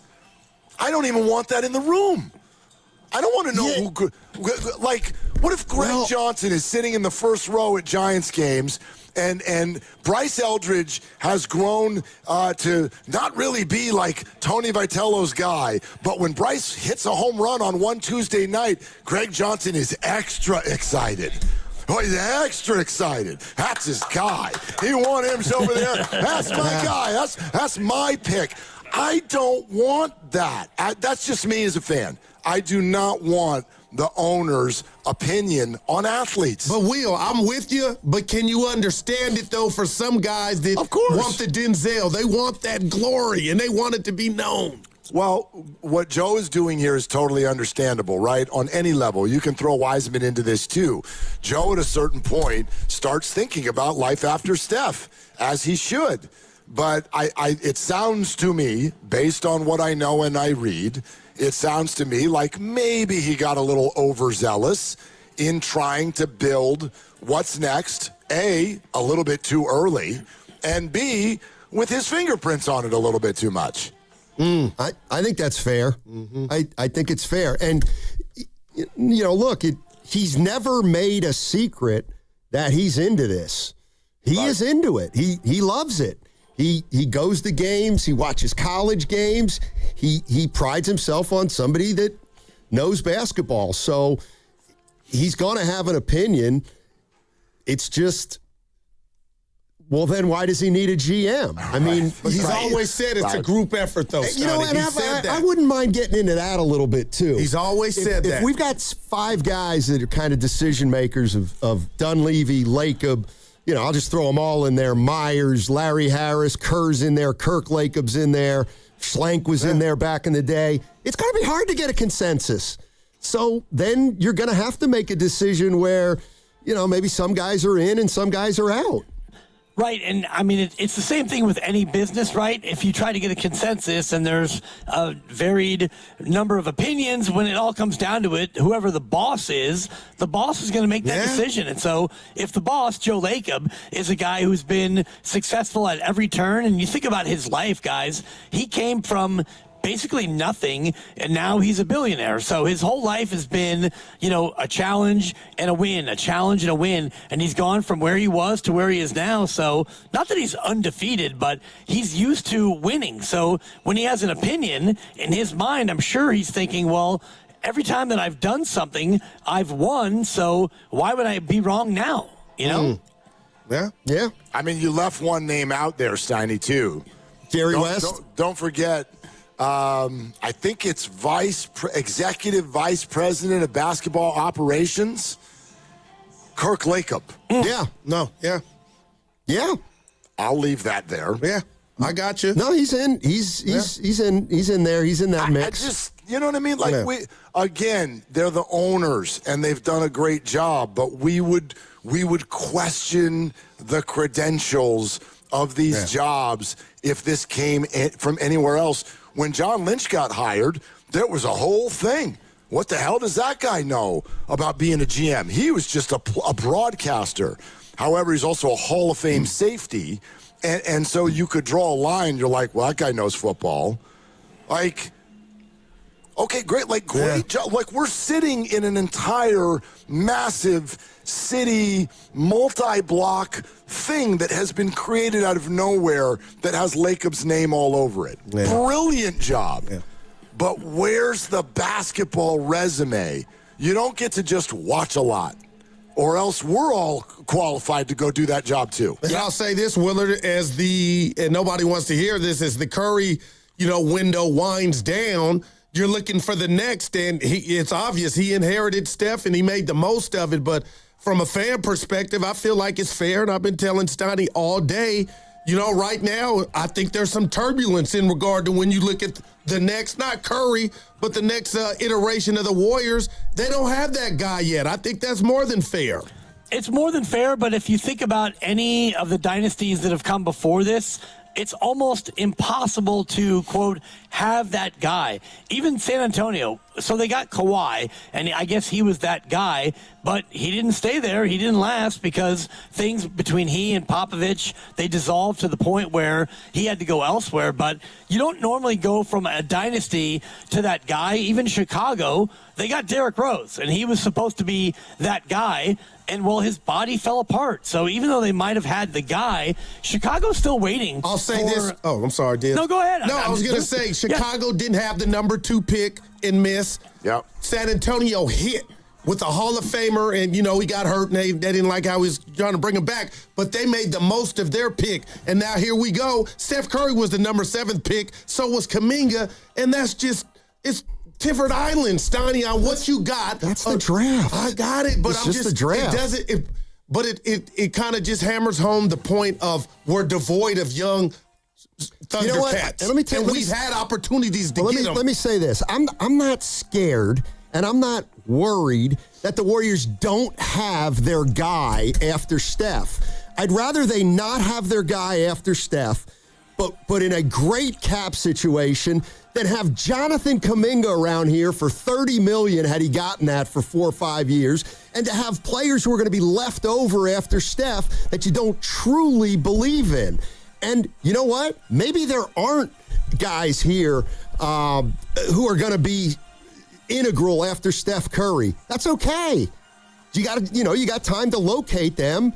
And it can be through free agency. Right, but my point is you've had the number 2 and the number 7th, and I could throw in the number 14th pick, Willard, and this is what you got. And I like Moses Moody, but my gosh, I believe had you done your due diligence or win better, you might have some pieces for the future. Well, I mean, you could look at it through that sort of reverse lens, but I'm buying what Steiny's saying too. I'm not worried that they don't have the obvious answer sitting on the roster right now. I think that's very rare. My concern is much more about what does this all look like when Steph and Steve are gone? Like what sort of, because that's what I look at over the last 5 years. If that's a window into the organizational structure when Steph Curry no longer plays here, do you have confidence in it? Do you have confidence in the group? Whenever Steve leaves, and I know that a lot of our fans are down on Steve, whenever Steve leaves, who's the next coach? And who's in charge of hiring that person? And is that person going to be listened to?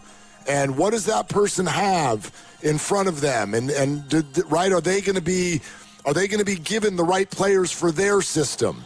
Or are they just going to be given players that excite certain executives? That's the stuff that, to me, those are the questions right now. And I would say my concern level is pretty perked up right about now. Yeah, and here's the other thing. I mean, the thing we've got to start acknowledging, and it doesn't mean you can't criticize it, and it doesn't mean, well, that's a dumb idea, but they're hoarding cap space for the end of next year. Yep. It looks like.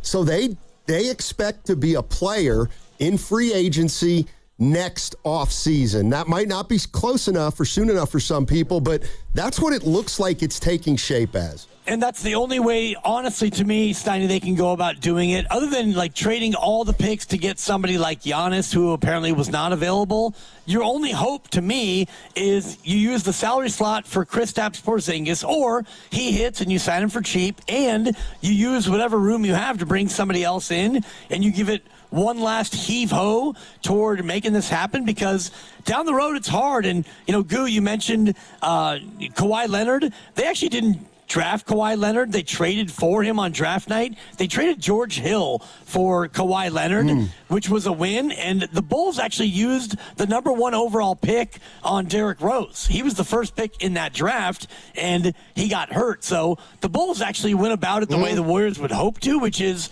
okay, we stink, we win the lottery, and they had a 1% chance of winning the lottery. They won it. They took Derrick Rose, and his body fell apart. So you could do everything right, and it could not work just as easy as you could do everything wrong and get lucky like the Spurs did with Kawhi. Yeah. All right, gentlemen. I'll see you soon. Goo will be out there. I got to go ahead. Can I say something real quick? Well, yeah, but go ahead. It's 2:13. Right, but no, go ahead.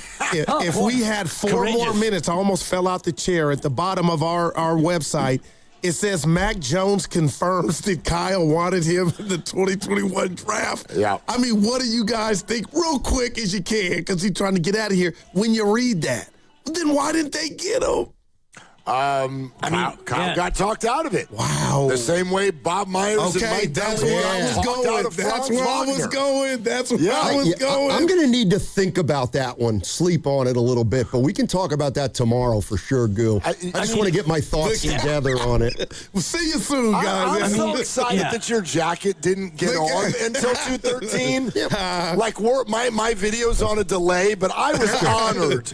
I looked up at 2:12, and I'm like, that pink sweater is still sitting there. Yeah. I was excited. Steiny, I'm dying to hear your thoughts, and I wonder, like, not only when and how, but where will I be able to hear those thoughts? Probably about 10 a.m. tomorrow on 95.7 The Game. Mm-hmm. You're welcome. Are they the smartest show in the Bay Area? You guys are an intellectual feast for the smart sports fan in the Bay Area. Wow. You're pretty much the smartest guys on the radio. I agree. Good Lord, how big is your ego? Are they the funniest show in the Bay Area? Give it a laugh. Come on. You're a funny guy. Come on. Give me a laugh. You are funny dudes. Hit that S again. Are they the coolest show in the Bay Area? And no white boys. Hey, cool. That's what people are saying. You guys are phenomenal. This is one of the most perfect ways that I could end my day, getting a chance to talk to Mr. Mark and Dan, you know? We'll let you be the judge. Oh. All I know is it's a couple of Bay Area boys talking sports. I know nothing. Thanks. It's Willard and Dibs on 95.7 The Game. Okay, let's go.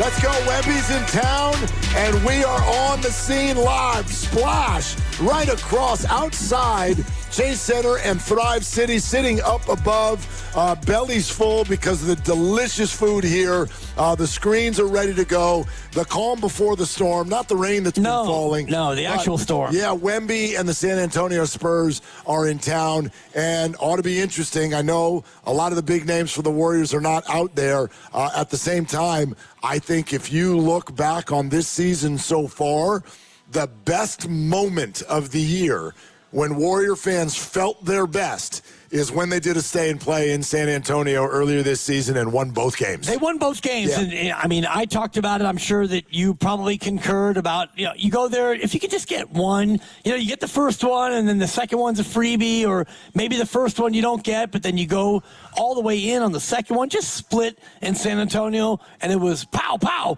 You got them both. Got them both. Against Wemby, and Wemby played in both, and you were able to take down a team that at the time we all thought, all right, they're good. They're a good team. Maybe they're a year away. And then you look at them now, since then, they might be like knocking on Oklahoma City's door. They might be the best in the West. Styles make fights, and Oklahoma City's had a really hard time with this team, and the Warriors have not, although those wins did take Herculean scoring efforts by Steph Curry. Steph Curry not available tonight. We're expecting a different thing, but Draymond did have interesting defensive metrics against Wemby. We'll see about that tonight. I want to get this out of the way because I want to say it, and then we can get into a couple of things, mainly this article by Anthony Slater, and we will not make the mistake of assuming that all of you have read it. And I also want to say right up front, we are not spending the next 4 hours having the same argument that we've had the last 2 years. We are not doing that. We cannot be those guys, and neither can you. But where do all roads lead, Mark? They do, and so, yes, to a degree, the Jonathan Kaminga situation is not fully out the door, but this is different. For me, this is different. Jonathan Kaminga is a character in what we learned today. He is not the main character, and in my mind, neither is Steve Kerr. We're going to get to that first. Dub Nation, let's get engaged before every game. Vote in our Engaging Dub Nation poll on 95.7 The Game's Twitter page. We always love getting these responses from you and seeing what you think. It's brought to you by Shane Co., your friend and jeweler, where you'll find the Bay Area's best selection of unique engagement rings and their unmatched free lifetime warranty. Visit shaneco.com today. All right, should the Warriors bring Draymond off of the bench once Steph and Kristaps are healthy and ready to go at some point after the All-Star break? Simple yes or no. Should Draymond still start, or should Draymond come off of the bench? Maybe Kristaps starts next to Al Horford, for example, which Steve even said to us yesterday. Yep. Works really well and has in the past. Vote now on Twitter. Should Draymond Green come off the bench when those other two are healthy? Yes or no? Vote now on Twitter, and we'll share the results later. Okay, 888-957-9570. There's a new conversation to have about Draymond Green. We will have that today. But we absolutely want to start with an article that popped the second many of us opened our eyes this morning. I was actually tipped off that the article was coming yesterday. Yep. So I woke up and I did what any good human being does here in 2026. Grab your phone. Grab your phone. Yep. Grab your phone. Yep. And so I grabbed the phone, and I'm not even kidding. I go straight to Twitter, and I go straight to search Slates. Yep. And I'm like, Slater, did you drop that thing? And it, boop, there it is. And Dropped it says 2 minutes. Yep. Like literally, wow. It was as if Slater dropping the article was my alarm. And I'm like, we got a Slates. Yep. And I went in there, and I immediately, as quickly as I could, sat down, get a little breakfast for the little guy, and I sit down, and I read the entire thing. And did we learn anything? I think we learned a few things. A lot of it in there, as you said, is stuff that we already know. Steve, Jonathan, the situation, we don't need to re-adjudicate that. But I had 3 big takeaways after reading this. What was your sort of main takeaway? My main takeaway was that things had been more, I think, fractious for longer than what I thought. And the headline kind of says it all, where he talks about the pettiness of the dispute, and whether or not it's Jonathan Kaminga and his camp taking extra food, or Aaron Turner, the agent, thinking that everything Steve Kerr says is kind of aimed toward Kaminga. And it felt like, every time that Steve talked about, players that he preferred, they took it as a slight toward Kaminga. And then Kaminga not playing in that game against OKC when everyone was out, that was a slight toward not only Steve, but the whole organization. So the thing I took away was that this has been going on for longer, and it's been kind of a death by 1,000 paper cuts on both sides. It wasn't like, everything was all fine and then it blew up. It was kind of an ongoing sort of like contentious relationship for a lot longer than I thought. No doubt, no doubt. So the first thing that I wanted to say after reading this is that I really do actually feel for Jonathan Kaminga. I feel bad for him. He's just a basketball player who just wants to play and just wants to realize his potential. That's all it is. There's nothing evil here. Does he think too highly of himself? You can have that opinion if you want. I know a lot of people who think too highly of themselves. So I don't think there's any crime that was committed there. And he's really the only one who actually lost something. That's what I kind of came away with. Jonathan Kaminga's 5 years into the league and hasn't really gotten the correct look. I think, okay, so we can agree on that. I feel bad for Jonathan, but by extension, I also felt bad for Steve Kerr, because it was very, very evident that both of them were kind of miscast with one another, and nobody in the power to do anything about it would do anything about it. They just kept sitting there and looking at them. It's like having 2 kids who don't get along and then stick them into a room. And when you realize they don't get along, you're like, now let's lock the door and let's not let them out. Yep. And let's just do this year after year. Absurd. So something should have been done. But here are maybe the 2 bigger things. And you joke about the food, and I hesitate to make that a big part of this. Let me let everybody know what the food thing is.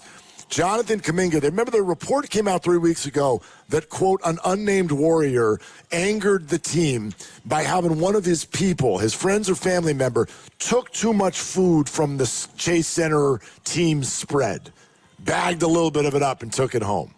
And the Warriors got mad. Well, now we know that person was Jonathan Kaminga. And I'm looking at an organization that I see as known to be one of the classiest organizations in sports. Plus $1 million bills fall out of their pockets the second they get up from their chairs. Yeah. Everything is done to the nines. They do things that no other organization does for their players in the name of being the classiest organization in sports. and you're going to get mad at a guy for bagging up food. What in God's name are we talking about? What the hell are we talking about? We're talking about the straw that broke the camel's back. We're talking about... This can't be. I mean, it can be if it is like, the 33rd thing that's bugged you. And I'm looking at Slater's piece, and, Kaminga was prepared for the conversation. He got called into the office. He knew they wanted to ding him for missing a team-requested event, not required, but requested, and alert him that someone around him was taking too much food from the family room. So, you didn't show up to an event that we had that we wanted you to go to. It wasn't mandatory, but we requested it, and someone around you is taking too much food. Those two things are a 1 out of 10, but if you have 7 or 8 or 11 or 14 other things, then enough is enough. You get to a point where, this becomes the catalyst for a bigger conversation. Which means it wasn't about that. No, it wasn't. It wasn't about that at all. Believe you me. I see some of your comments about, you can't bring your family to the team dinner. The Warriors tell their players to bring their families everywhere. Yep. They come to the press conferences. They sit up on the press conferences. We stop press conferences so we can see how cute the kids are. The Warriors invite player families everywhere. Again, the Warriors, this that we're sitting in the middle of, is mad because someone grabbed a little food. That's absurd. And then the last thing, and we can get into this. We would love your calls. 888-957-9570. This isn't even about Joe. Joe Lookham's a great owner. Joe has achieved so much. Look at what's going on. Look at what we're sitting in right here. Get out of the draft room, dude. Any owner, all of you, all owners, get out of the draft room. You hire basketball people, and then you let them tell you who they picked. My opinion. No, for sure. I mean, you can have your opinion, but you can have your input. But when push comes to shove, you go ahead and let the experts handle it. And I think that that's something that hopefully going forward that they start to do. And I like your analogy about being here at Splash, and the Warriors own it, and so by proxy, Joe Lacob owns it. And I don't think he's back there telling the chef how to cook the cod or how to make your burger or chicken sandwich or whatever you had and all the rest of it. You let the experts do the things that they are experts in. And I think about our company at Odyssey, and we've got somebody who is the big boss of the whole company. And we were lucky to meet her. I don't think that she calls Nahigian and says, hey, Willard was a minute late going to break. You need to button that up. She does what she does. He does what he does. And you let the people who are experts do their thing. She's not hosting this show. No. She hosting? Maybe tomorrow. Maybe. But we'll see. Yep. All right, listen. We're going to tell you how to get into the knockout tournament coming up next. But 888-957-9570. I think the question is, if you've read this or you're listening to what we're saying, what is your confidence level in the Warriors going forward? Post-Steph era, for example. 888-957-9570. We will take your phone calls. We're live at Splash. It's Willard and Dibbs. This game day traffic report is brought to you by Crystal Geyser Alpine Spring Water. 101 northbound from SFO into San Francisco is looking good. Jumping on 280 northbound headed towards Mariposa and the Chase Center for the Warriors game. At the moment, that is looking clearing at the speed limit. What makes Crystal Geyser Alpine Spring Water different? We always bottle our Alpine Spring Water less than 1.5 miles from the spring source. And all our bottles are made with 50% recycled plastic from our own recycling plants. Crystal Geyser, bottled at the spring source. Did you know about 1 in 3 people with plaque psoriasis may also develop psoriatic arthritis, which causes joint pain, stiffness, and swelling? Does this sound like you? Listen to what it sounds like to be a million miles away. Tremfya guselkumab, taken by injection, is a prescription medicine for adults with moderate to severe plaque psoriasis who may benefit from taking injections or pills or phototherapy, and for adults with active psoriatic arthritis. Serious allergic reactions and increased risk of infections and liver problems may occur. Before treatment, your doctor should check you for infections and tuberculosis. Tell your doctor if you have an infection, flu-like symptoms, or if you need a vaccine. Imagine being a million miles away. Explore what's possible. Ask your doctor about Tremfya. Visit tremfya.com or call 1-800-526-7736. Sound familiar? At Mattress Firm, we understand there are many problems, like snoring, aches and pains, hot sleep, or even an old saggy mattress that can keep you up at night. And our sleep experts have the unrivaled know-how to match you with a mattress that can help. And now get a king bed for a queen price, plus a free adjustable base with select mattresses. For the great sleep you deserve, visit Mattress Firm. We make sleep easy. Restrictions apply. See store or website for details. That's another amazing run by Team USA. Mom, think I'll be on Team USA one day? Well, I'll take this one. What? Are you speaking to us? Yes, and to answer your question, anything's possible, especially with Xfinity. So, I can be the best snowboarder ever?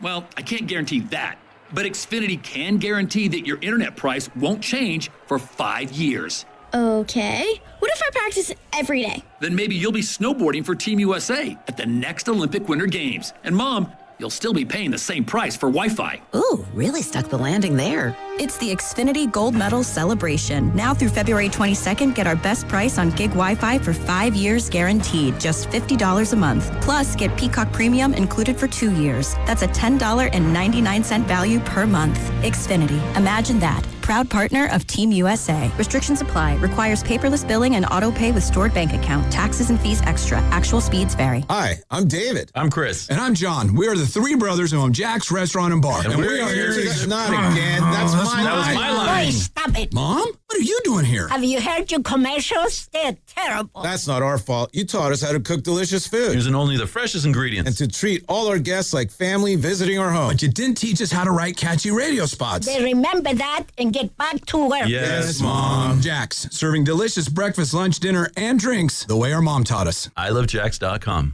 When selecting a financial institution, how do you know you're making the right choice? As Bay Area bank customers find themselves at a crossroads, maybe it's good to consider if you want your bank to be community-oriented or corporate-minded. Fremont Bank has grown by providing stable, consistent service to the region, its families, and its businesses for 60 years, all without a single merger. And we intend for more of the same for the next 60. Fremont Bank. Here for you, here for good. Never have I ever called my sister from the finish line of my first marathon. Hello? You won't believe where I am. Are you running? Mile 26. I'm gonna make it. Switch to T-Mobile's 55 Plus plan and get iPhone 16e with its advanced camera system on us. Plus 2 lines for just $30 a line. Guys, I can't believe it. I knew you could do it, babe. That was amazing. Mom, how do you feel? I feel great. I can't feel my feet. Let's take a picture. And then you may carry me to the car. Share every stride, every mile, every memory on America's best network. Switch to T-Mobile's 55 Plus plan and get iPhone 16e on us and 2 lines for just $30 a line. With 24 monthly bill credits and 2 eligible port-ins on Essentials 55 Plus for well-qualified customers with autopay plus taxes, fees, and $35 device connection charge. Credits end and balance due if you pay off early or cancel. Contact us. Finance agreement 128 gigabytes, $599.99 required. Best mobile network in the U.S. based on analysis by Google and Speed Test Intelligence data 1H 2025. Visit T-Mobile.com. Did you know about 1 in 3 people with plaque psoriasis may also develop psoriatic arthritis, which causes joint pain, stiffness, and swelling? Does this sound like you? Listen to what it sounds like to be a million miles away. Tremfya, guselkumab, taken by injection, is a prescription medicine for adults with moderate to severe plaque psoriasis who may benefit from taking injections or pills or phototherapy, and for adults with active psoriatic arthritis. Serious allergic reactions and increased risk of infections and liver problems may occur. Before treatment, your doctor should check you for infections and tuberculosis. Tell your doctor if you have an infection, flu-like symptoms, or if you need a vaccine. Imagine being a million miles away. Explore what's possible. Ask your doctor about Tremfya. Visit tremfya.com or call 1-800-526-7736.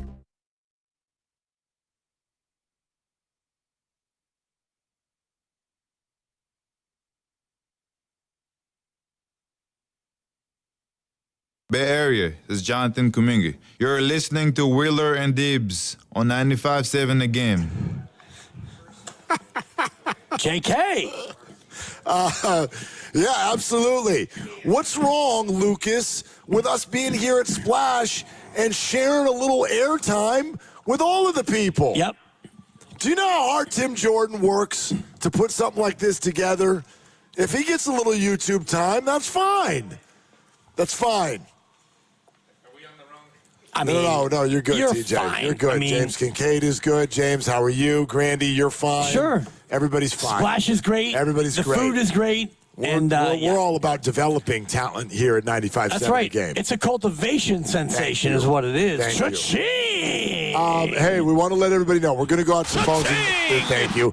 In just a second. But knockout tournament, super important. Speaking of Chase Center, by now, if you listen to the station a lot, you know about the knockout tournament. We do it every year. Here comes our third annual. It is an unbelievable, unique experience. Your chance to do something that's not going to be offered anywhere else. Please know, though, there is something a little bit different this year. You will not win, and you will not be allowed in the arena if you are not pre-registered. Oh. So there is no reason, other than maybe you're driving, to not go do this right now. We're starting to give away spots on Monday, but you're not even eligible. You're not even eligible to win those, and you're not eligible to come in the arena if you're not registered first, which you can do right now at 957thegame.com. I'll say it again, 957thegame.com. You don't go there, you don't come here. It's pretty much that simple. Right. Okay? You go there, and then you come here, and if your name is called, then you have 9 minutes and 57 seconds to call in when you hear your name, and then you go from there to actually here where we are. There you go, with a ball in your hand, right? Playing hoops and having fun. Taking Grandy down. That's right, taking him to the hole, take him to the hoop, the rack, That's anyway. a solid 3. Anyway. She called in earlier. I know, I heard her. That's why she's on the brain. Okay, so on Monday is when we actually start giving away spots and doing what Dibbs was just talking about, where we'll call out a name and you've got 9 minutes and 57 seconds to call in. That starts at 7:30 a.m. Monday. And then every day throughout the week, 7:30 in the morning, 12:30 with Steiny and Goo, 3:30 with us every day. Every day, another opportunity for you to win your way in. More details and, again, register at 957thegame.com. What if life were that easy, where you did something once and then the rest of your time you just sat around and listened, and then you just waited, and then you hear your name and you call in and you have a 10-minute buffer? Like, what if life was that easy? You kind of just described life as a dog. Like, that might be as Guru would say, that's a 9. Yeah, you do something one time, which is like show the owners, like, I'm a good dog. Sure. And then the rest of your life is just sitting there, but showing up when you're called. That's right. That's it. You hear your dog dish rattle, it's time to eat. Time to go. You hear the leash jingle, it's time to walk. And, the rest of the time, you just sit there and you wait. It's amazing. You wait for your name to be called. Penny! It's amazing what they end up tapping into, though. Like your behaviors.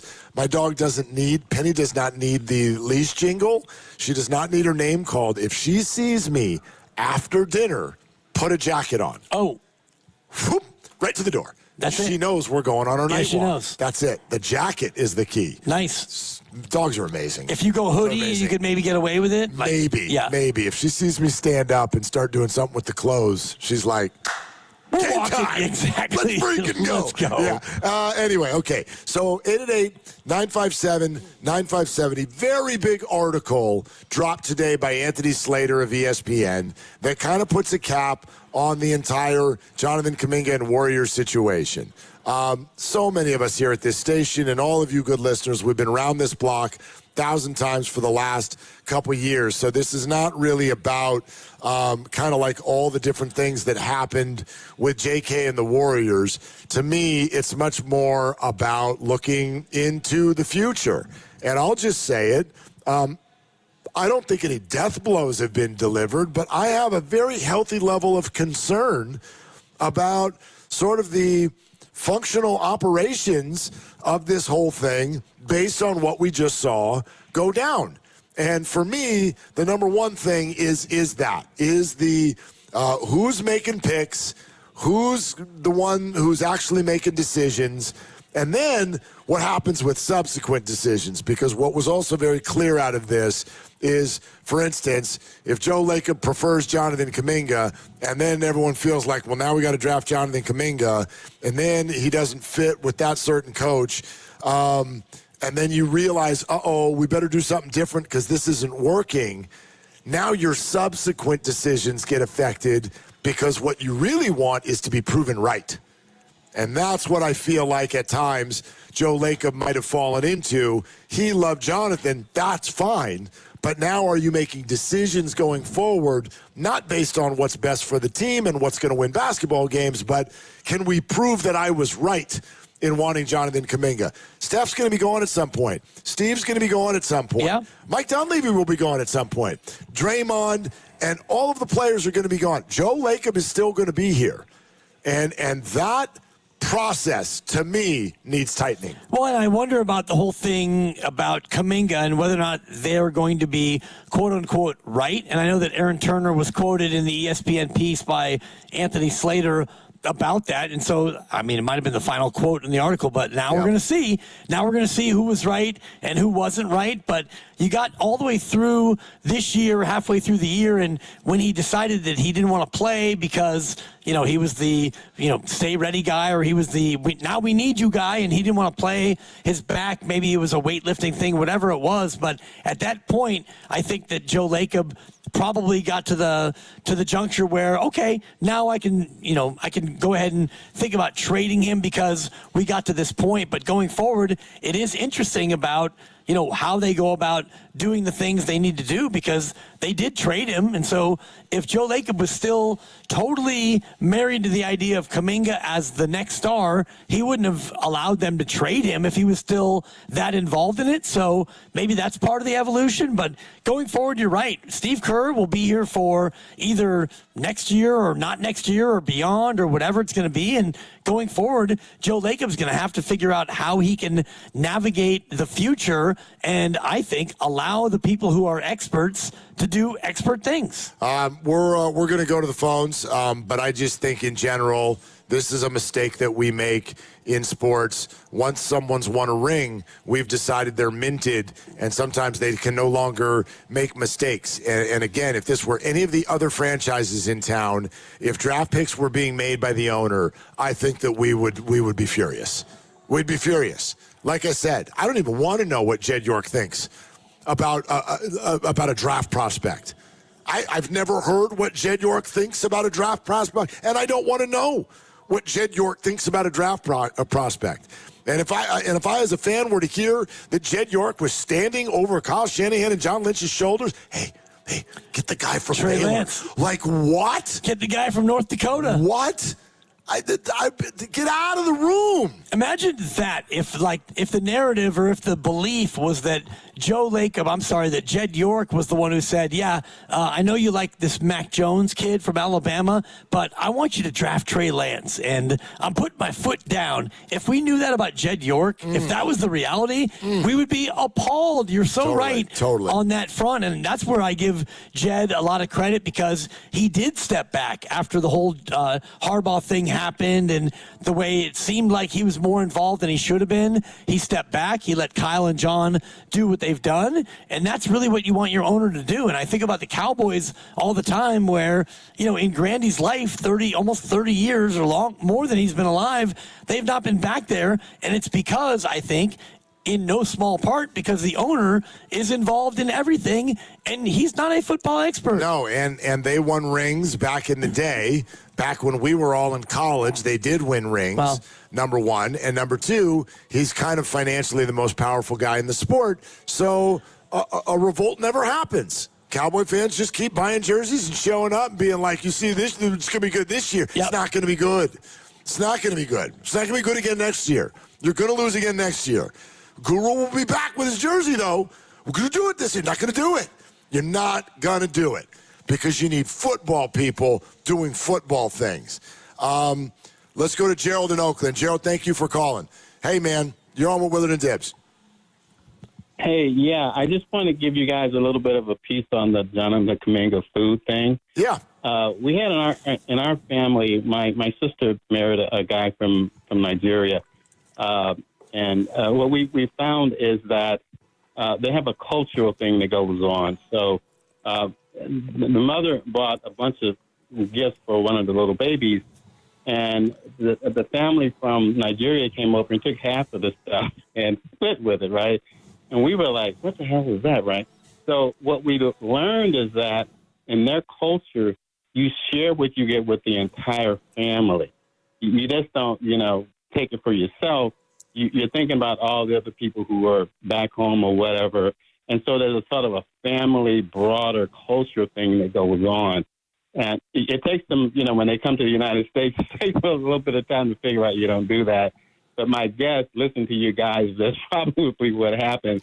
And it's hilarious when you see it because it's just in their culture that they think they should share everything. Well, listen, I know nothing about this, Gerald, so I don't want to step out of place, but, Jonathan is from the Congo. I don't know culturally where that kind of fits with what you're talking about. Families from Nigeria. I'd also add, though, we're talking about something that happened 5 years after Jonathan joined the Warriors. He'd been here for a while. I'd be surprised if this is just like, oh, I thought everybody was supposed to come take the food. My larger point is that, we can dive into, and I know this is what we do in the social media age. Yep. Let's dive into whether Jonathan was right or wrong about the food. That's not even my point. My point is why the hell would the Warriors be bothered by this? That to me is the takeaway. It's not whether Jonathan was right or wrong, or some of you have been like, those are the rules. You don't even know if those are the rules. Right. You have no idea what the rules are. I know that the Warriors are generous. I know they do things for their players that nobody else does. I know they spend millions upon millions upon millions of whining and dining one another, being first class at every level. The idea that they'd be bothered because someone grabbed a to-go box that was a little too big, to me, suggests that there were larger emotional issues attached to this. More than emotional, and it's also personal, and it's also in the practice that Kaminga was going through. And you read the piece, as did I. And as you were laying that out, Mark, one thing that I was remembering from reading Anthony Slater's piece on ESPN, you should all go there and read it, but they talked about Kaminga and practicing. And when he would practice on his own, not during the season, but in the off season. He had his own people working him out, and the workouts, as it was described in the piece, were much more Kaminga-centric. They were working on him on the ball. They were working on the ha-ha and the skeet-skeet, and they were working on him as a point of focus offensive player as opposed to the things that maybe the Warriors wanted him to work on. So not only was he, working out on his own with his own people, but they were doing things to better his game for himself, not necessarily better his game for the good of the team. So if you want to look at all the things in the article, all of the little things, the little pebbles, next thing you know, you've got yourself a mountain of things. And so when it comes down to maybe somebody in his entourage or his family taking food to go, if that's like the 33rd thing that's bugged you, then that becomes the final thing. Right. You're absolutely right. These are little triggers, and they were all over the article. Just little triggers. It's kind of like, I don't know, Dibs, have you ever been married?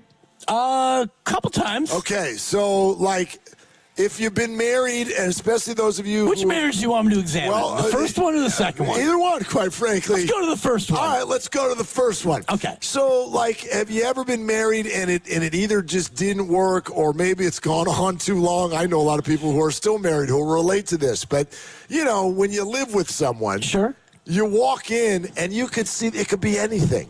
It could be the way they chew their food. Okay. It could be the way that they sit on the couch. It could be the way that they brush their teeth. And you just stand next to them and you're like, I can't stand the way that you brush your teeth. Yeah. And it just, you have to leave or go for a walk or who knows. Those of you who are old enough, you remember the movie War of the Roses? Oh, yeah. It's that. Michael Douglas and Kathleen Turner. Exactly right. That thing got violent. It got very violent. Man. Good movie, but so it's just like not good for date night. Not a good date night flick. Not the best. No. Unless maybe you're brand new with each other and you could look at each other and say that cute thing. That'll never be us. Yeah. So 22 years later. Yeah. I hate the way you stand there. That's what this became. Yeah. And that is awful. And that's awful for everybody. And the fact that nobody did anything about it, to me, is the actual issue.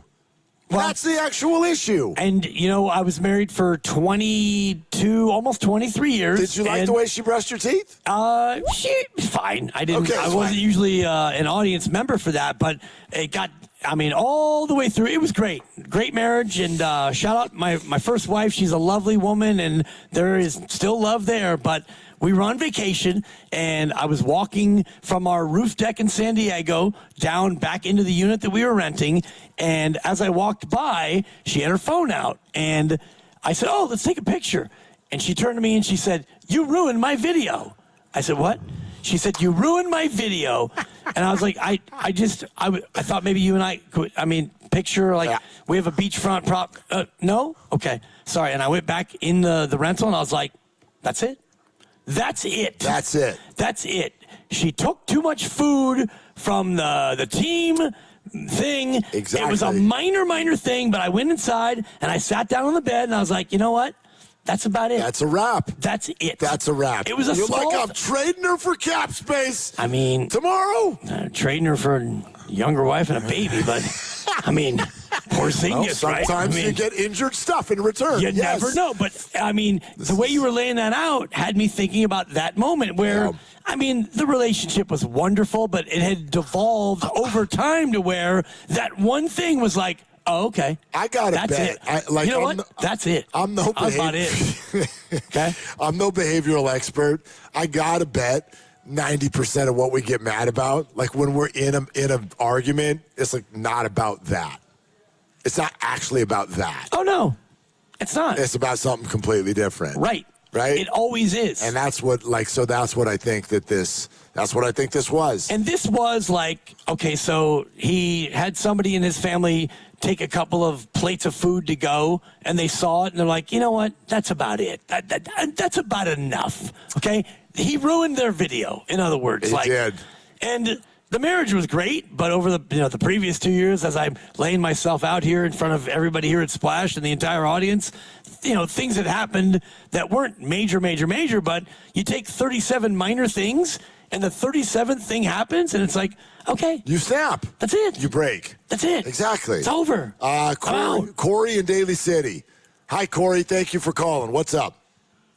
Hey, guys. Hey, I hope everybody is feeling healthy today and feeling good.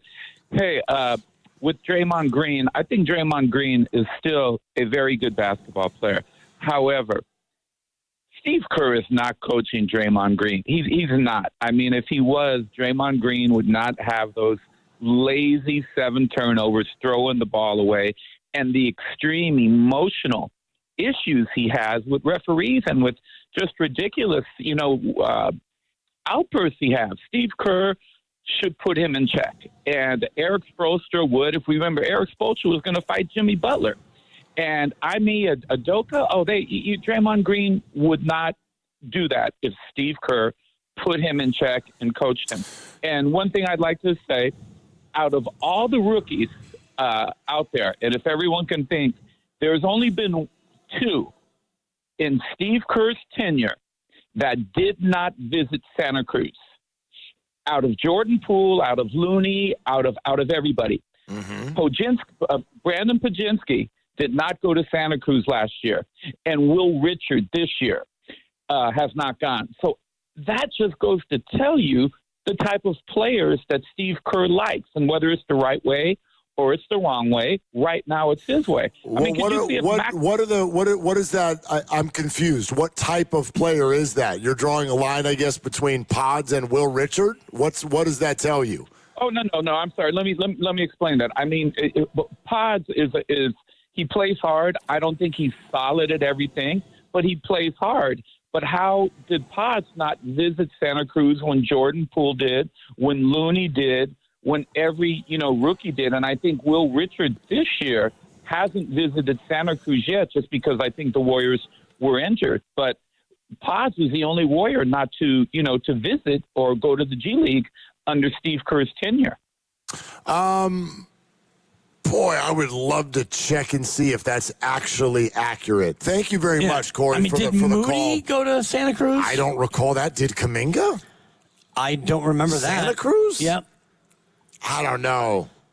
Maybe. I can't definitively, possible, but I sure don't remember that. And I don't either. If they were there, it was for a hot second. Sure. You know what I mean? And I don't know if the first rounders, and Will Richards not a first rounder, but the first rounders, it's relatively rare. Jordan Poole did a a job of working really hard and getting a lot better, and I give him credit for that. You can't give credit to Steve Kerr for developing him because people will throw stuff at you, but Jordan Poole did a great job of getting better, and I do actually give him the credit for that. Similarly to the way, I don't know how you felt. That was the first thing I thought of when Corey was talking about why doesn't Steve Kerr coach Draymond Green? I'm like, if you want to say he needs to check Draymond, okay, we can have that conversation. But whenever a player is having a hard time and not doing well, I don't know why so many of us go to he needs to be coached. It's like, no, the player needs to X, Y, or Z. Draymond Green is 36 or something like Almost that. 36, yeah. Coach? You're just going to now coach out of him his emotion? Right. Good luck. And, coach out of him the turnovers. And, when you look at his 7 turnovers, I don't think any of them were based on him not being a fundamental player. They're just bad plays. And so, you can coach it up and you can show him the film and all the rest of it. But bottom line, Draymond Green is in his 14th year. You're only going to be able to coach him up to a certain level, right? Let's talk about Draymond Green because something was said that went under the radar yesterday, and I want to get to it. So that's next. Warrior Wednesday brought to you by Freeman's Appliance. Come see their full selection of in-stock luxury appliances and live work and vignettes. Visit Freeman's Appliance in Pleasant Hill today. Also brought to you by Fremont Bank. Here for you, here for good. 888-957-9570 is the number, and live at Splash with Wemby in town. It's Willard and Dibbs. You still thinking job change in the new year? Yeah, I need something that's in high demand and more stable in this economy. IT? Yeah, cybersecurity, maybe even AI. That's what I did. Really? How? Went to My Computer Career. You don't need any prior experience, and you could start your new career in a matter of months. A lot of IT pros go to school there, too, to level up. Sweet. Are classes online or on campus? Both. Wow, I'll check it out. Thanks. Make this your year. Take the free career evaluation now at mycomputercareer.edu, an elite CompTIA certification partner. Financial aid is available to those who qualify, including VA benefits. Tired of hearing scary radio ads about the IRS? Tax Relief Advocates is different. TRA is here to tell you that if you owe money to the IRS, whether it's $5,000 or $500,000, we have a solution. TRA can eliminate or reduce what you owe to the IRS with zero risk to you. We have over 1,000 5-star reviews on Google and an A+ with a BBB. End your tax nightmare today by visiting TRA.com or call 800-275-2027. That's 800-275-2027. This is the story of the one. As an HVAC technician, he and his digital multimeter are in high demand. So when a noisy office HVAC turns out to be a failing blower motor, he doesn't break a sweat. With Granger's easy-to-use website and product information, he selects the product he needs to keep everything humming right along. Call 1-800-GRANGER, click Granger.com, or just stop by. Granger, for the ones who get it done.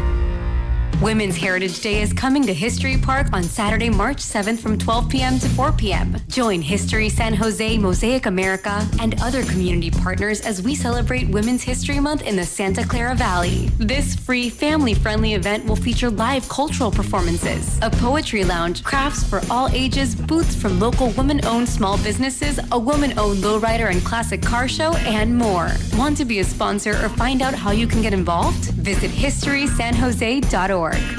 Okay, I have to tell you, I was just looking on eBay where I go for all kinds of things I love, and there it was. That hologram trading card. One of the rarest, the last one I needed for my set. Shiny like the designer handbag of my dreams. One of a kind. eBay had it, and now everyone's asking, ooh, where'd you get your windshield wipers? eBay has all the parts that fit my car. No more annoying, just beautiful. Millions of finds, each with a story. eBay. Things people love. Welcome back to Winter Hack Radio, the place for clever hacks to survive the season. Icy driveway? Well, try spreading sand or birdseed to help with traction. Snowy puppy paws? Well, grab a whisk, brush it off, done. Catch COVID-19? Well, just get... Actually, there's no hack for COVID-19. But if you test positive, prescription medications for COVID exist. Ask your doctor if they're right for you. Visit PfizerForAll.com to learn more. Sponsored by Pfizer. Hey, it's Willard. Legends are built over time. Anyone can have a great game, a lucky season. At Habis Law, generations matter. For Tariq Habis and Nicholas Habis, integrity was learned at the dinner table. And a hard truth, clients are often victimized twice. First by accidents, then by greedy insurance companies. 40 years strong, Omar Tariq, and now Nicholas Habis, generations fighting to make it right. Visit HabisLaw.com. Omar Habis is a California licensed attorney. Offices in Northern California, including San Jose. Past results do not guarantee future outcomes. Okay, get this. Now at Wendy's, you get to go biggie with new Biggie deals. That means going biggie with the $4 Biggie Bites, biggier with the $6 Biggie Bag, or biggiest with an $8 Biggie Bundle. So now you can choose and customize your Biggie deal. As you should. Sorry, I get fired up when I'm talking deals. More Biggie options so you can get more of what you really want at Wendy's. Price and participation may vary. Single items at regular price. Prices may be higher in Alaska, California, and Hawaii. I'm Bob Burke, founder and chairman of Burke America Parts Group, a family of brands that includes RepairClinic.com, an appliance and HVAC parts solution company that's grown into an international brand. Before AmericanEagle.com, we partially launched a new technology platform developed by another firm. American Eagle helped take our technology to a whole new level with digital marketing, software development, and business insights into our key markets, appliances, HVAC, and outdoor power equipment, and did so both on time and on budget. AmericanEagle.com has the resources, experience, and talent needed to produce solutions. Our new technology platform, developed by AmericanEagle.com, has produced tremendous results with higher traffic, conversion, engagement, and online revenue. If you have any home repairs you need to take care of, check us out at RepairClinic.com. If you need a world-class website or technology project, then I would highly recommend AmericanEagle.com. Call AmericanEagle.com at 773-NETWORK. That's AmericanEagle.com, 773-NETWORK. Come on, kids. We're almost there. The map says straight ahead. One-a-day 50-plus multivitamins are made for your overall health, with nutrients to support your brain and muscle function. Because don't you want to make the most of each day? So even on the family hike, you're not just keeping the pace. Hey, Dad, wait up. You're one step ahead. One-a-day 50-plus. The one for you. This statement has not been evaluated by the Food and Drug Administration. This product is not intended to diagnose, treat, cure, or prevent any disease. Saturday on the CW. Driver, start your engine! The new NASCAR season roars into action at the Daytona International Speedway with all new drivers, new rivalries. Somebody needs to break his teeth in. And a brand new name. The NASCAR O'Reilly Auto Parts Series. Buckle up for pure raw racing live from Daytona. Let's turn them loose. The NASCAR O'Reilly Auto Parts Series. This Saturday at 1 p.m. on Cron 4, the CW. You're listening to 95.7 The Game, KGMZ-FM and HD1 San Francisco on Odyssey Sports Station and the home of the Golden State Warriors and Valkyries. Always live on the free Odyssey app and now coming to you live from the Laughing Monk Studios.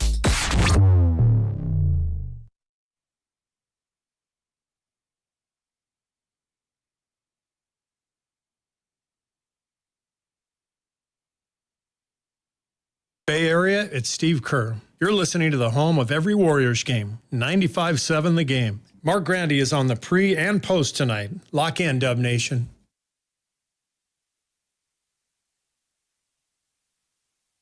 What the hell's going on here? What the hell's going on here? What happened to hey, Dibs, your picks stink? Steve Kerr promoting Mark Grandy. Lock in, Dub Nation. I'm Steve Kerr. I'm a big fan of Mark Grandy. Well, so am I. I actually like to congratulate Grandy because he doesn't play that one very much because he's usually the one pushing the buttons. But right? Grandy's here with us today, so Lucas is back there pushing the buttons, and he's the one who started promoting Mark Grandy. So, Grandy, congrats. You're not a narcissist. Thanks. Unless you put Lucas up to that. I did not put him up to it. All right, Lucas. And if you put Lucas up to it, Lucas would do the exact opposite. I know exactly. We know Lucas. Yeah, so I don't know why Lucas is kissing up to Grandy, but whatever. You guys have your own little dynamic there in the side room. Yeah, we do. Yeah, no kidding. Where's the turkey sandwich? You didn't bring one today? No, we're at Splash. I know. I tried their chicken sandwich, and it was delicious. It's delicious. Joe Lacob back there cooking those things up. Anyway, hey, real quick, Golden State Valkyries have announced their 2026 preseason game in which they will take on the Seattle Storm, April 25th, 5:30 p.m., Chase Center. The pre-sale event begins on Tuesday, less than a week, February 17th, 10 a.m., exclusively for Valkyries season ticket holders, followed by Warriors season ticket holders at noon, and then the pre-sale for Valkyries deposit holders at 3 p.m.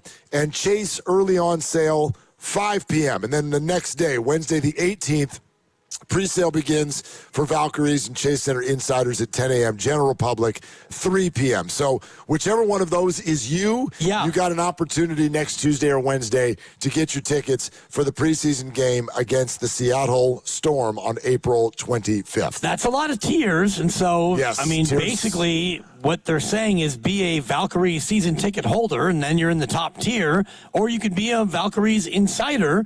If not, you're going to be general public, and you're down to like tier 6. Not to borrow from Mike Sando too much, but you want to be tier 1. You want to be up there with the Mahomes and the Burrow.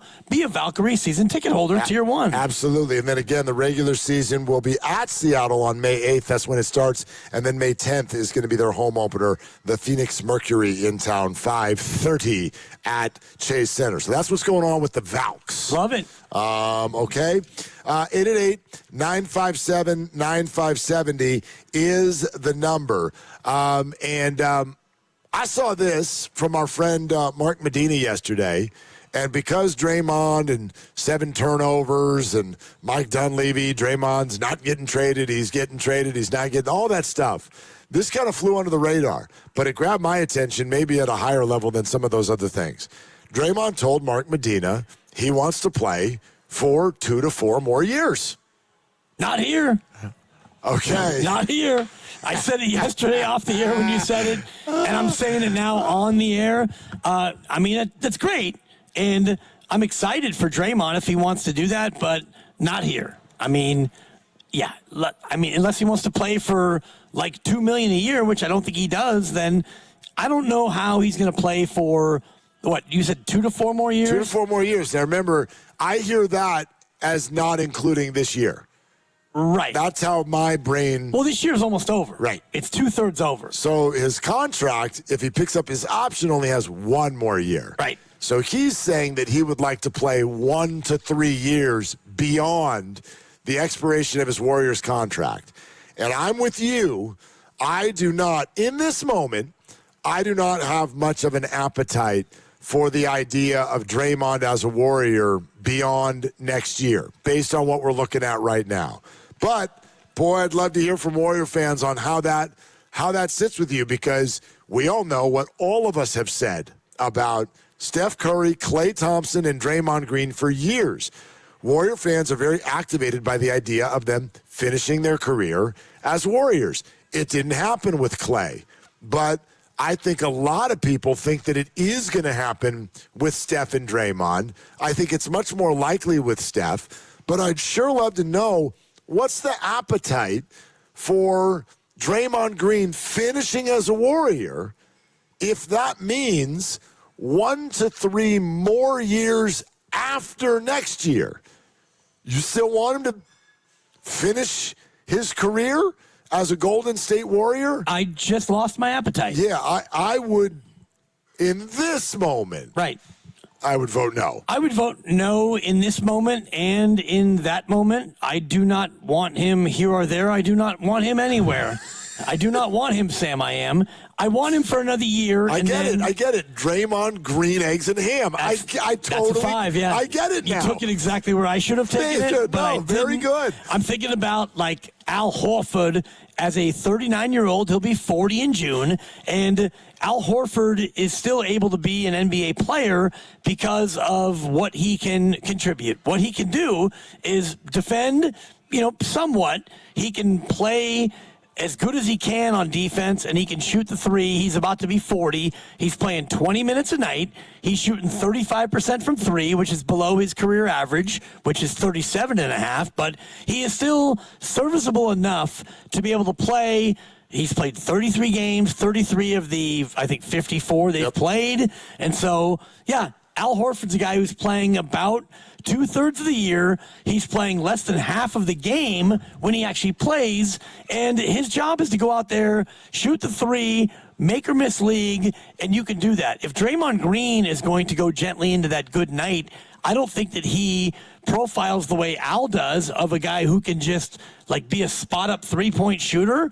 I don't think that Draymond Green's game is one that really lends itself to being late 30s and being a facsimile of what he is now. I got two set-asides that I guess that I'll throw out there because, again, my appetite for this to go beyond next year is nil right now. However, there are some set-asides. Number one, if Steph Curry continues to play beyond next year and he demands it, I'm open. I'm open, right? If it means something with regard to keeping Steph, I'm open to it. And B, what if it looks completely different? What if Draymond keeps playing, but if he's 17 minutes a night off of the bench? Then now how are you feeling about it? Because there's no question that this is going to evolve. Whether it's with his will or against his will, I don't know yet. But this is going to evolve. Draymond Green, 28 to 30 minutes a night, starter, finisher, key piece, that is going away. Come hell or high water. Right. I guess if he, goes the way of Al Horford, and I'm looking at his salary, he's making 5.7 this year. He's got a player op for next year just short of $6 million. Okay, if he's on that sort of a deal, I'm much more open to it. Al Horford's playing 20 minutes a night, and he plays in 2/3 of the game. So if Draymond becomes that guy where, okay, you're going to play 55 games, and it's going to be 20 minutes a night off the bench, and you're going to come in and play that feisty D, and you're going to, be the point of attack offensive player some, and you'll shoot a couple of threes here and there, that's fine. I don't know if Draymond Green is the kind of player, though, who would want to be like that. I don't know. I don't know Draymond well enough to know that, but Al's made just short of $300 million in his career. Yep. And it's pretty clear to me that he just wants to play basketball and, play his role.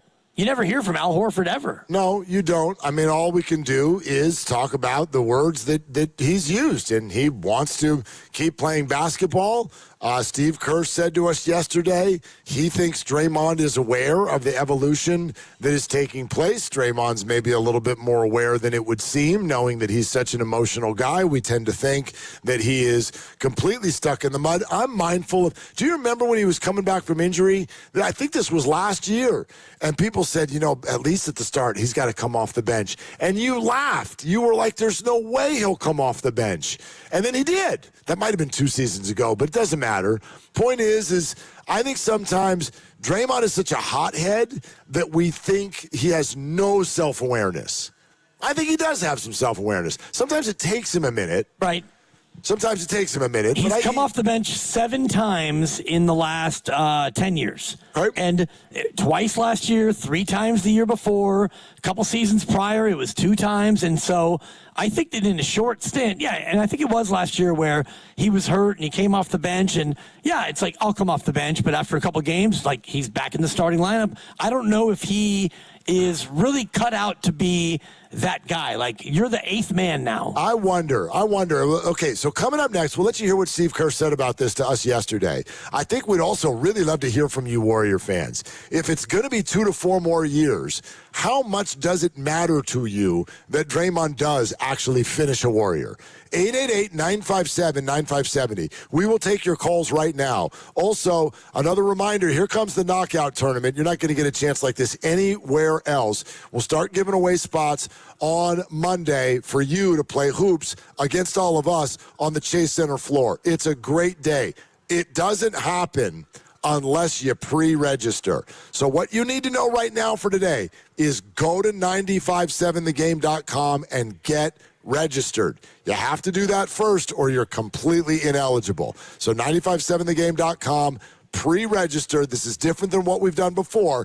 And then on Monday, that's when 3 times a day we'll be calling out a name, and that name will have 9 minutes and 57 seconds to call in and claim their spot. 7:30 in the morning, 12:30, and 3:30 in the afternoon. Monday through Friday, all 3 shows, once per show. If you hear your name, you call in, but you have to register. Get all those details first at 957thegame.com. Your call's on this next. How much do you want Draymond to finish as a Warrior if it means 2 to 4 more years? This is Willard and Tibbs. This game day traffic report is brought to you by Crystal Geyser Alpine Spring Water. 101 northbound is jammed up from after 280 to the lower deck of the Bay Bridge. 280 northbound extension into downtown San Francisco is going to be slow from Mariposa Street to King. I'm Abby Curlette with traffic. What makes Crystal Geyser Alpine Spring Water different? We always bottle our Alpine Spring Water less than 1.5 miles from the spring source. And all our bottles are made with 50% recycled plastic from our own recycling plants. Crystal Geyser, bottled at the spring source. Hey, it's Willard and Tibbs for Safeway. Enjoy these amazing deals for members. And as always, save up to 20% weekly on hundreds of exclusive offers from Safeway. Just clip the highlighted deals from the weekly mailer or click the deals in the For You section of the Safeway app to breeze through checkout. Beautiful, fragrant, overjoyed boutique dozen roses for $24.99, and now I give some flowers to Dan Dibley. And I also can get a sweet treat with hand-dipped Belgian chocolate-covered strawberries. 4 to 18 count starting at $7.99 per package. USDA Choice Boneless Beef Top Sirloin Steak Value Pack or Boneless Beef Tri-Tip Roast Untrimmed Twin Pack, just $5.99 per pound. Member price. And how do we like our steak? Say it together. Medium rare. Exactly. These and other great deals are available in the weekly mailer and the For You section on the Safeway app. Go to Safeway.com for more details, and we will see you in the aisles. Tune in to 95.7 The Game for Warriors Live, 60 minutes before tip-off. Every Warriors game throughout the season as we get ready for the action. Presented by Xfinity, your home court advantage. Brought to you by Xfinity. Watch all your favorite teams all in one place. Xfinity, imagine that. Sound familiar? At Mattress Firm, we understand there are many problems that can keep you up at night, like snoring, aches and pains, or sleeping hot. Our sleep experts have the unrivaled know-how to match you with a mattress that can help. And now at Mattress Firm, save up to $700, plus get a free adjustable base with select Sealy Posturepedic mattresses. For the great sleep you deserve, visit Mattress Firm. We make sleep easy. Restrictions apply. See store or website for details. Hi, I'm David. I'm Chris. And I'm John. We are the 3 brothers who own Jack's Restaurant and Bar. And we are here to... Not again. That's my line. That was my line. Boy, stop it. Mom? What are you doing here? Have you heard your commercials? They're terrible. That's not our fault. You taught us how to cook delicious food. Using only the freshest ingredients. And to treat all our guests like family visiting our home. But you didn't teach us how to write catchy radio spots. They remember that and get back to work. Yes, Mom. Jack's, serving delicious breakfast, lunch, dinner, and drinks the way our mom taught us. ilovejacks.com. All right, I need avocados, bananas, salad, steak. Wow, does your grocery list have multiple pages?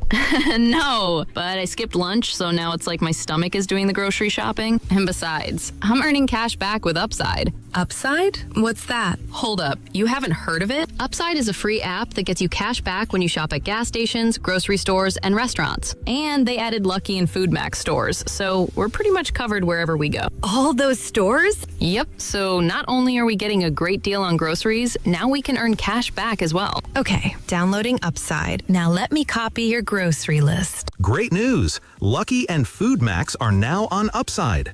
Download the Upside app and use the promo code SAVE9 to earn a 10% cashback bonus on your first grocery purchase. That's promo code SAVE9 for a 10% cashback bonus. Use promo code SAVE9. Offers vary by user and location at participating merchants. Go to upside.com for terms and conditions. Can I take your coat?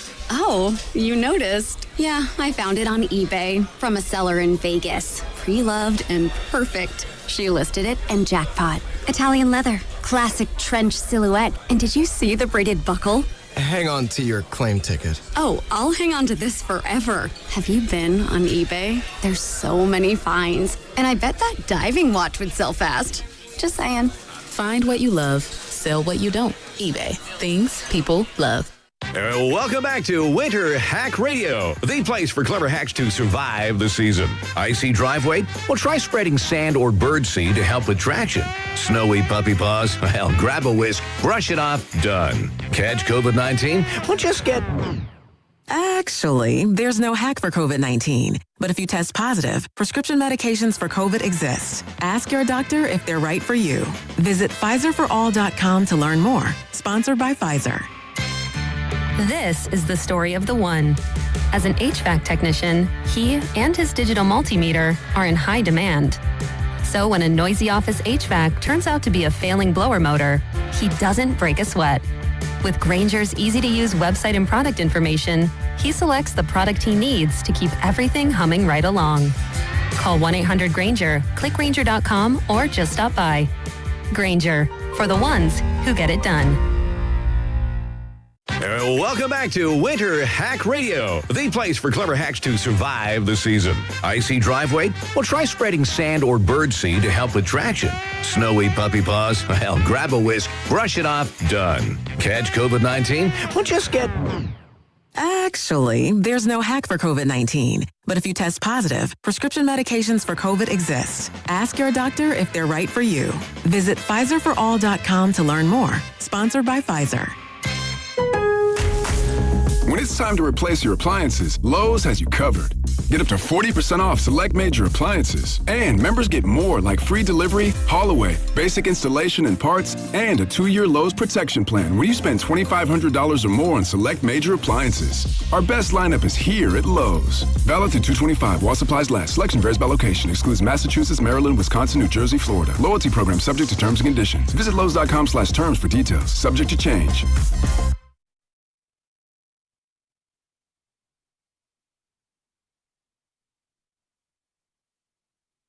Dub Nation, it's Steve Kerr. You're listening to Willard and Dibbs on 95.7 The Game. Coming to you live from the Laughing Monk Studios. Okay, look, I want to play what Steve Kerr said about Draymond. We want to get to Burns. Burns is on the line. We want to get more Warrior fans on the line. How much do you care about the idea of Draymond Green finishing as a Warrior? He says he wants to play 2 to 4 more years. We're going to do all that in a sec. But I got to ask you this. Ask me, yeah. Should I tell the story again? People have weird opinions about free food. Okay, this is inspired by the portion of the Anthony Slater story today that, yes, Jonathan Kaminga was the one who angered the Warriors by having someone in his traveling party take a little bit too much free food, bagged it up, back that thing up, yep, and then take it home. Looking real good once you bag that thing up. Once you bag it up. So... I mean, we literally, and it's just like anything else in 2026, I could just be like, peanut butter and jelly, your thoughts. And the next thing you know, it's like MAGA versus woke mob. Sure. And we're all yelling at each other. And this is no different. We got a lot of people commenting, the rules are the rules. And I'm like, you don't even know the rules. Right. You have no idea what the rules are. People have weird opinions about free food. Focus on the word free. Focus on the word free. Should I tell the story about the Giants game with me and Guru again? I love this story because when you did what you did, I was jealous because I've done what you did so many times that I was proud of you, and also I was envious that I wasn't there to do what you did, do what you do when you did what you did to me. To me, yeah. Was I wrong for doing it? I don't think so. Tell you the story. You don't think so. And all right. Folks can weigh in. I mean, 888-957-9570. Is Mark with a K a criminal with a C? And you were so kind on the crossover like a week or two ago. You're like, I know someone here at the company that whenever the company provides food, that at 6 o'clock, this person, if there's still food left, will take some home because this person has kids at home. I didn't want to, rat you out. I was like, say it. It's me. There are kids at home. The building is empty. Yes. The free food has been left in an outside space. It's just on a community table. For 6 hours. I'm like, this is getting thrown away. We're the last ones here. So if there are 5 pizzas, I'm going to grab one. Yep. I'm going to grab one. Got mouths to feed. It's expensive. I'm going to grab one. Does that make me a bad guy? I don't think so. No. But maybe some of you do. There's no stated rules that I can or can't take that pizza, but I do. Okay. So at the Giants game, and I can't even say the word Giants and Guru without having the drop go through my head. Right. I can't do it. It's ruined me. But Guru and I, on a specific night, we were asked, and just like, hey, would you come down to client event at the Giants game? And somehow the message did not get to us that the sales staff and the clients were all going to go to a bar and kind of pre-party before the game. We missed that note. So we went straight to the suite, and we were the only two there. Yeah. And whatever the event was, I don't know if wires got crossed or whatever, sometimes the suite is filled with food, and sometimes the suite is not filled with food. So we ended up in a suite that had no food and no people. Yeah. Okay? And as pre-parties are wont to do, it's like the third inning, and there's still no people. And you're hungry because you're always hungry. And games start at 7 at night, and now it's the third inning. Pitch clock error, that means it's like 7:12. Right, But anyway, exactly. Point is, it's after 7. I'm there with my kid, too. It's me, my kid, and Goo. And we're sitting up there in an empty suite. No food. Guru finally is like, I'm hungry. Let's go get some food. So I head down to the concessions, and while in line at the concessions, we both start looking at the prices of those concessions. We're like, damn it, man, this just didn't go our way tonight. We're not mad at anyone. I don't even know who to be mad at. But, like, this didn't go our way. And I finally, because I have a little bit of knowledge of Oracle Park, know my way around back there a little bit, I'm like, Goo, let's go. Yep. Trust me. He goes, but I'm hungry. Trust me. Yep. So we go back up to the suite. Dun, dun, dun, dun, dun, dun, dun, dun. You head through all of the suites, and you look for the other corporate parties that have been totally laid out with food, who are also pre-partying at Momo's or something like that, and have not made their way into the suite as of yet. You look left, you look right, you duck inside, you make some plates, and you get out of there and on your way. Yep. I made sure that I was fed, my son was fed, Guru was fed, nothing less, nothing more, and there were no seconds. I knew that this was a one-time journey. Sure. But that's, one time. That's what we did. Am I wrong? It's free food. I got the Giants going 82-75. Now, in theory, it's a corporate free food party that I'm not in that corporation now. I think what I did is worse than what Jonathan did. I think. For sure. Okay. And you are wrong. But, I mean, you're wrong. That was wrong. But if I'm wrong, if that's wrong, I don't want to be right. And I don't want to be right. Yep. And, I mean, I have done so many more wrongs that are further down the scale than that. And to say that that's a victimless crime is fair, because even when those occupants eventually got to their suite, there's no way they ate all the food. No chance. And 2 or 3 other people were like, you know what? I didn't get enough to eat. If only there was 3 more portions of this, right, I would be satisfied. So those things are already so, like, abundant anyway. Were you wrong? Yes, because it wasn't yours, but it, to me, is mostly a victimless crime. Now, when it comes to Jonathan Kaminga and a team meal and taking food extra to go, I don't know what their rules are. I don't know if it's the first time. I don't know how much they took to go. I'll just share one vignette with you. I was fortunate enough to have my house featured on a show called Curb Appeal on HGTV. Oh, right. I wrote a letter. They picked us, whatever. So when they finished my Curb Appeal project, what they want to do is they want to have the big reveal. And so for my big reveal, I got a taco truck. And I brought the taco truck to our street, and I prepaid $1,000. Oh, damn. For the taco truck. And basically it's like $250 for them to show up, and then $750 worth of food. And when they hit the $1,000, then you're all done. So I bought basically food for the entire street. Okay. So we're going through the reveal, and I look out, and I asked the guy, I'm like, how are we doing? He's like, you're at 700. And I was like, wait, what? And I looked up the street, and my neighbor, Mabel, we'll call her, I look at her, she's to-going me. And I look down the way, And Bill, he's to-going me. So I got a taco truck for the neighborhood, and they're going, let me get a burrito here, let me get nachos to go, let me get 3 tacos and an enchilada. I'm going to fill out the next 3 days of meals. They to-go'd me. Yeah. Now, was that illegal? No. It was a free taco truck. It was kind of outside of the ethos of the thing was, hey, here's a taco truck, celebrate our reveal, have some food on me. They to-go'd me. But that's even worse because your bill's on the move, like Darren Ruff. It was on the move. Bill is on the move.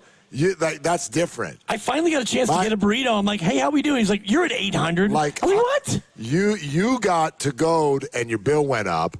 I took food that was completely prepaid and no one would miss.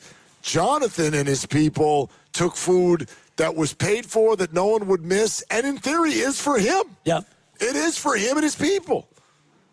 I mean, I got Jonathan basically doing the same thing that I do when I grab a pizza on my way out the door that's going to get thrown away anyway. Yes. That's what I think he did. And again, when you take that pizza to go, you're forgetting the people who work nights at KCBS, the people like the great Elisa Clancy and I'm Brian Goebel. Remember, I never take all of it. I know. I don't do that. I know. Like I said, if there's 5 pizzas, I'm going to take 1. And it's like there's 4 more pizzas for the 8 night people that like they're going to be fine. I make sure that there's still food left. No, I get it. It's going to get thrown out. And whoever on the YouTube feed, I couldn't catch your name as Mark's thing was scrolling. Yes, I am a famous pizza smusher when I would deliver pizza. It's Looney.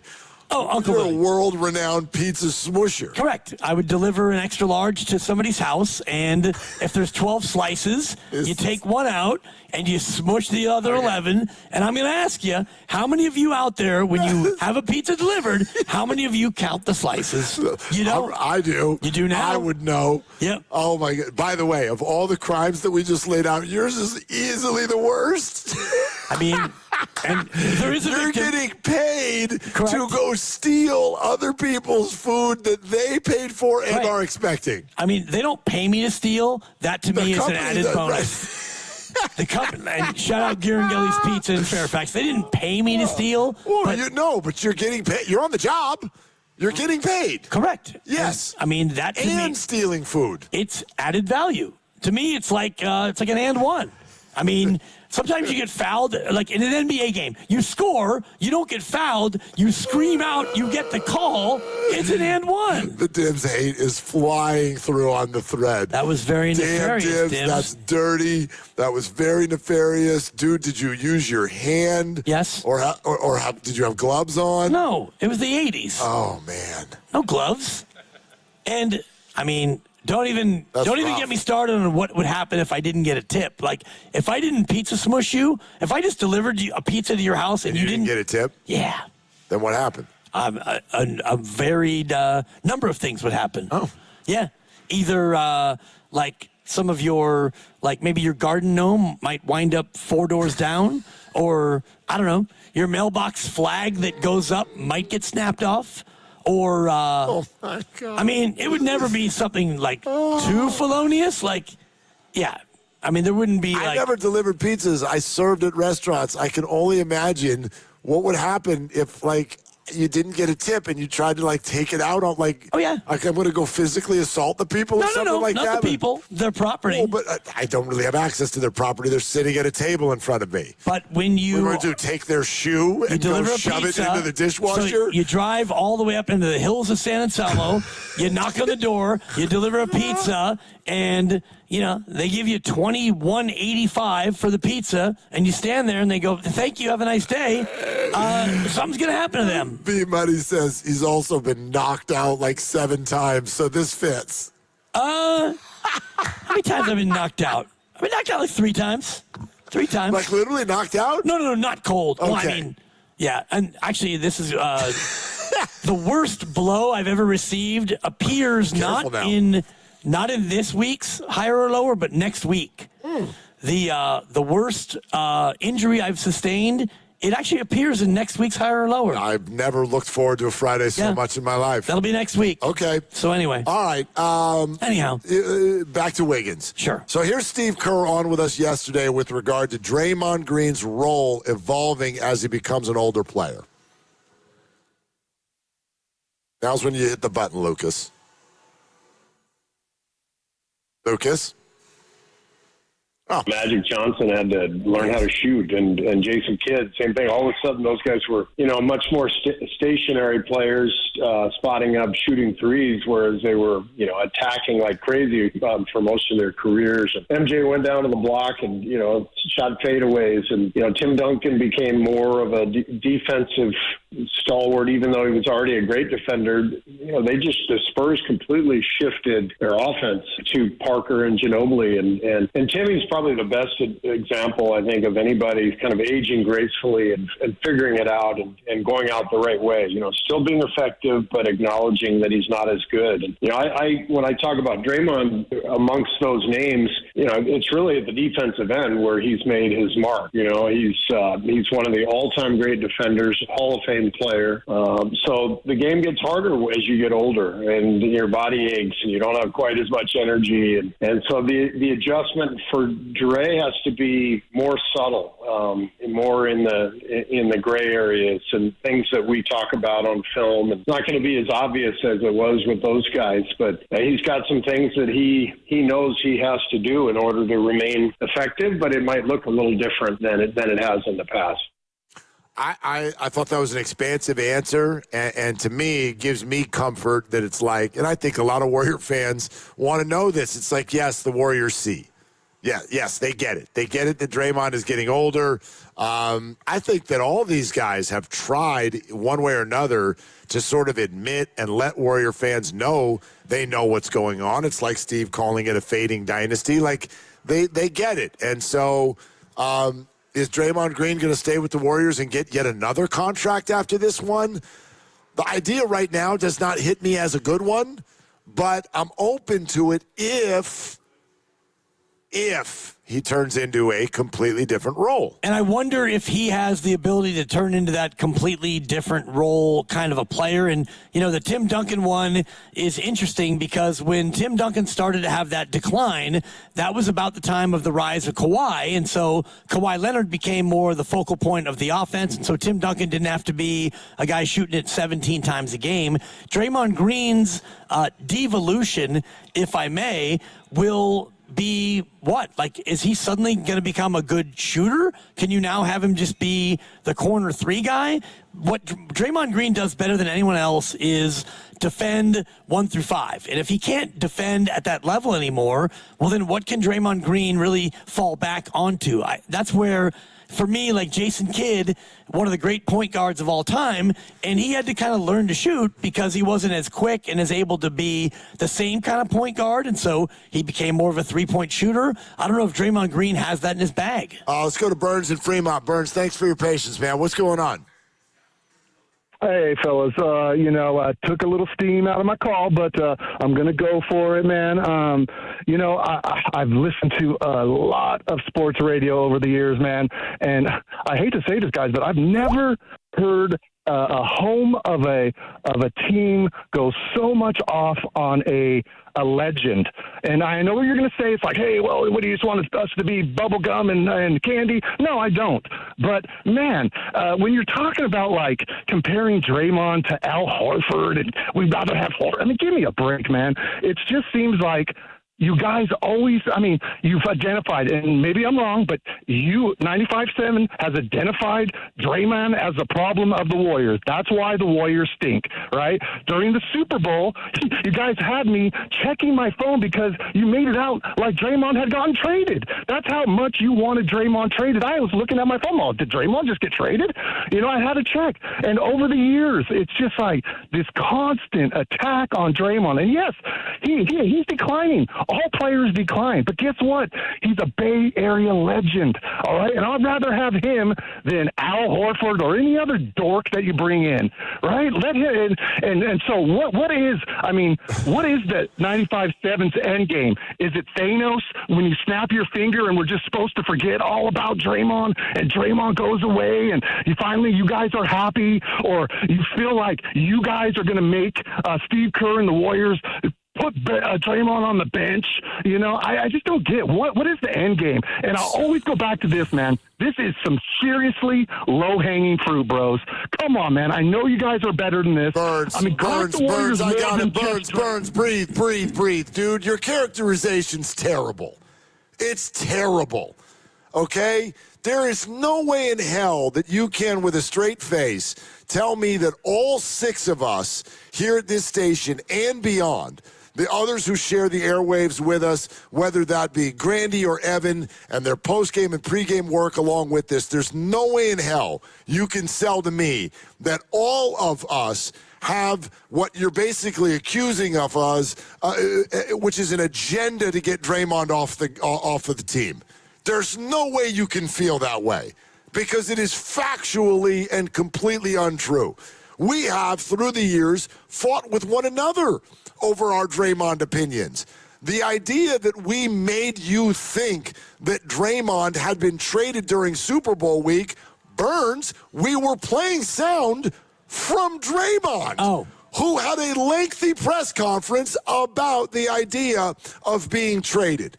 It would have been malpractice for us to not pay him the compliment of basically being a franchise legend who was openly speaking about whether or not his time with the organization had come to an end. If you can't see that as a compliment, then quite frankly, I don't think you're seeing this clearly. I don't know if you're still on the line. Is Burns still on the line? Come on, man. That's a big bunch of bull, Burns. You know better than that. You listen to us all the time. You call in all the time. That is a weak and way out of bounds mischaracterization of what happens here at 95-7 The Game. Yes, there are a number of us, and there's no reason to hide from this. Shasky has questioned whether Draymond should be on the team for years now. Bonte did before him. Draymond one night decided to address that directly to Bonte. Do they want to own that opinion? I think that it's a little bit too for you to just even characterize that as them just openly wanting him off of the team. I don't think is fair.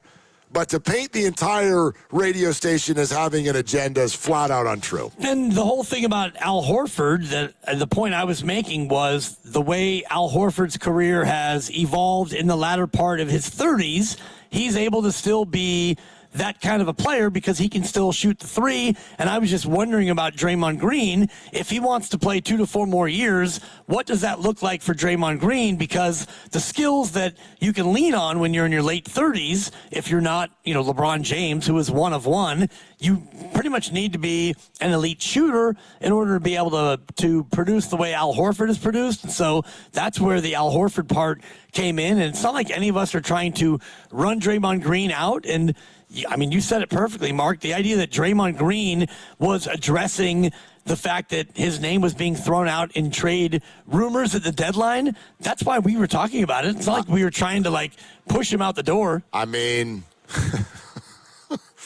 They brought it up. Right. Who went into this deadline 2 weeks before it was happening thinking that Draymond was getting traded? Anyone? Everyone just thought it was Jonathan Kaminga. No one said anything about Draymond until they all said something about Draymond. That's all. All right. The Warriors are playing the Spurs tonight. Warriors Live with Mark Grandy. Now, he has an agenda. Hey. Yeah, no, you do. You have to work tonight at 6 o'clock. Your agenda is to do a good job. It's brought to you by Xfinity. Watch all your favorite teams all in one place. Xfinity, imagine that. Also brought to you by Fremont Bank. Here for you, here for good. 888-957-9570. do you care at this point whether or not Draymond Green finishes his career as a Warrior? He says he wants to play 2 to 4 more years. We have that. Also, we will circle back to Anthony Slater's article, and at some point today, we might need to spar a little bit about Mac Jones's future with the 49ers. So all of that is still ahead. This is Willard and Tibbs. And this is Willard for Underdog. Hoops is back now, center stage, and you can make picks and win money right now in California. Playing on Underdog is very easy. You go in there, download the app, pick whether your favorite players are going higher or lower on stats like points, rebounds, steals, and more. Get them all right. You can win up to 5,000 times your cash. That's right, 5,000 times your cash. I'm going to borrow from Evan Giddings and let you know. Dive in tonight and look at Guy Santos's point total. The market hasn't quite caught up. We'll see if they get there tonight, but I still like, for now, higher on Guy Santos's point total. Download the app today, use my promo code Willard, and score $75 in bonus entries when you play your first $5. Again, the promo code is my last name, Willard. Type it in, get free money. Got to be 18 or over and present in California. Terms apply. See assets.underdogfantasy.com/web/play and get terms _DFS_.html for details. If you're concerned with your play, call 1-800-GAMBLER or visit ncpgambling.org. Comcast Business helps turn today's small businesses into engines of modern business. It's how restaurants become reliably up and running neighborhood favorites. How retailers become seamlessly restocking, cyber-securing, must-visit shops. And how healthcare offices become the data managing caregivers that we all depend on. With reliable connectivity, enhanced cybersecurity, advanced fiber solutions, and Wi-Fi backup, Comcast Business is powering the engine of modern business. Powering possibilities. Now through March 22nd, switch to Comcast Business and get started with 150 megabit internet plus Security Edge for $59.99 a month for 12 months with a 2-year agreement. Or ask how to lock in your rate for 5 years on a qualifying internet bundle and get a $500 prepaid card when you add 2 lines of mobile. For a limited time only. Call today. Restrictions apply. New customers only. Requires paperless billing and automatic payments with bank account. Equipment, taxes, and other fees extra. After promo, regular rates apply. Comcast Business helps turn today's small businesses into engines of modern business, powering possibilities. Finding great candidates to hire can be like, well, trying to find a needle in a haystack. Sure, you can post your job to some job board, but then all you can do is hope the right person comes along. Which is why you should try ZipRecruiter for free at ZipRecruiter.com/free. ZipRecruiter doesn't depend on candidates finding you. It finds them for you.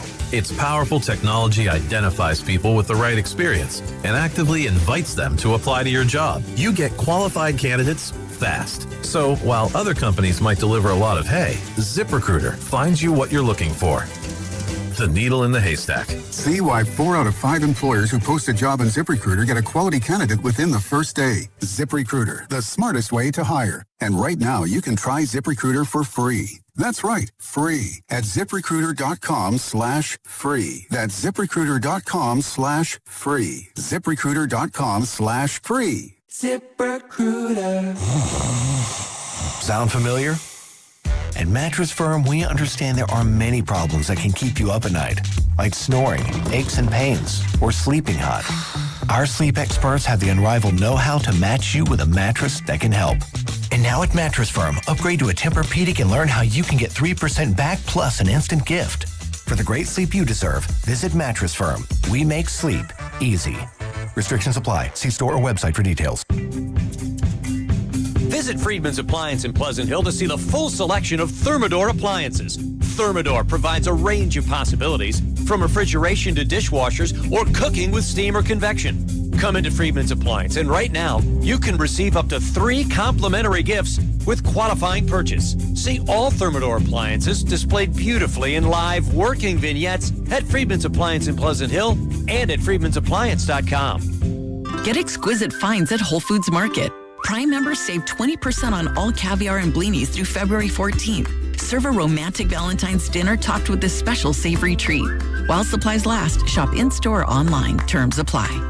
Are you looking for a podcast about pro football that doesn't put you to sleep with an avalanche of analytics or insult your fandom with brainless hot takes? Well, hi. I'm Dan Hansis. And I'm Mark Sessler. Oh, hi, Mark. And we're the hosts of Heed the Call, the NFL podcast you've been waiting your whole life for. Heed the Call covers every game, every storyline, everything that matters, and we do it all with a touch of mirth. Football is fun. Why shouldn't your football podcast be the same? Follow and listen to Heed the Call NFL podcast wherever you get your podcasts. I'm Piera Palazzolo, VP of Digital Marketing for the American Management Association, a company focused on the management training skills needed to enhance the careers of business professionals. We did our research when it came to the best companies for website development and chose AmericanEagle.com. And we couldn't be happier. AmericanEagle.com worked closely with us to understand the front and back end requirements needed to launch an e-commerce website that could handle the complexities of running thousands of seminars nationwide. Our robust new website and improved SEO saw immediate increases in site traffic and web revenue. If you're in need of managerial effectiveness and success, visit our website at amanet.org. If you're in need of a website that provides an unparalleled consumer experience, I highly recommend AmericanEagle.com. Transform your business today. Dial 877-WebNow1 for a free digital consultation with AmericanEagle.com.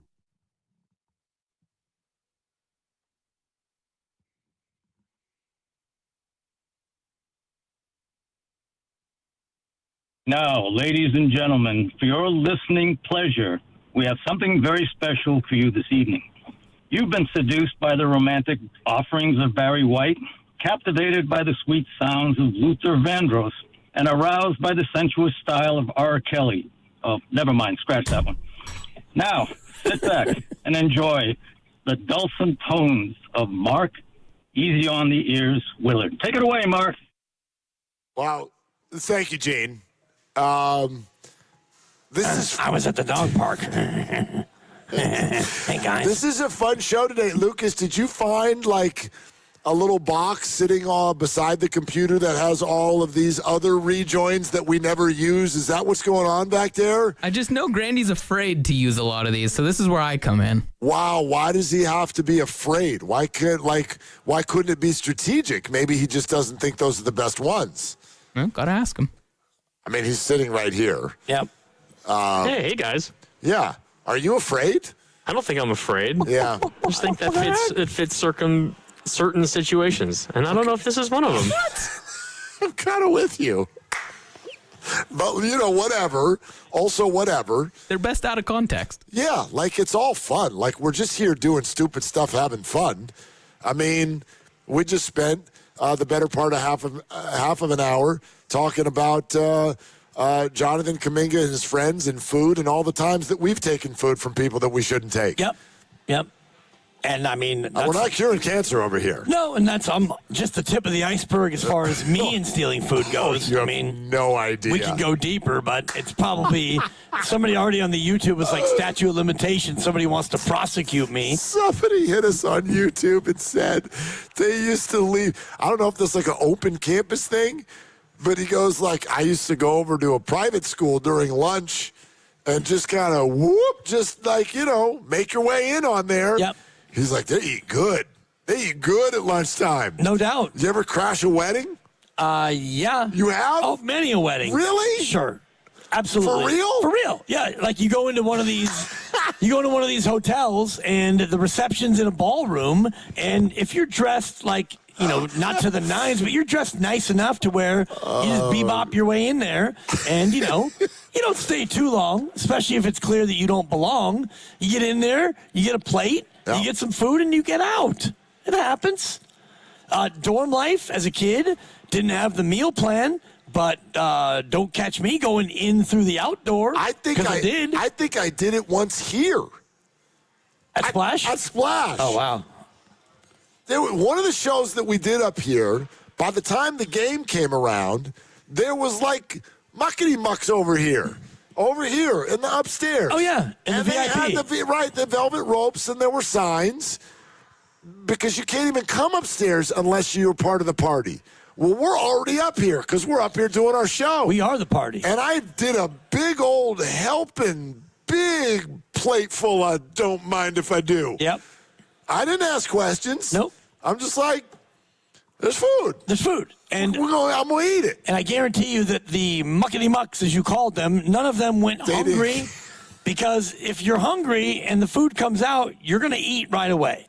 And you're always hungry. Yeah. And so if there's food around, you're always going to avail yourself because you're hungry. It's what you do. My mind is overloading right now because I'm trying to think of all the times that I've done this in my life. And I can't even place it because there's just like too many of them. So many. I mean, free food is free food. That's right. Our sister station, KCBS, has a table outside of their studio, and you can look through the common area. And so at least once a week, I'll look through the glass door and spy on that table. And if they happen to have a lot of food on that table, then I go around the outside. And I'm going to go ahead and get some of their free food. And oh my gosh, no one going to check me. I'm an alum. I worked at that station 27 years ago. That's fair. Well, get me mine. We're all under the same umbrella. There you go. We all in the same gang. Free food. Okay. Yeah. Free food. 888-957-9570. Let's definitely go out to the phone. Some of you want to weigh in. Warriors tonight against the Spurs. Wemby is in town. Huge article drops today from Anthony Slater on the Kaminga Warriors divorce. We talked about it some. We've got more around the bend, but right now talking about the fact that Draymond tells Mark Medina he'd like to play for 2 to 4 more years. So Warrior fans, would you like that to be here?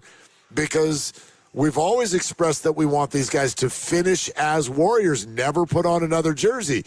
But do you still feel that way if it's going to be 2 to 4 more years, only 1 more year on his contract after this year? Let's go to Brad in Oakland. Brad, thank you for calling. What's up? This is my 3rd time of calling. I listen to you guys all the time. Appreciate you. We were talking about Draymond Green. Yeah. I don't think they. I don't think they can move him or get rid of him. I think they're going to keep him till he retires. They're going to use him for mentoring some of the players that are young. I believe he may not start as much, but I believe he's going to give in. He's going to start in terms of the matches, matches in terms of other teams, and I believe that I think they're doing better right now. But I like to say they're not going to trade him. He's like a diamond to the off. He's like the heart of the club. He's like Curry. He's part of the system. He's in motion. He's got a lot of emotions. He's just like the defensive back, So I believe in him, and I believe in Santos. I believe in Mooney. I believe in. I didn't feel good about Paz, but he's doing better. But I think their lineup going to be better now with a protector. What's his name? Porzingis in there. I think they're going to be better off. And right now, I believe they have a lot of. The younger players have a lot more confidence because they don't have to worry about when they're going to start. And J.K. leave. I hate to see J.K. leave. And Buddy Hield, he just wasn't consistent. I knew they might get rid of him. But all I got to say, I don't believe they've been planning to try to get rid of Draymond Green. He's just part of the system. Yeah, Brad, I'll agree with you, except for let me take it a step further, and thank you for calling. The phrase "get rid of him." Right. I agreed. I don't think the Warriors are going to get rid of Draymond Green unless, of course, something massive comes along, like a Giannis. That's what got that conversation going last week. But there's a difference between getting rid of someone and then also not re-signing someone at age 37. Like, that's what we're really talking about. If it helps for me to put it a different way, how would you feel about when this contract comes to an end, the Warriors signing Draymond to yet another one?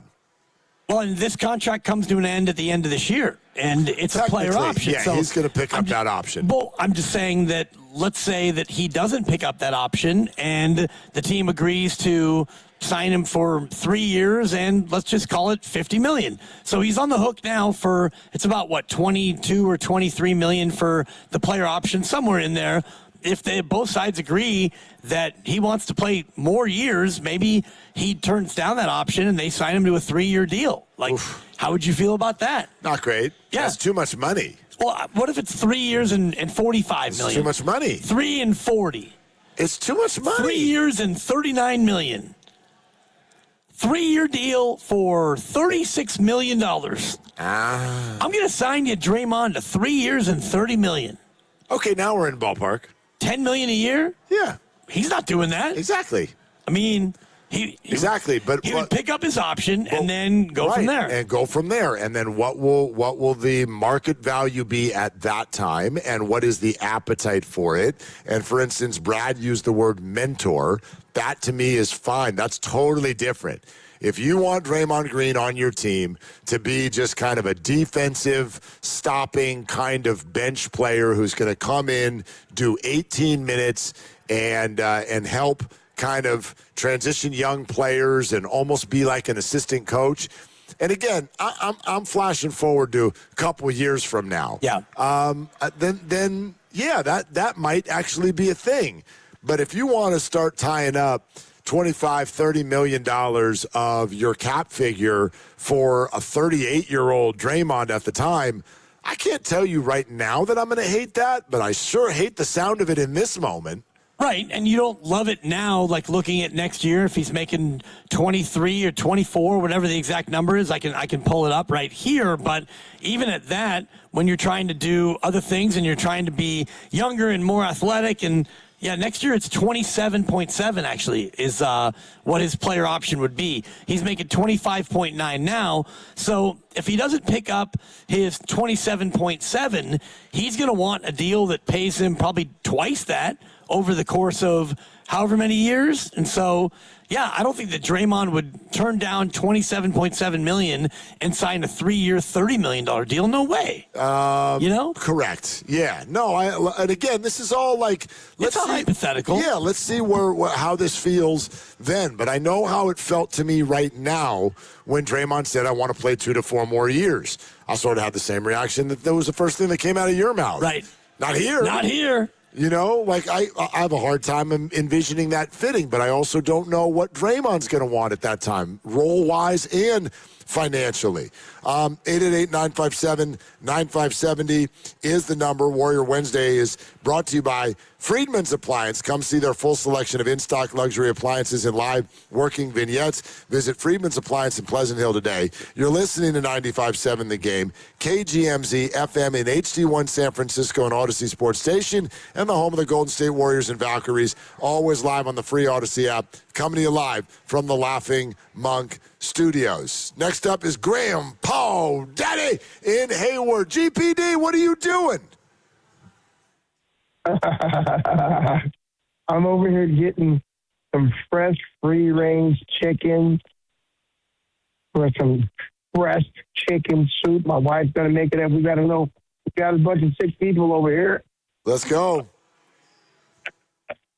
So, fresh chicken soup. But I'm going to say this. First, let me say the food. Bro, the food, when there's a lot of food, you go in there and you eat the food. Now, with the Kaminga thing, it depends on when they took the food. Did they take the food when it was like at the beginning, or did they take the food when it was in and everybody was done? That matters. That matters. If you come in at the beginning and you take a bunch of food and leave, that's wrong. You know that. But you're never wrong when you go in and get a plate. Never. And when it's all said and done and it's all left there, they're going to throw that stuff away anyway, Mark. Dibs, you know that. Yep. So you take the food so they don't throw it away. First thing. Okay, now, Draymond, here's what you do with Draymond. Draymond, you become a player coach. You take 10, after your deal's over, you take $10 million a year, maybe the veteran minimum, and you become a player coach and you stay with the organization. So you're going to find out exactly what the Warriors mean to him. See, if it's all about the money, you can bounce and kick rocks, homeboy. All these years we've been taking care of you and putting up with your bull crap. Now, what are you going to do? We want to keep you on as a coach. So how about being a coach player, come off the bench, do 10, 15 minutes, whatever, and put it in this contract. If you do all this drama and get people and get ejected in cost us games, we get ready. What do you guys think about that?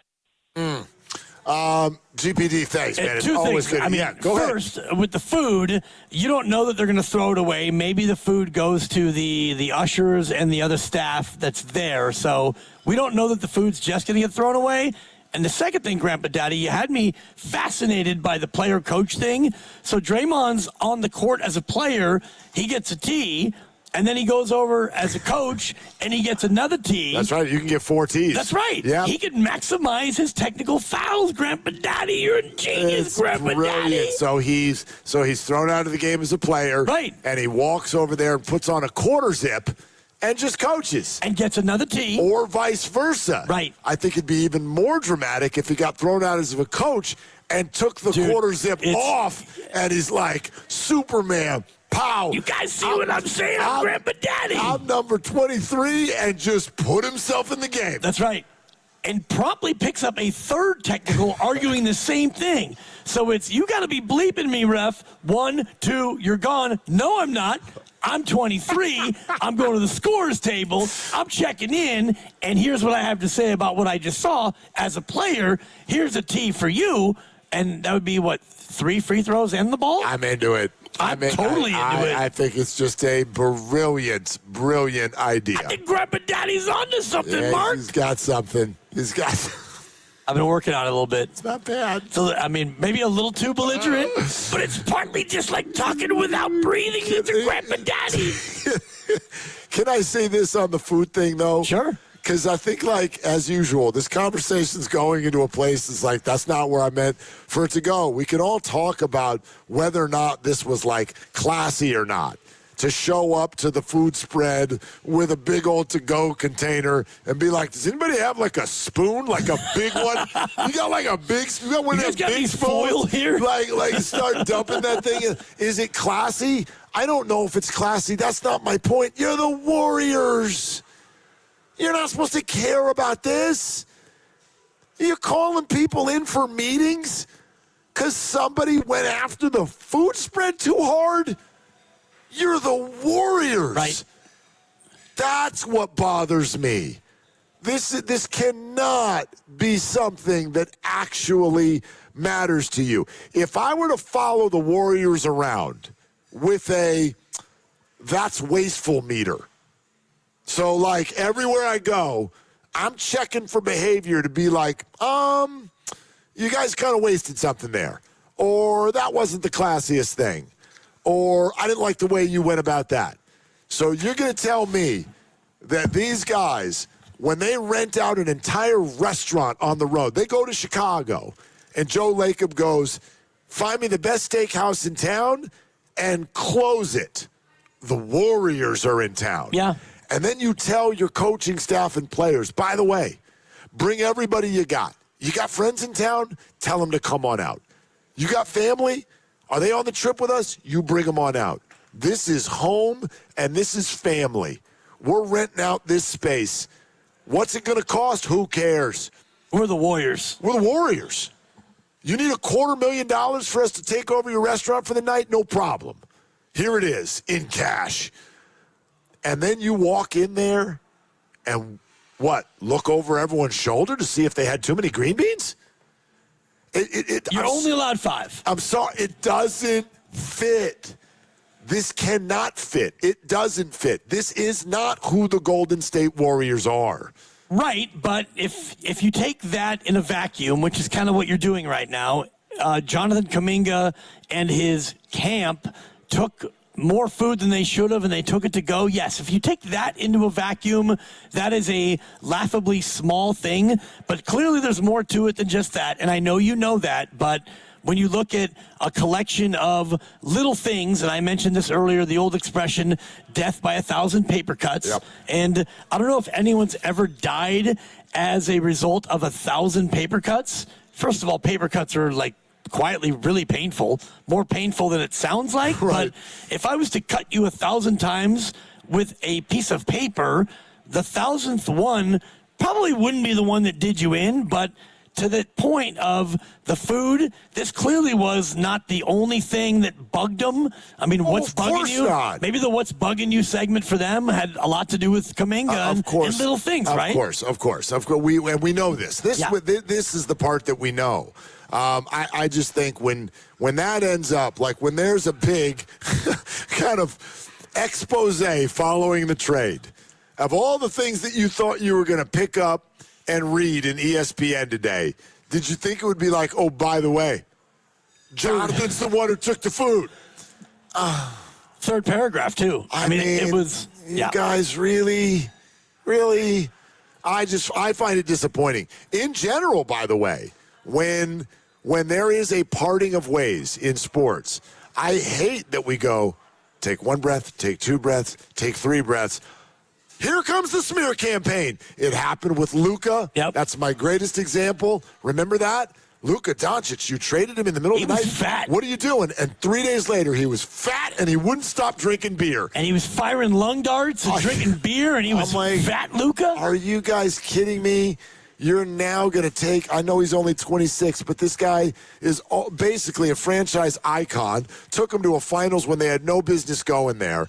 And now you trade him in the middle of the night and you wait 72 hours and start body shaming him? Yeah. What are we doing? Be bigger than this. You're trying to win the breakup. That's what you're trying to do. I don't like this. And luckily, my ex-wife doesn't have a radio show, so I can continue to win that one. Kaboom! Out of babe. Although, I mean, if only it was more acrimonious, I would have spent hours upon hours winning the breakup. Let's go. Nice ladies. Let's so what go. Are you gonna do? Yeah, what are you going to do? What are you gonna Let's do? go to Sam in Sunnyvale. Hi, Sam. You ever take free food? I have, but with permission. Okay, that's good. All right, you're one of those people, huh? Yeah, boy. Yeah, exactly. I'm a good guy. So, Mark, I think you covered most of what I was going to say, but I just think it speaks really poorly of the organization that they're going to go ahead and leak out something about Kaminga taking free food, whether it was legit or not, I don't know. But, like, seriously, especially we're talking about an organization that when Draymond punched Jordan Poole, the thing that they were really pissed about was that it leaked out. Yep. So, I mean, guys, have some class. I mean, it's crazy. Sam, thanks. I appreciate it. Like it's, and again, I think sometimes, and this goes for the standings, and it goes for what we're talking about right now. The Golden State Warriors sometimes suffer from the fact that over the last decade, they have set the bar so incredibly high. The idea that we're mad because the Warriors are only 5 games over 500. Yeah. For those of us who've been around for a minute, it's laughable. It's literally laughable that everybody is mad now. It's 2026, and you're mad because it's only been 4 championships and only 2 other trips to the finals and only sort of only the second round last year, even with your best player hurt, and all of these things. It's hysterical sometimes to take a step back and look at where the Warriors have arrived. And I would say the same thing about this subject. And I'm not saying this because we're the flagship.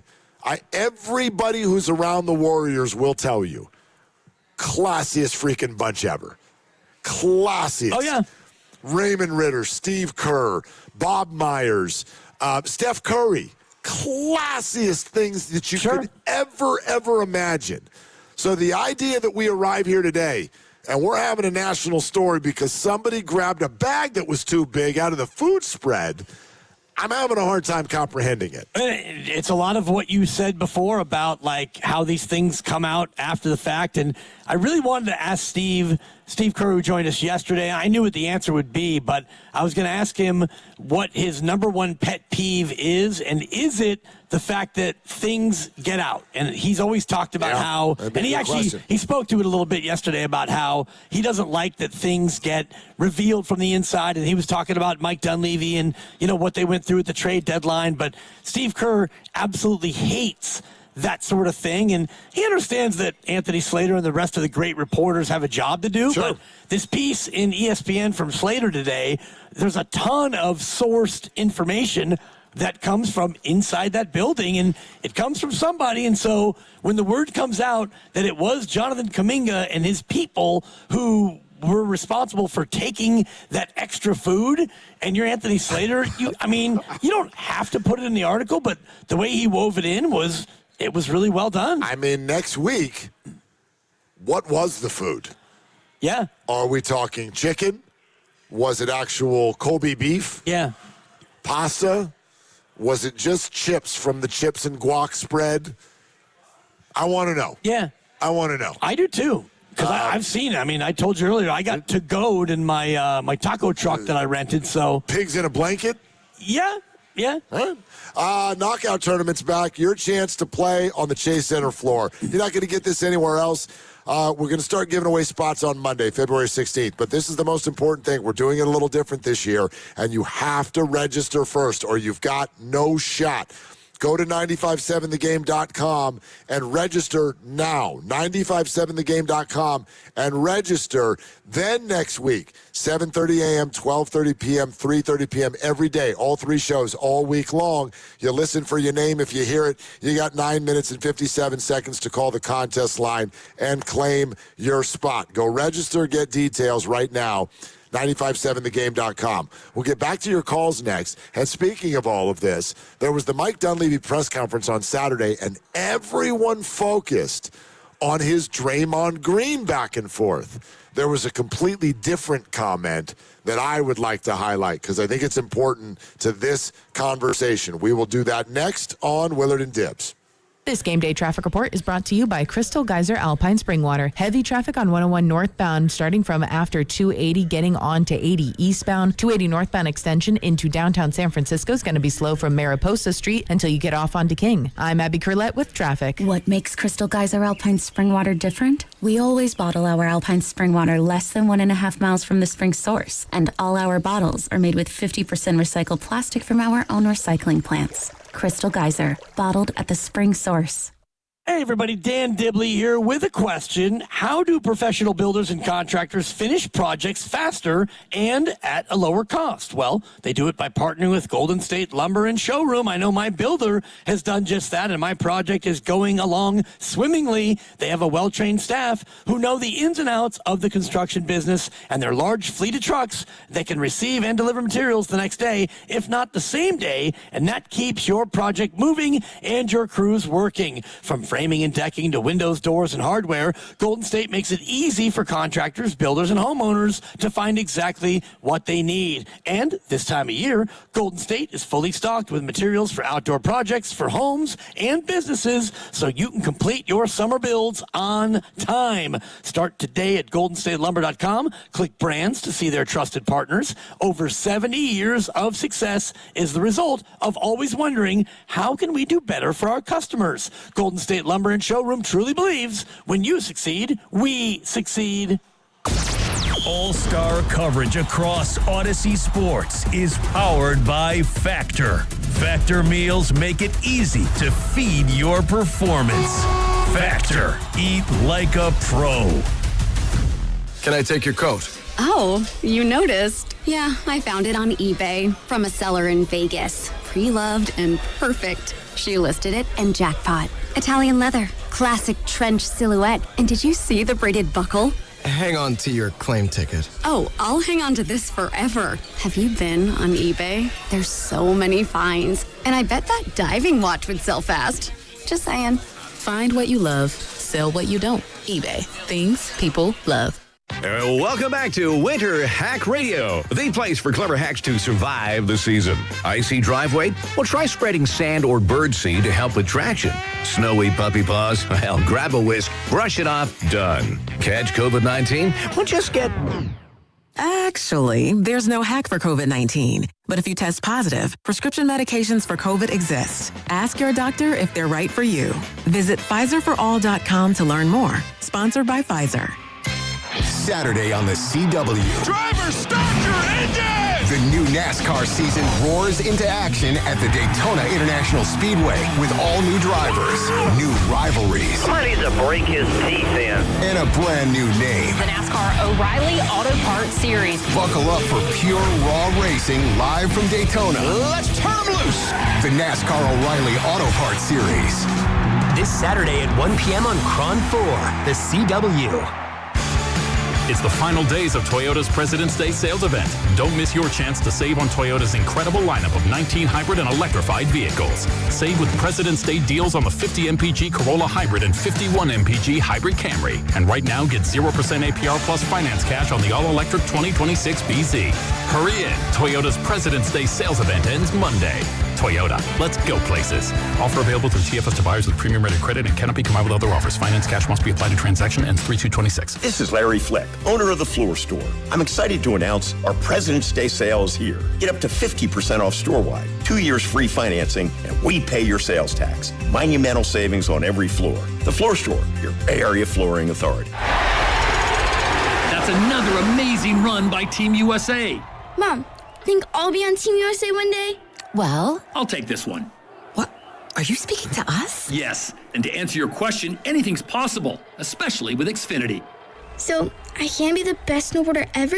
Well, I can't guarantee that, but Xfinity can guarantee that your internet price won't change for 5 years. Okay. What if I practice every day? Then maybe you'll be snowboarding for Team USA at the next Olympic Winter Games. And Mom, you'll still be paying the same price for Wi-Fi. Ooh, really stuck the landing there. It's the Xfinity Gold Medal Celebration. Now through February 22nd, get our best price on gig Wi-Fi for 5 years guaranteed, just $50 a month. Plus, get Peacock Premium included for 2 years. That's a $10.99 value per month. Xfinity. Imagine that. Proud partner of Team USA. Restrictions apply. Requires paperless billing and auto pay with stored bank account. Taxes and fees extra. Actual speeds vary. Finding great candidates to hire can be like, well, trying to find a needle in a haystack, but not with ZipRecruiter. Its powerful technology actively finds and invites qualified candidates to apply to your job. So while other companies might deliver a lot of hay, ZipRecruiter finds you the needle in the haystack. See why 4 out of 5 employers who post a job on ZipRecruiter get a quality candidate within the first day. Try ZipRecruiter for free at ZipRecruiter.com/free. That's ZipRecruiter.com/free. ZipRecruiter.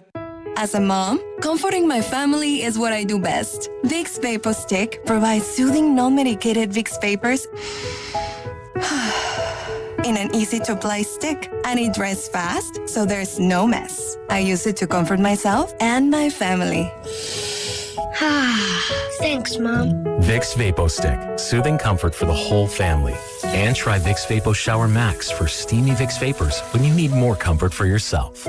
Use as directed. In San Francisco, cloudy skies with a low of 49. Weather brought to you by Staples. Staples has hot deals and low prices on everything for your business, like up to $125 off your print order. Ends 4/18. Exclusions apply. Visit staples.com/print for details.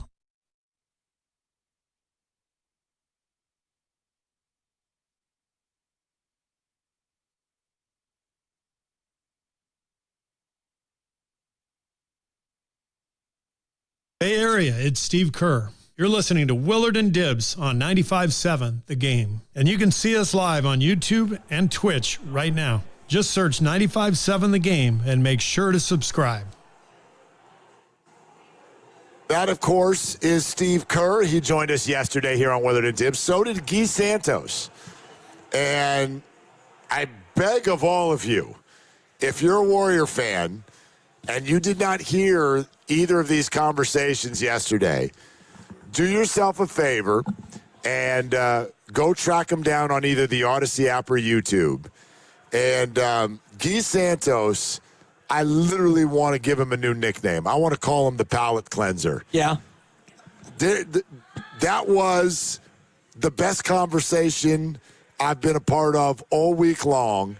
And anything that has anything to do with the trade deadline and Kristaps Porzingis and injuries, ACLs and runner's knee, and I'm mad at Kerr, and Don Levy looks over his skis and all. Just go take 20 minutes and listen to Guy.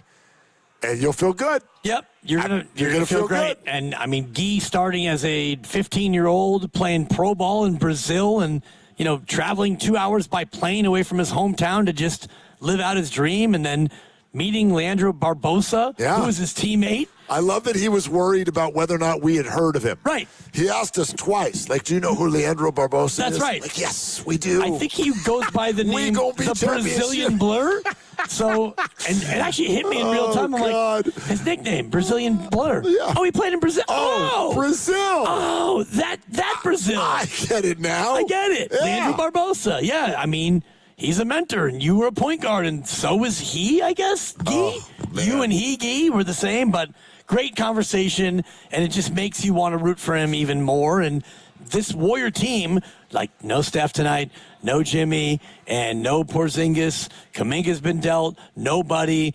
But you've got the try-hard, team try-hard. So when you watch the Warriors, you listen tonight here on 95.7 The Game, you're getting effort from the guys who are actually going to be playing. Oh, there's no question about that. Are they overmatched tonight? That's going to be a yes from me, dog. Yep. But, let's see. It's an NBA game. Let's see how it goes.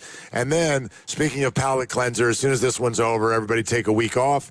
All-Star game, then you come back, and maybe both Steph and Kristaps Porzingis are going to play. That is the sort of, I don't want to call it like a done deal, but that is the fingers crossed expectation that the Warriors have put out there, is that those two players, one will return, one will debut against Boston a week from tomorrow. And that'll be exciting, and hopefully, you get Steph and Kristaps, and you'll get everybody that you expect to have other than Jimmy Butler, and so you can look at the last 24 or so games, and you can at least start to think about what this team is going to be the rest of the way, and you can imagine, all right, they get into the play-in, and can they advance out of the 9 or the 8 and get into an actual playoff series? Sure, I'm all for it. And, we had the poll earlier in the week of, would you rather have them be in the playoffs or in the lottery? And I was team lottery, but I'm still also excited about them maybe getting into a series, because the playoffs are fun, and they're more fun when your team's in it, obviously. Yes, I like games, and I like it when they play games, and so I'm going to root for more games. There's also this, and we're going to get back to the phones in a moment. If you're on hold, stay right there. Promise we're coming to you in just a couple. But along the lines of what we've been talking about today, I hope, and we don't always, sometimes it's difficult to sort of get the exact point across, because I really do understand it. There are a few listeners out there going, are we still talking about Jonathan Kaminga? And in an odd way, my answer would be no, we're not. We're not. There is a huge story that dropped today on ESPN by Anthony Slater. It is about the Warriors and Kaminga divorce. As I said off the top of the show, Jonathan Kaminga, he does play a character in the story we're telling today. But for me, it's not about that anymore. We've been through this 1,000 times. What this is about, and my number one takeaway, and we can have fun with food, and we can do all of the different things out there, but my number one takeaway is I have a level of concern about this organization post-Steph and post-Steve that is heightened from where it was previously. Yeah. And it might be at the highest point it's ever been in the Joe Lacob era. And it's not because of Jonathan, but it's because of some of the things that we've seen and heard. And this level of discord, this sort of an owner making draft picks or having too much of an opinion, and the owner and the GM and the coach potentially not all being on the same page and not working together on things for the common goal and winning. Instead, you'd rather play favorites and be right and all of that. Those are really bad things for an organization, and we saw some of them here. And I hope that there were lessons learned and that they don't repeat themselves. And there are little clues, bud. There's little things out there. I want you to listen to this. Everyone talked about Mike Dunleavy's press conference last week, and they didn't and we were the same, his frustrated sort of back and forth with reporters about whether Draymond was in or not in deal talks and all of that. And that took the lead. There was a different sound clip that hit my ear, and I went, oh, I don't like the way that felt at all. Listen to Mike Dunleavy talk about the trade for Kristaps Porzingis. I mean, we've got the goods to make deals. I mean, I think the only way we wouldn't be in the mix is if we gave out assets, young players, all the things you need to get a great player. We still have all that. And I think that's one of the reasons, the KP trade's really good for us, similar to Jimmy last year. We don't feel like we gave up a ton. And so we still have the, kind of the firepower to move forward and do more deals. And that's what we like about it. I would say this directly to Mike Dunleavy's face. I don't think it sounds good when you send human beings who have played their asses off for you to another team and then say into a microphone that we don't feel like we gave up a ton. I don't think that's nice. I think it's disrespectful. He actually even referenced last year's trade, and I think it's disrespectful to Andrew Wiggins, who is a champion for this team, to say things, and I know what Mike meant. Yep. I know what he meant, but I would suggest to him, don't refer to trades that way. We spoke to Steve Kerr yesterday for the first time since the trade deadline. What was the first thing he did? He said, look, this has all been a hell of an experience. The first thing I want to say is it's really hard to work every day with certain people and come to know them and love them and work with them and then watch them go out the door. It's very, very difficult. That's what I'm talking about. I do not find it to be a good look for a general manager to make a trade and then say, we didn't give up very much. Right, and I know exactly what he meant, and you do too, but the words still ring in that same way where, basically what you're saying is you didn't give up a ton because it was Kaminga who didn't want to be here, and honestly, we've been trying to trade him now for the better part of a year or more, maybe longer, and so, we gave up Buddy Hield, who is a guy who doesn't make a lot of money, and he wasn't really helping us that much either. So we didn't give up a ton. And what he was talking about was 4 picks and 2 pick swaps that were rumored to be a part of any Giannis trade that they didn't have to give up. So I totally get what he's saying.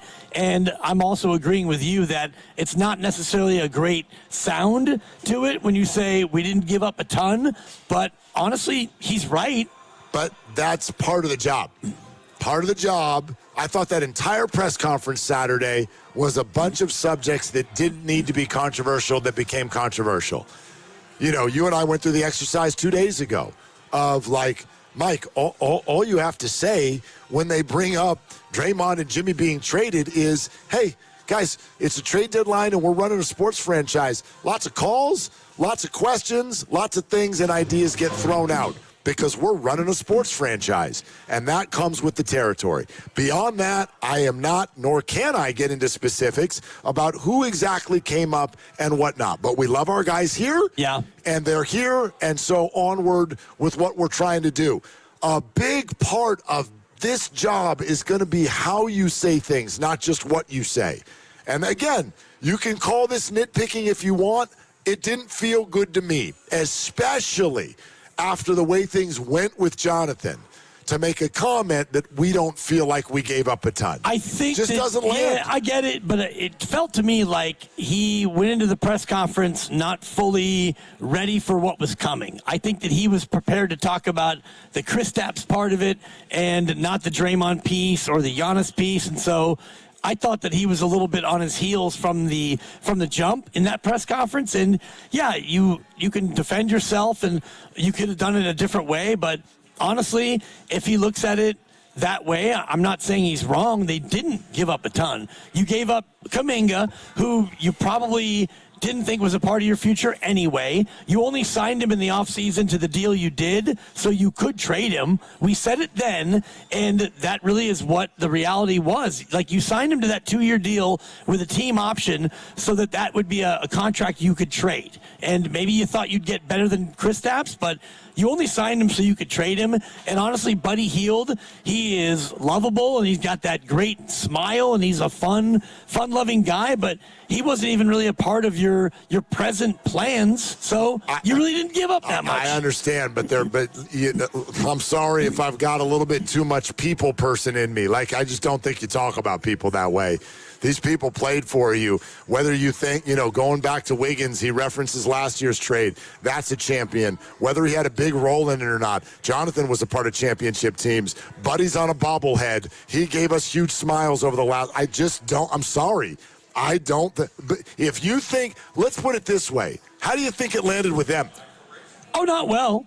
Like, promise you it didn't. Maybe Buddy more than Kaminga. Like, Kaminga, I'm sure, is like, whatever. Like, already things didn't land well with him. And when you read the Anthony Slater article, and I encourage everybody to go out there and read it at ESPN.com, Kaminga was clearly frustrated for a long time with being here, the way things were handled here, how he was treated, how he was played, etc. So for Kaminga, it's like, yeah, whatever, say what you want. You didn't give up that much. Well, if you're Kaminga, you're like, thank God I'm not here anymore. It's the Buddy piece that he probably was like, oh, I'm catching strays on the way out. I mean, I'm going to agree with you partially. I can almost with certainty tell you that Jonathan Kaminga did not appreciate those kinds of comments.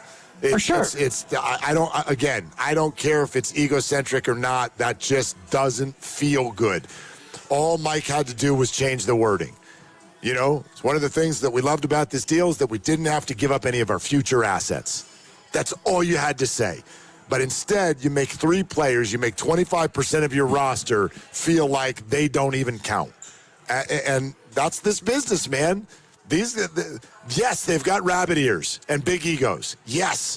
And yes, it hurts their feelings. Sure. And, yeah, I mean, he could have gone the other way and said, you know, we got rid of a guy we've been trying to trade for a really long time, and, oh, my God, what a relief. The best part of the Kristaps thing is no more JK. Right. And, am I right? I mean, I hear that all roads lead to Kaminga. Well, not anymore. That road's been closed. So, bye-bye, JK. But yes, you're right. He could have done that. You're right. He could have gone a number of different ways, and, of course, they're never going to do that. But it didn't really bother me that much. I was more feeling that sense of relief in that finally this is over for everybody. I hear you, and I don't know if bother's not the right word. It just caught my ear, and I would say it differently if I were in his job. Yeah. That's all I'll say. Trevor in Rohnert Park. Let's get back to the phones. Hi, Trevor. Thanks for calling. What's up? Hey, what's up, guys? I know it's been a minute since we were just talking a little bit. You guys were talking a little bit about Warrior fans' complaints about where they think the team is going. I just have 2 points I want to make about that. One is that I think a lot of Warrior fans maybe are younger and don't remember how many years of just bad basketball we saw before they won championships. And 2, that this is a once-in-a-lifetime thing. Steph Curry is a once-in-a-lifetime thing on your team, and you're not going to get that over and over again. So we need to expect that there's going to be a period of downtime here, and it shouldn't be anything we should stress about. I think it's just the way things progress when you see a team like this. The Chicago Bulls, they had Jordan and all those guys. They had a great 10-year run or something like that, and then what have they done since then? It only happens once in a lifetime like that. Second thing I want to make a point about is about Joe Lacob and his influence on the draft. I don't know how true that is or not, but if you guys can recall back when Steph Curry was in like his second year, there was an option on the table to either trade him or keep him, and because it was him and I forget the name. Why is the name of the other point guard that was on the team? Monte Ellis. Monte Ellis, sure. There was a talk about who should they keep because they can't keep them both. And he kept Curry, and a lot of people didn't like that because of the ankle issues and everything, and they booed him and all this stuff, and then they won championships. So there might be an ego thing there where he said, you know what, I made a choice when nobody else thought it was popular, and look what happened, and so I'm going to keep going with my instinct. But wait a minute, Trevor, it sounds to me like you're crediting solely Joe Lacob with picking Steph Curry over Monte Ellis. Where are you getting that? It's just a feeling because if you think about the fan base felt about that at the time, if you remember, I certainly do. I know it wasn't even popular. A lot of people around in my circles thought it wasn't popular to keep Curry. Right, but everybody liked. Right, but why not point to the GM? Why not point to Jerry West? Why would we give that solely to Joe Lacob? I'll tell you right now why. Because everybody thinks that Joe Lacob has his hand in the draft. And if you think about it, that would be the major reason why Joe Lacob has his hand in all the drafts. Yeah, because he goes back. Trevor, I don't agree with that, and I'll tell you why.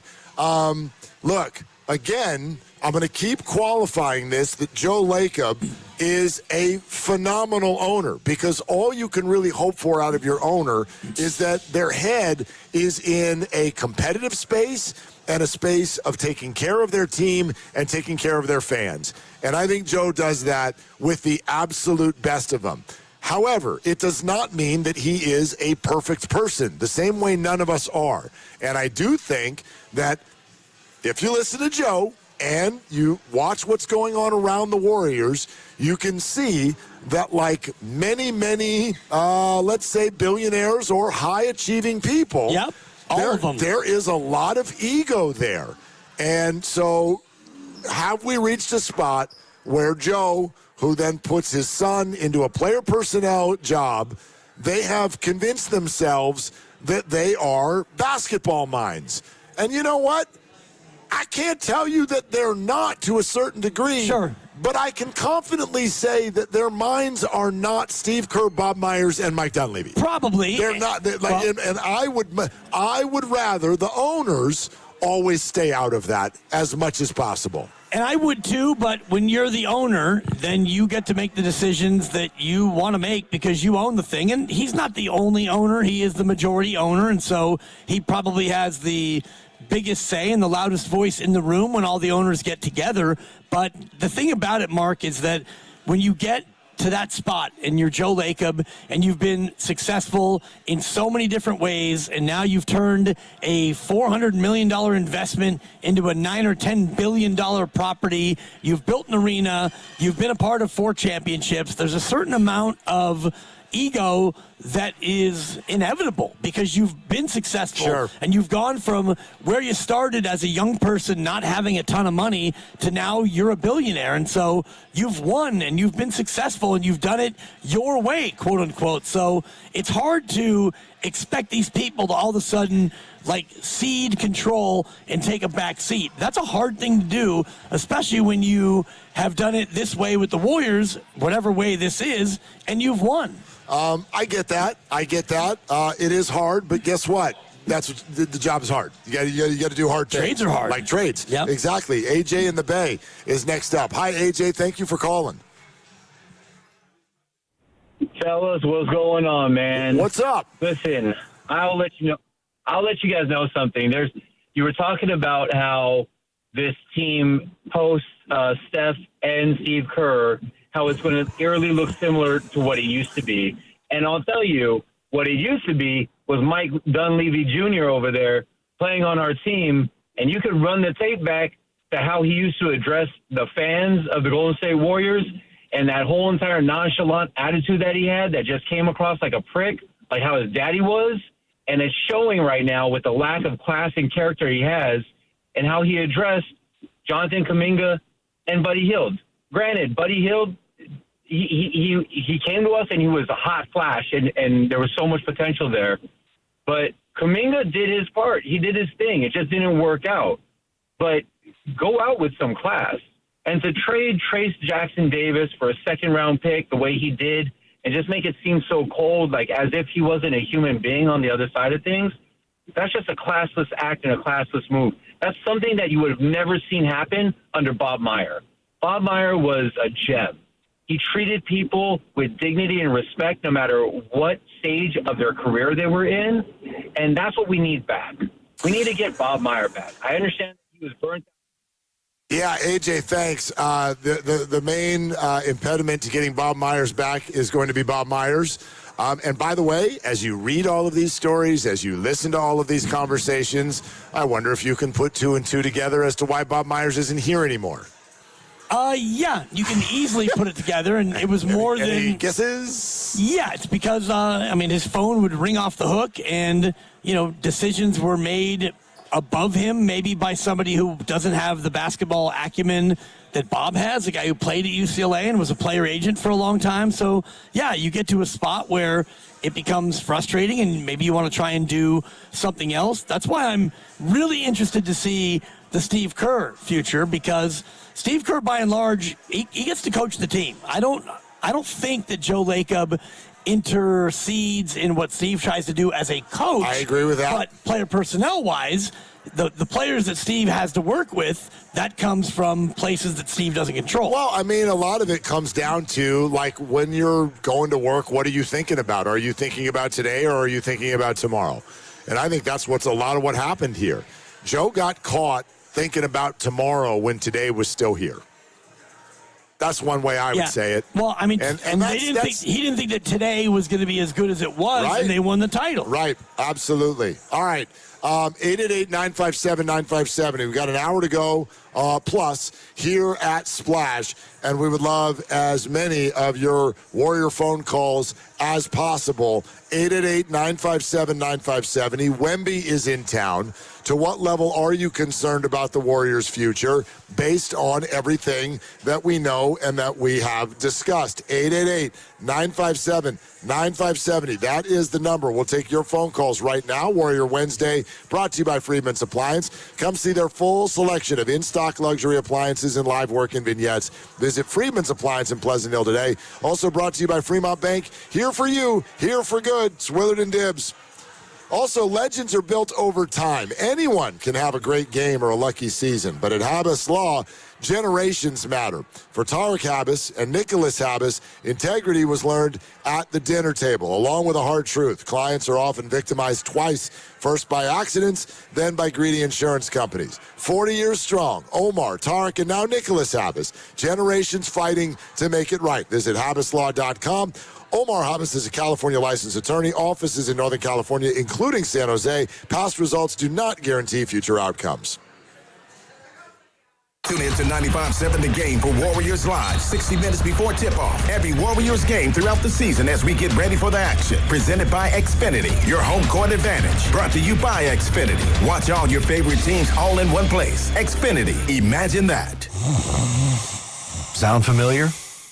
At Mattress Firm, we understand there are many problems that can keep you up at night, like snoring, aches and pains, or sleeping hot. Our sleep experts have the unrivaled know-how to match you with a mattress that can help. And now upgrade to a Tempur-Pedic and get a $300 instant gift, plus next-day delivery. For the great sleep you deserve, visit Mattress Firm. We make sleep easy. Restrictions apply. Next-day delivery available on select mattresses and subject to location. See store for details. Dreaming of the perfect kitchen? Make it a reality at Freedman's Appliance in Pleasant Hill. Explore Bosch appliances in live working vignettes and see the innovation in action. During the Buy More, Save More event, you can get up to $4,000 in rebates on qualifying Bosch kitchen packages. From refrigerators with the Farm Fresh system to keep your food fresher longer, to dishwashers with precision wash technology that wipes out 99.9% of bacteria. Own the kitchen like a Bosch. Visit Freedman's Appliance in Pleasant Hill or online at freedmansappliance.com today. Hi, I'm Tom Shane. Since 1929, Shane Company has helped millions of customers find their dream engagement ring. I still hand-select every ruby and sapphire center stone, choosing each one for its unique color and life. We're proud to offer the widest selection of beautiful colored gemstones for your engagement ring and fine jewelry. Because a friend wants you to have nothing but the best. Shane Company, your friend and jeweler. 1-877 Cars for Kids. KARS Cars for Kids. 1-877 Cars for Kids. Donate your car today. 1-877 Cars for Kids. Donate your car today. Ready to get rid of that old car? Donate it to Cars for Kids. Call 1-877-CARS-FOR-KIDS to reach a friendly live agent. Donation's super easy, and your car can be picked up as soon as tomorrow. Call us now, 1-877-CARS-FOR-KIDS. That's Cars with a K to donate your car today. 1-877 Cars for Kids. KARS Cars for Kids. 1-877 Cars for Kids. Donate your car today. Did you know you can donate real estate too? Go to carsforkids.org. That's carsforkids.org. Hi, I'm David. I'm Chris. And I'm John. We are the three brothers who own Jack's Restaurant and Bar. And we are here to... Not again. That was my line. Hey, stop it. Mom? What What are you doing here? Have you heard your commercials? They're terrible. That's not our fault. You taught us how to cook delicious food. Using only the freshest ingredients. And to treat all our guests like family visiting our home. But you didn't teach us how to write catchy radio spots. They remember that and get back to work. Yes, Mom. Jack's, serving delicious breakfast, lunch, dinner, and drinks the way our mom taught us. ilovejacks.com. Tune in to 95.7 The Game's GOAT Report nightly on game nights to hear the GOAT, Steph Curry's game night stats. Brought to you by Sony Pictures GOAT. Executive produced by Steph Curry. Exclusively in movie theaters February 13th. Oh, how's that flu, babe? Did you take DayQuil Intense Flu yet? Nah, I got this. Ugh, okay, I don't got this. You stay on the couch, and I'll grab the DayQuil. Undo your flu symptoms with DayQuil Intense Flu. DayQuil Intense Flu provides powerful relief of your flu symptoms. I'm ready for that to-do list. Wow, you do got this. DayQuil Intense Flu. The daytime coughing, aching, fever, under your flu, medicine. Use as directed, keep out of reach of children. Well, good morning, kiddo. I love that you're home from college. I've missed you. Still taking your nature-made vitamins? Every day. A multivitamin and a probiotic. You better be taking yours. Still looking out for me, Mom. I'll never stop. Made to care for you every day. Nature Made, the #1 pharmacist-recommended vitamin and supplement brand. Find us in the vitamin aisle, based on a survey of pharmacists who recommend branded vitamins and supplements. I checked Allstate first and saved hundreds on my car insurance. Really smart. Unfortunately, I didn't check if I left the pizza box on top of my car before driving home. Not smart. Oh, and a semi just turned my deep dish into a thin crust. Yeah, checking first is smart. So check Allstate first for a quote that could save you hundreds. Potential savings vary, subject to terms, conditions, and availability. Allstate North American Insurance Company and affiliates, Northbrook, Illinois. At Target, we're unlocking all the feels this Valentine's Day. It's the perfect time to spread extra love and spoil everyone on your list with unforgettable gifts. First, give a cuddle-worthy surprise with the cutest plush toys, or get party ready and treat yourself to stylish women's dresses you'll heart. Both 20% off. Then dive into the ultimate cozy celebration with your faves with 30% off select women's pajamas. There's something sweet for all your special someones, even you. Find Valentine's Day gifts for everyone at Target.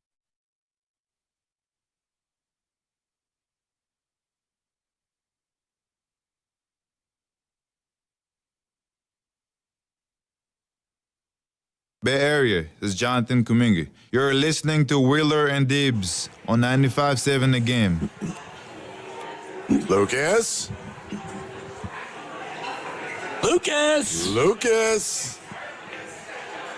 Franken Kaminsky. We usually use the rejoins from the Warriors, not the Atlanta Hawks. Hi, this is Jonathan Kaminga of the Atlanta Hawks.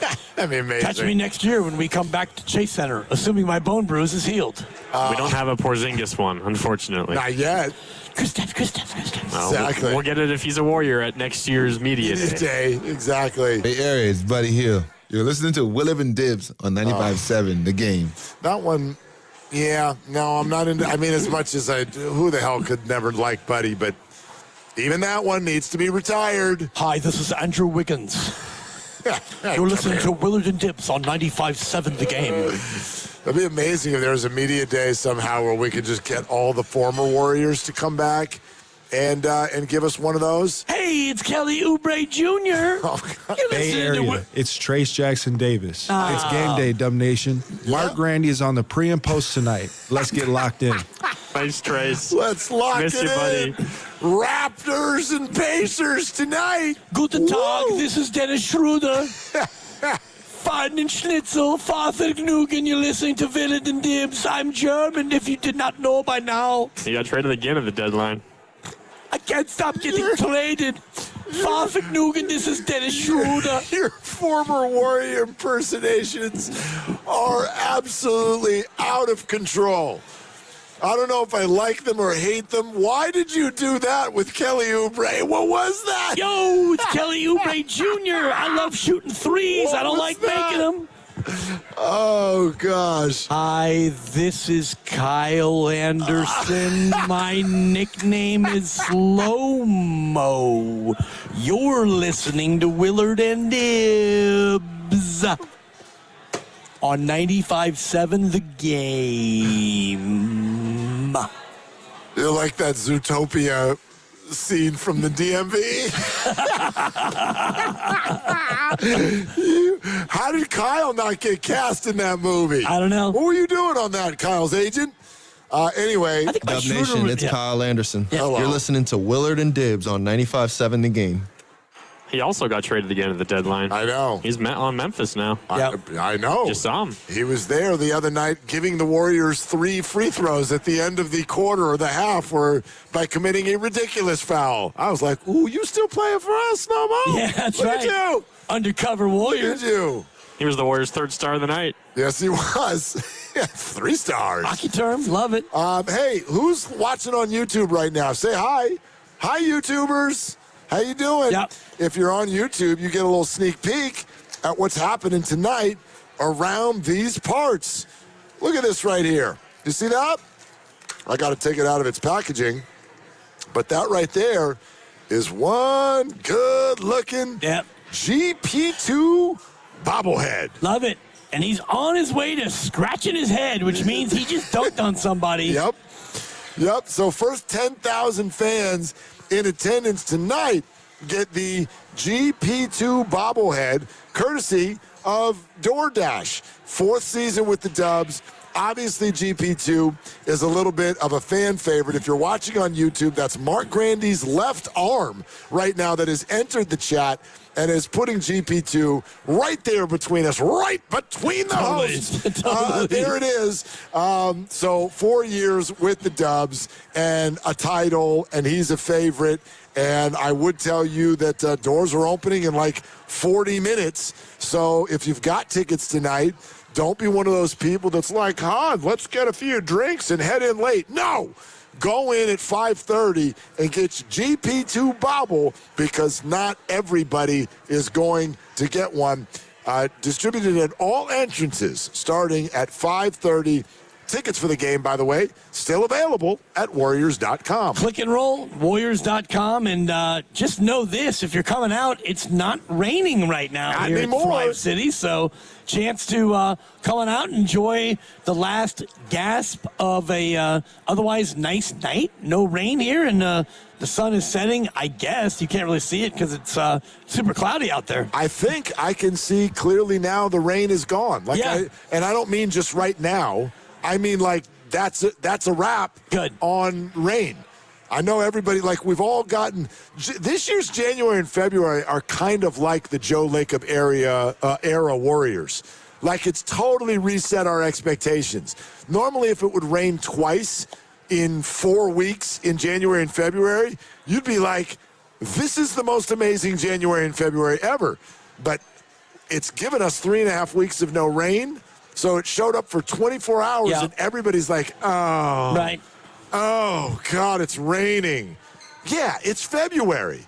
Right. It's okay. We can have one. Well, and actually what's kind of happened over the course of my lifetime is now the rain doesn't really start until January, February, and it goes through May and June now. So the whole idea of winter out here is more of a misnomer. The rain, like the rainy season, is just kind of beginning, I believe. Well, you're probably right. So the rain is gone. There's no rain in the forecast tomorrow. There's no rain in the forecast Friday. Valentine's Day is going to be windy. So I'm sorry for all the ladies who are going to be doing their hair to go out for Valentine's Day evening. It's going to be windy. Then the rain might return on Sunday, and it is going to stay a while. Okay. Yeah, it is going to stay a while. There's a lot of rain coming up next week. But I think we're good for the rest of this week. Sounds good. So, so we got that going for us. Which is nice. Which is nice, yeah. Okay. So anyway, the GP2 Bobble has now permanently decided to make a home on the bottom of an upside-down splash glass right here on our set. So if you want to go to YouTube now and take a look at it, We'll even bobble it every once in a while just so you can really get the full effect. But you can see the GP2 bobble if you're on your way to the game, or if you're not and you want to, I don't know, head to the team store or eBay in the future, you might be able to track one of these down. I'm sure it's already available on eBay. That's how these things tend to work. And he's got a little DoorDash bag next to him. I don't know if he himself is a dasher or if he just dashed and got some food. But I think once Jonathan took all the food, he had no choice. Good point. Good point. I'm sorry. No choice other than to go to DoorDash because the Kaminga camp took all the food. There you go. That was mean-spirited, but it was a good tie-in. You tied it all back to the story that we were talking about. I couldn't resist. I'm sorry. GP2 DoorDashing after games. Tried to go in the locker room, get some food. Damn it, there was nothing left. Right. And, I mean, Pat Spencer probably was a dasher until he got an actual contract. He probably was. He looks like a dasher, doesn't he? Well, doesn't he look like somebody who'd show up at your house at COVID with a mask on and stay 10 feet away? Yeah. I mean, when you're making that two-way money, you're probably looking for a side hustle. But now that he's got a real contract, he probably doesn't have to do that anymore. My goodness. All right, 888-957-9570. That's the number. Main two things we've been talking about today. The idea of Draymond Green wanting to play 2 to 4 more years. Do you want that to be with the Dubs? Do you still want him to finish his career without putting on another jersey? And then obviously the at least relatively revealing article that Anthony Slater dropped on ESPN with regard to the Warriors and Kaminga divorce. I would say if you're a Warrior fan, especially if you've been locked at work all day, you might just be getting out and into your car, and you're like, oh, I didn't have a chance to read any article. If you're a locked-in Warriors fan, like if you're someone who kind of follows every move of the Dubs, I would say when you read this article, you're going to come away going, well, I knew 75% of that. But it does take a few things that we knew and go deeper into them. It's going to put a face on some certain disagreements and arguments and things like that. But largely, I came away with 3 things.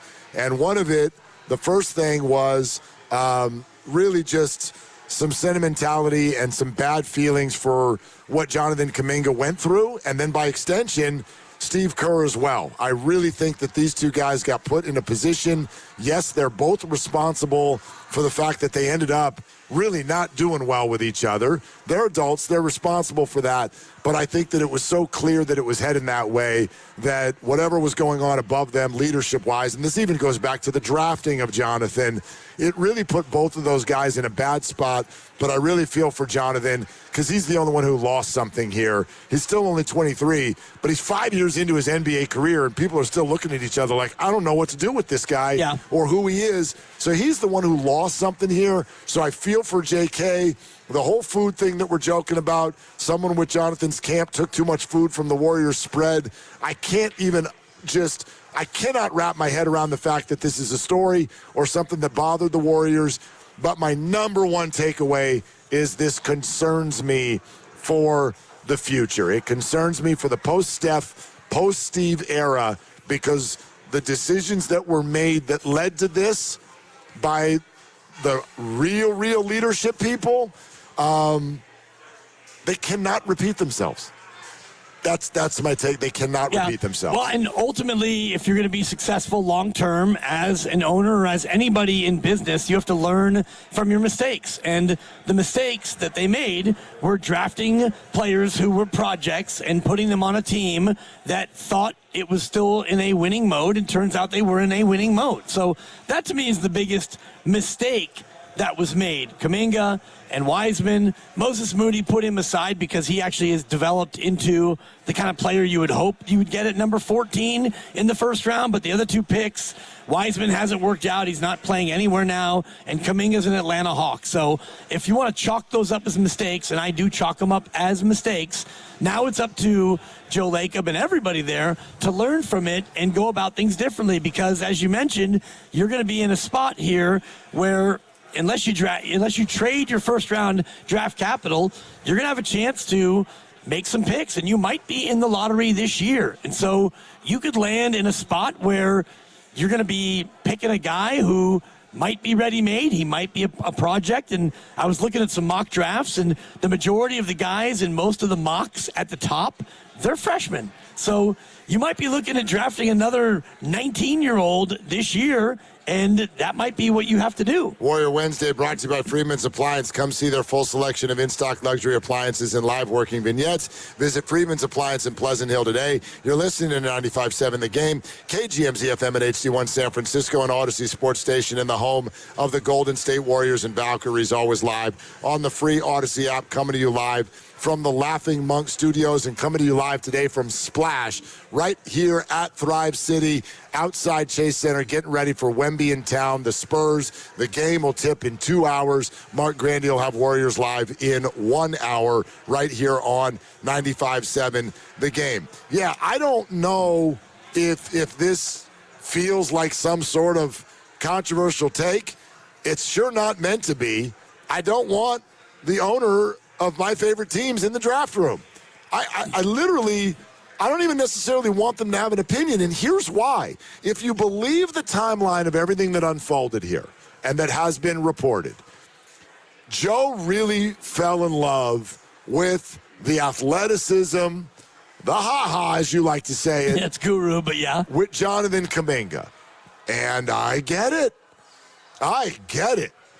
However, what an owner often doesn't understand, I don't think you can be in the draft room with opinions on draft picks if you don't also understand exactly what your coach is running systematically. Yeah. You can't do that because you can be right and still be wrong. You can look at Jonathan and go, dude, we got a future star. Well, great. But is that what your coach is doing? Does that fit what they're doing? I think we all watch basketball and think these guys just run around playing ball like we do at the playground. There's a system here. There's a plan. And if you don't know anything about it, and we all agree Joe gets out of the way for systematic rotation decisions, right? Yeah. Well, if you're out of the way on that decision, my opinion is you got to be out of the way on the other decision too, or else you are doomed to do exactly what the Warriors just did over the last 5 years. Right, which is draft players that are projects who don't necessarily fit with what you're trying to do. As you were laying all that out, I was flashing back to our time at Radio Row at Moscone Center for the Super Bowl. And we had Von Miller on the show, and he was talking about how I'm free agent, and, you know, I'd love to go back to Washington, which is where he was this year. And I'm looking at him, I'm thinking, man, it'd be so great to have him as a Niner. And then I thought about it a little bit more, and I realized that he's a guy who plays in a 3-4. He's a pass-rushing linebacker out of a 3-4. So you can't bring Von Miller in here. The Niners run a 4-3. Not to get all Greg Cosell on you, but the position that he plays, the Niners don't have that. They've got two defensive ends in the wide 9 who are on the line of scrimmage. He's a linebacker in a 3-4. So to your point about the fit, you wouldn't bring in Von Miller in unless you're going to change your scheme, because he's a guy in the 3-4. And so similarly, you've got Kaminga, who is really good at the ha-ha, and we'll see how good he is. Atlanta is actually a great fit because they have a bunch of guys like Kaminga who they don't run a pass and cut motion offense. They run what most teams run, which is, you know, ISO ball and, you know, screen and roll, but let the guy with the ball go and cook. So fit-wise, he's in a better spot, but it's a long way of making the point that you made about like Joe Lacob, where if you're going to draft a guy, make sure you're drafting somebody like, for example, Franz Wagner, who would have fit perfectly in this system. A guy who can pass and move and shoot and play the way Steve wants to play. Right, and for all of the Steve Kerr wanted Franz Wagner, folks, this article will tell you that Steve was largely absent from the draft process because he was busy with Team USA, and it was actually a number of his staffers who went to Franz Wagner's workout and came away thinking that dude would be perfect for what we do. Is he as exciting as Jonathan? Not even close. Doesn't have the ha-ha. No wonder Joe liked Jonathan. If I were standing next to those two guys in a room, I'd pick Jonathan too. I, too, have no clue what the hell Steve Kerr's running. So I, too, am not qualified to make that decision. And damn it, don't be standing over the shoulders of your GM pushing them in one direction or another. I just think as a principle, that is a bad idea for sports owners. Yeah, unless you are a former player or somebody who is, obviously well-trained in that. And I don't know Joe Lacob's full business background, but I know that he never played in the NBA. And I Googled it just to make sure because I know he likes to play pickup basketball. So there's an outside chance, but it's kind of that way with everything. And you've made the analogy about being here at Splash, and we all had food, Tim Jordan and Grandy and yourself and myself, and the food was delicious. And, Joe Lacob ostensibly owns this place, but he's not in the kitchen telling them how to make my cod sandwich. You put the people in charge of making the food, and you probably hired somebody who's good at making food, you would assume, and you let them do their job. So can we do that with the basketball team? Would like to see it. Yeah, it'd be nice. Would like to see it. Big Smooth in Oakland. We're always taking your calls. 888-957-9570. Hey, Big Smooth, what's up? Hey, guys. Just listen to your show here. First of all, hope you guys had a great day, man. Listen, we're talking about the way the Warriors are going. I don't like the way the Warriors fans are going. How about that? We're starting to sound entitled and spoiled. I remember the Franklin Muley days. I remember Chris Washburn, who almost ran me over in a car. A true story. Really? Yeah, true story. I think I'd like to hear that story, Big Smooth. I think I would. I literally have a story about Chris Washburn. So what I'm saying, guys, is we're starting to get petty. I heard the story about the food. We can all probably reenact that, Jonathan. You get in the locker room, you don't care anymore, and your friends are there. Hey, take it. I don't care. Probably pouting. But here's what I don't like. We give him. We let him off the hook. You're at 5 years in the league, guy. There are rookies that come in that look better. Why didn't Jonathan Kaminga develop himself? I know we're putting, you didn't develop the. Why don't you develop yourself? And then, guys, I'm going to say this is a true story. I came up with Brian Shaw. I was a better player than Brian Shaw. But Brian Shaw put the work in. He actually went to St. Mary's and didn't start and then transferred to Santa Barbara. Brian Shaw put work in. But next time I faced him, I couldn't even guard him. It was night and day. Jonathan Kaminga hasn't put any work in, guys. Yeah, he's super athletic. He was born with that. Jump out of the gym. But he thinks he's on the level with Cade. He said it. I didn't. He thinks he's on that level and wanted that kind of pay. Listen, I'm sure he's a great guy. But I will say this. If you go look at that Atlanta Hawks roster, Jonathan Kaminga's not going to start. He's not going to be a star. He's not going to be the guy for Atlanta. He'll be a role player, but that he didn't want to be here. So I'm just saying, guys, Jonathan Kaminga is responsible for Jonathan Kaminga's career. Ultimately, it's not Steve Kerr. It's Jonathan Kaminga. Get in the lab, like they like to say in the summer. I don't want to see you hit 5 jumpers in a row and post it on Instagram. But when game time comes, show that you put work in. I haven't seen it, guys. I haven't seen the work. I see a guy who tries to dribble and dribbles right into the traffic. This is what I've been seeing. So I don't know why he gets a pass on not developing himself. I think Smooth. Thank you, Smooth. Yeah, appreciate it. The opinions that you're sharing are sort of the ilk that we've been going through over the last 2 years, and I think I speak for many in just saying I would much rather move on from that conversation. You want to make it about Jonathan or Steve or whatever as far as basketball and what brought us to this. Like, I hear you. We've heard all of you. We've had our opinions as well. I'm personally, can't tell you you're wrong, but I'm done with that part of the conversation. For me, this has now arrived much more so. There is a quote, and I should have it in front of me. In the piece? There is a quote in the piece. Let me see. I think I can probably get it. I've got it right here. Do you have it? I got the piece. Read the quote. That's the quote that we need right now, because this is an accurate quote, and it is a catch-all for any of those kinds. Big Smooth, thank you for calling, and appreciate your opinion. But this is where I'm at on anything basketball-related and the Jonathan Kaminga conversation. Do you have it in front of you? Yeah, I have the piece. Like, whose quote are you looking for? I'm looking for the quote from the unnamed assistant or whatever who basically said, everybody was wrong, everybody lost. Yeah. Or nobody won, or whatever it was he said. That's, here, I got it. Everybody was right, everybody was wrong, everyone's to blame, nobody won.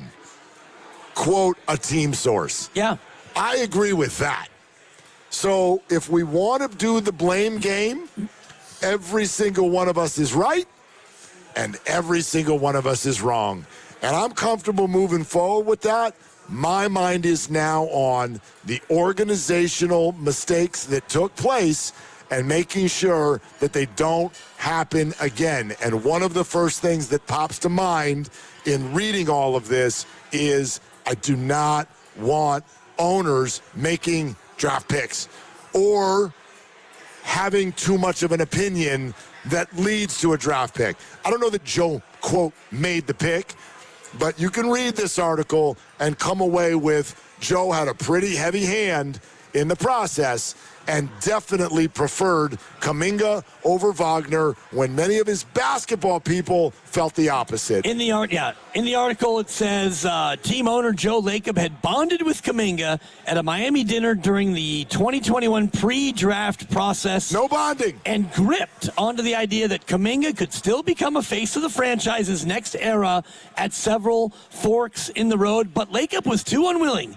to move off a dream that didn't fit the roster or system, one his coaching staff didn't desire to execute, according to team sources. So that paragraph to me sums the whole thing up. So Kaminga, 100%. Lacob becomes smitten with Kaminga, and who wouldn't be at the pre-draft process. And then, according to a team source, he was unwilling to move off of that dream, even though it didn't fit the roster or the system. And then here we are 4.5 years into his career, and you finally get to a point where, you know, all these little things pile up, and now you get to the spot where you have to move off of him because it's not working. You tried to make it work earlier this year. It worked for about 2 weeks, and then the next 2 weeks it wasn't really working, and then he got hurt, and then it was DNPs, and then he took extra food, and here we are. What year? Say this again now. Pre-draft workout, what year? 2021. 2021. And Joe Lacob sees him as a potential what? A future what?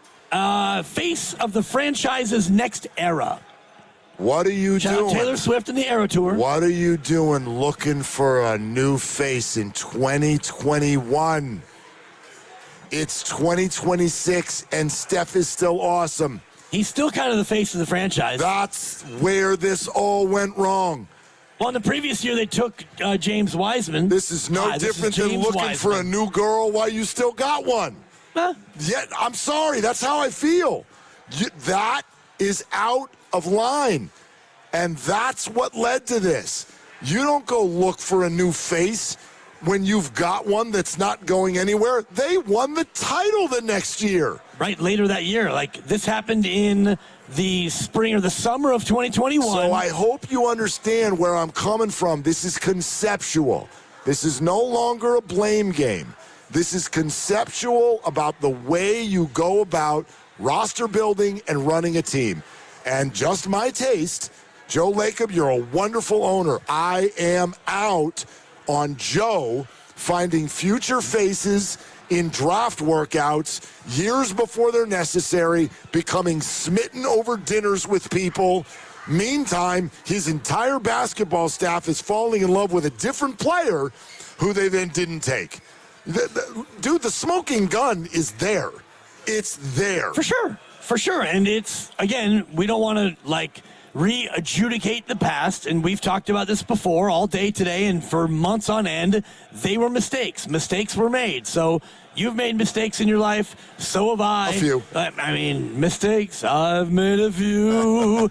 You try to. You're doing a lot of singing today. I'm in the mood. This is great. Yeah. I mean, it's Wednesday. I like this Dibley. It's got a shelf life, but I like it. Yeah, my bad foot's feeling better, so I'm starting good. to get a little bit healthier. Man, that's what it looks like when it feels better. Oh, yeah. You should have seen it Sunday, but I digest. Okay. So, Anyway, a little go bit ahead. of singing, and the greater point is you make mistakes and you don't want to repeat the mistakes. And that's where we are now, where, okay, you're not going to go out this year in the lottery if you're in it and try to find a next face of the franchise. Probably not, but you need to start letting your basketball people, and this is in the thing, a team source said, quote, let your basketball people make basketball decisions. There it is. And, we have a boss. You and I, Matt Nahigian, you've known him for 20-something years. Long time. He is a radio guy. He's a sports radio guy, and we're fortunate that his bosses let him do sports radio guy things. They let him make those decisions. Imagine if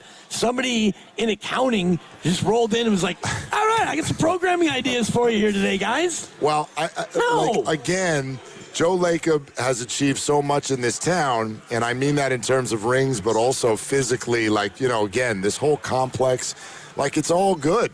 It's all really, really good. But because of that, I think Warrior fans gloss over some stuff that is very, very clearly a little bit out of whack. And again, my example being, if this was any of the other teams for which we root, you'd be in the streets with a red flag going, no. What? No. I'm sorry. The Niners draft is coming up here in a few months. If you got a story that the whole football group went to a bunch of workouts and meetings and came out with an opinion, but then there was a one-on-one dinner between Jed York and some offensive lineman from Baylor, and they fell in love. They became smitten with one another, and off we went through the process of said dude that the whole coaching staff likes, but no, instead the team picks this future star who's going to someday is going to be the face of the franchise. 5, 6, 7 years from now. It sounds stupid. We're sitting like you're laughing at me as I say this. I'm trying not to, but that's what happened. Basically. If this was a different owner, you would all be crying foul. I mean, he won titles, so exactly. Even though we know that this is the way it probably went, according to team sources, and we've all thought this for a long time, that other people wanted to draft Franz Wagner as opposed to Jonathan Kaminga. This article doesn't make it so that it's ironclad fact. We've already thought that that's the case, but at the same time, Joe Lacob's won 4 titles, so that's great. You've won 4 titles, but what you've been talking about is where my mind is. Now we're going forward. So Steph Curry is about to be 38 on Pi Day. It's his birthday, March 14th, and Draymond's about to be 36, and Jimmy's hurt, and he's old, and Al Horford's going to be 40 in June, and Kristaps is on the team, kind of, but he also isn't healthy. So as you go forward, and you're going to have picks, hopefully you keep your first-round picks, and you use them. If you're going to use them, let the basketball people do basketball things with their decisions in the draft picks. That's all. Coach Hall in San Diego next up on the phones. Hey, Coach, thanks for calling. What's going on? Hey, what's up, guys? Man, to quote Beyonce's husband and the 4th greatest rapper of all time, nobody wins when the family feuds. And this looks bad on us as an organization. Now that JK is gone and these petty things are coming out in the media, it's a wonder why we keep missing on big free agents. Like, who wants to come here and deal with all of this crap? First off, nobody was going to do us any favors because we were winning too much. And now that we're desperate, nobody's coming here. Nobody wanted Jimmy before we paid him the money, and we got the wool pulled over our eyes. I don't even know what we do at this point. I honestly don't think we had a chance at winning the title with Jimmy. Maybe we catch lightning in the bottle, but this thing has gone on too long. We should have blew this up a very long time ago. Shame on Lacob, for coddling Kaminga, but also shame on Kerr for never holding Draymond accountable and making him develop a jump shot. And we get what we get, and this is what we're gonna look like for the near future. Appreciate it. Yeah, Coach Hall, thanks. Draymond's jump shot's not on my mind, but if you want to say shame on blank, I can fill in everybody's name. All of them. And again, I say that's this subject. Here's where I disagree with Coach Hall. I think sometimes when an organization's going through something that's difficult, and this process has certainly been difficult. It had become a national story. Jonathan Kaminga is talked about more than any bench player in the history of the league. Yeah. All of that stuff. So it gets embarrassing, and that's all true. It does not mean that it defines the Warriors. I don't think the Warriors are now some trash organization. Nobody will ever want to play here again. No, I don't think that at all. In fact, I'm going to refer you back to a conversation we had with Mark Spears last week from Radio Row. And one thing he said that I think has got to be the most comforting thing that a Warrior fan can hear is that he said, this is never going back. They've done so much brand building in the last 15 years that this is never going to go back. The Warriors are never going to be just the bottom feeders of the NBA. Look what they've built. Look at what they put into it. Look at the way they conduct themselves. And I agree with all of that. And as a fan of the team, that's very, very exciting to hear because I'm old enough to remember when it was that. Oh, yeah. And it sucks. It sucks really bad.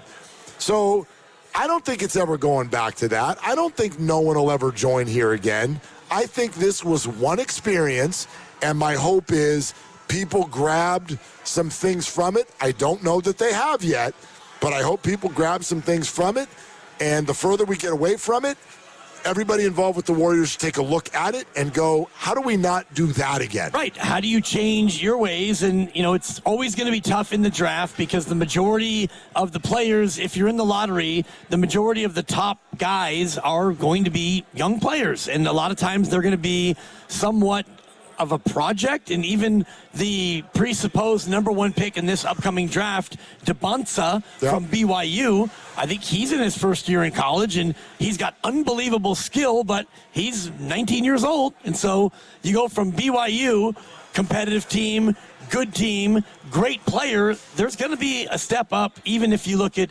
Cooper Flagg this year. There's been some growing pains from him, and not everybody comes in and is just instant LeBron. So if the Warriors don't get the number one pick, they probably won't. Whoever they draft is probably going to be a teenager, and so there's going to be some developing that needs to be done, but it's just how raw of a player do you pick? Because James Wiseman played 68 minutes in college.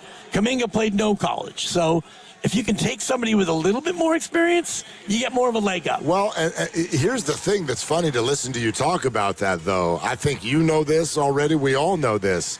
The Warriors' organizational mindset is not where you're talking about right now. Right. They're not thinking about the draft. They're not thinking about some sort of a project. They don't think about a future star. They are very much still of the mindset of taking their assets and turning them into star players who can come in right now and compete. They continue to trumpet that from the moment that they have acquired Jimmy Butler until his injury, they've won the fourth most games in the NBA, and that's true. Do you want to make it about Schedule Sam? You can if you want. But that's also a true statement, and I think there's something there. But the question is how realistic is it to think that whether it's Kristaps or someone in the salary slot and then a recovering Jimmy Butler next year can actually compete at a high level? And if you think the answer is yes, there will be many who disagree with you, but that's fine. I'm not even necessarily worried about that. But whatever you do with that salary slot, like, I don't know, are you calling Joe? I mean, so who do you want to sign, Joe? How do you feel right now? Everyone thinks this is Steve Kerr's last year. All right. Who's picking the next coach? Probably Mike Dunleavy, but Joe Lacob's going to have some influence. There's no doubt. He's going to have some say. I mean, I don't know that. I mean, obviously, this is not meant to be a criticism. The jury is completely still out on Mike. I mean, it's too early to really know if Mike Dunleavy is doing a really good job or not. He made a trade for Jimmy Butler. That's great. That's great. The Kristaps thing, I have no idea how that's going to go.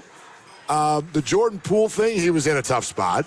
So, I don't know. He drafted Pods, and, he got TJD, whose agent was his brother. He brought in Will Richard, so there have been things he's done in the second round. I mean, Pods late in the first. I think Pods was 18 or 19. Something like that. It's a good pick. Yeah, he hasn't embarrassed himself. No. I do think that this deadline, and Mark Grandy has spoken to it and on our show thread and even before, the frustration of, this deadline, and now you get to the summer, and if the summer doesn't bear any fruit, then you start to get toward the end of the Steph Curry window.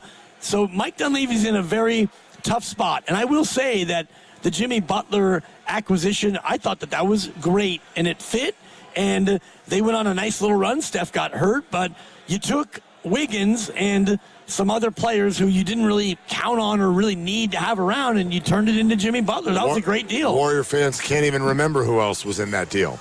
That's how you know that it was like... Guten Tag, this is Dennis Schroeder. Right. You're listening to Willard and Dibs, and I use the V because I'm German. Now do your really, really slow Kyle Anderson thing. I was a part of the deal. Dub Nation, it's Kyle Anderson.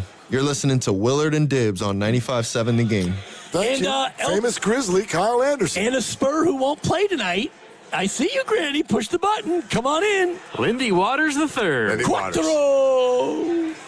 Hola, this is Lindy Waters, Quattro. You're listening to Willard and Dibs. I'm having some fun. He's the fourth. Definitely There's Trace. the fourth.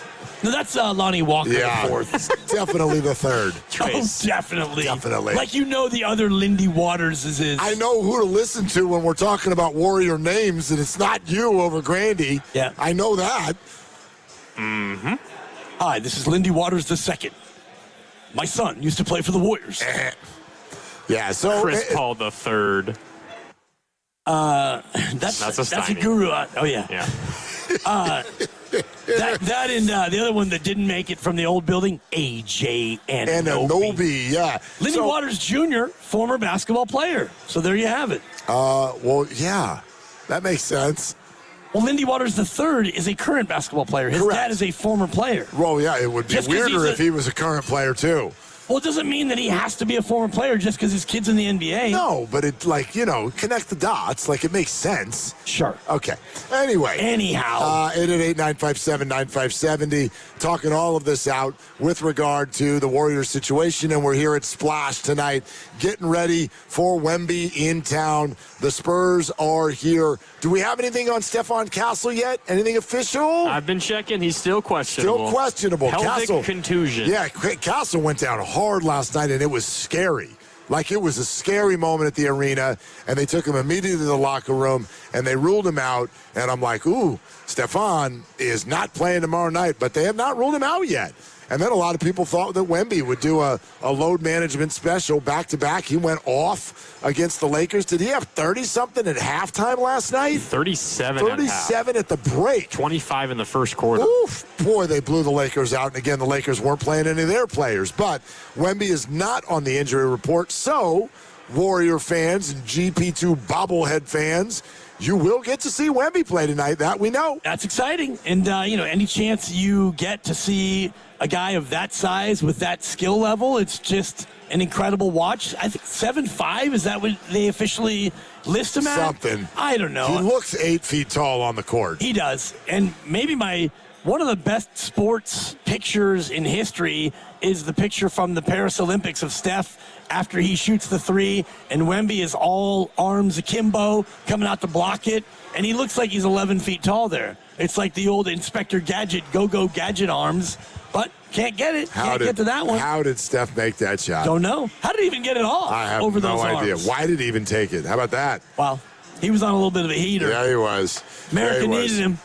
Oh, America. But anyway, yeah, that's kind of where we've been today, which is to say, like, what is the structure of this whole thing going forward? And to me, it does feel, I don't know if uncomfortable is the right word, but I have questions, and I think it's fair for a Warrior fan to really right now be thinking not about what happens next, because we're still experiencing the Steph Curry era and however long this whole thing is going to go. But in a way, even though I think it came way too early, this was Joe Lacob's first effort at trying to set something up that was for the future. And it went woefully bad. And the blame is everywhere, but it went woefully bad. And so, I don't know, maybe that's the silver lining. He went after it too early, so now he found out early enough that that's not the right way to do it.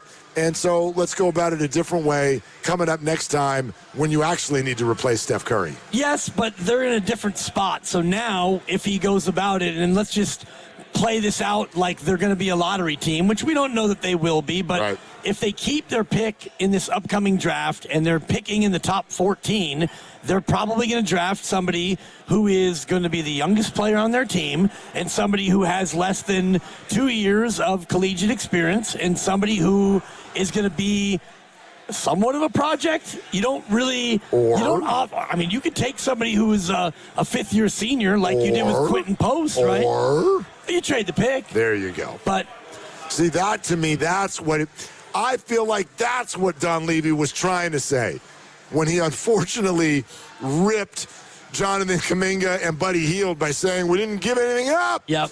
Like, I think what he was trying to say is we still got all of our assets in play. He actually did say that as part of the answer. What's that? He talked about, like, how we still have all these good things. Yes. That we, Yes. And then he went out and gave a couple strays to those guys. We didn't give up that much, and we still have some pretty neat things that we can trade, I don't even remember the names of the people we traded. Yeah. I mean, we got picks up the wazoo, and our 4 picks and 2 potential swaps are better than the players we got rid of. He feels, and he said this in that quote, that they are still completely in position to strike when a big name becomes available, whether that's Giannis or the names that we don't know yet. And I actually have no doubt that there will be a number of them.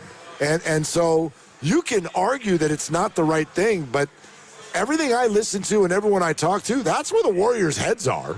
That's where their heads are. Yeah. Their heads are on right now and get star.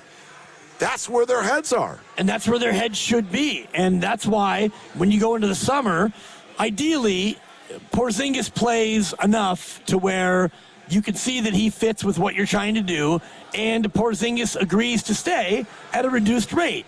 And ideally, you're able to bring back DeAnthony Melton at a reasonable number. And honestly, I would not be mad if they brought back Al Horford at a similar number because... Boy, you've changed on that one. Well, and he's actually played better. He's been very good. He's been a lot better. Yep. And that's why I've changed on it, because he's shooting the ball as he should. His percentages are in line with what he's done.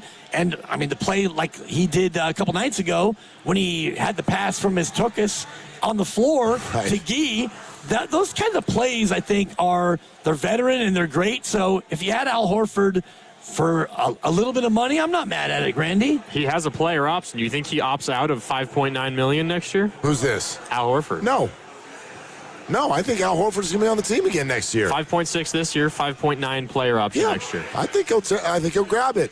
Unless he's, like, exhausted. Unless it's just like... He looked exhausted the other night. If he's like that hurt. Yeah. He's like, didn't tell me that Steph and Jimmy were going to stop playing, and now you're looking to me to be the leading scorer. No thanks. Right, but, I mean, you're only looking at him playing 50, 55 games, right? This is like, I always laugh when people are like, oh, give it up, old-timer. Dude, if somebody offered you $6 million to travel the world and play... What are they asking in him? 55 games? Yeah, 20 minutes a night. Yes. That's 1,000 minutes on the year. The answer's yes. Yes. You can talk to your family next year. $6 million. Yeah. Most families I know, even the wives, like, yeah, what are you talking? I don't want you. Seriously. Don't come over here. Go make $6 million. It's been nice these last 18 years with you gone 6 months a year. Marriage never been stronger. Love on the rocks from May to about October. But after that, I mean, things are great. It's been an unfortunate theme of the show today. Love on the rocks. Anyway, ain't no big surprise. Kevin in Burlingame. Hi, Kevin. What's going on with you, man? Hey, just driving home tonight, listening to you guys talk, and about Coach possibly stepping down. I think we bring Jamba Mahala back from Toronto. Oh, Malalela. That's who you want to bring back? Yeah. Well, Kevin, you're getting ahead of yourself. I've already, I don't think Steve Kerr is going to be gone at the end of the year. How about that?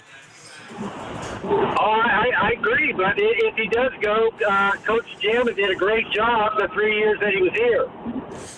You don't want to hire Draymond Green? What about that, Kevin? No Draymond. Check that attitude. Kevin, thanks. I mean, Draymond's the one who said he had a standing offer.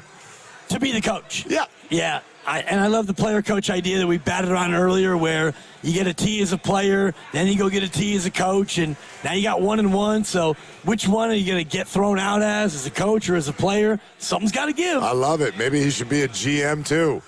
Yeah. And a fan. Gather all the texts you can.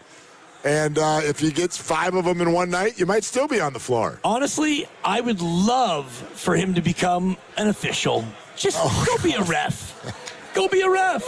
He'd be a great ref. He knows the game far better than any official ever has, right? I don't have any idea if Draymond Green would be a good coach, but my God, would it be great for business. Great for business.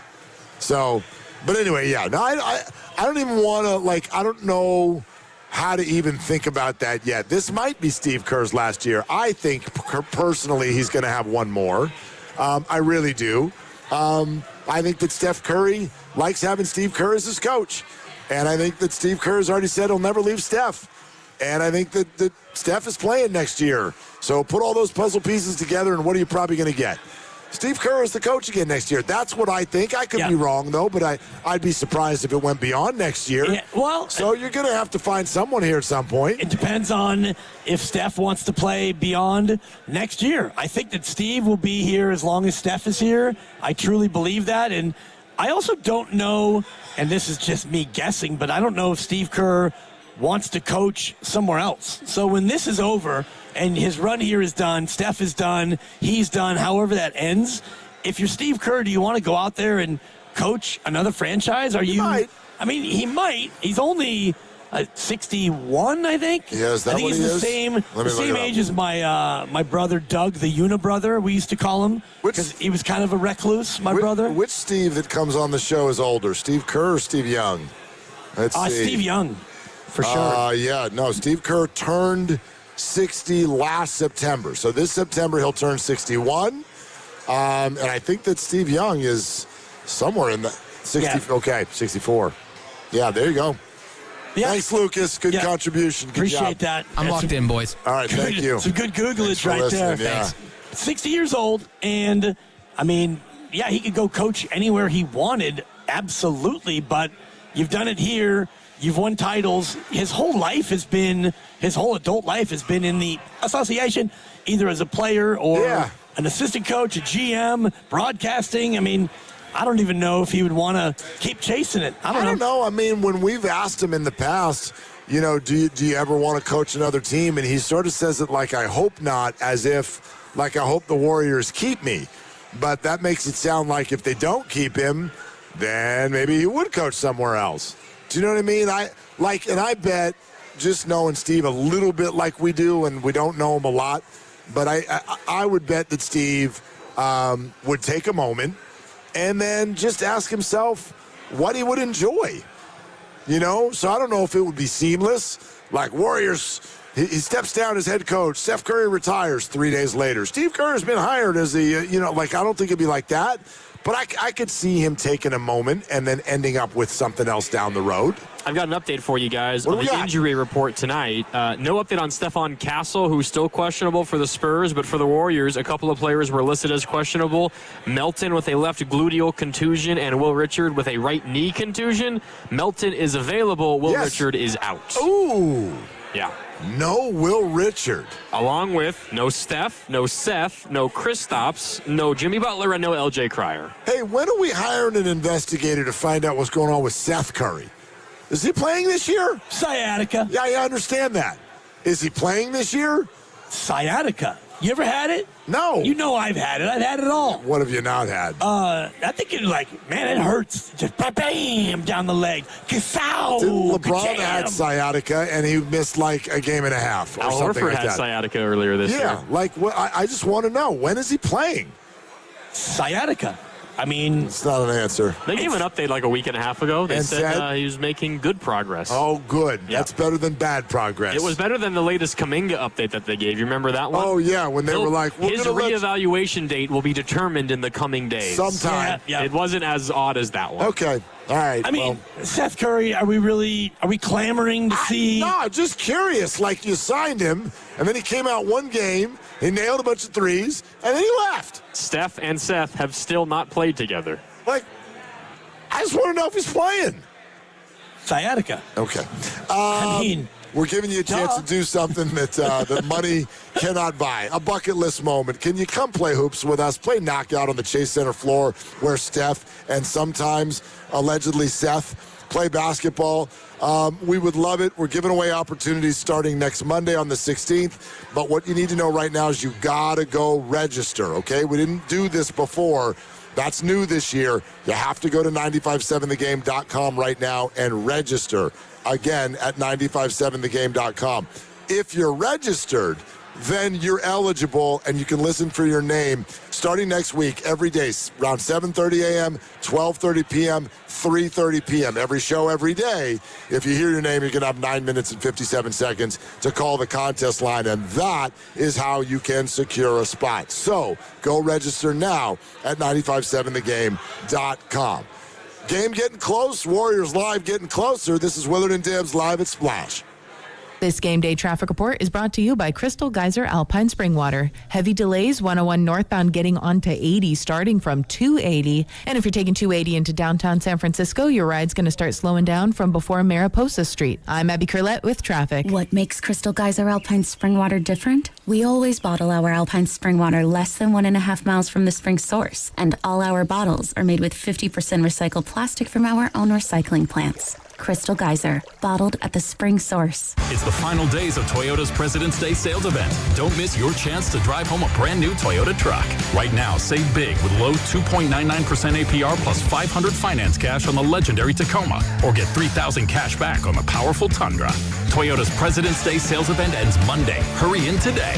Toyota, let's go places. Offers available through TFS to buyers with premium rated credit and cannot be combined with other offers. Finance cash must be applied to transaction and only available on Tacoma SR and SR5. Cashback offer excludes Tundra TRD Pro ends 3/2/26. Finding great candidates to hire can be like, well, trying to find a needle in a haystack. Sure, you can post your job to some job board, but then all you can do is hope the right person comes along. Which is why you should try ZipRecruiter for free at ZipRecruiter.com/free. ZipRecruiter doesn't depend on candidates finding you. It finds them for you. Its powerful technology identifies people with the right experience and actively invites them to apply to your job. You get qualified candidates fast. So while other companies might deliver a lot of hay, ZipRecruiter finds you what you're looking for.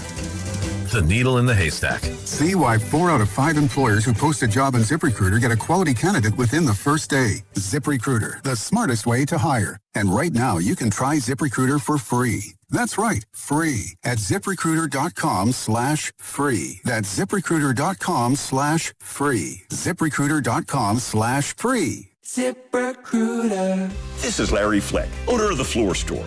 I'm excited to announce our President's Day sale is here. Now through February 16th, get up to 50% off store-wide on carpet, hardwood, laminate, waterproof flooring, and much more. Plus 2 years interest-free financing, and we pay your sales tax. The Floor Store's President's Day sale.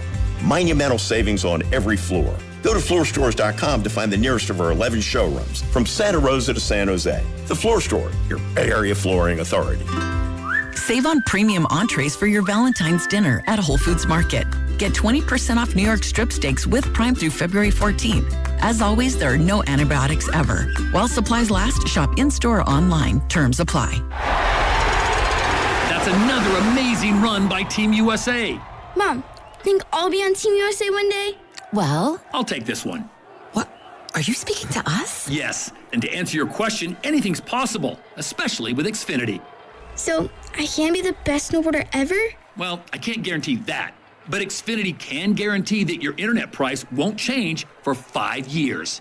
Okay. What if I practice every day? Then maybe you'll be snowboarding for Team USA at the next Olympic Winter Games. And Mom, you'll still be paying the same price for Wi-Fi. Ooh, really stuck the landing there. It's the Xfinity Gold Medal Celebration. Now through February 22nd, get our best price on gig Wi-Fi for 5 years guaranteed, just $50 a month. Plus, get Peacock Premium included for 2 years. That's a $10.99 value per month. Xfinity. Imagine that. Proud partner of Team USA. Restrictions apply. Requires paperless billing and auto pay with stored bank account. Taxes and fees extra. Actual speeds vary. The big game is behind us, but now it's your turn to win big. What's up, Bay Area? Bonte Hill here, and Ceremony Ford is hitting the gas for President's Day weekend. Right now, you can get a $4,000 rebate on every 2025 Ford Bronco. Yeah, $4,000 back in your pocket. And they're loaded up with over 40 Broncos to choose from, so finding the right one is easy. But hold up. It gets even better. Trade in any 1995 or newer vehicle, and you'll score an additional $1,000 in trade assistance on Bronco, Mustang,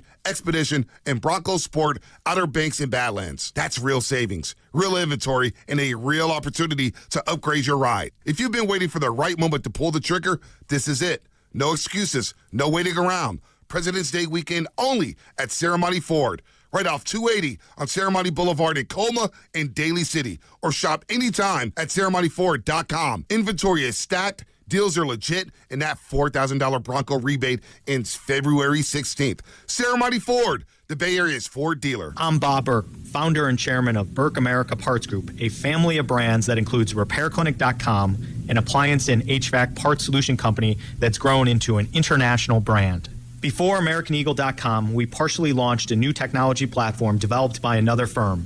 American Eagle helped take our technology to a whole new level with digital marketing, software development, and business insights into our key markets, appliances, HVAC, and outdoor power equipment, and did so both on time and on budget. AmericanEagle.com has the resources, experience, and talent needed to produce solutions. Our new technology platform, developed by AmericanEagle.com, has produced tremendous results with higher traffic, conversion, engagement, and online revenue. If you have any home repairs you need to take care of, check us out at RepairClinic.com. If you need a world-class website or technology project, then I would highly recommend AmericanEagle.com. Call AmericanEagle.com at 773-NETWORK. That's AmericanEagle.com, 773-NETWORK. Okay, I have to tell you, I was just looking on eBay where I go for all kinds of things I love, and there it was. That hologram trading card. One of the rarest. The last one I needed for my set. Shiny like the... Designer handbag of my dreams. One of a kind. eBay had it, and now everyone's asking, ooh, where'd you get your... Windshield wipers. eBay has all the parts that fit my car. No more annoying... Just beautiful. Millions of finds, each with a story. eBay. Things people love.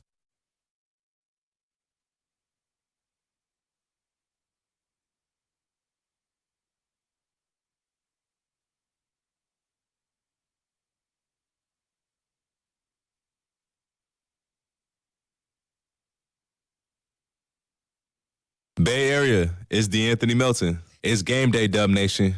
Mark Grandy is on the pre and post tonight. Get locked in. Man, sounds like he's locked in. Well, he's in. Mark Grandy's on the pre and post tonight. Yeah. Get locked in. Hey, Raymond, why do I got to do this S?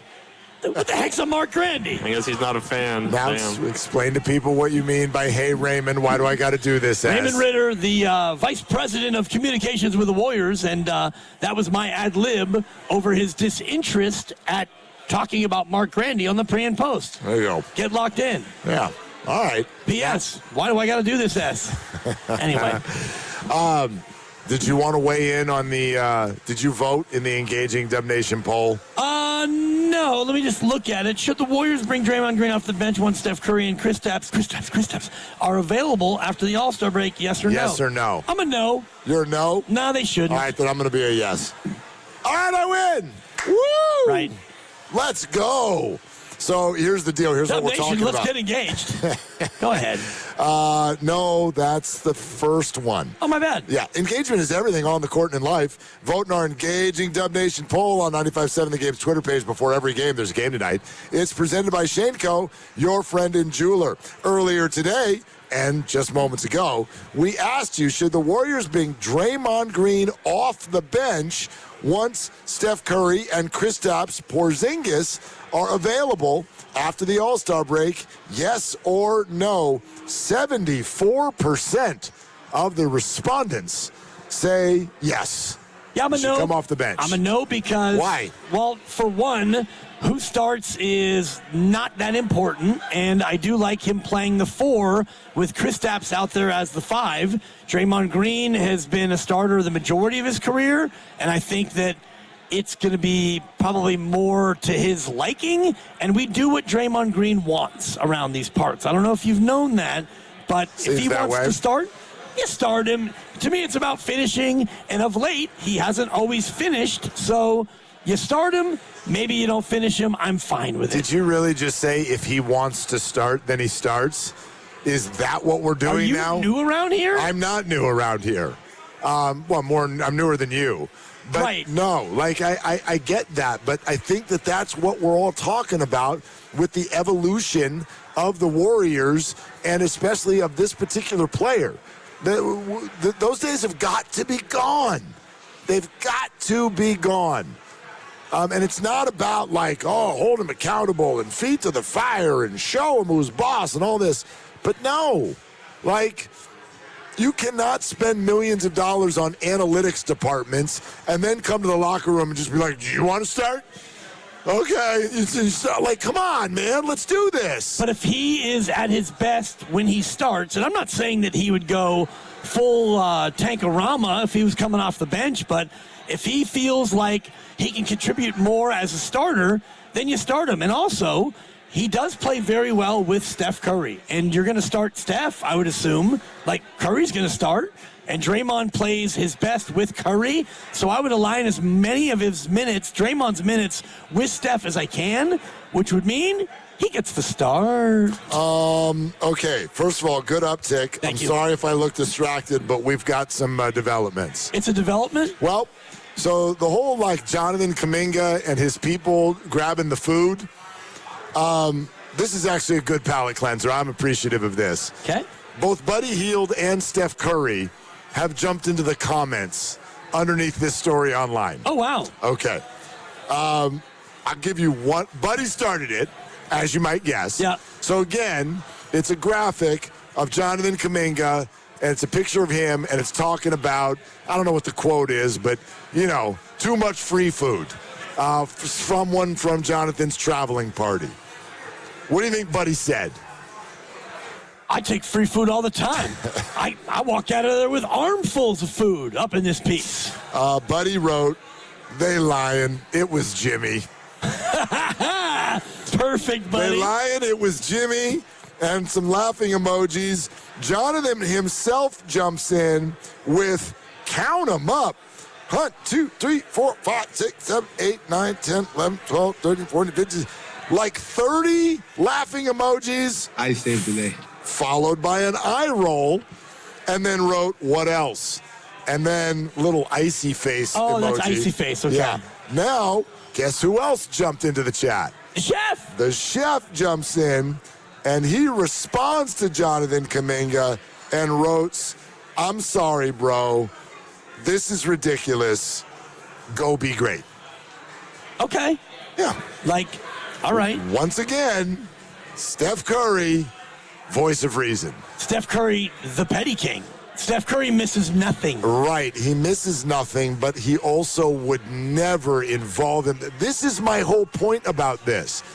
The world is out here yelling back and forth over whether, well, John, did you take too much food? Do you take food if it's the end of the night? Do you grab some food if it's early in the night? How well did you know the person in your traveling party? Is this family? Is this just a friend? How many years has it been a friend? Okay, what was the food? Was it expensive food? What's the appropriate amount of food was to it take? Snack food? Did you take a bunch of Cliff Bars? What? This is all ridiculous. Steph gets it. This should not be being talked about. This should not have angered the Warriors. This should not have gotten to Anthony Slater. This should not have gotten Jonathan Kaminga called into the coach's office. This should not be a story. And I think that's what Steph Curry is saying. I think that he was called into the coach's office for more than just the food. It was. According to the report today, they talked about a team outing or a function that he didn't go to. It was voluntary. He didn't go to it. So I would imagine the meeting was more than just, Jonathan, we saw you with an extra plate. There was a phone call between somebody from the front office and somebody in Jonathan's party about the food. There was a call. And, we need to chat about this. There was a call. Okay. Well, if that's ridiculous. Not if it's something that's been communicated. If there are rules, I'm not saying that. I don't even know if he's the only one to do it, but obviously enough had happened to where it bugged him. So, it's clearly not the only thing that was discussed in that meeting, It is pretty silly. I'm with you. What are we doing? What are we doing? What are we doing? We're not taking food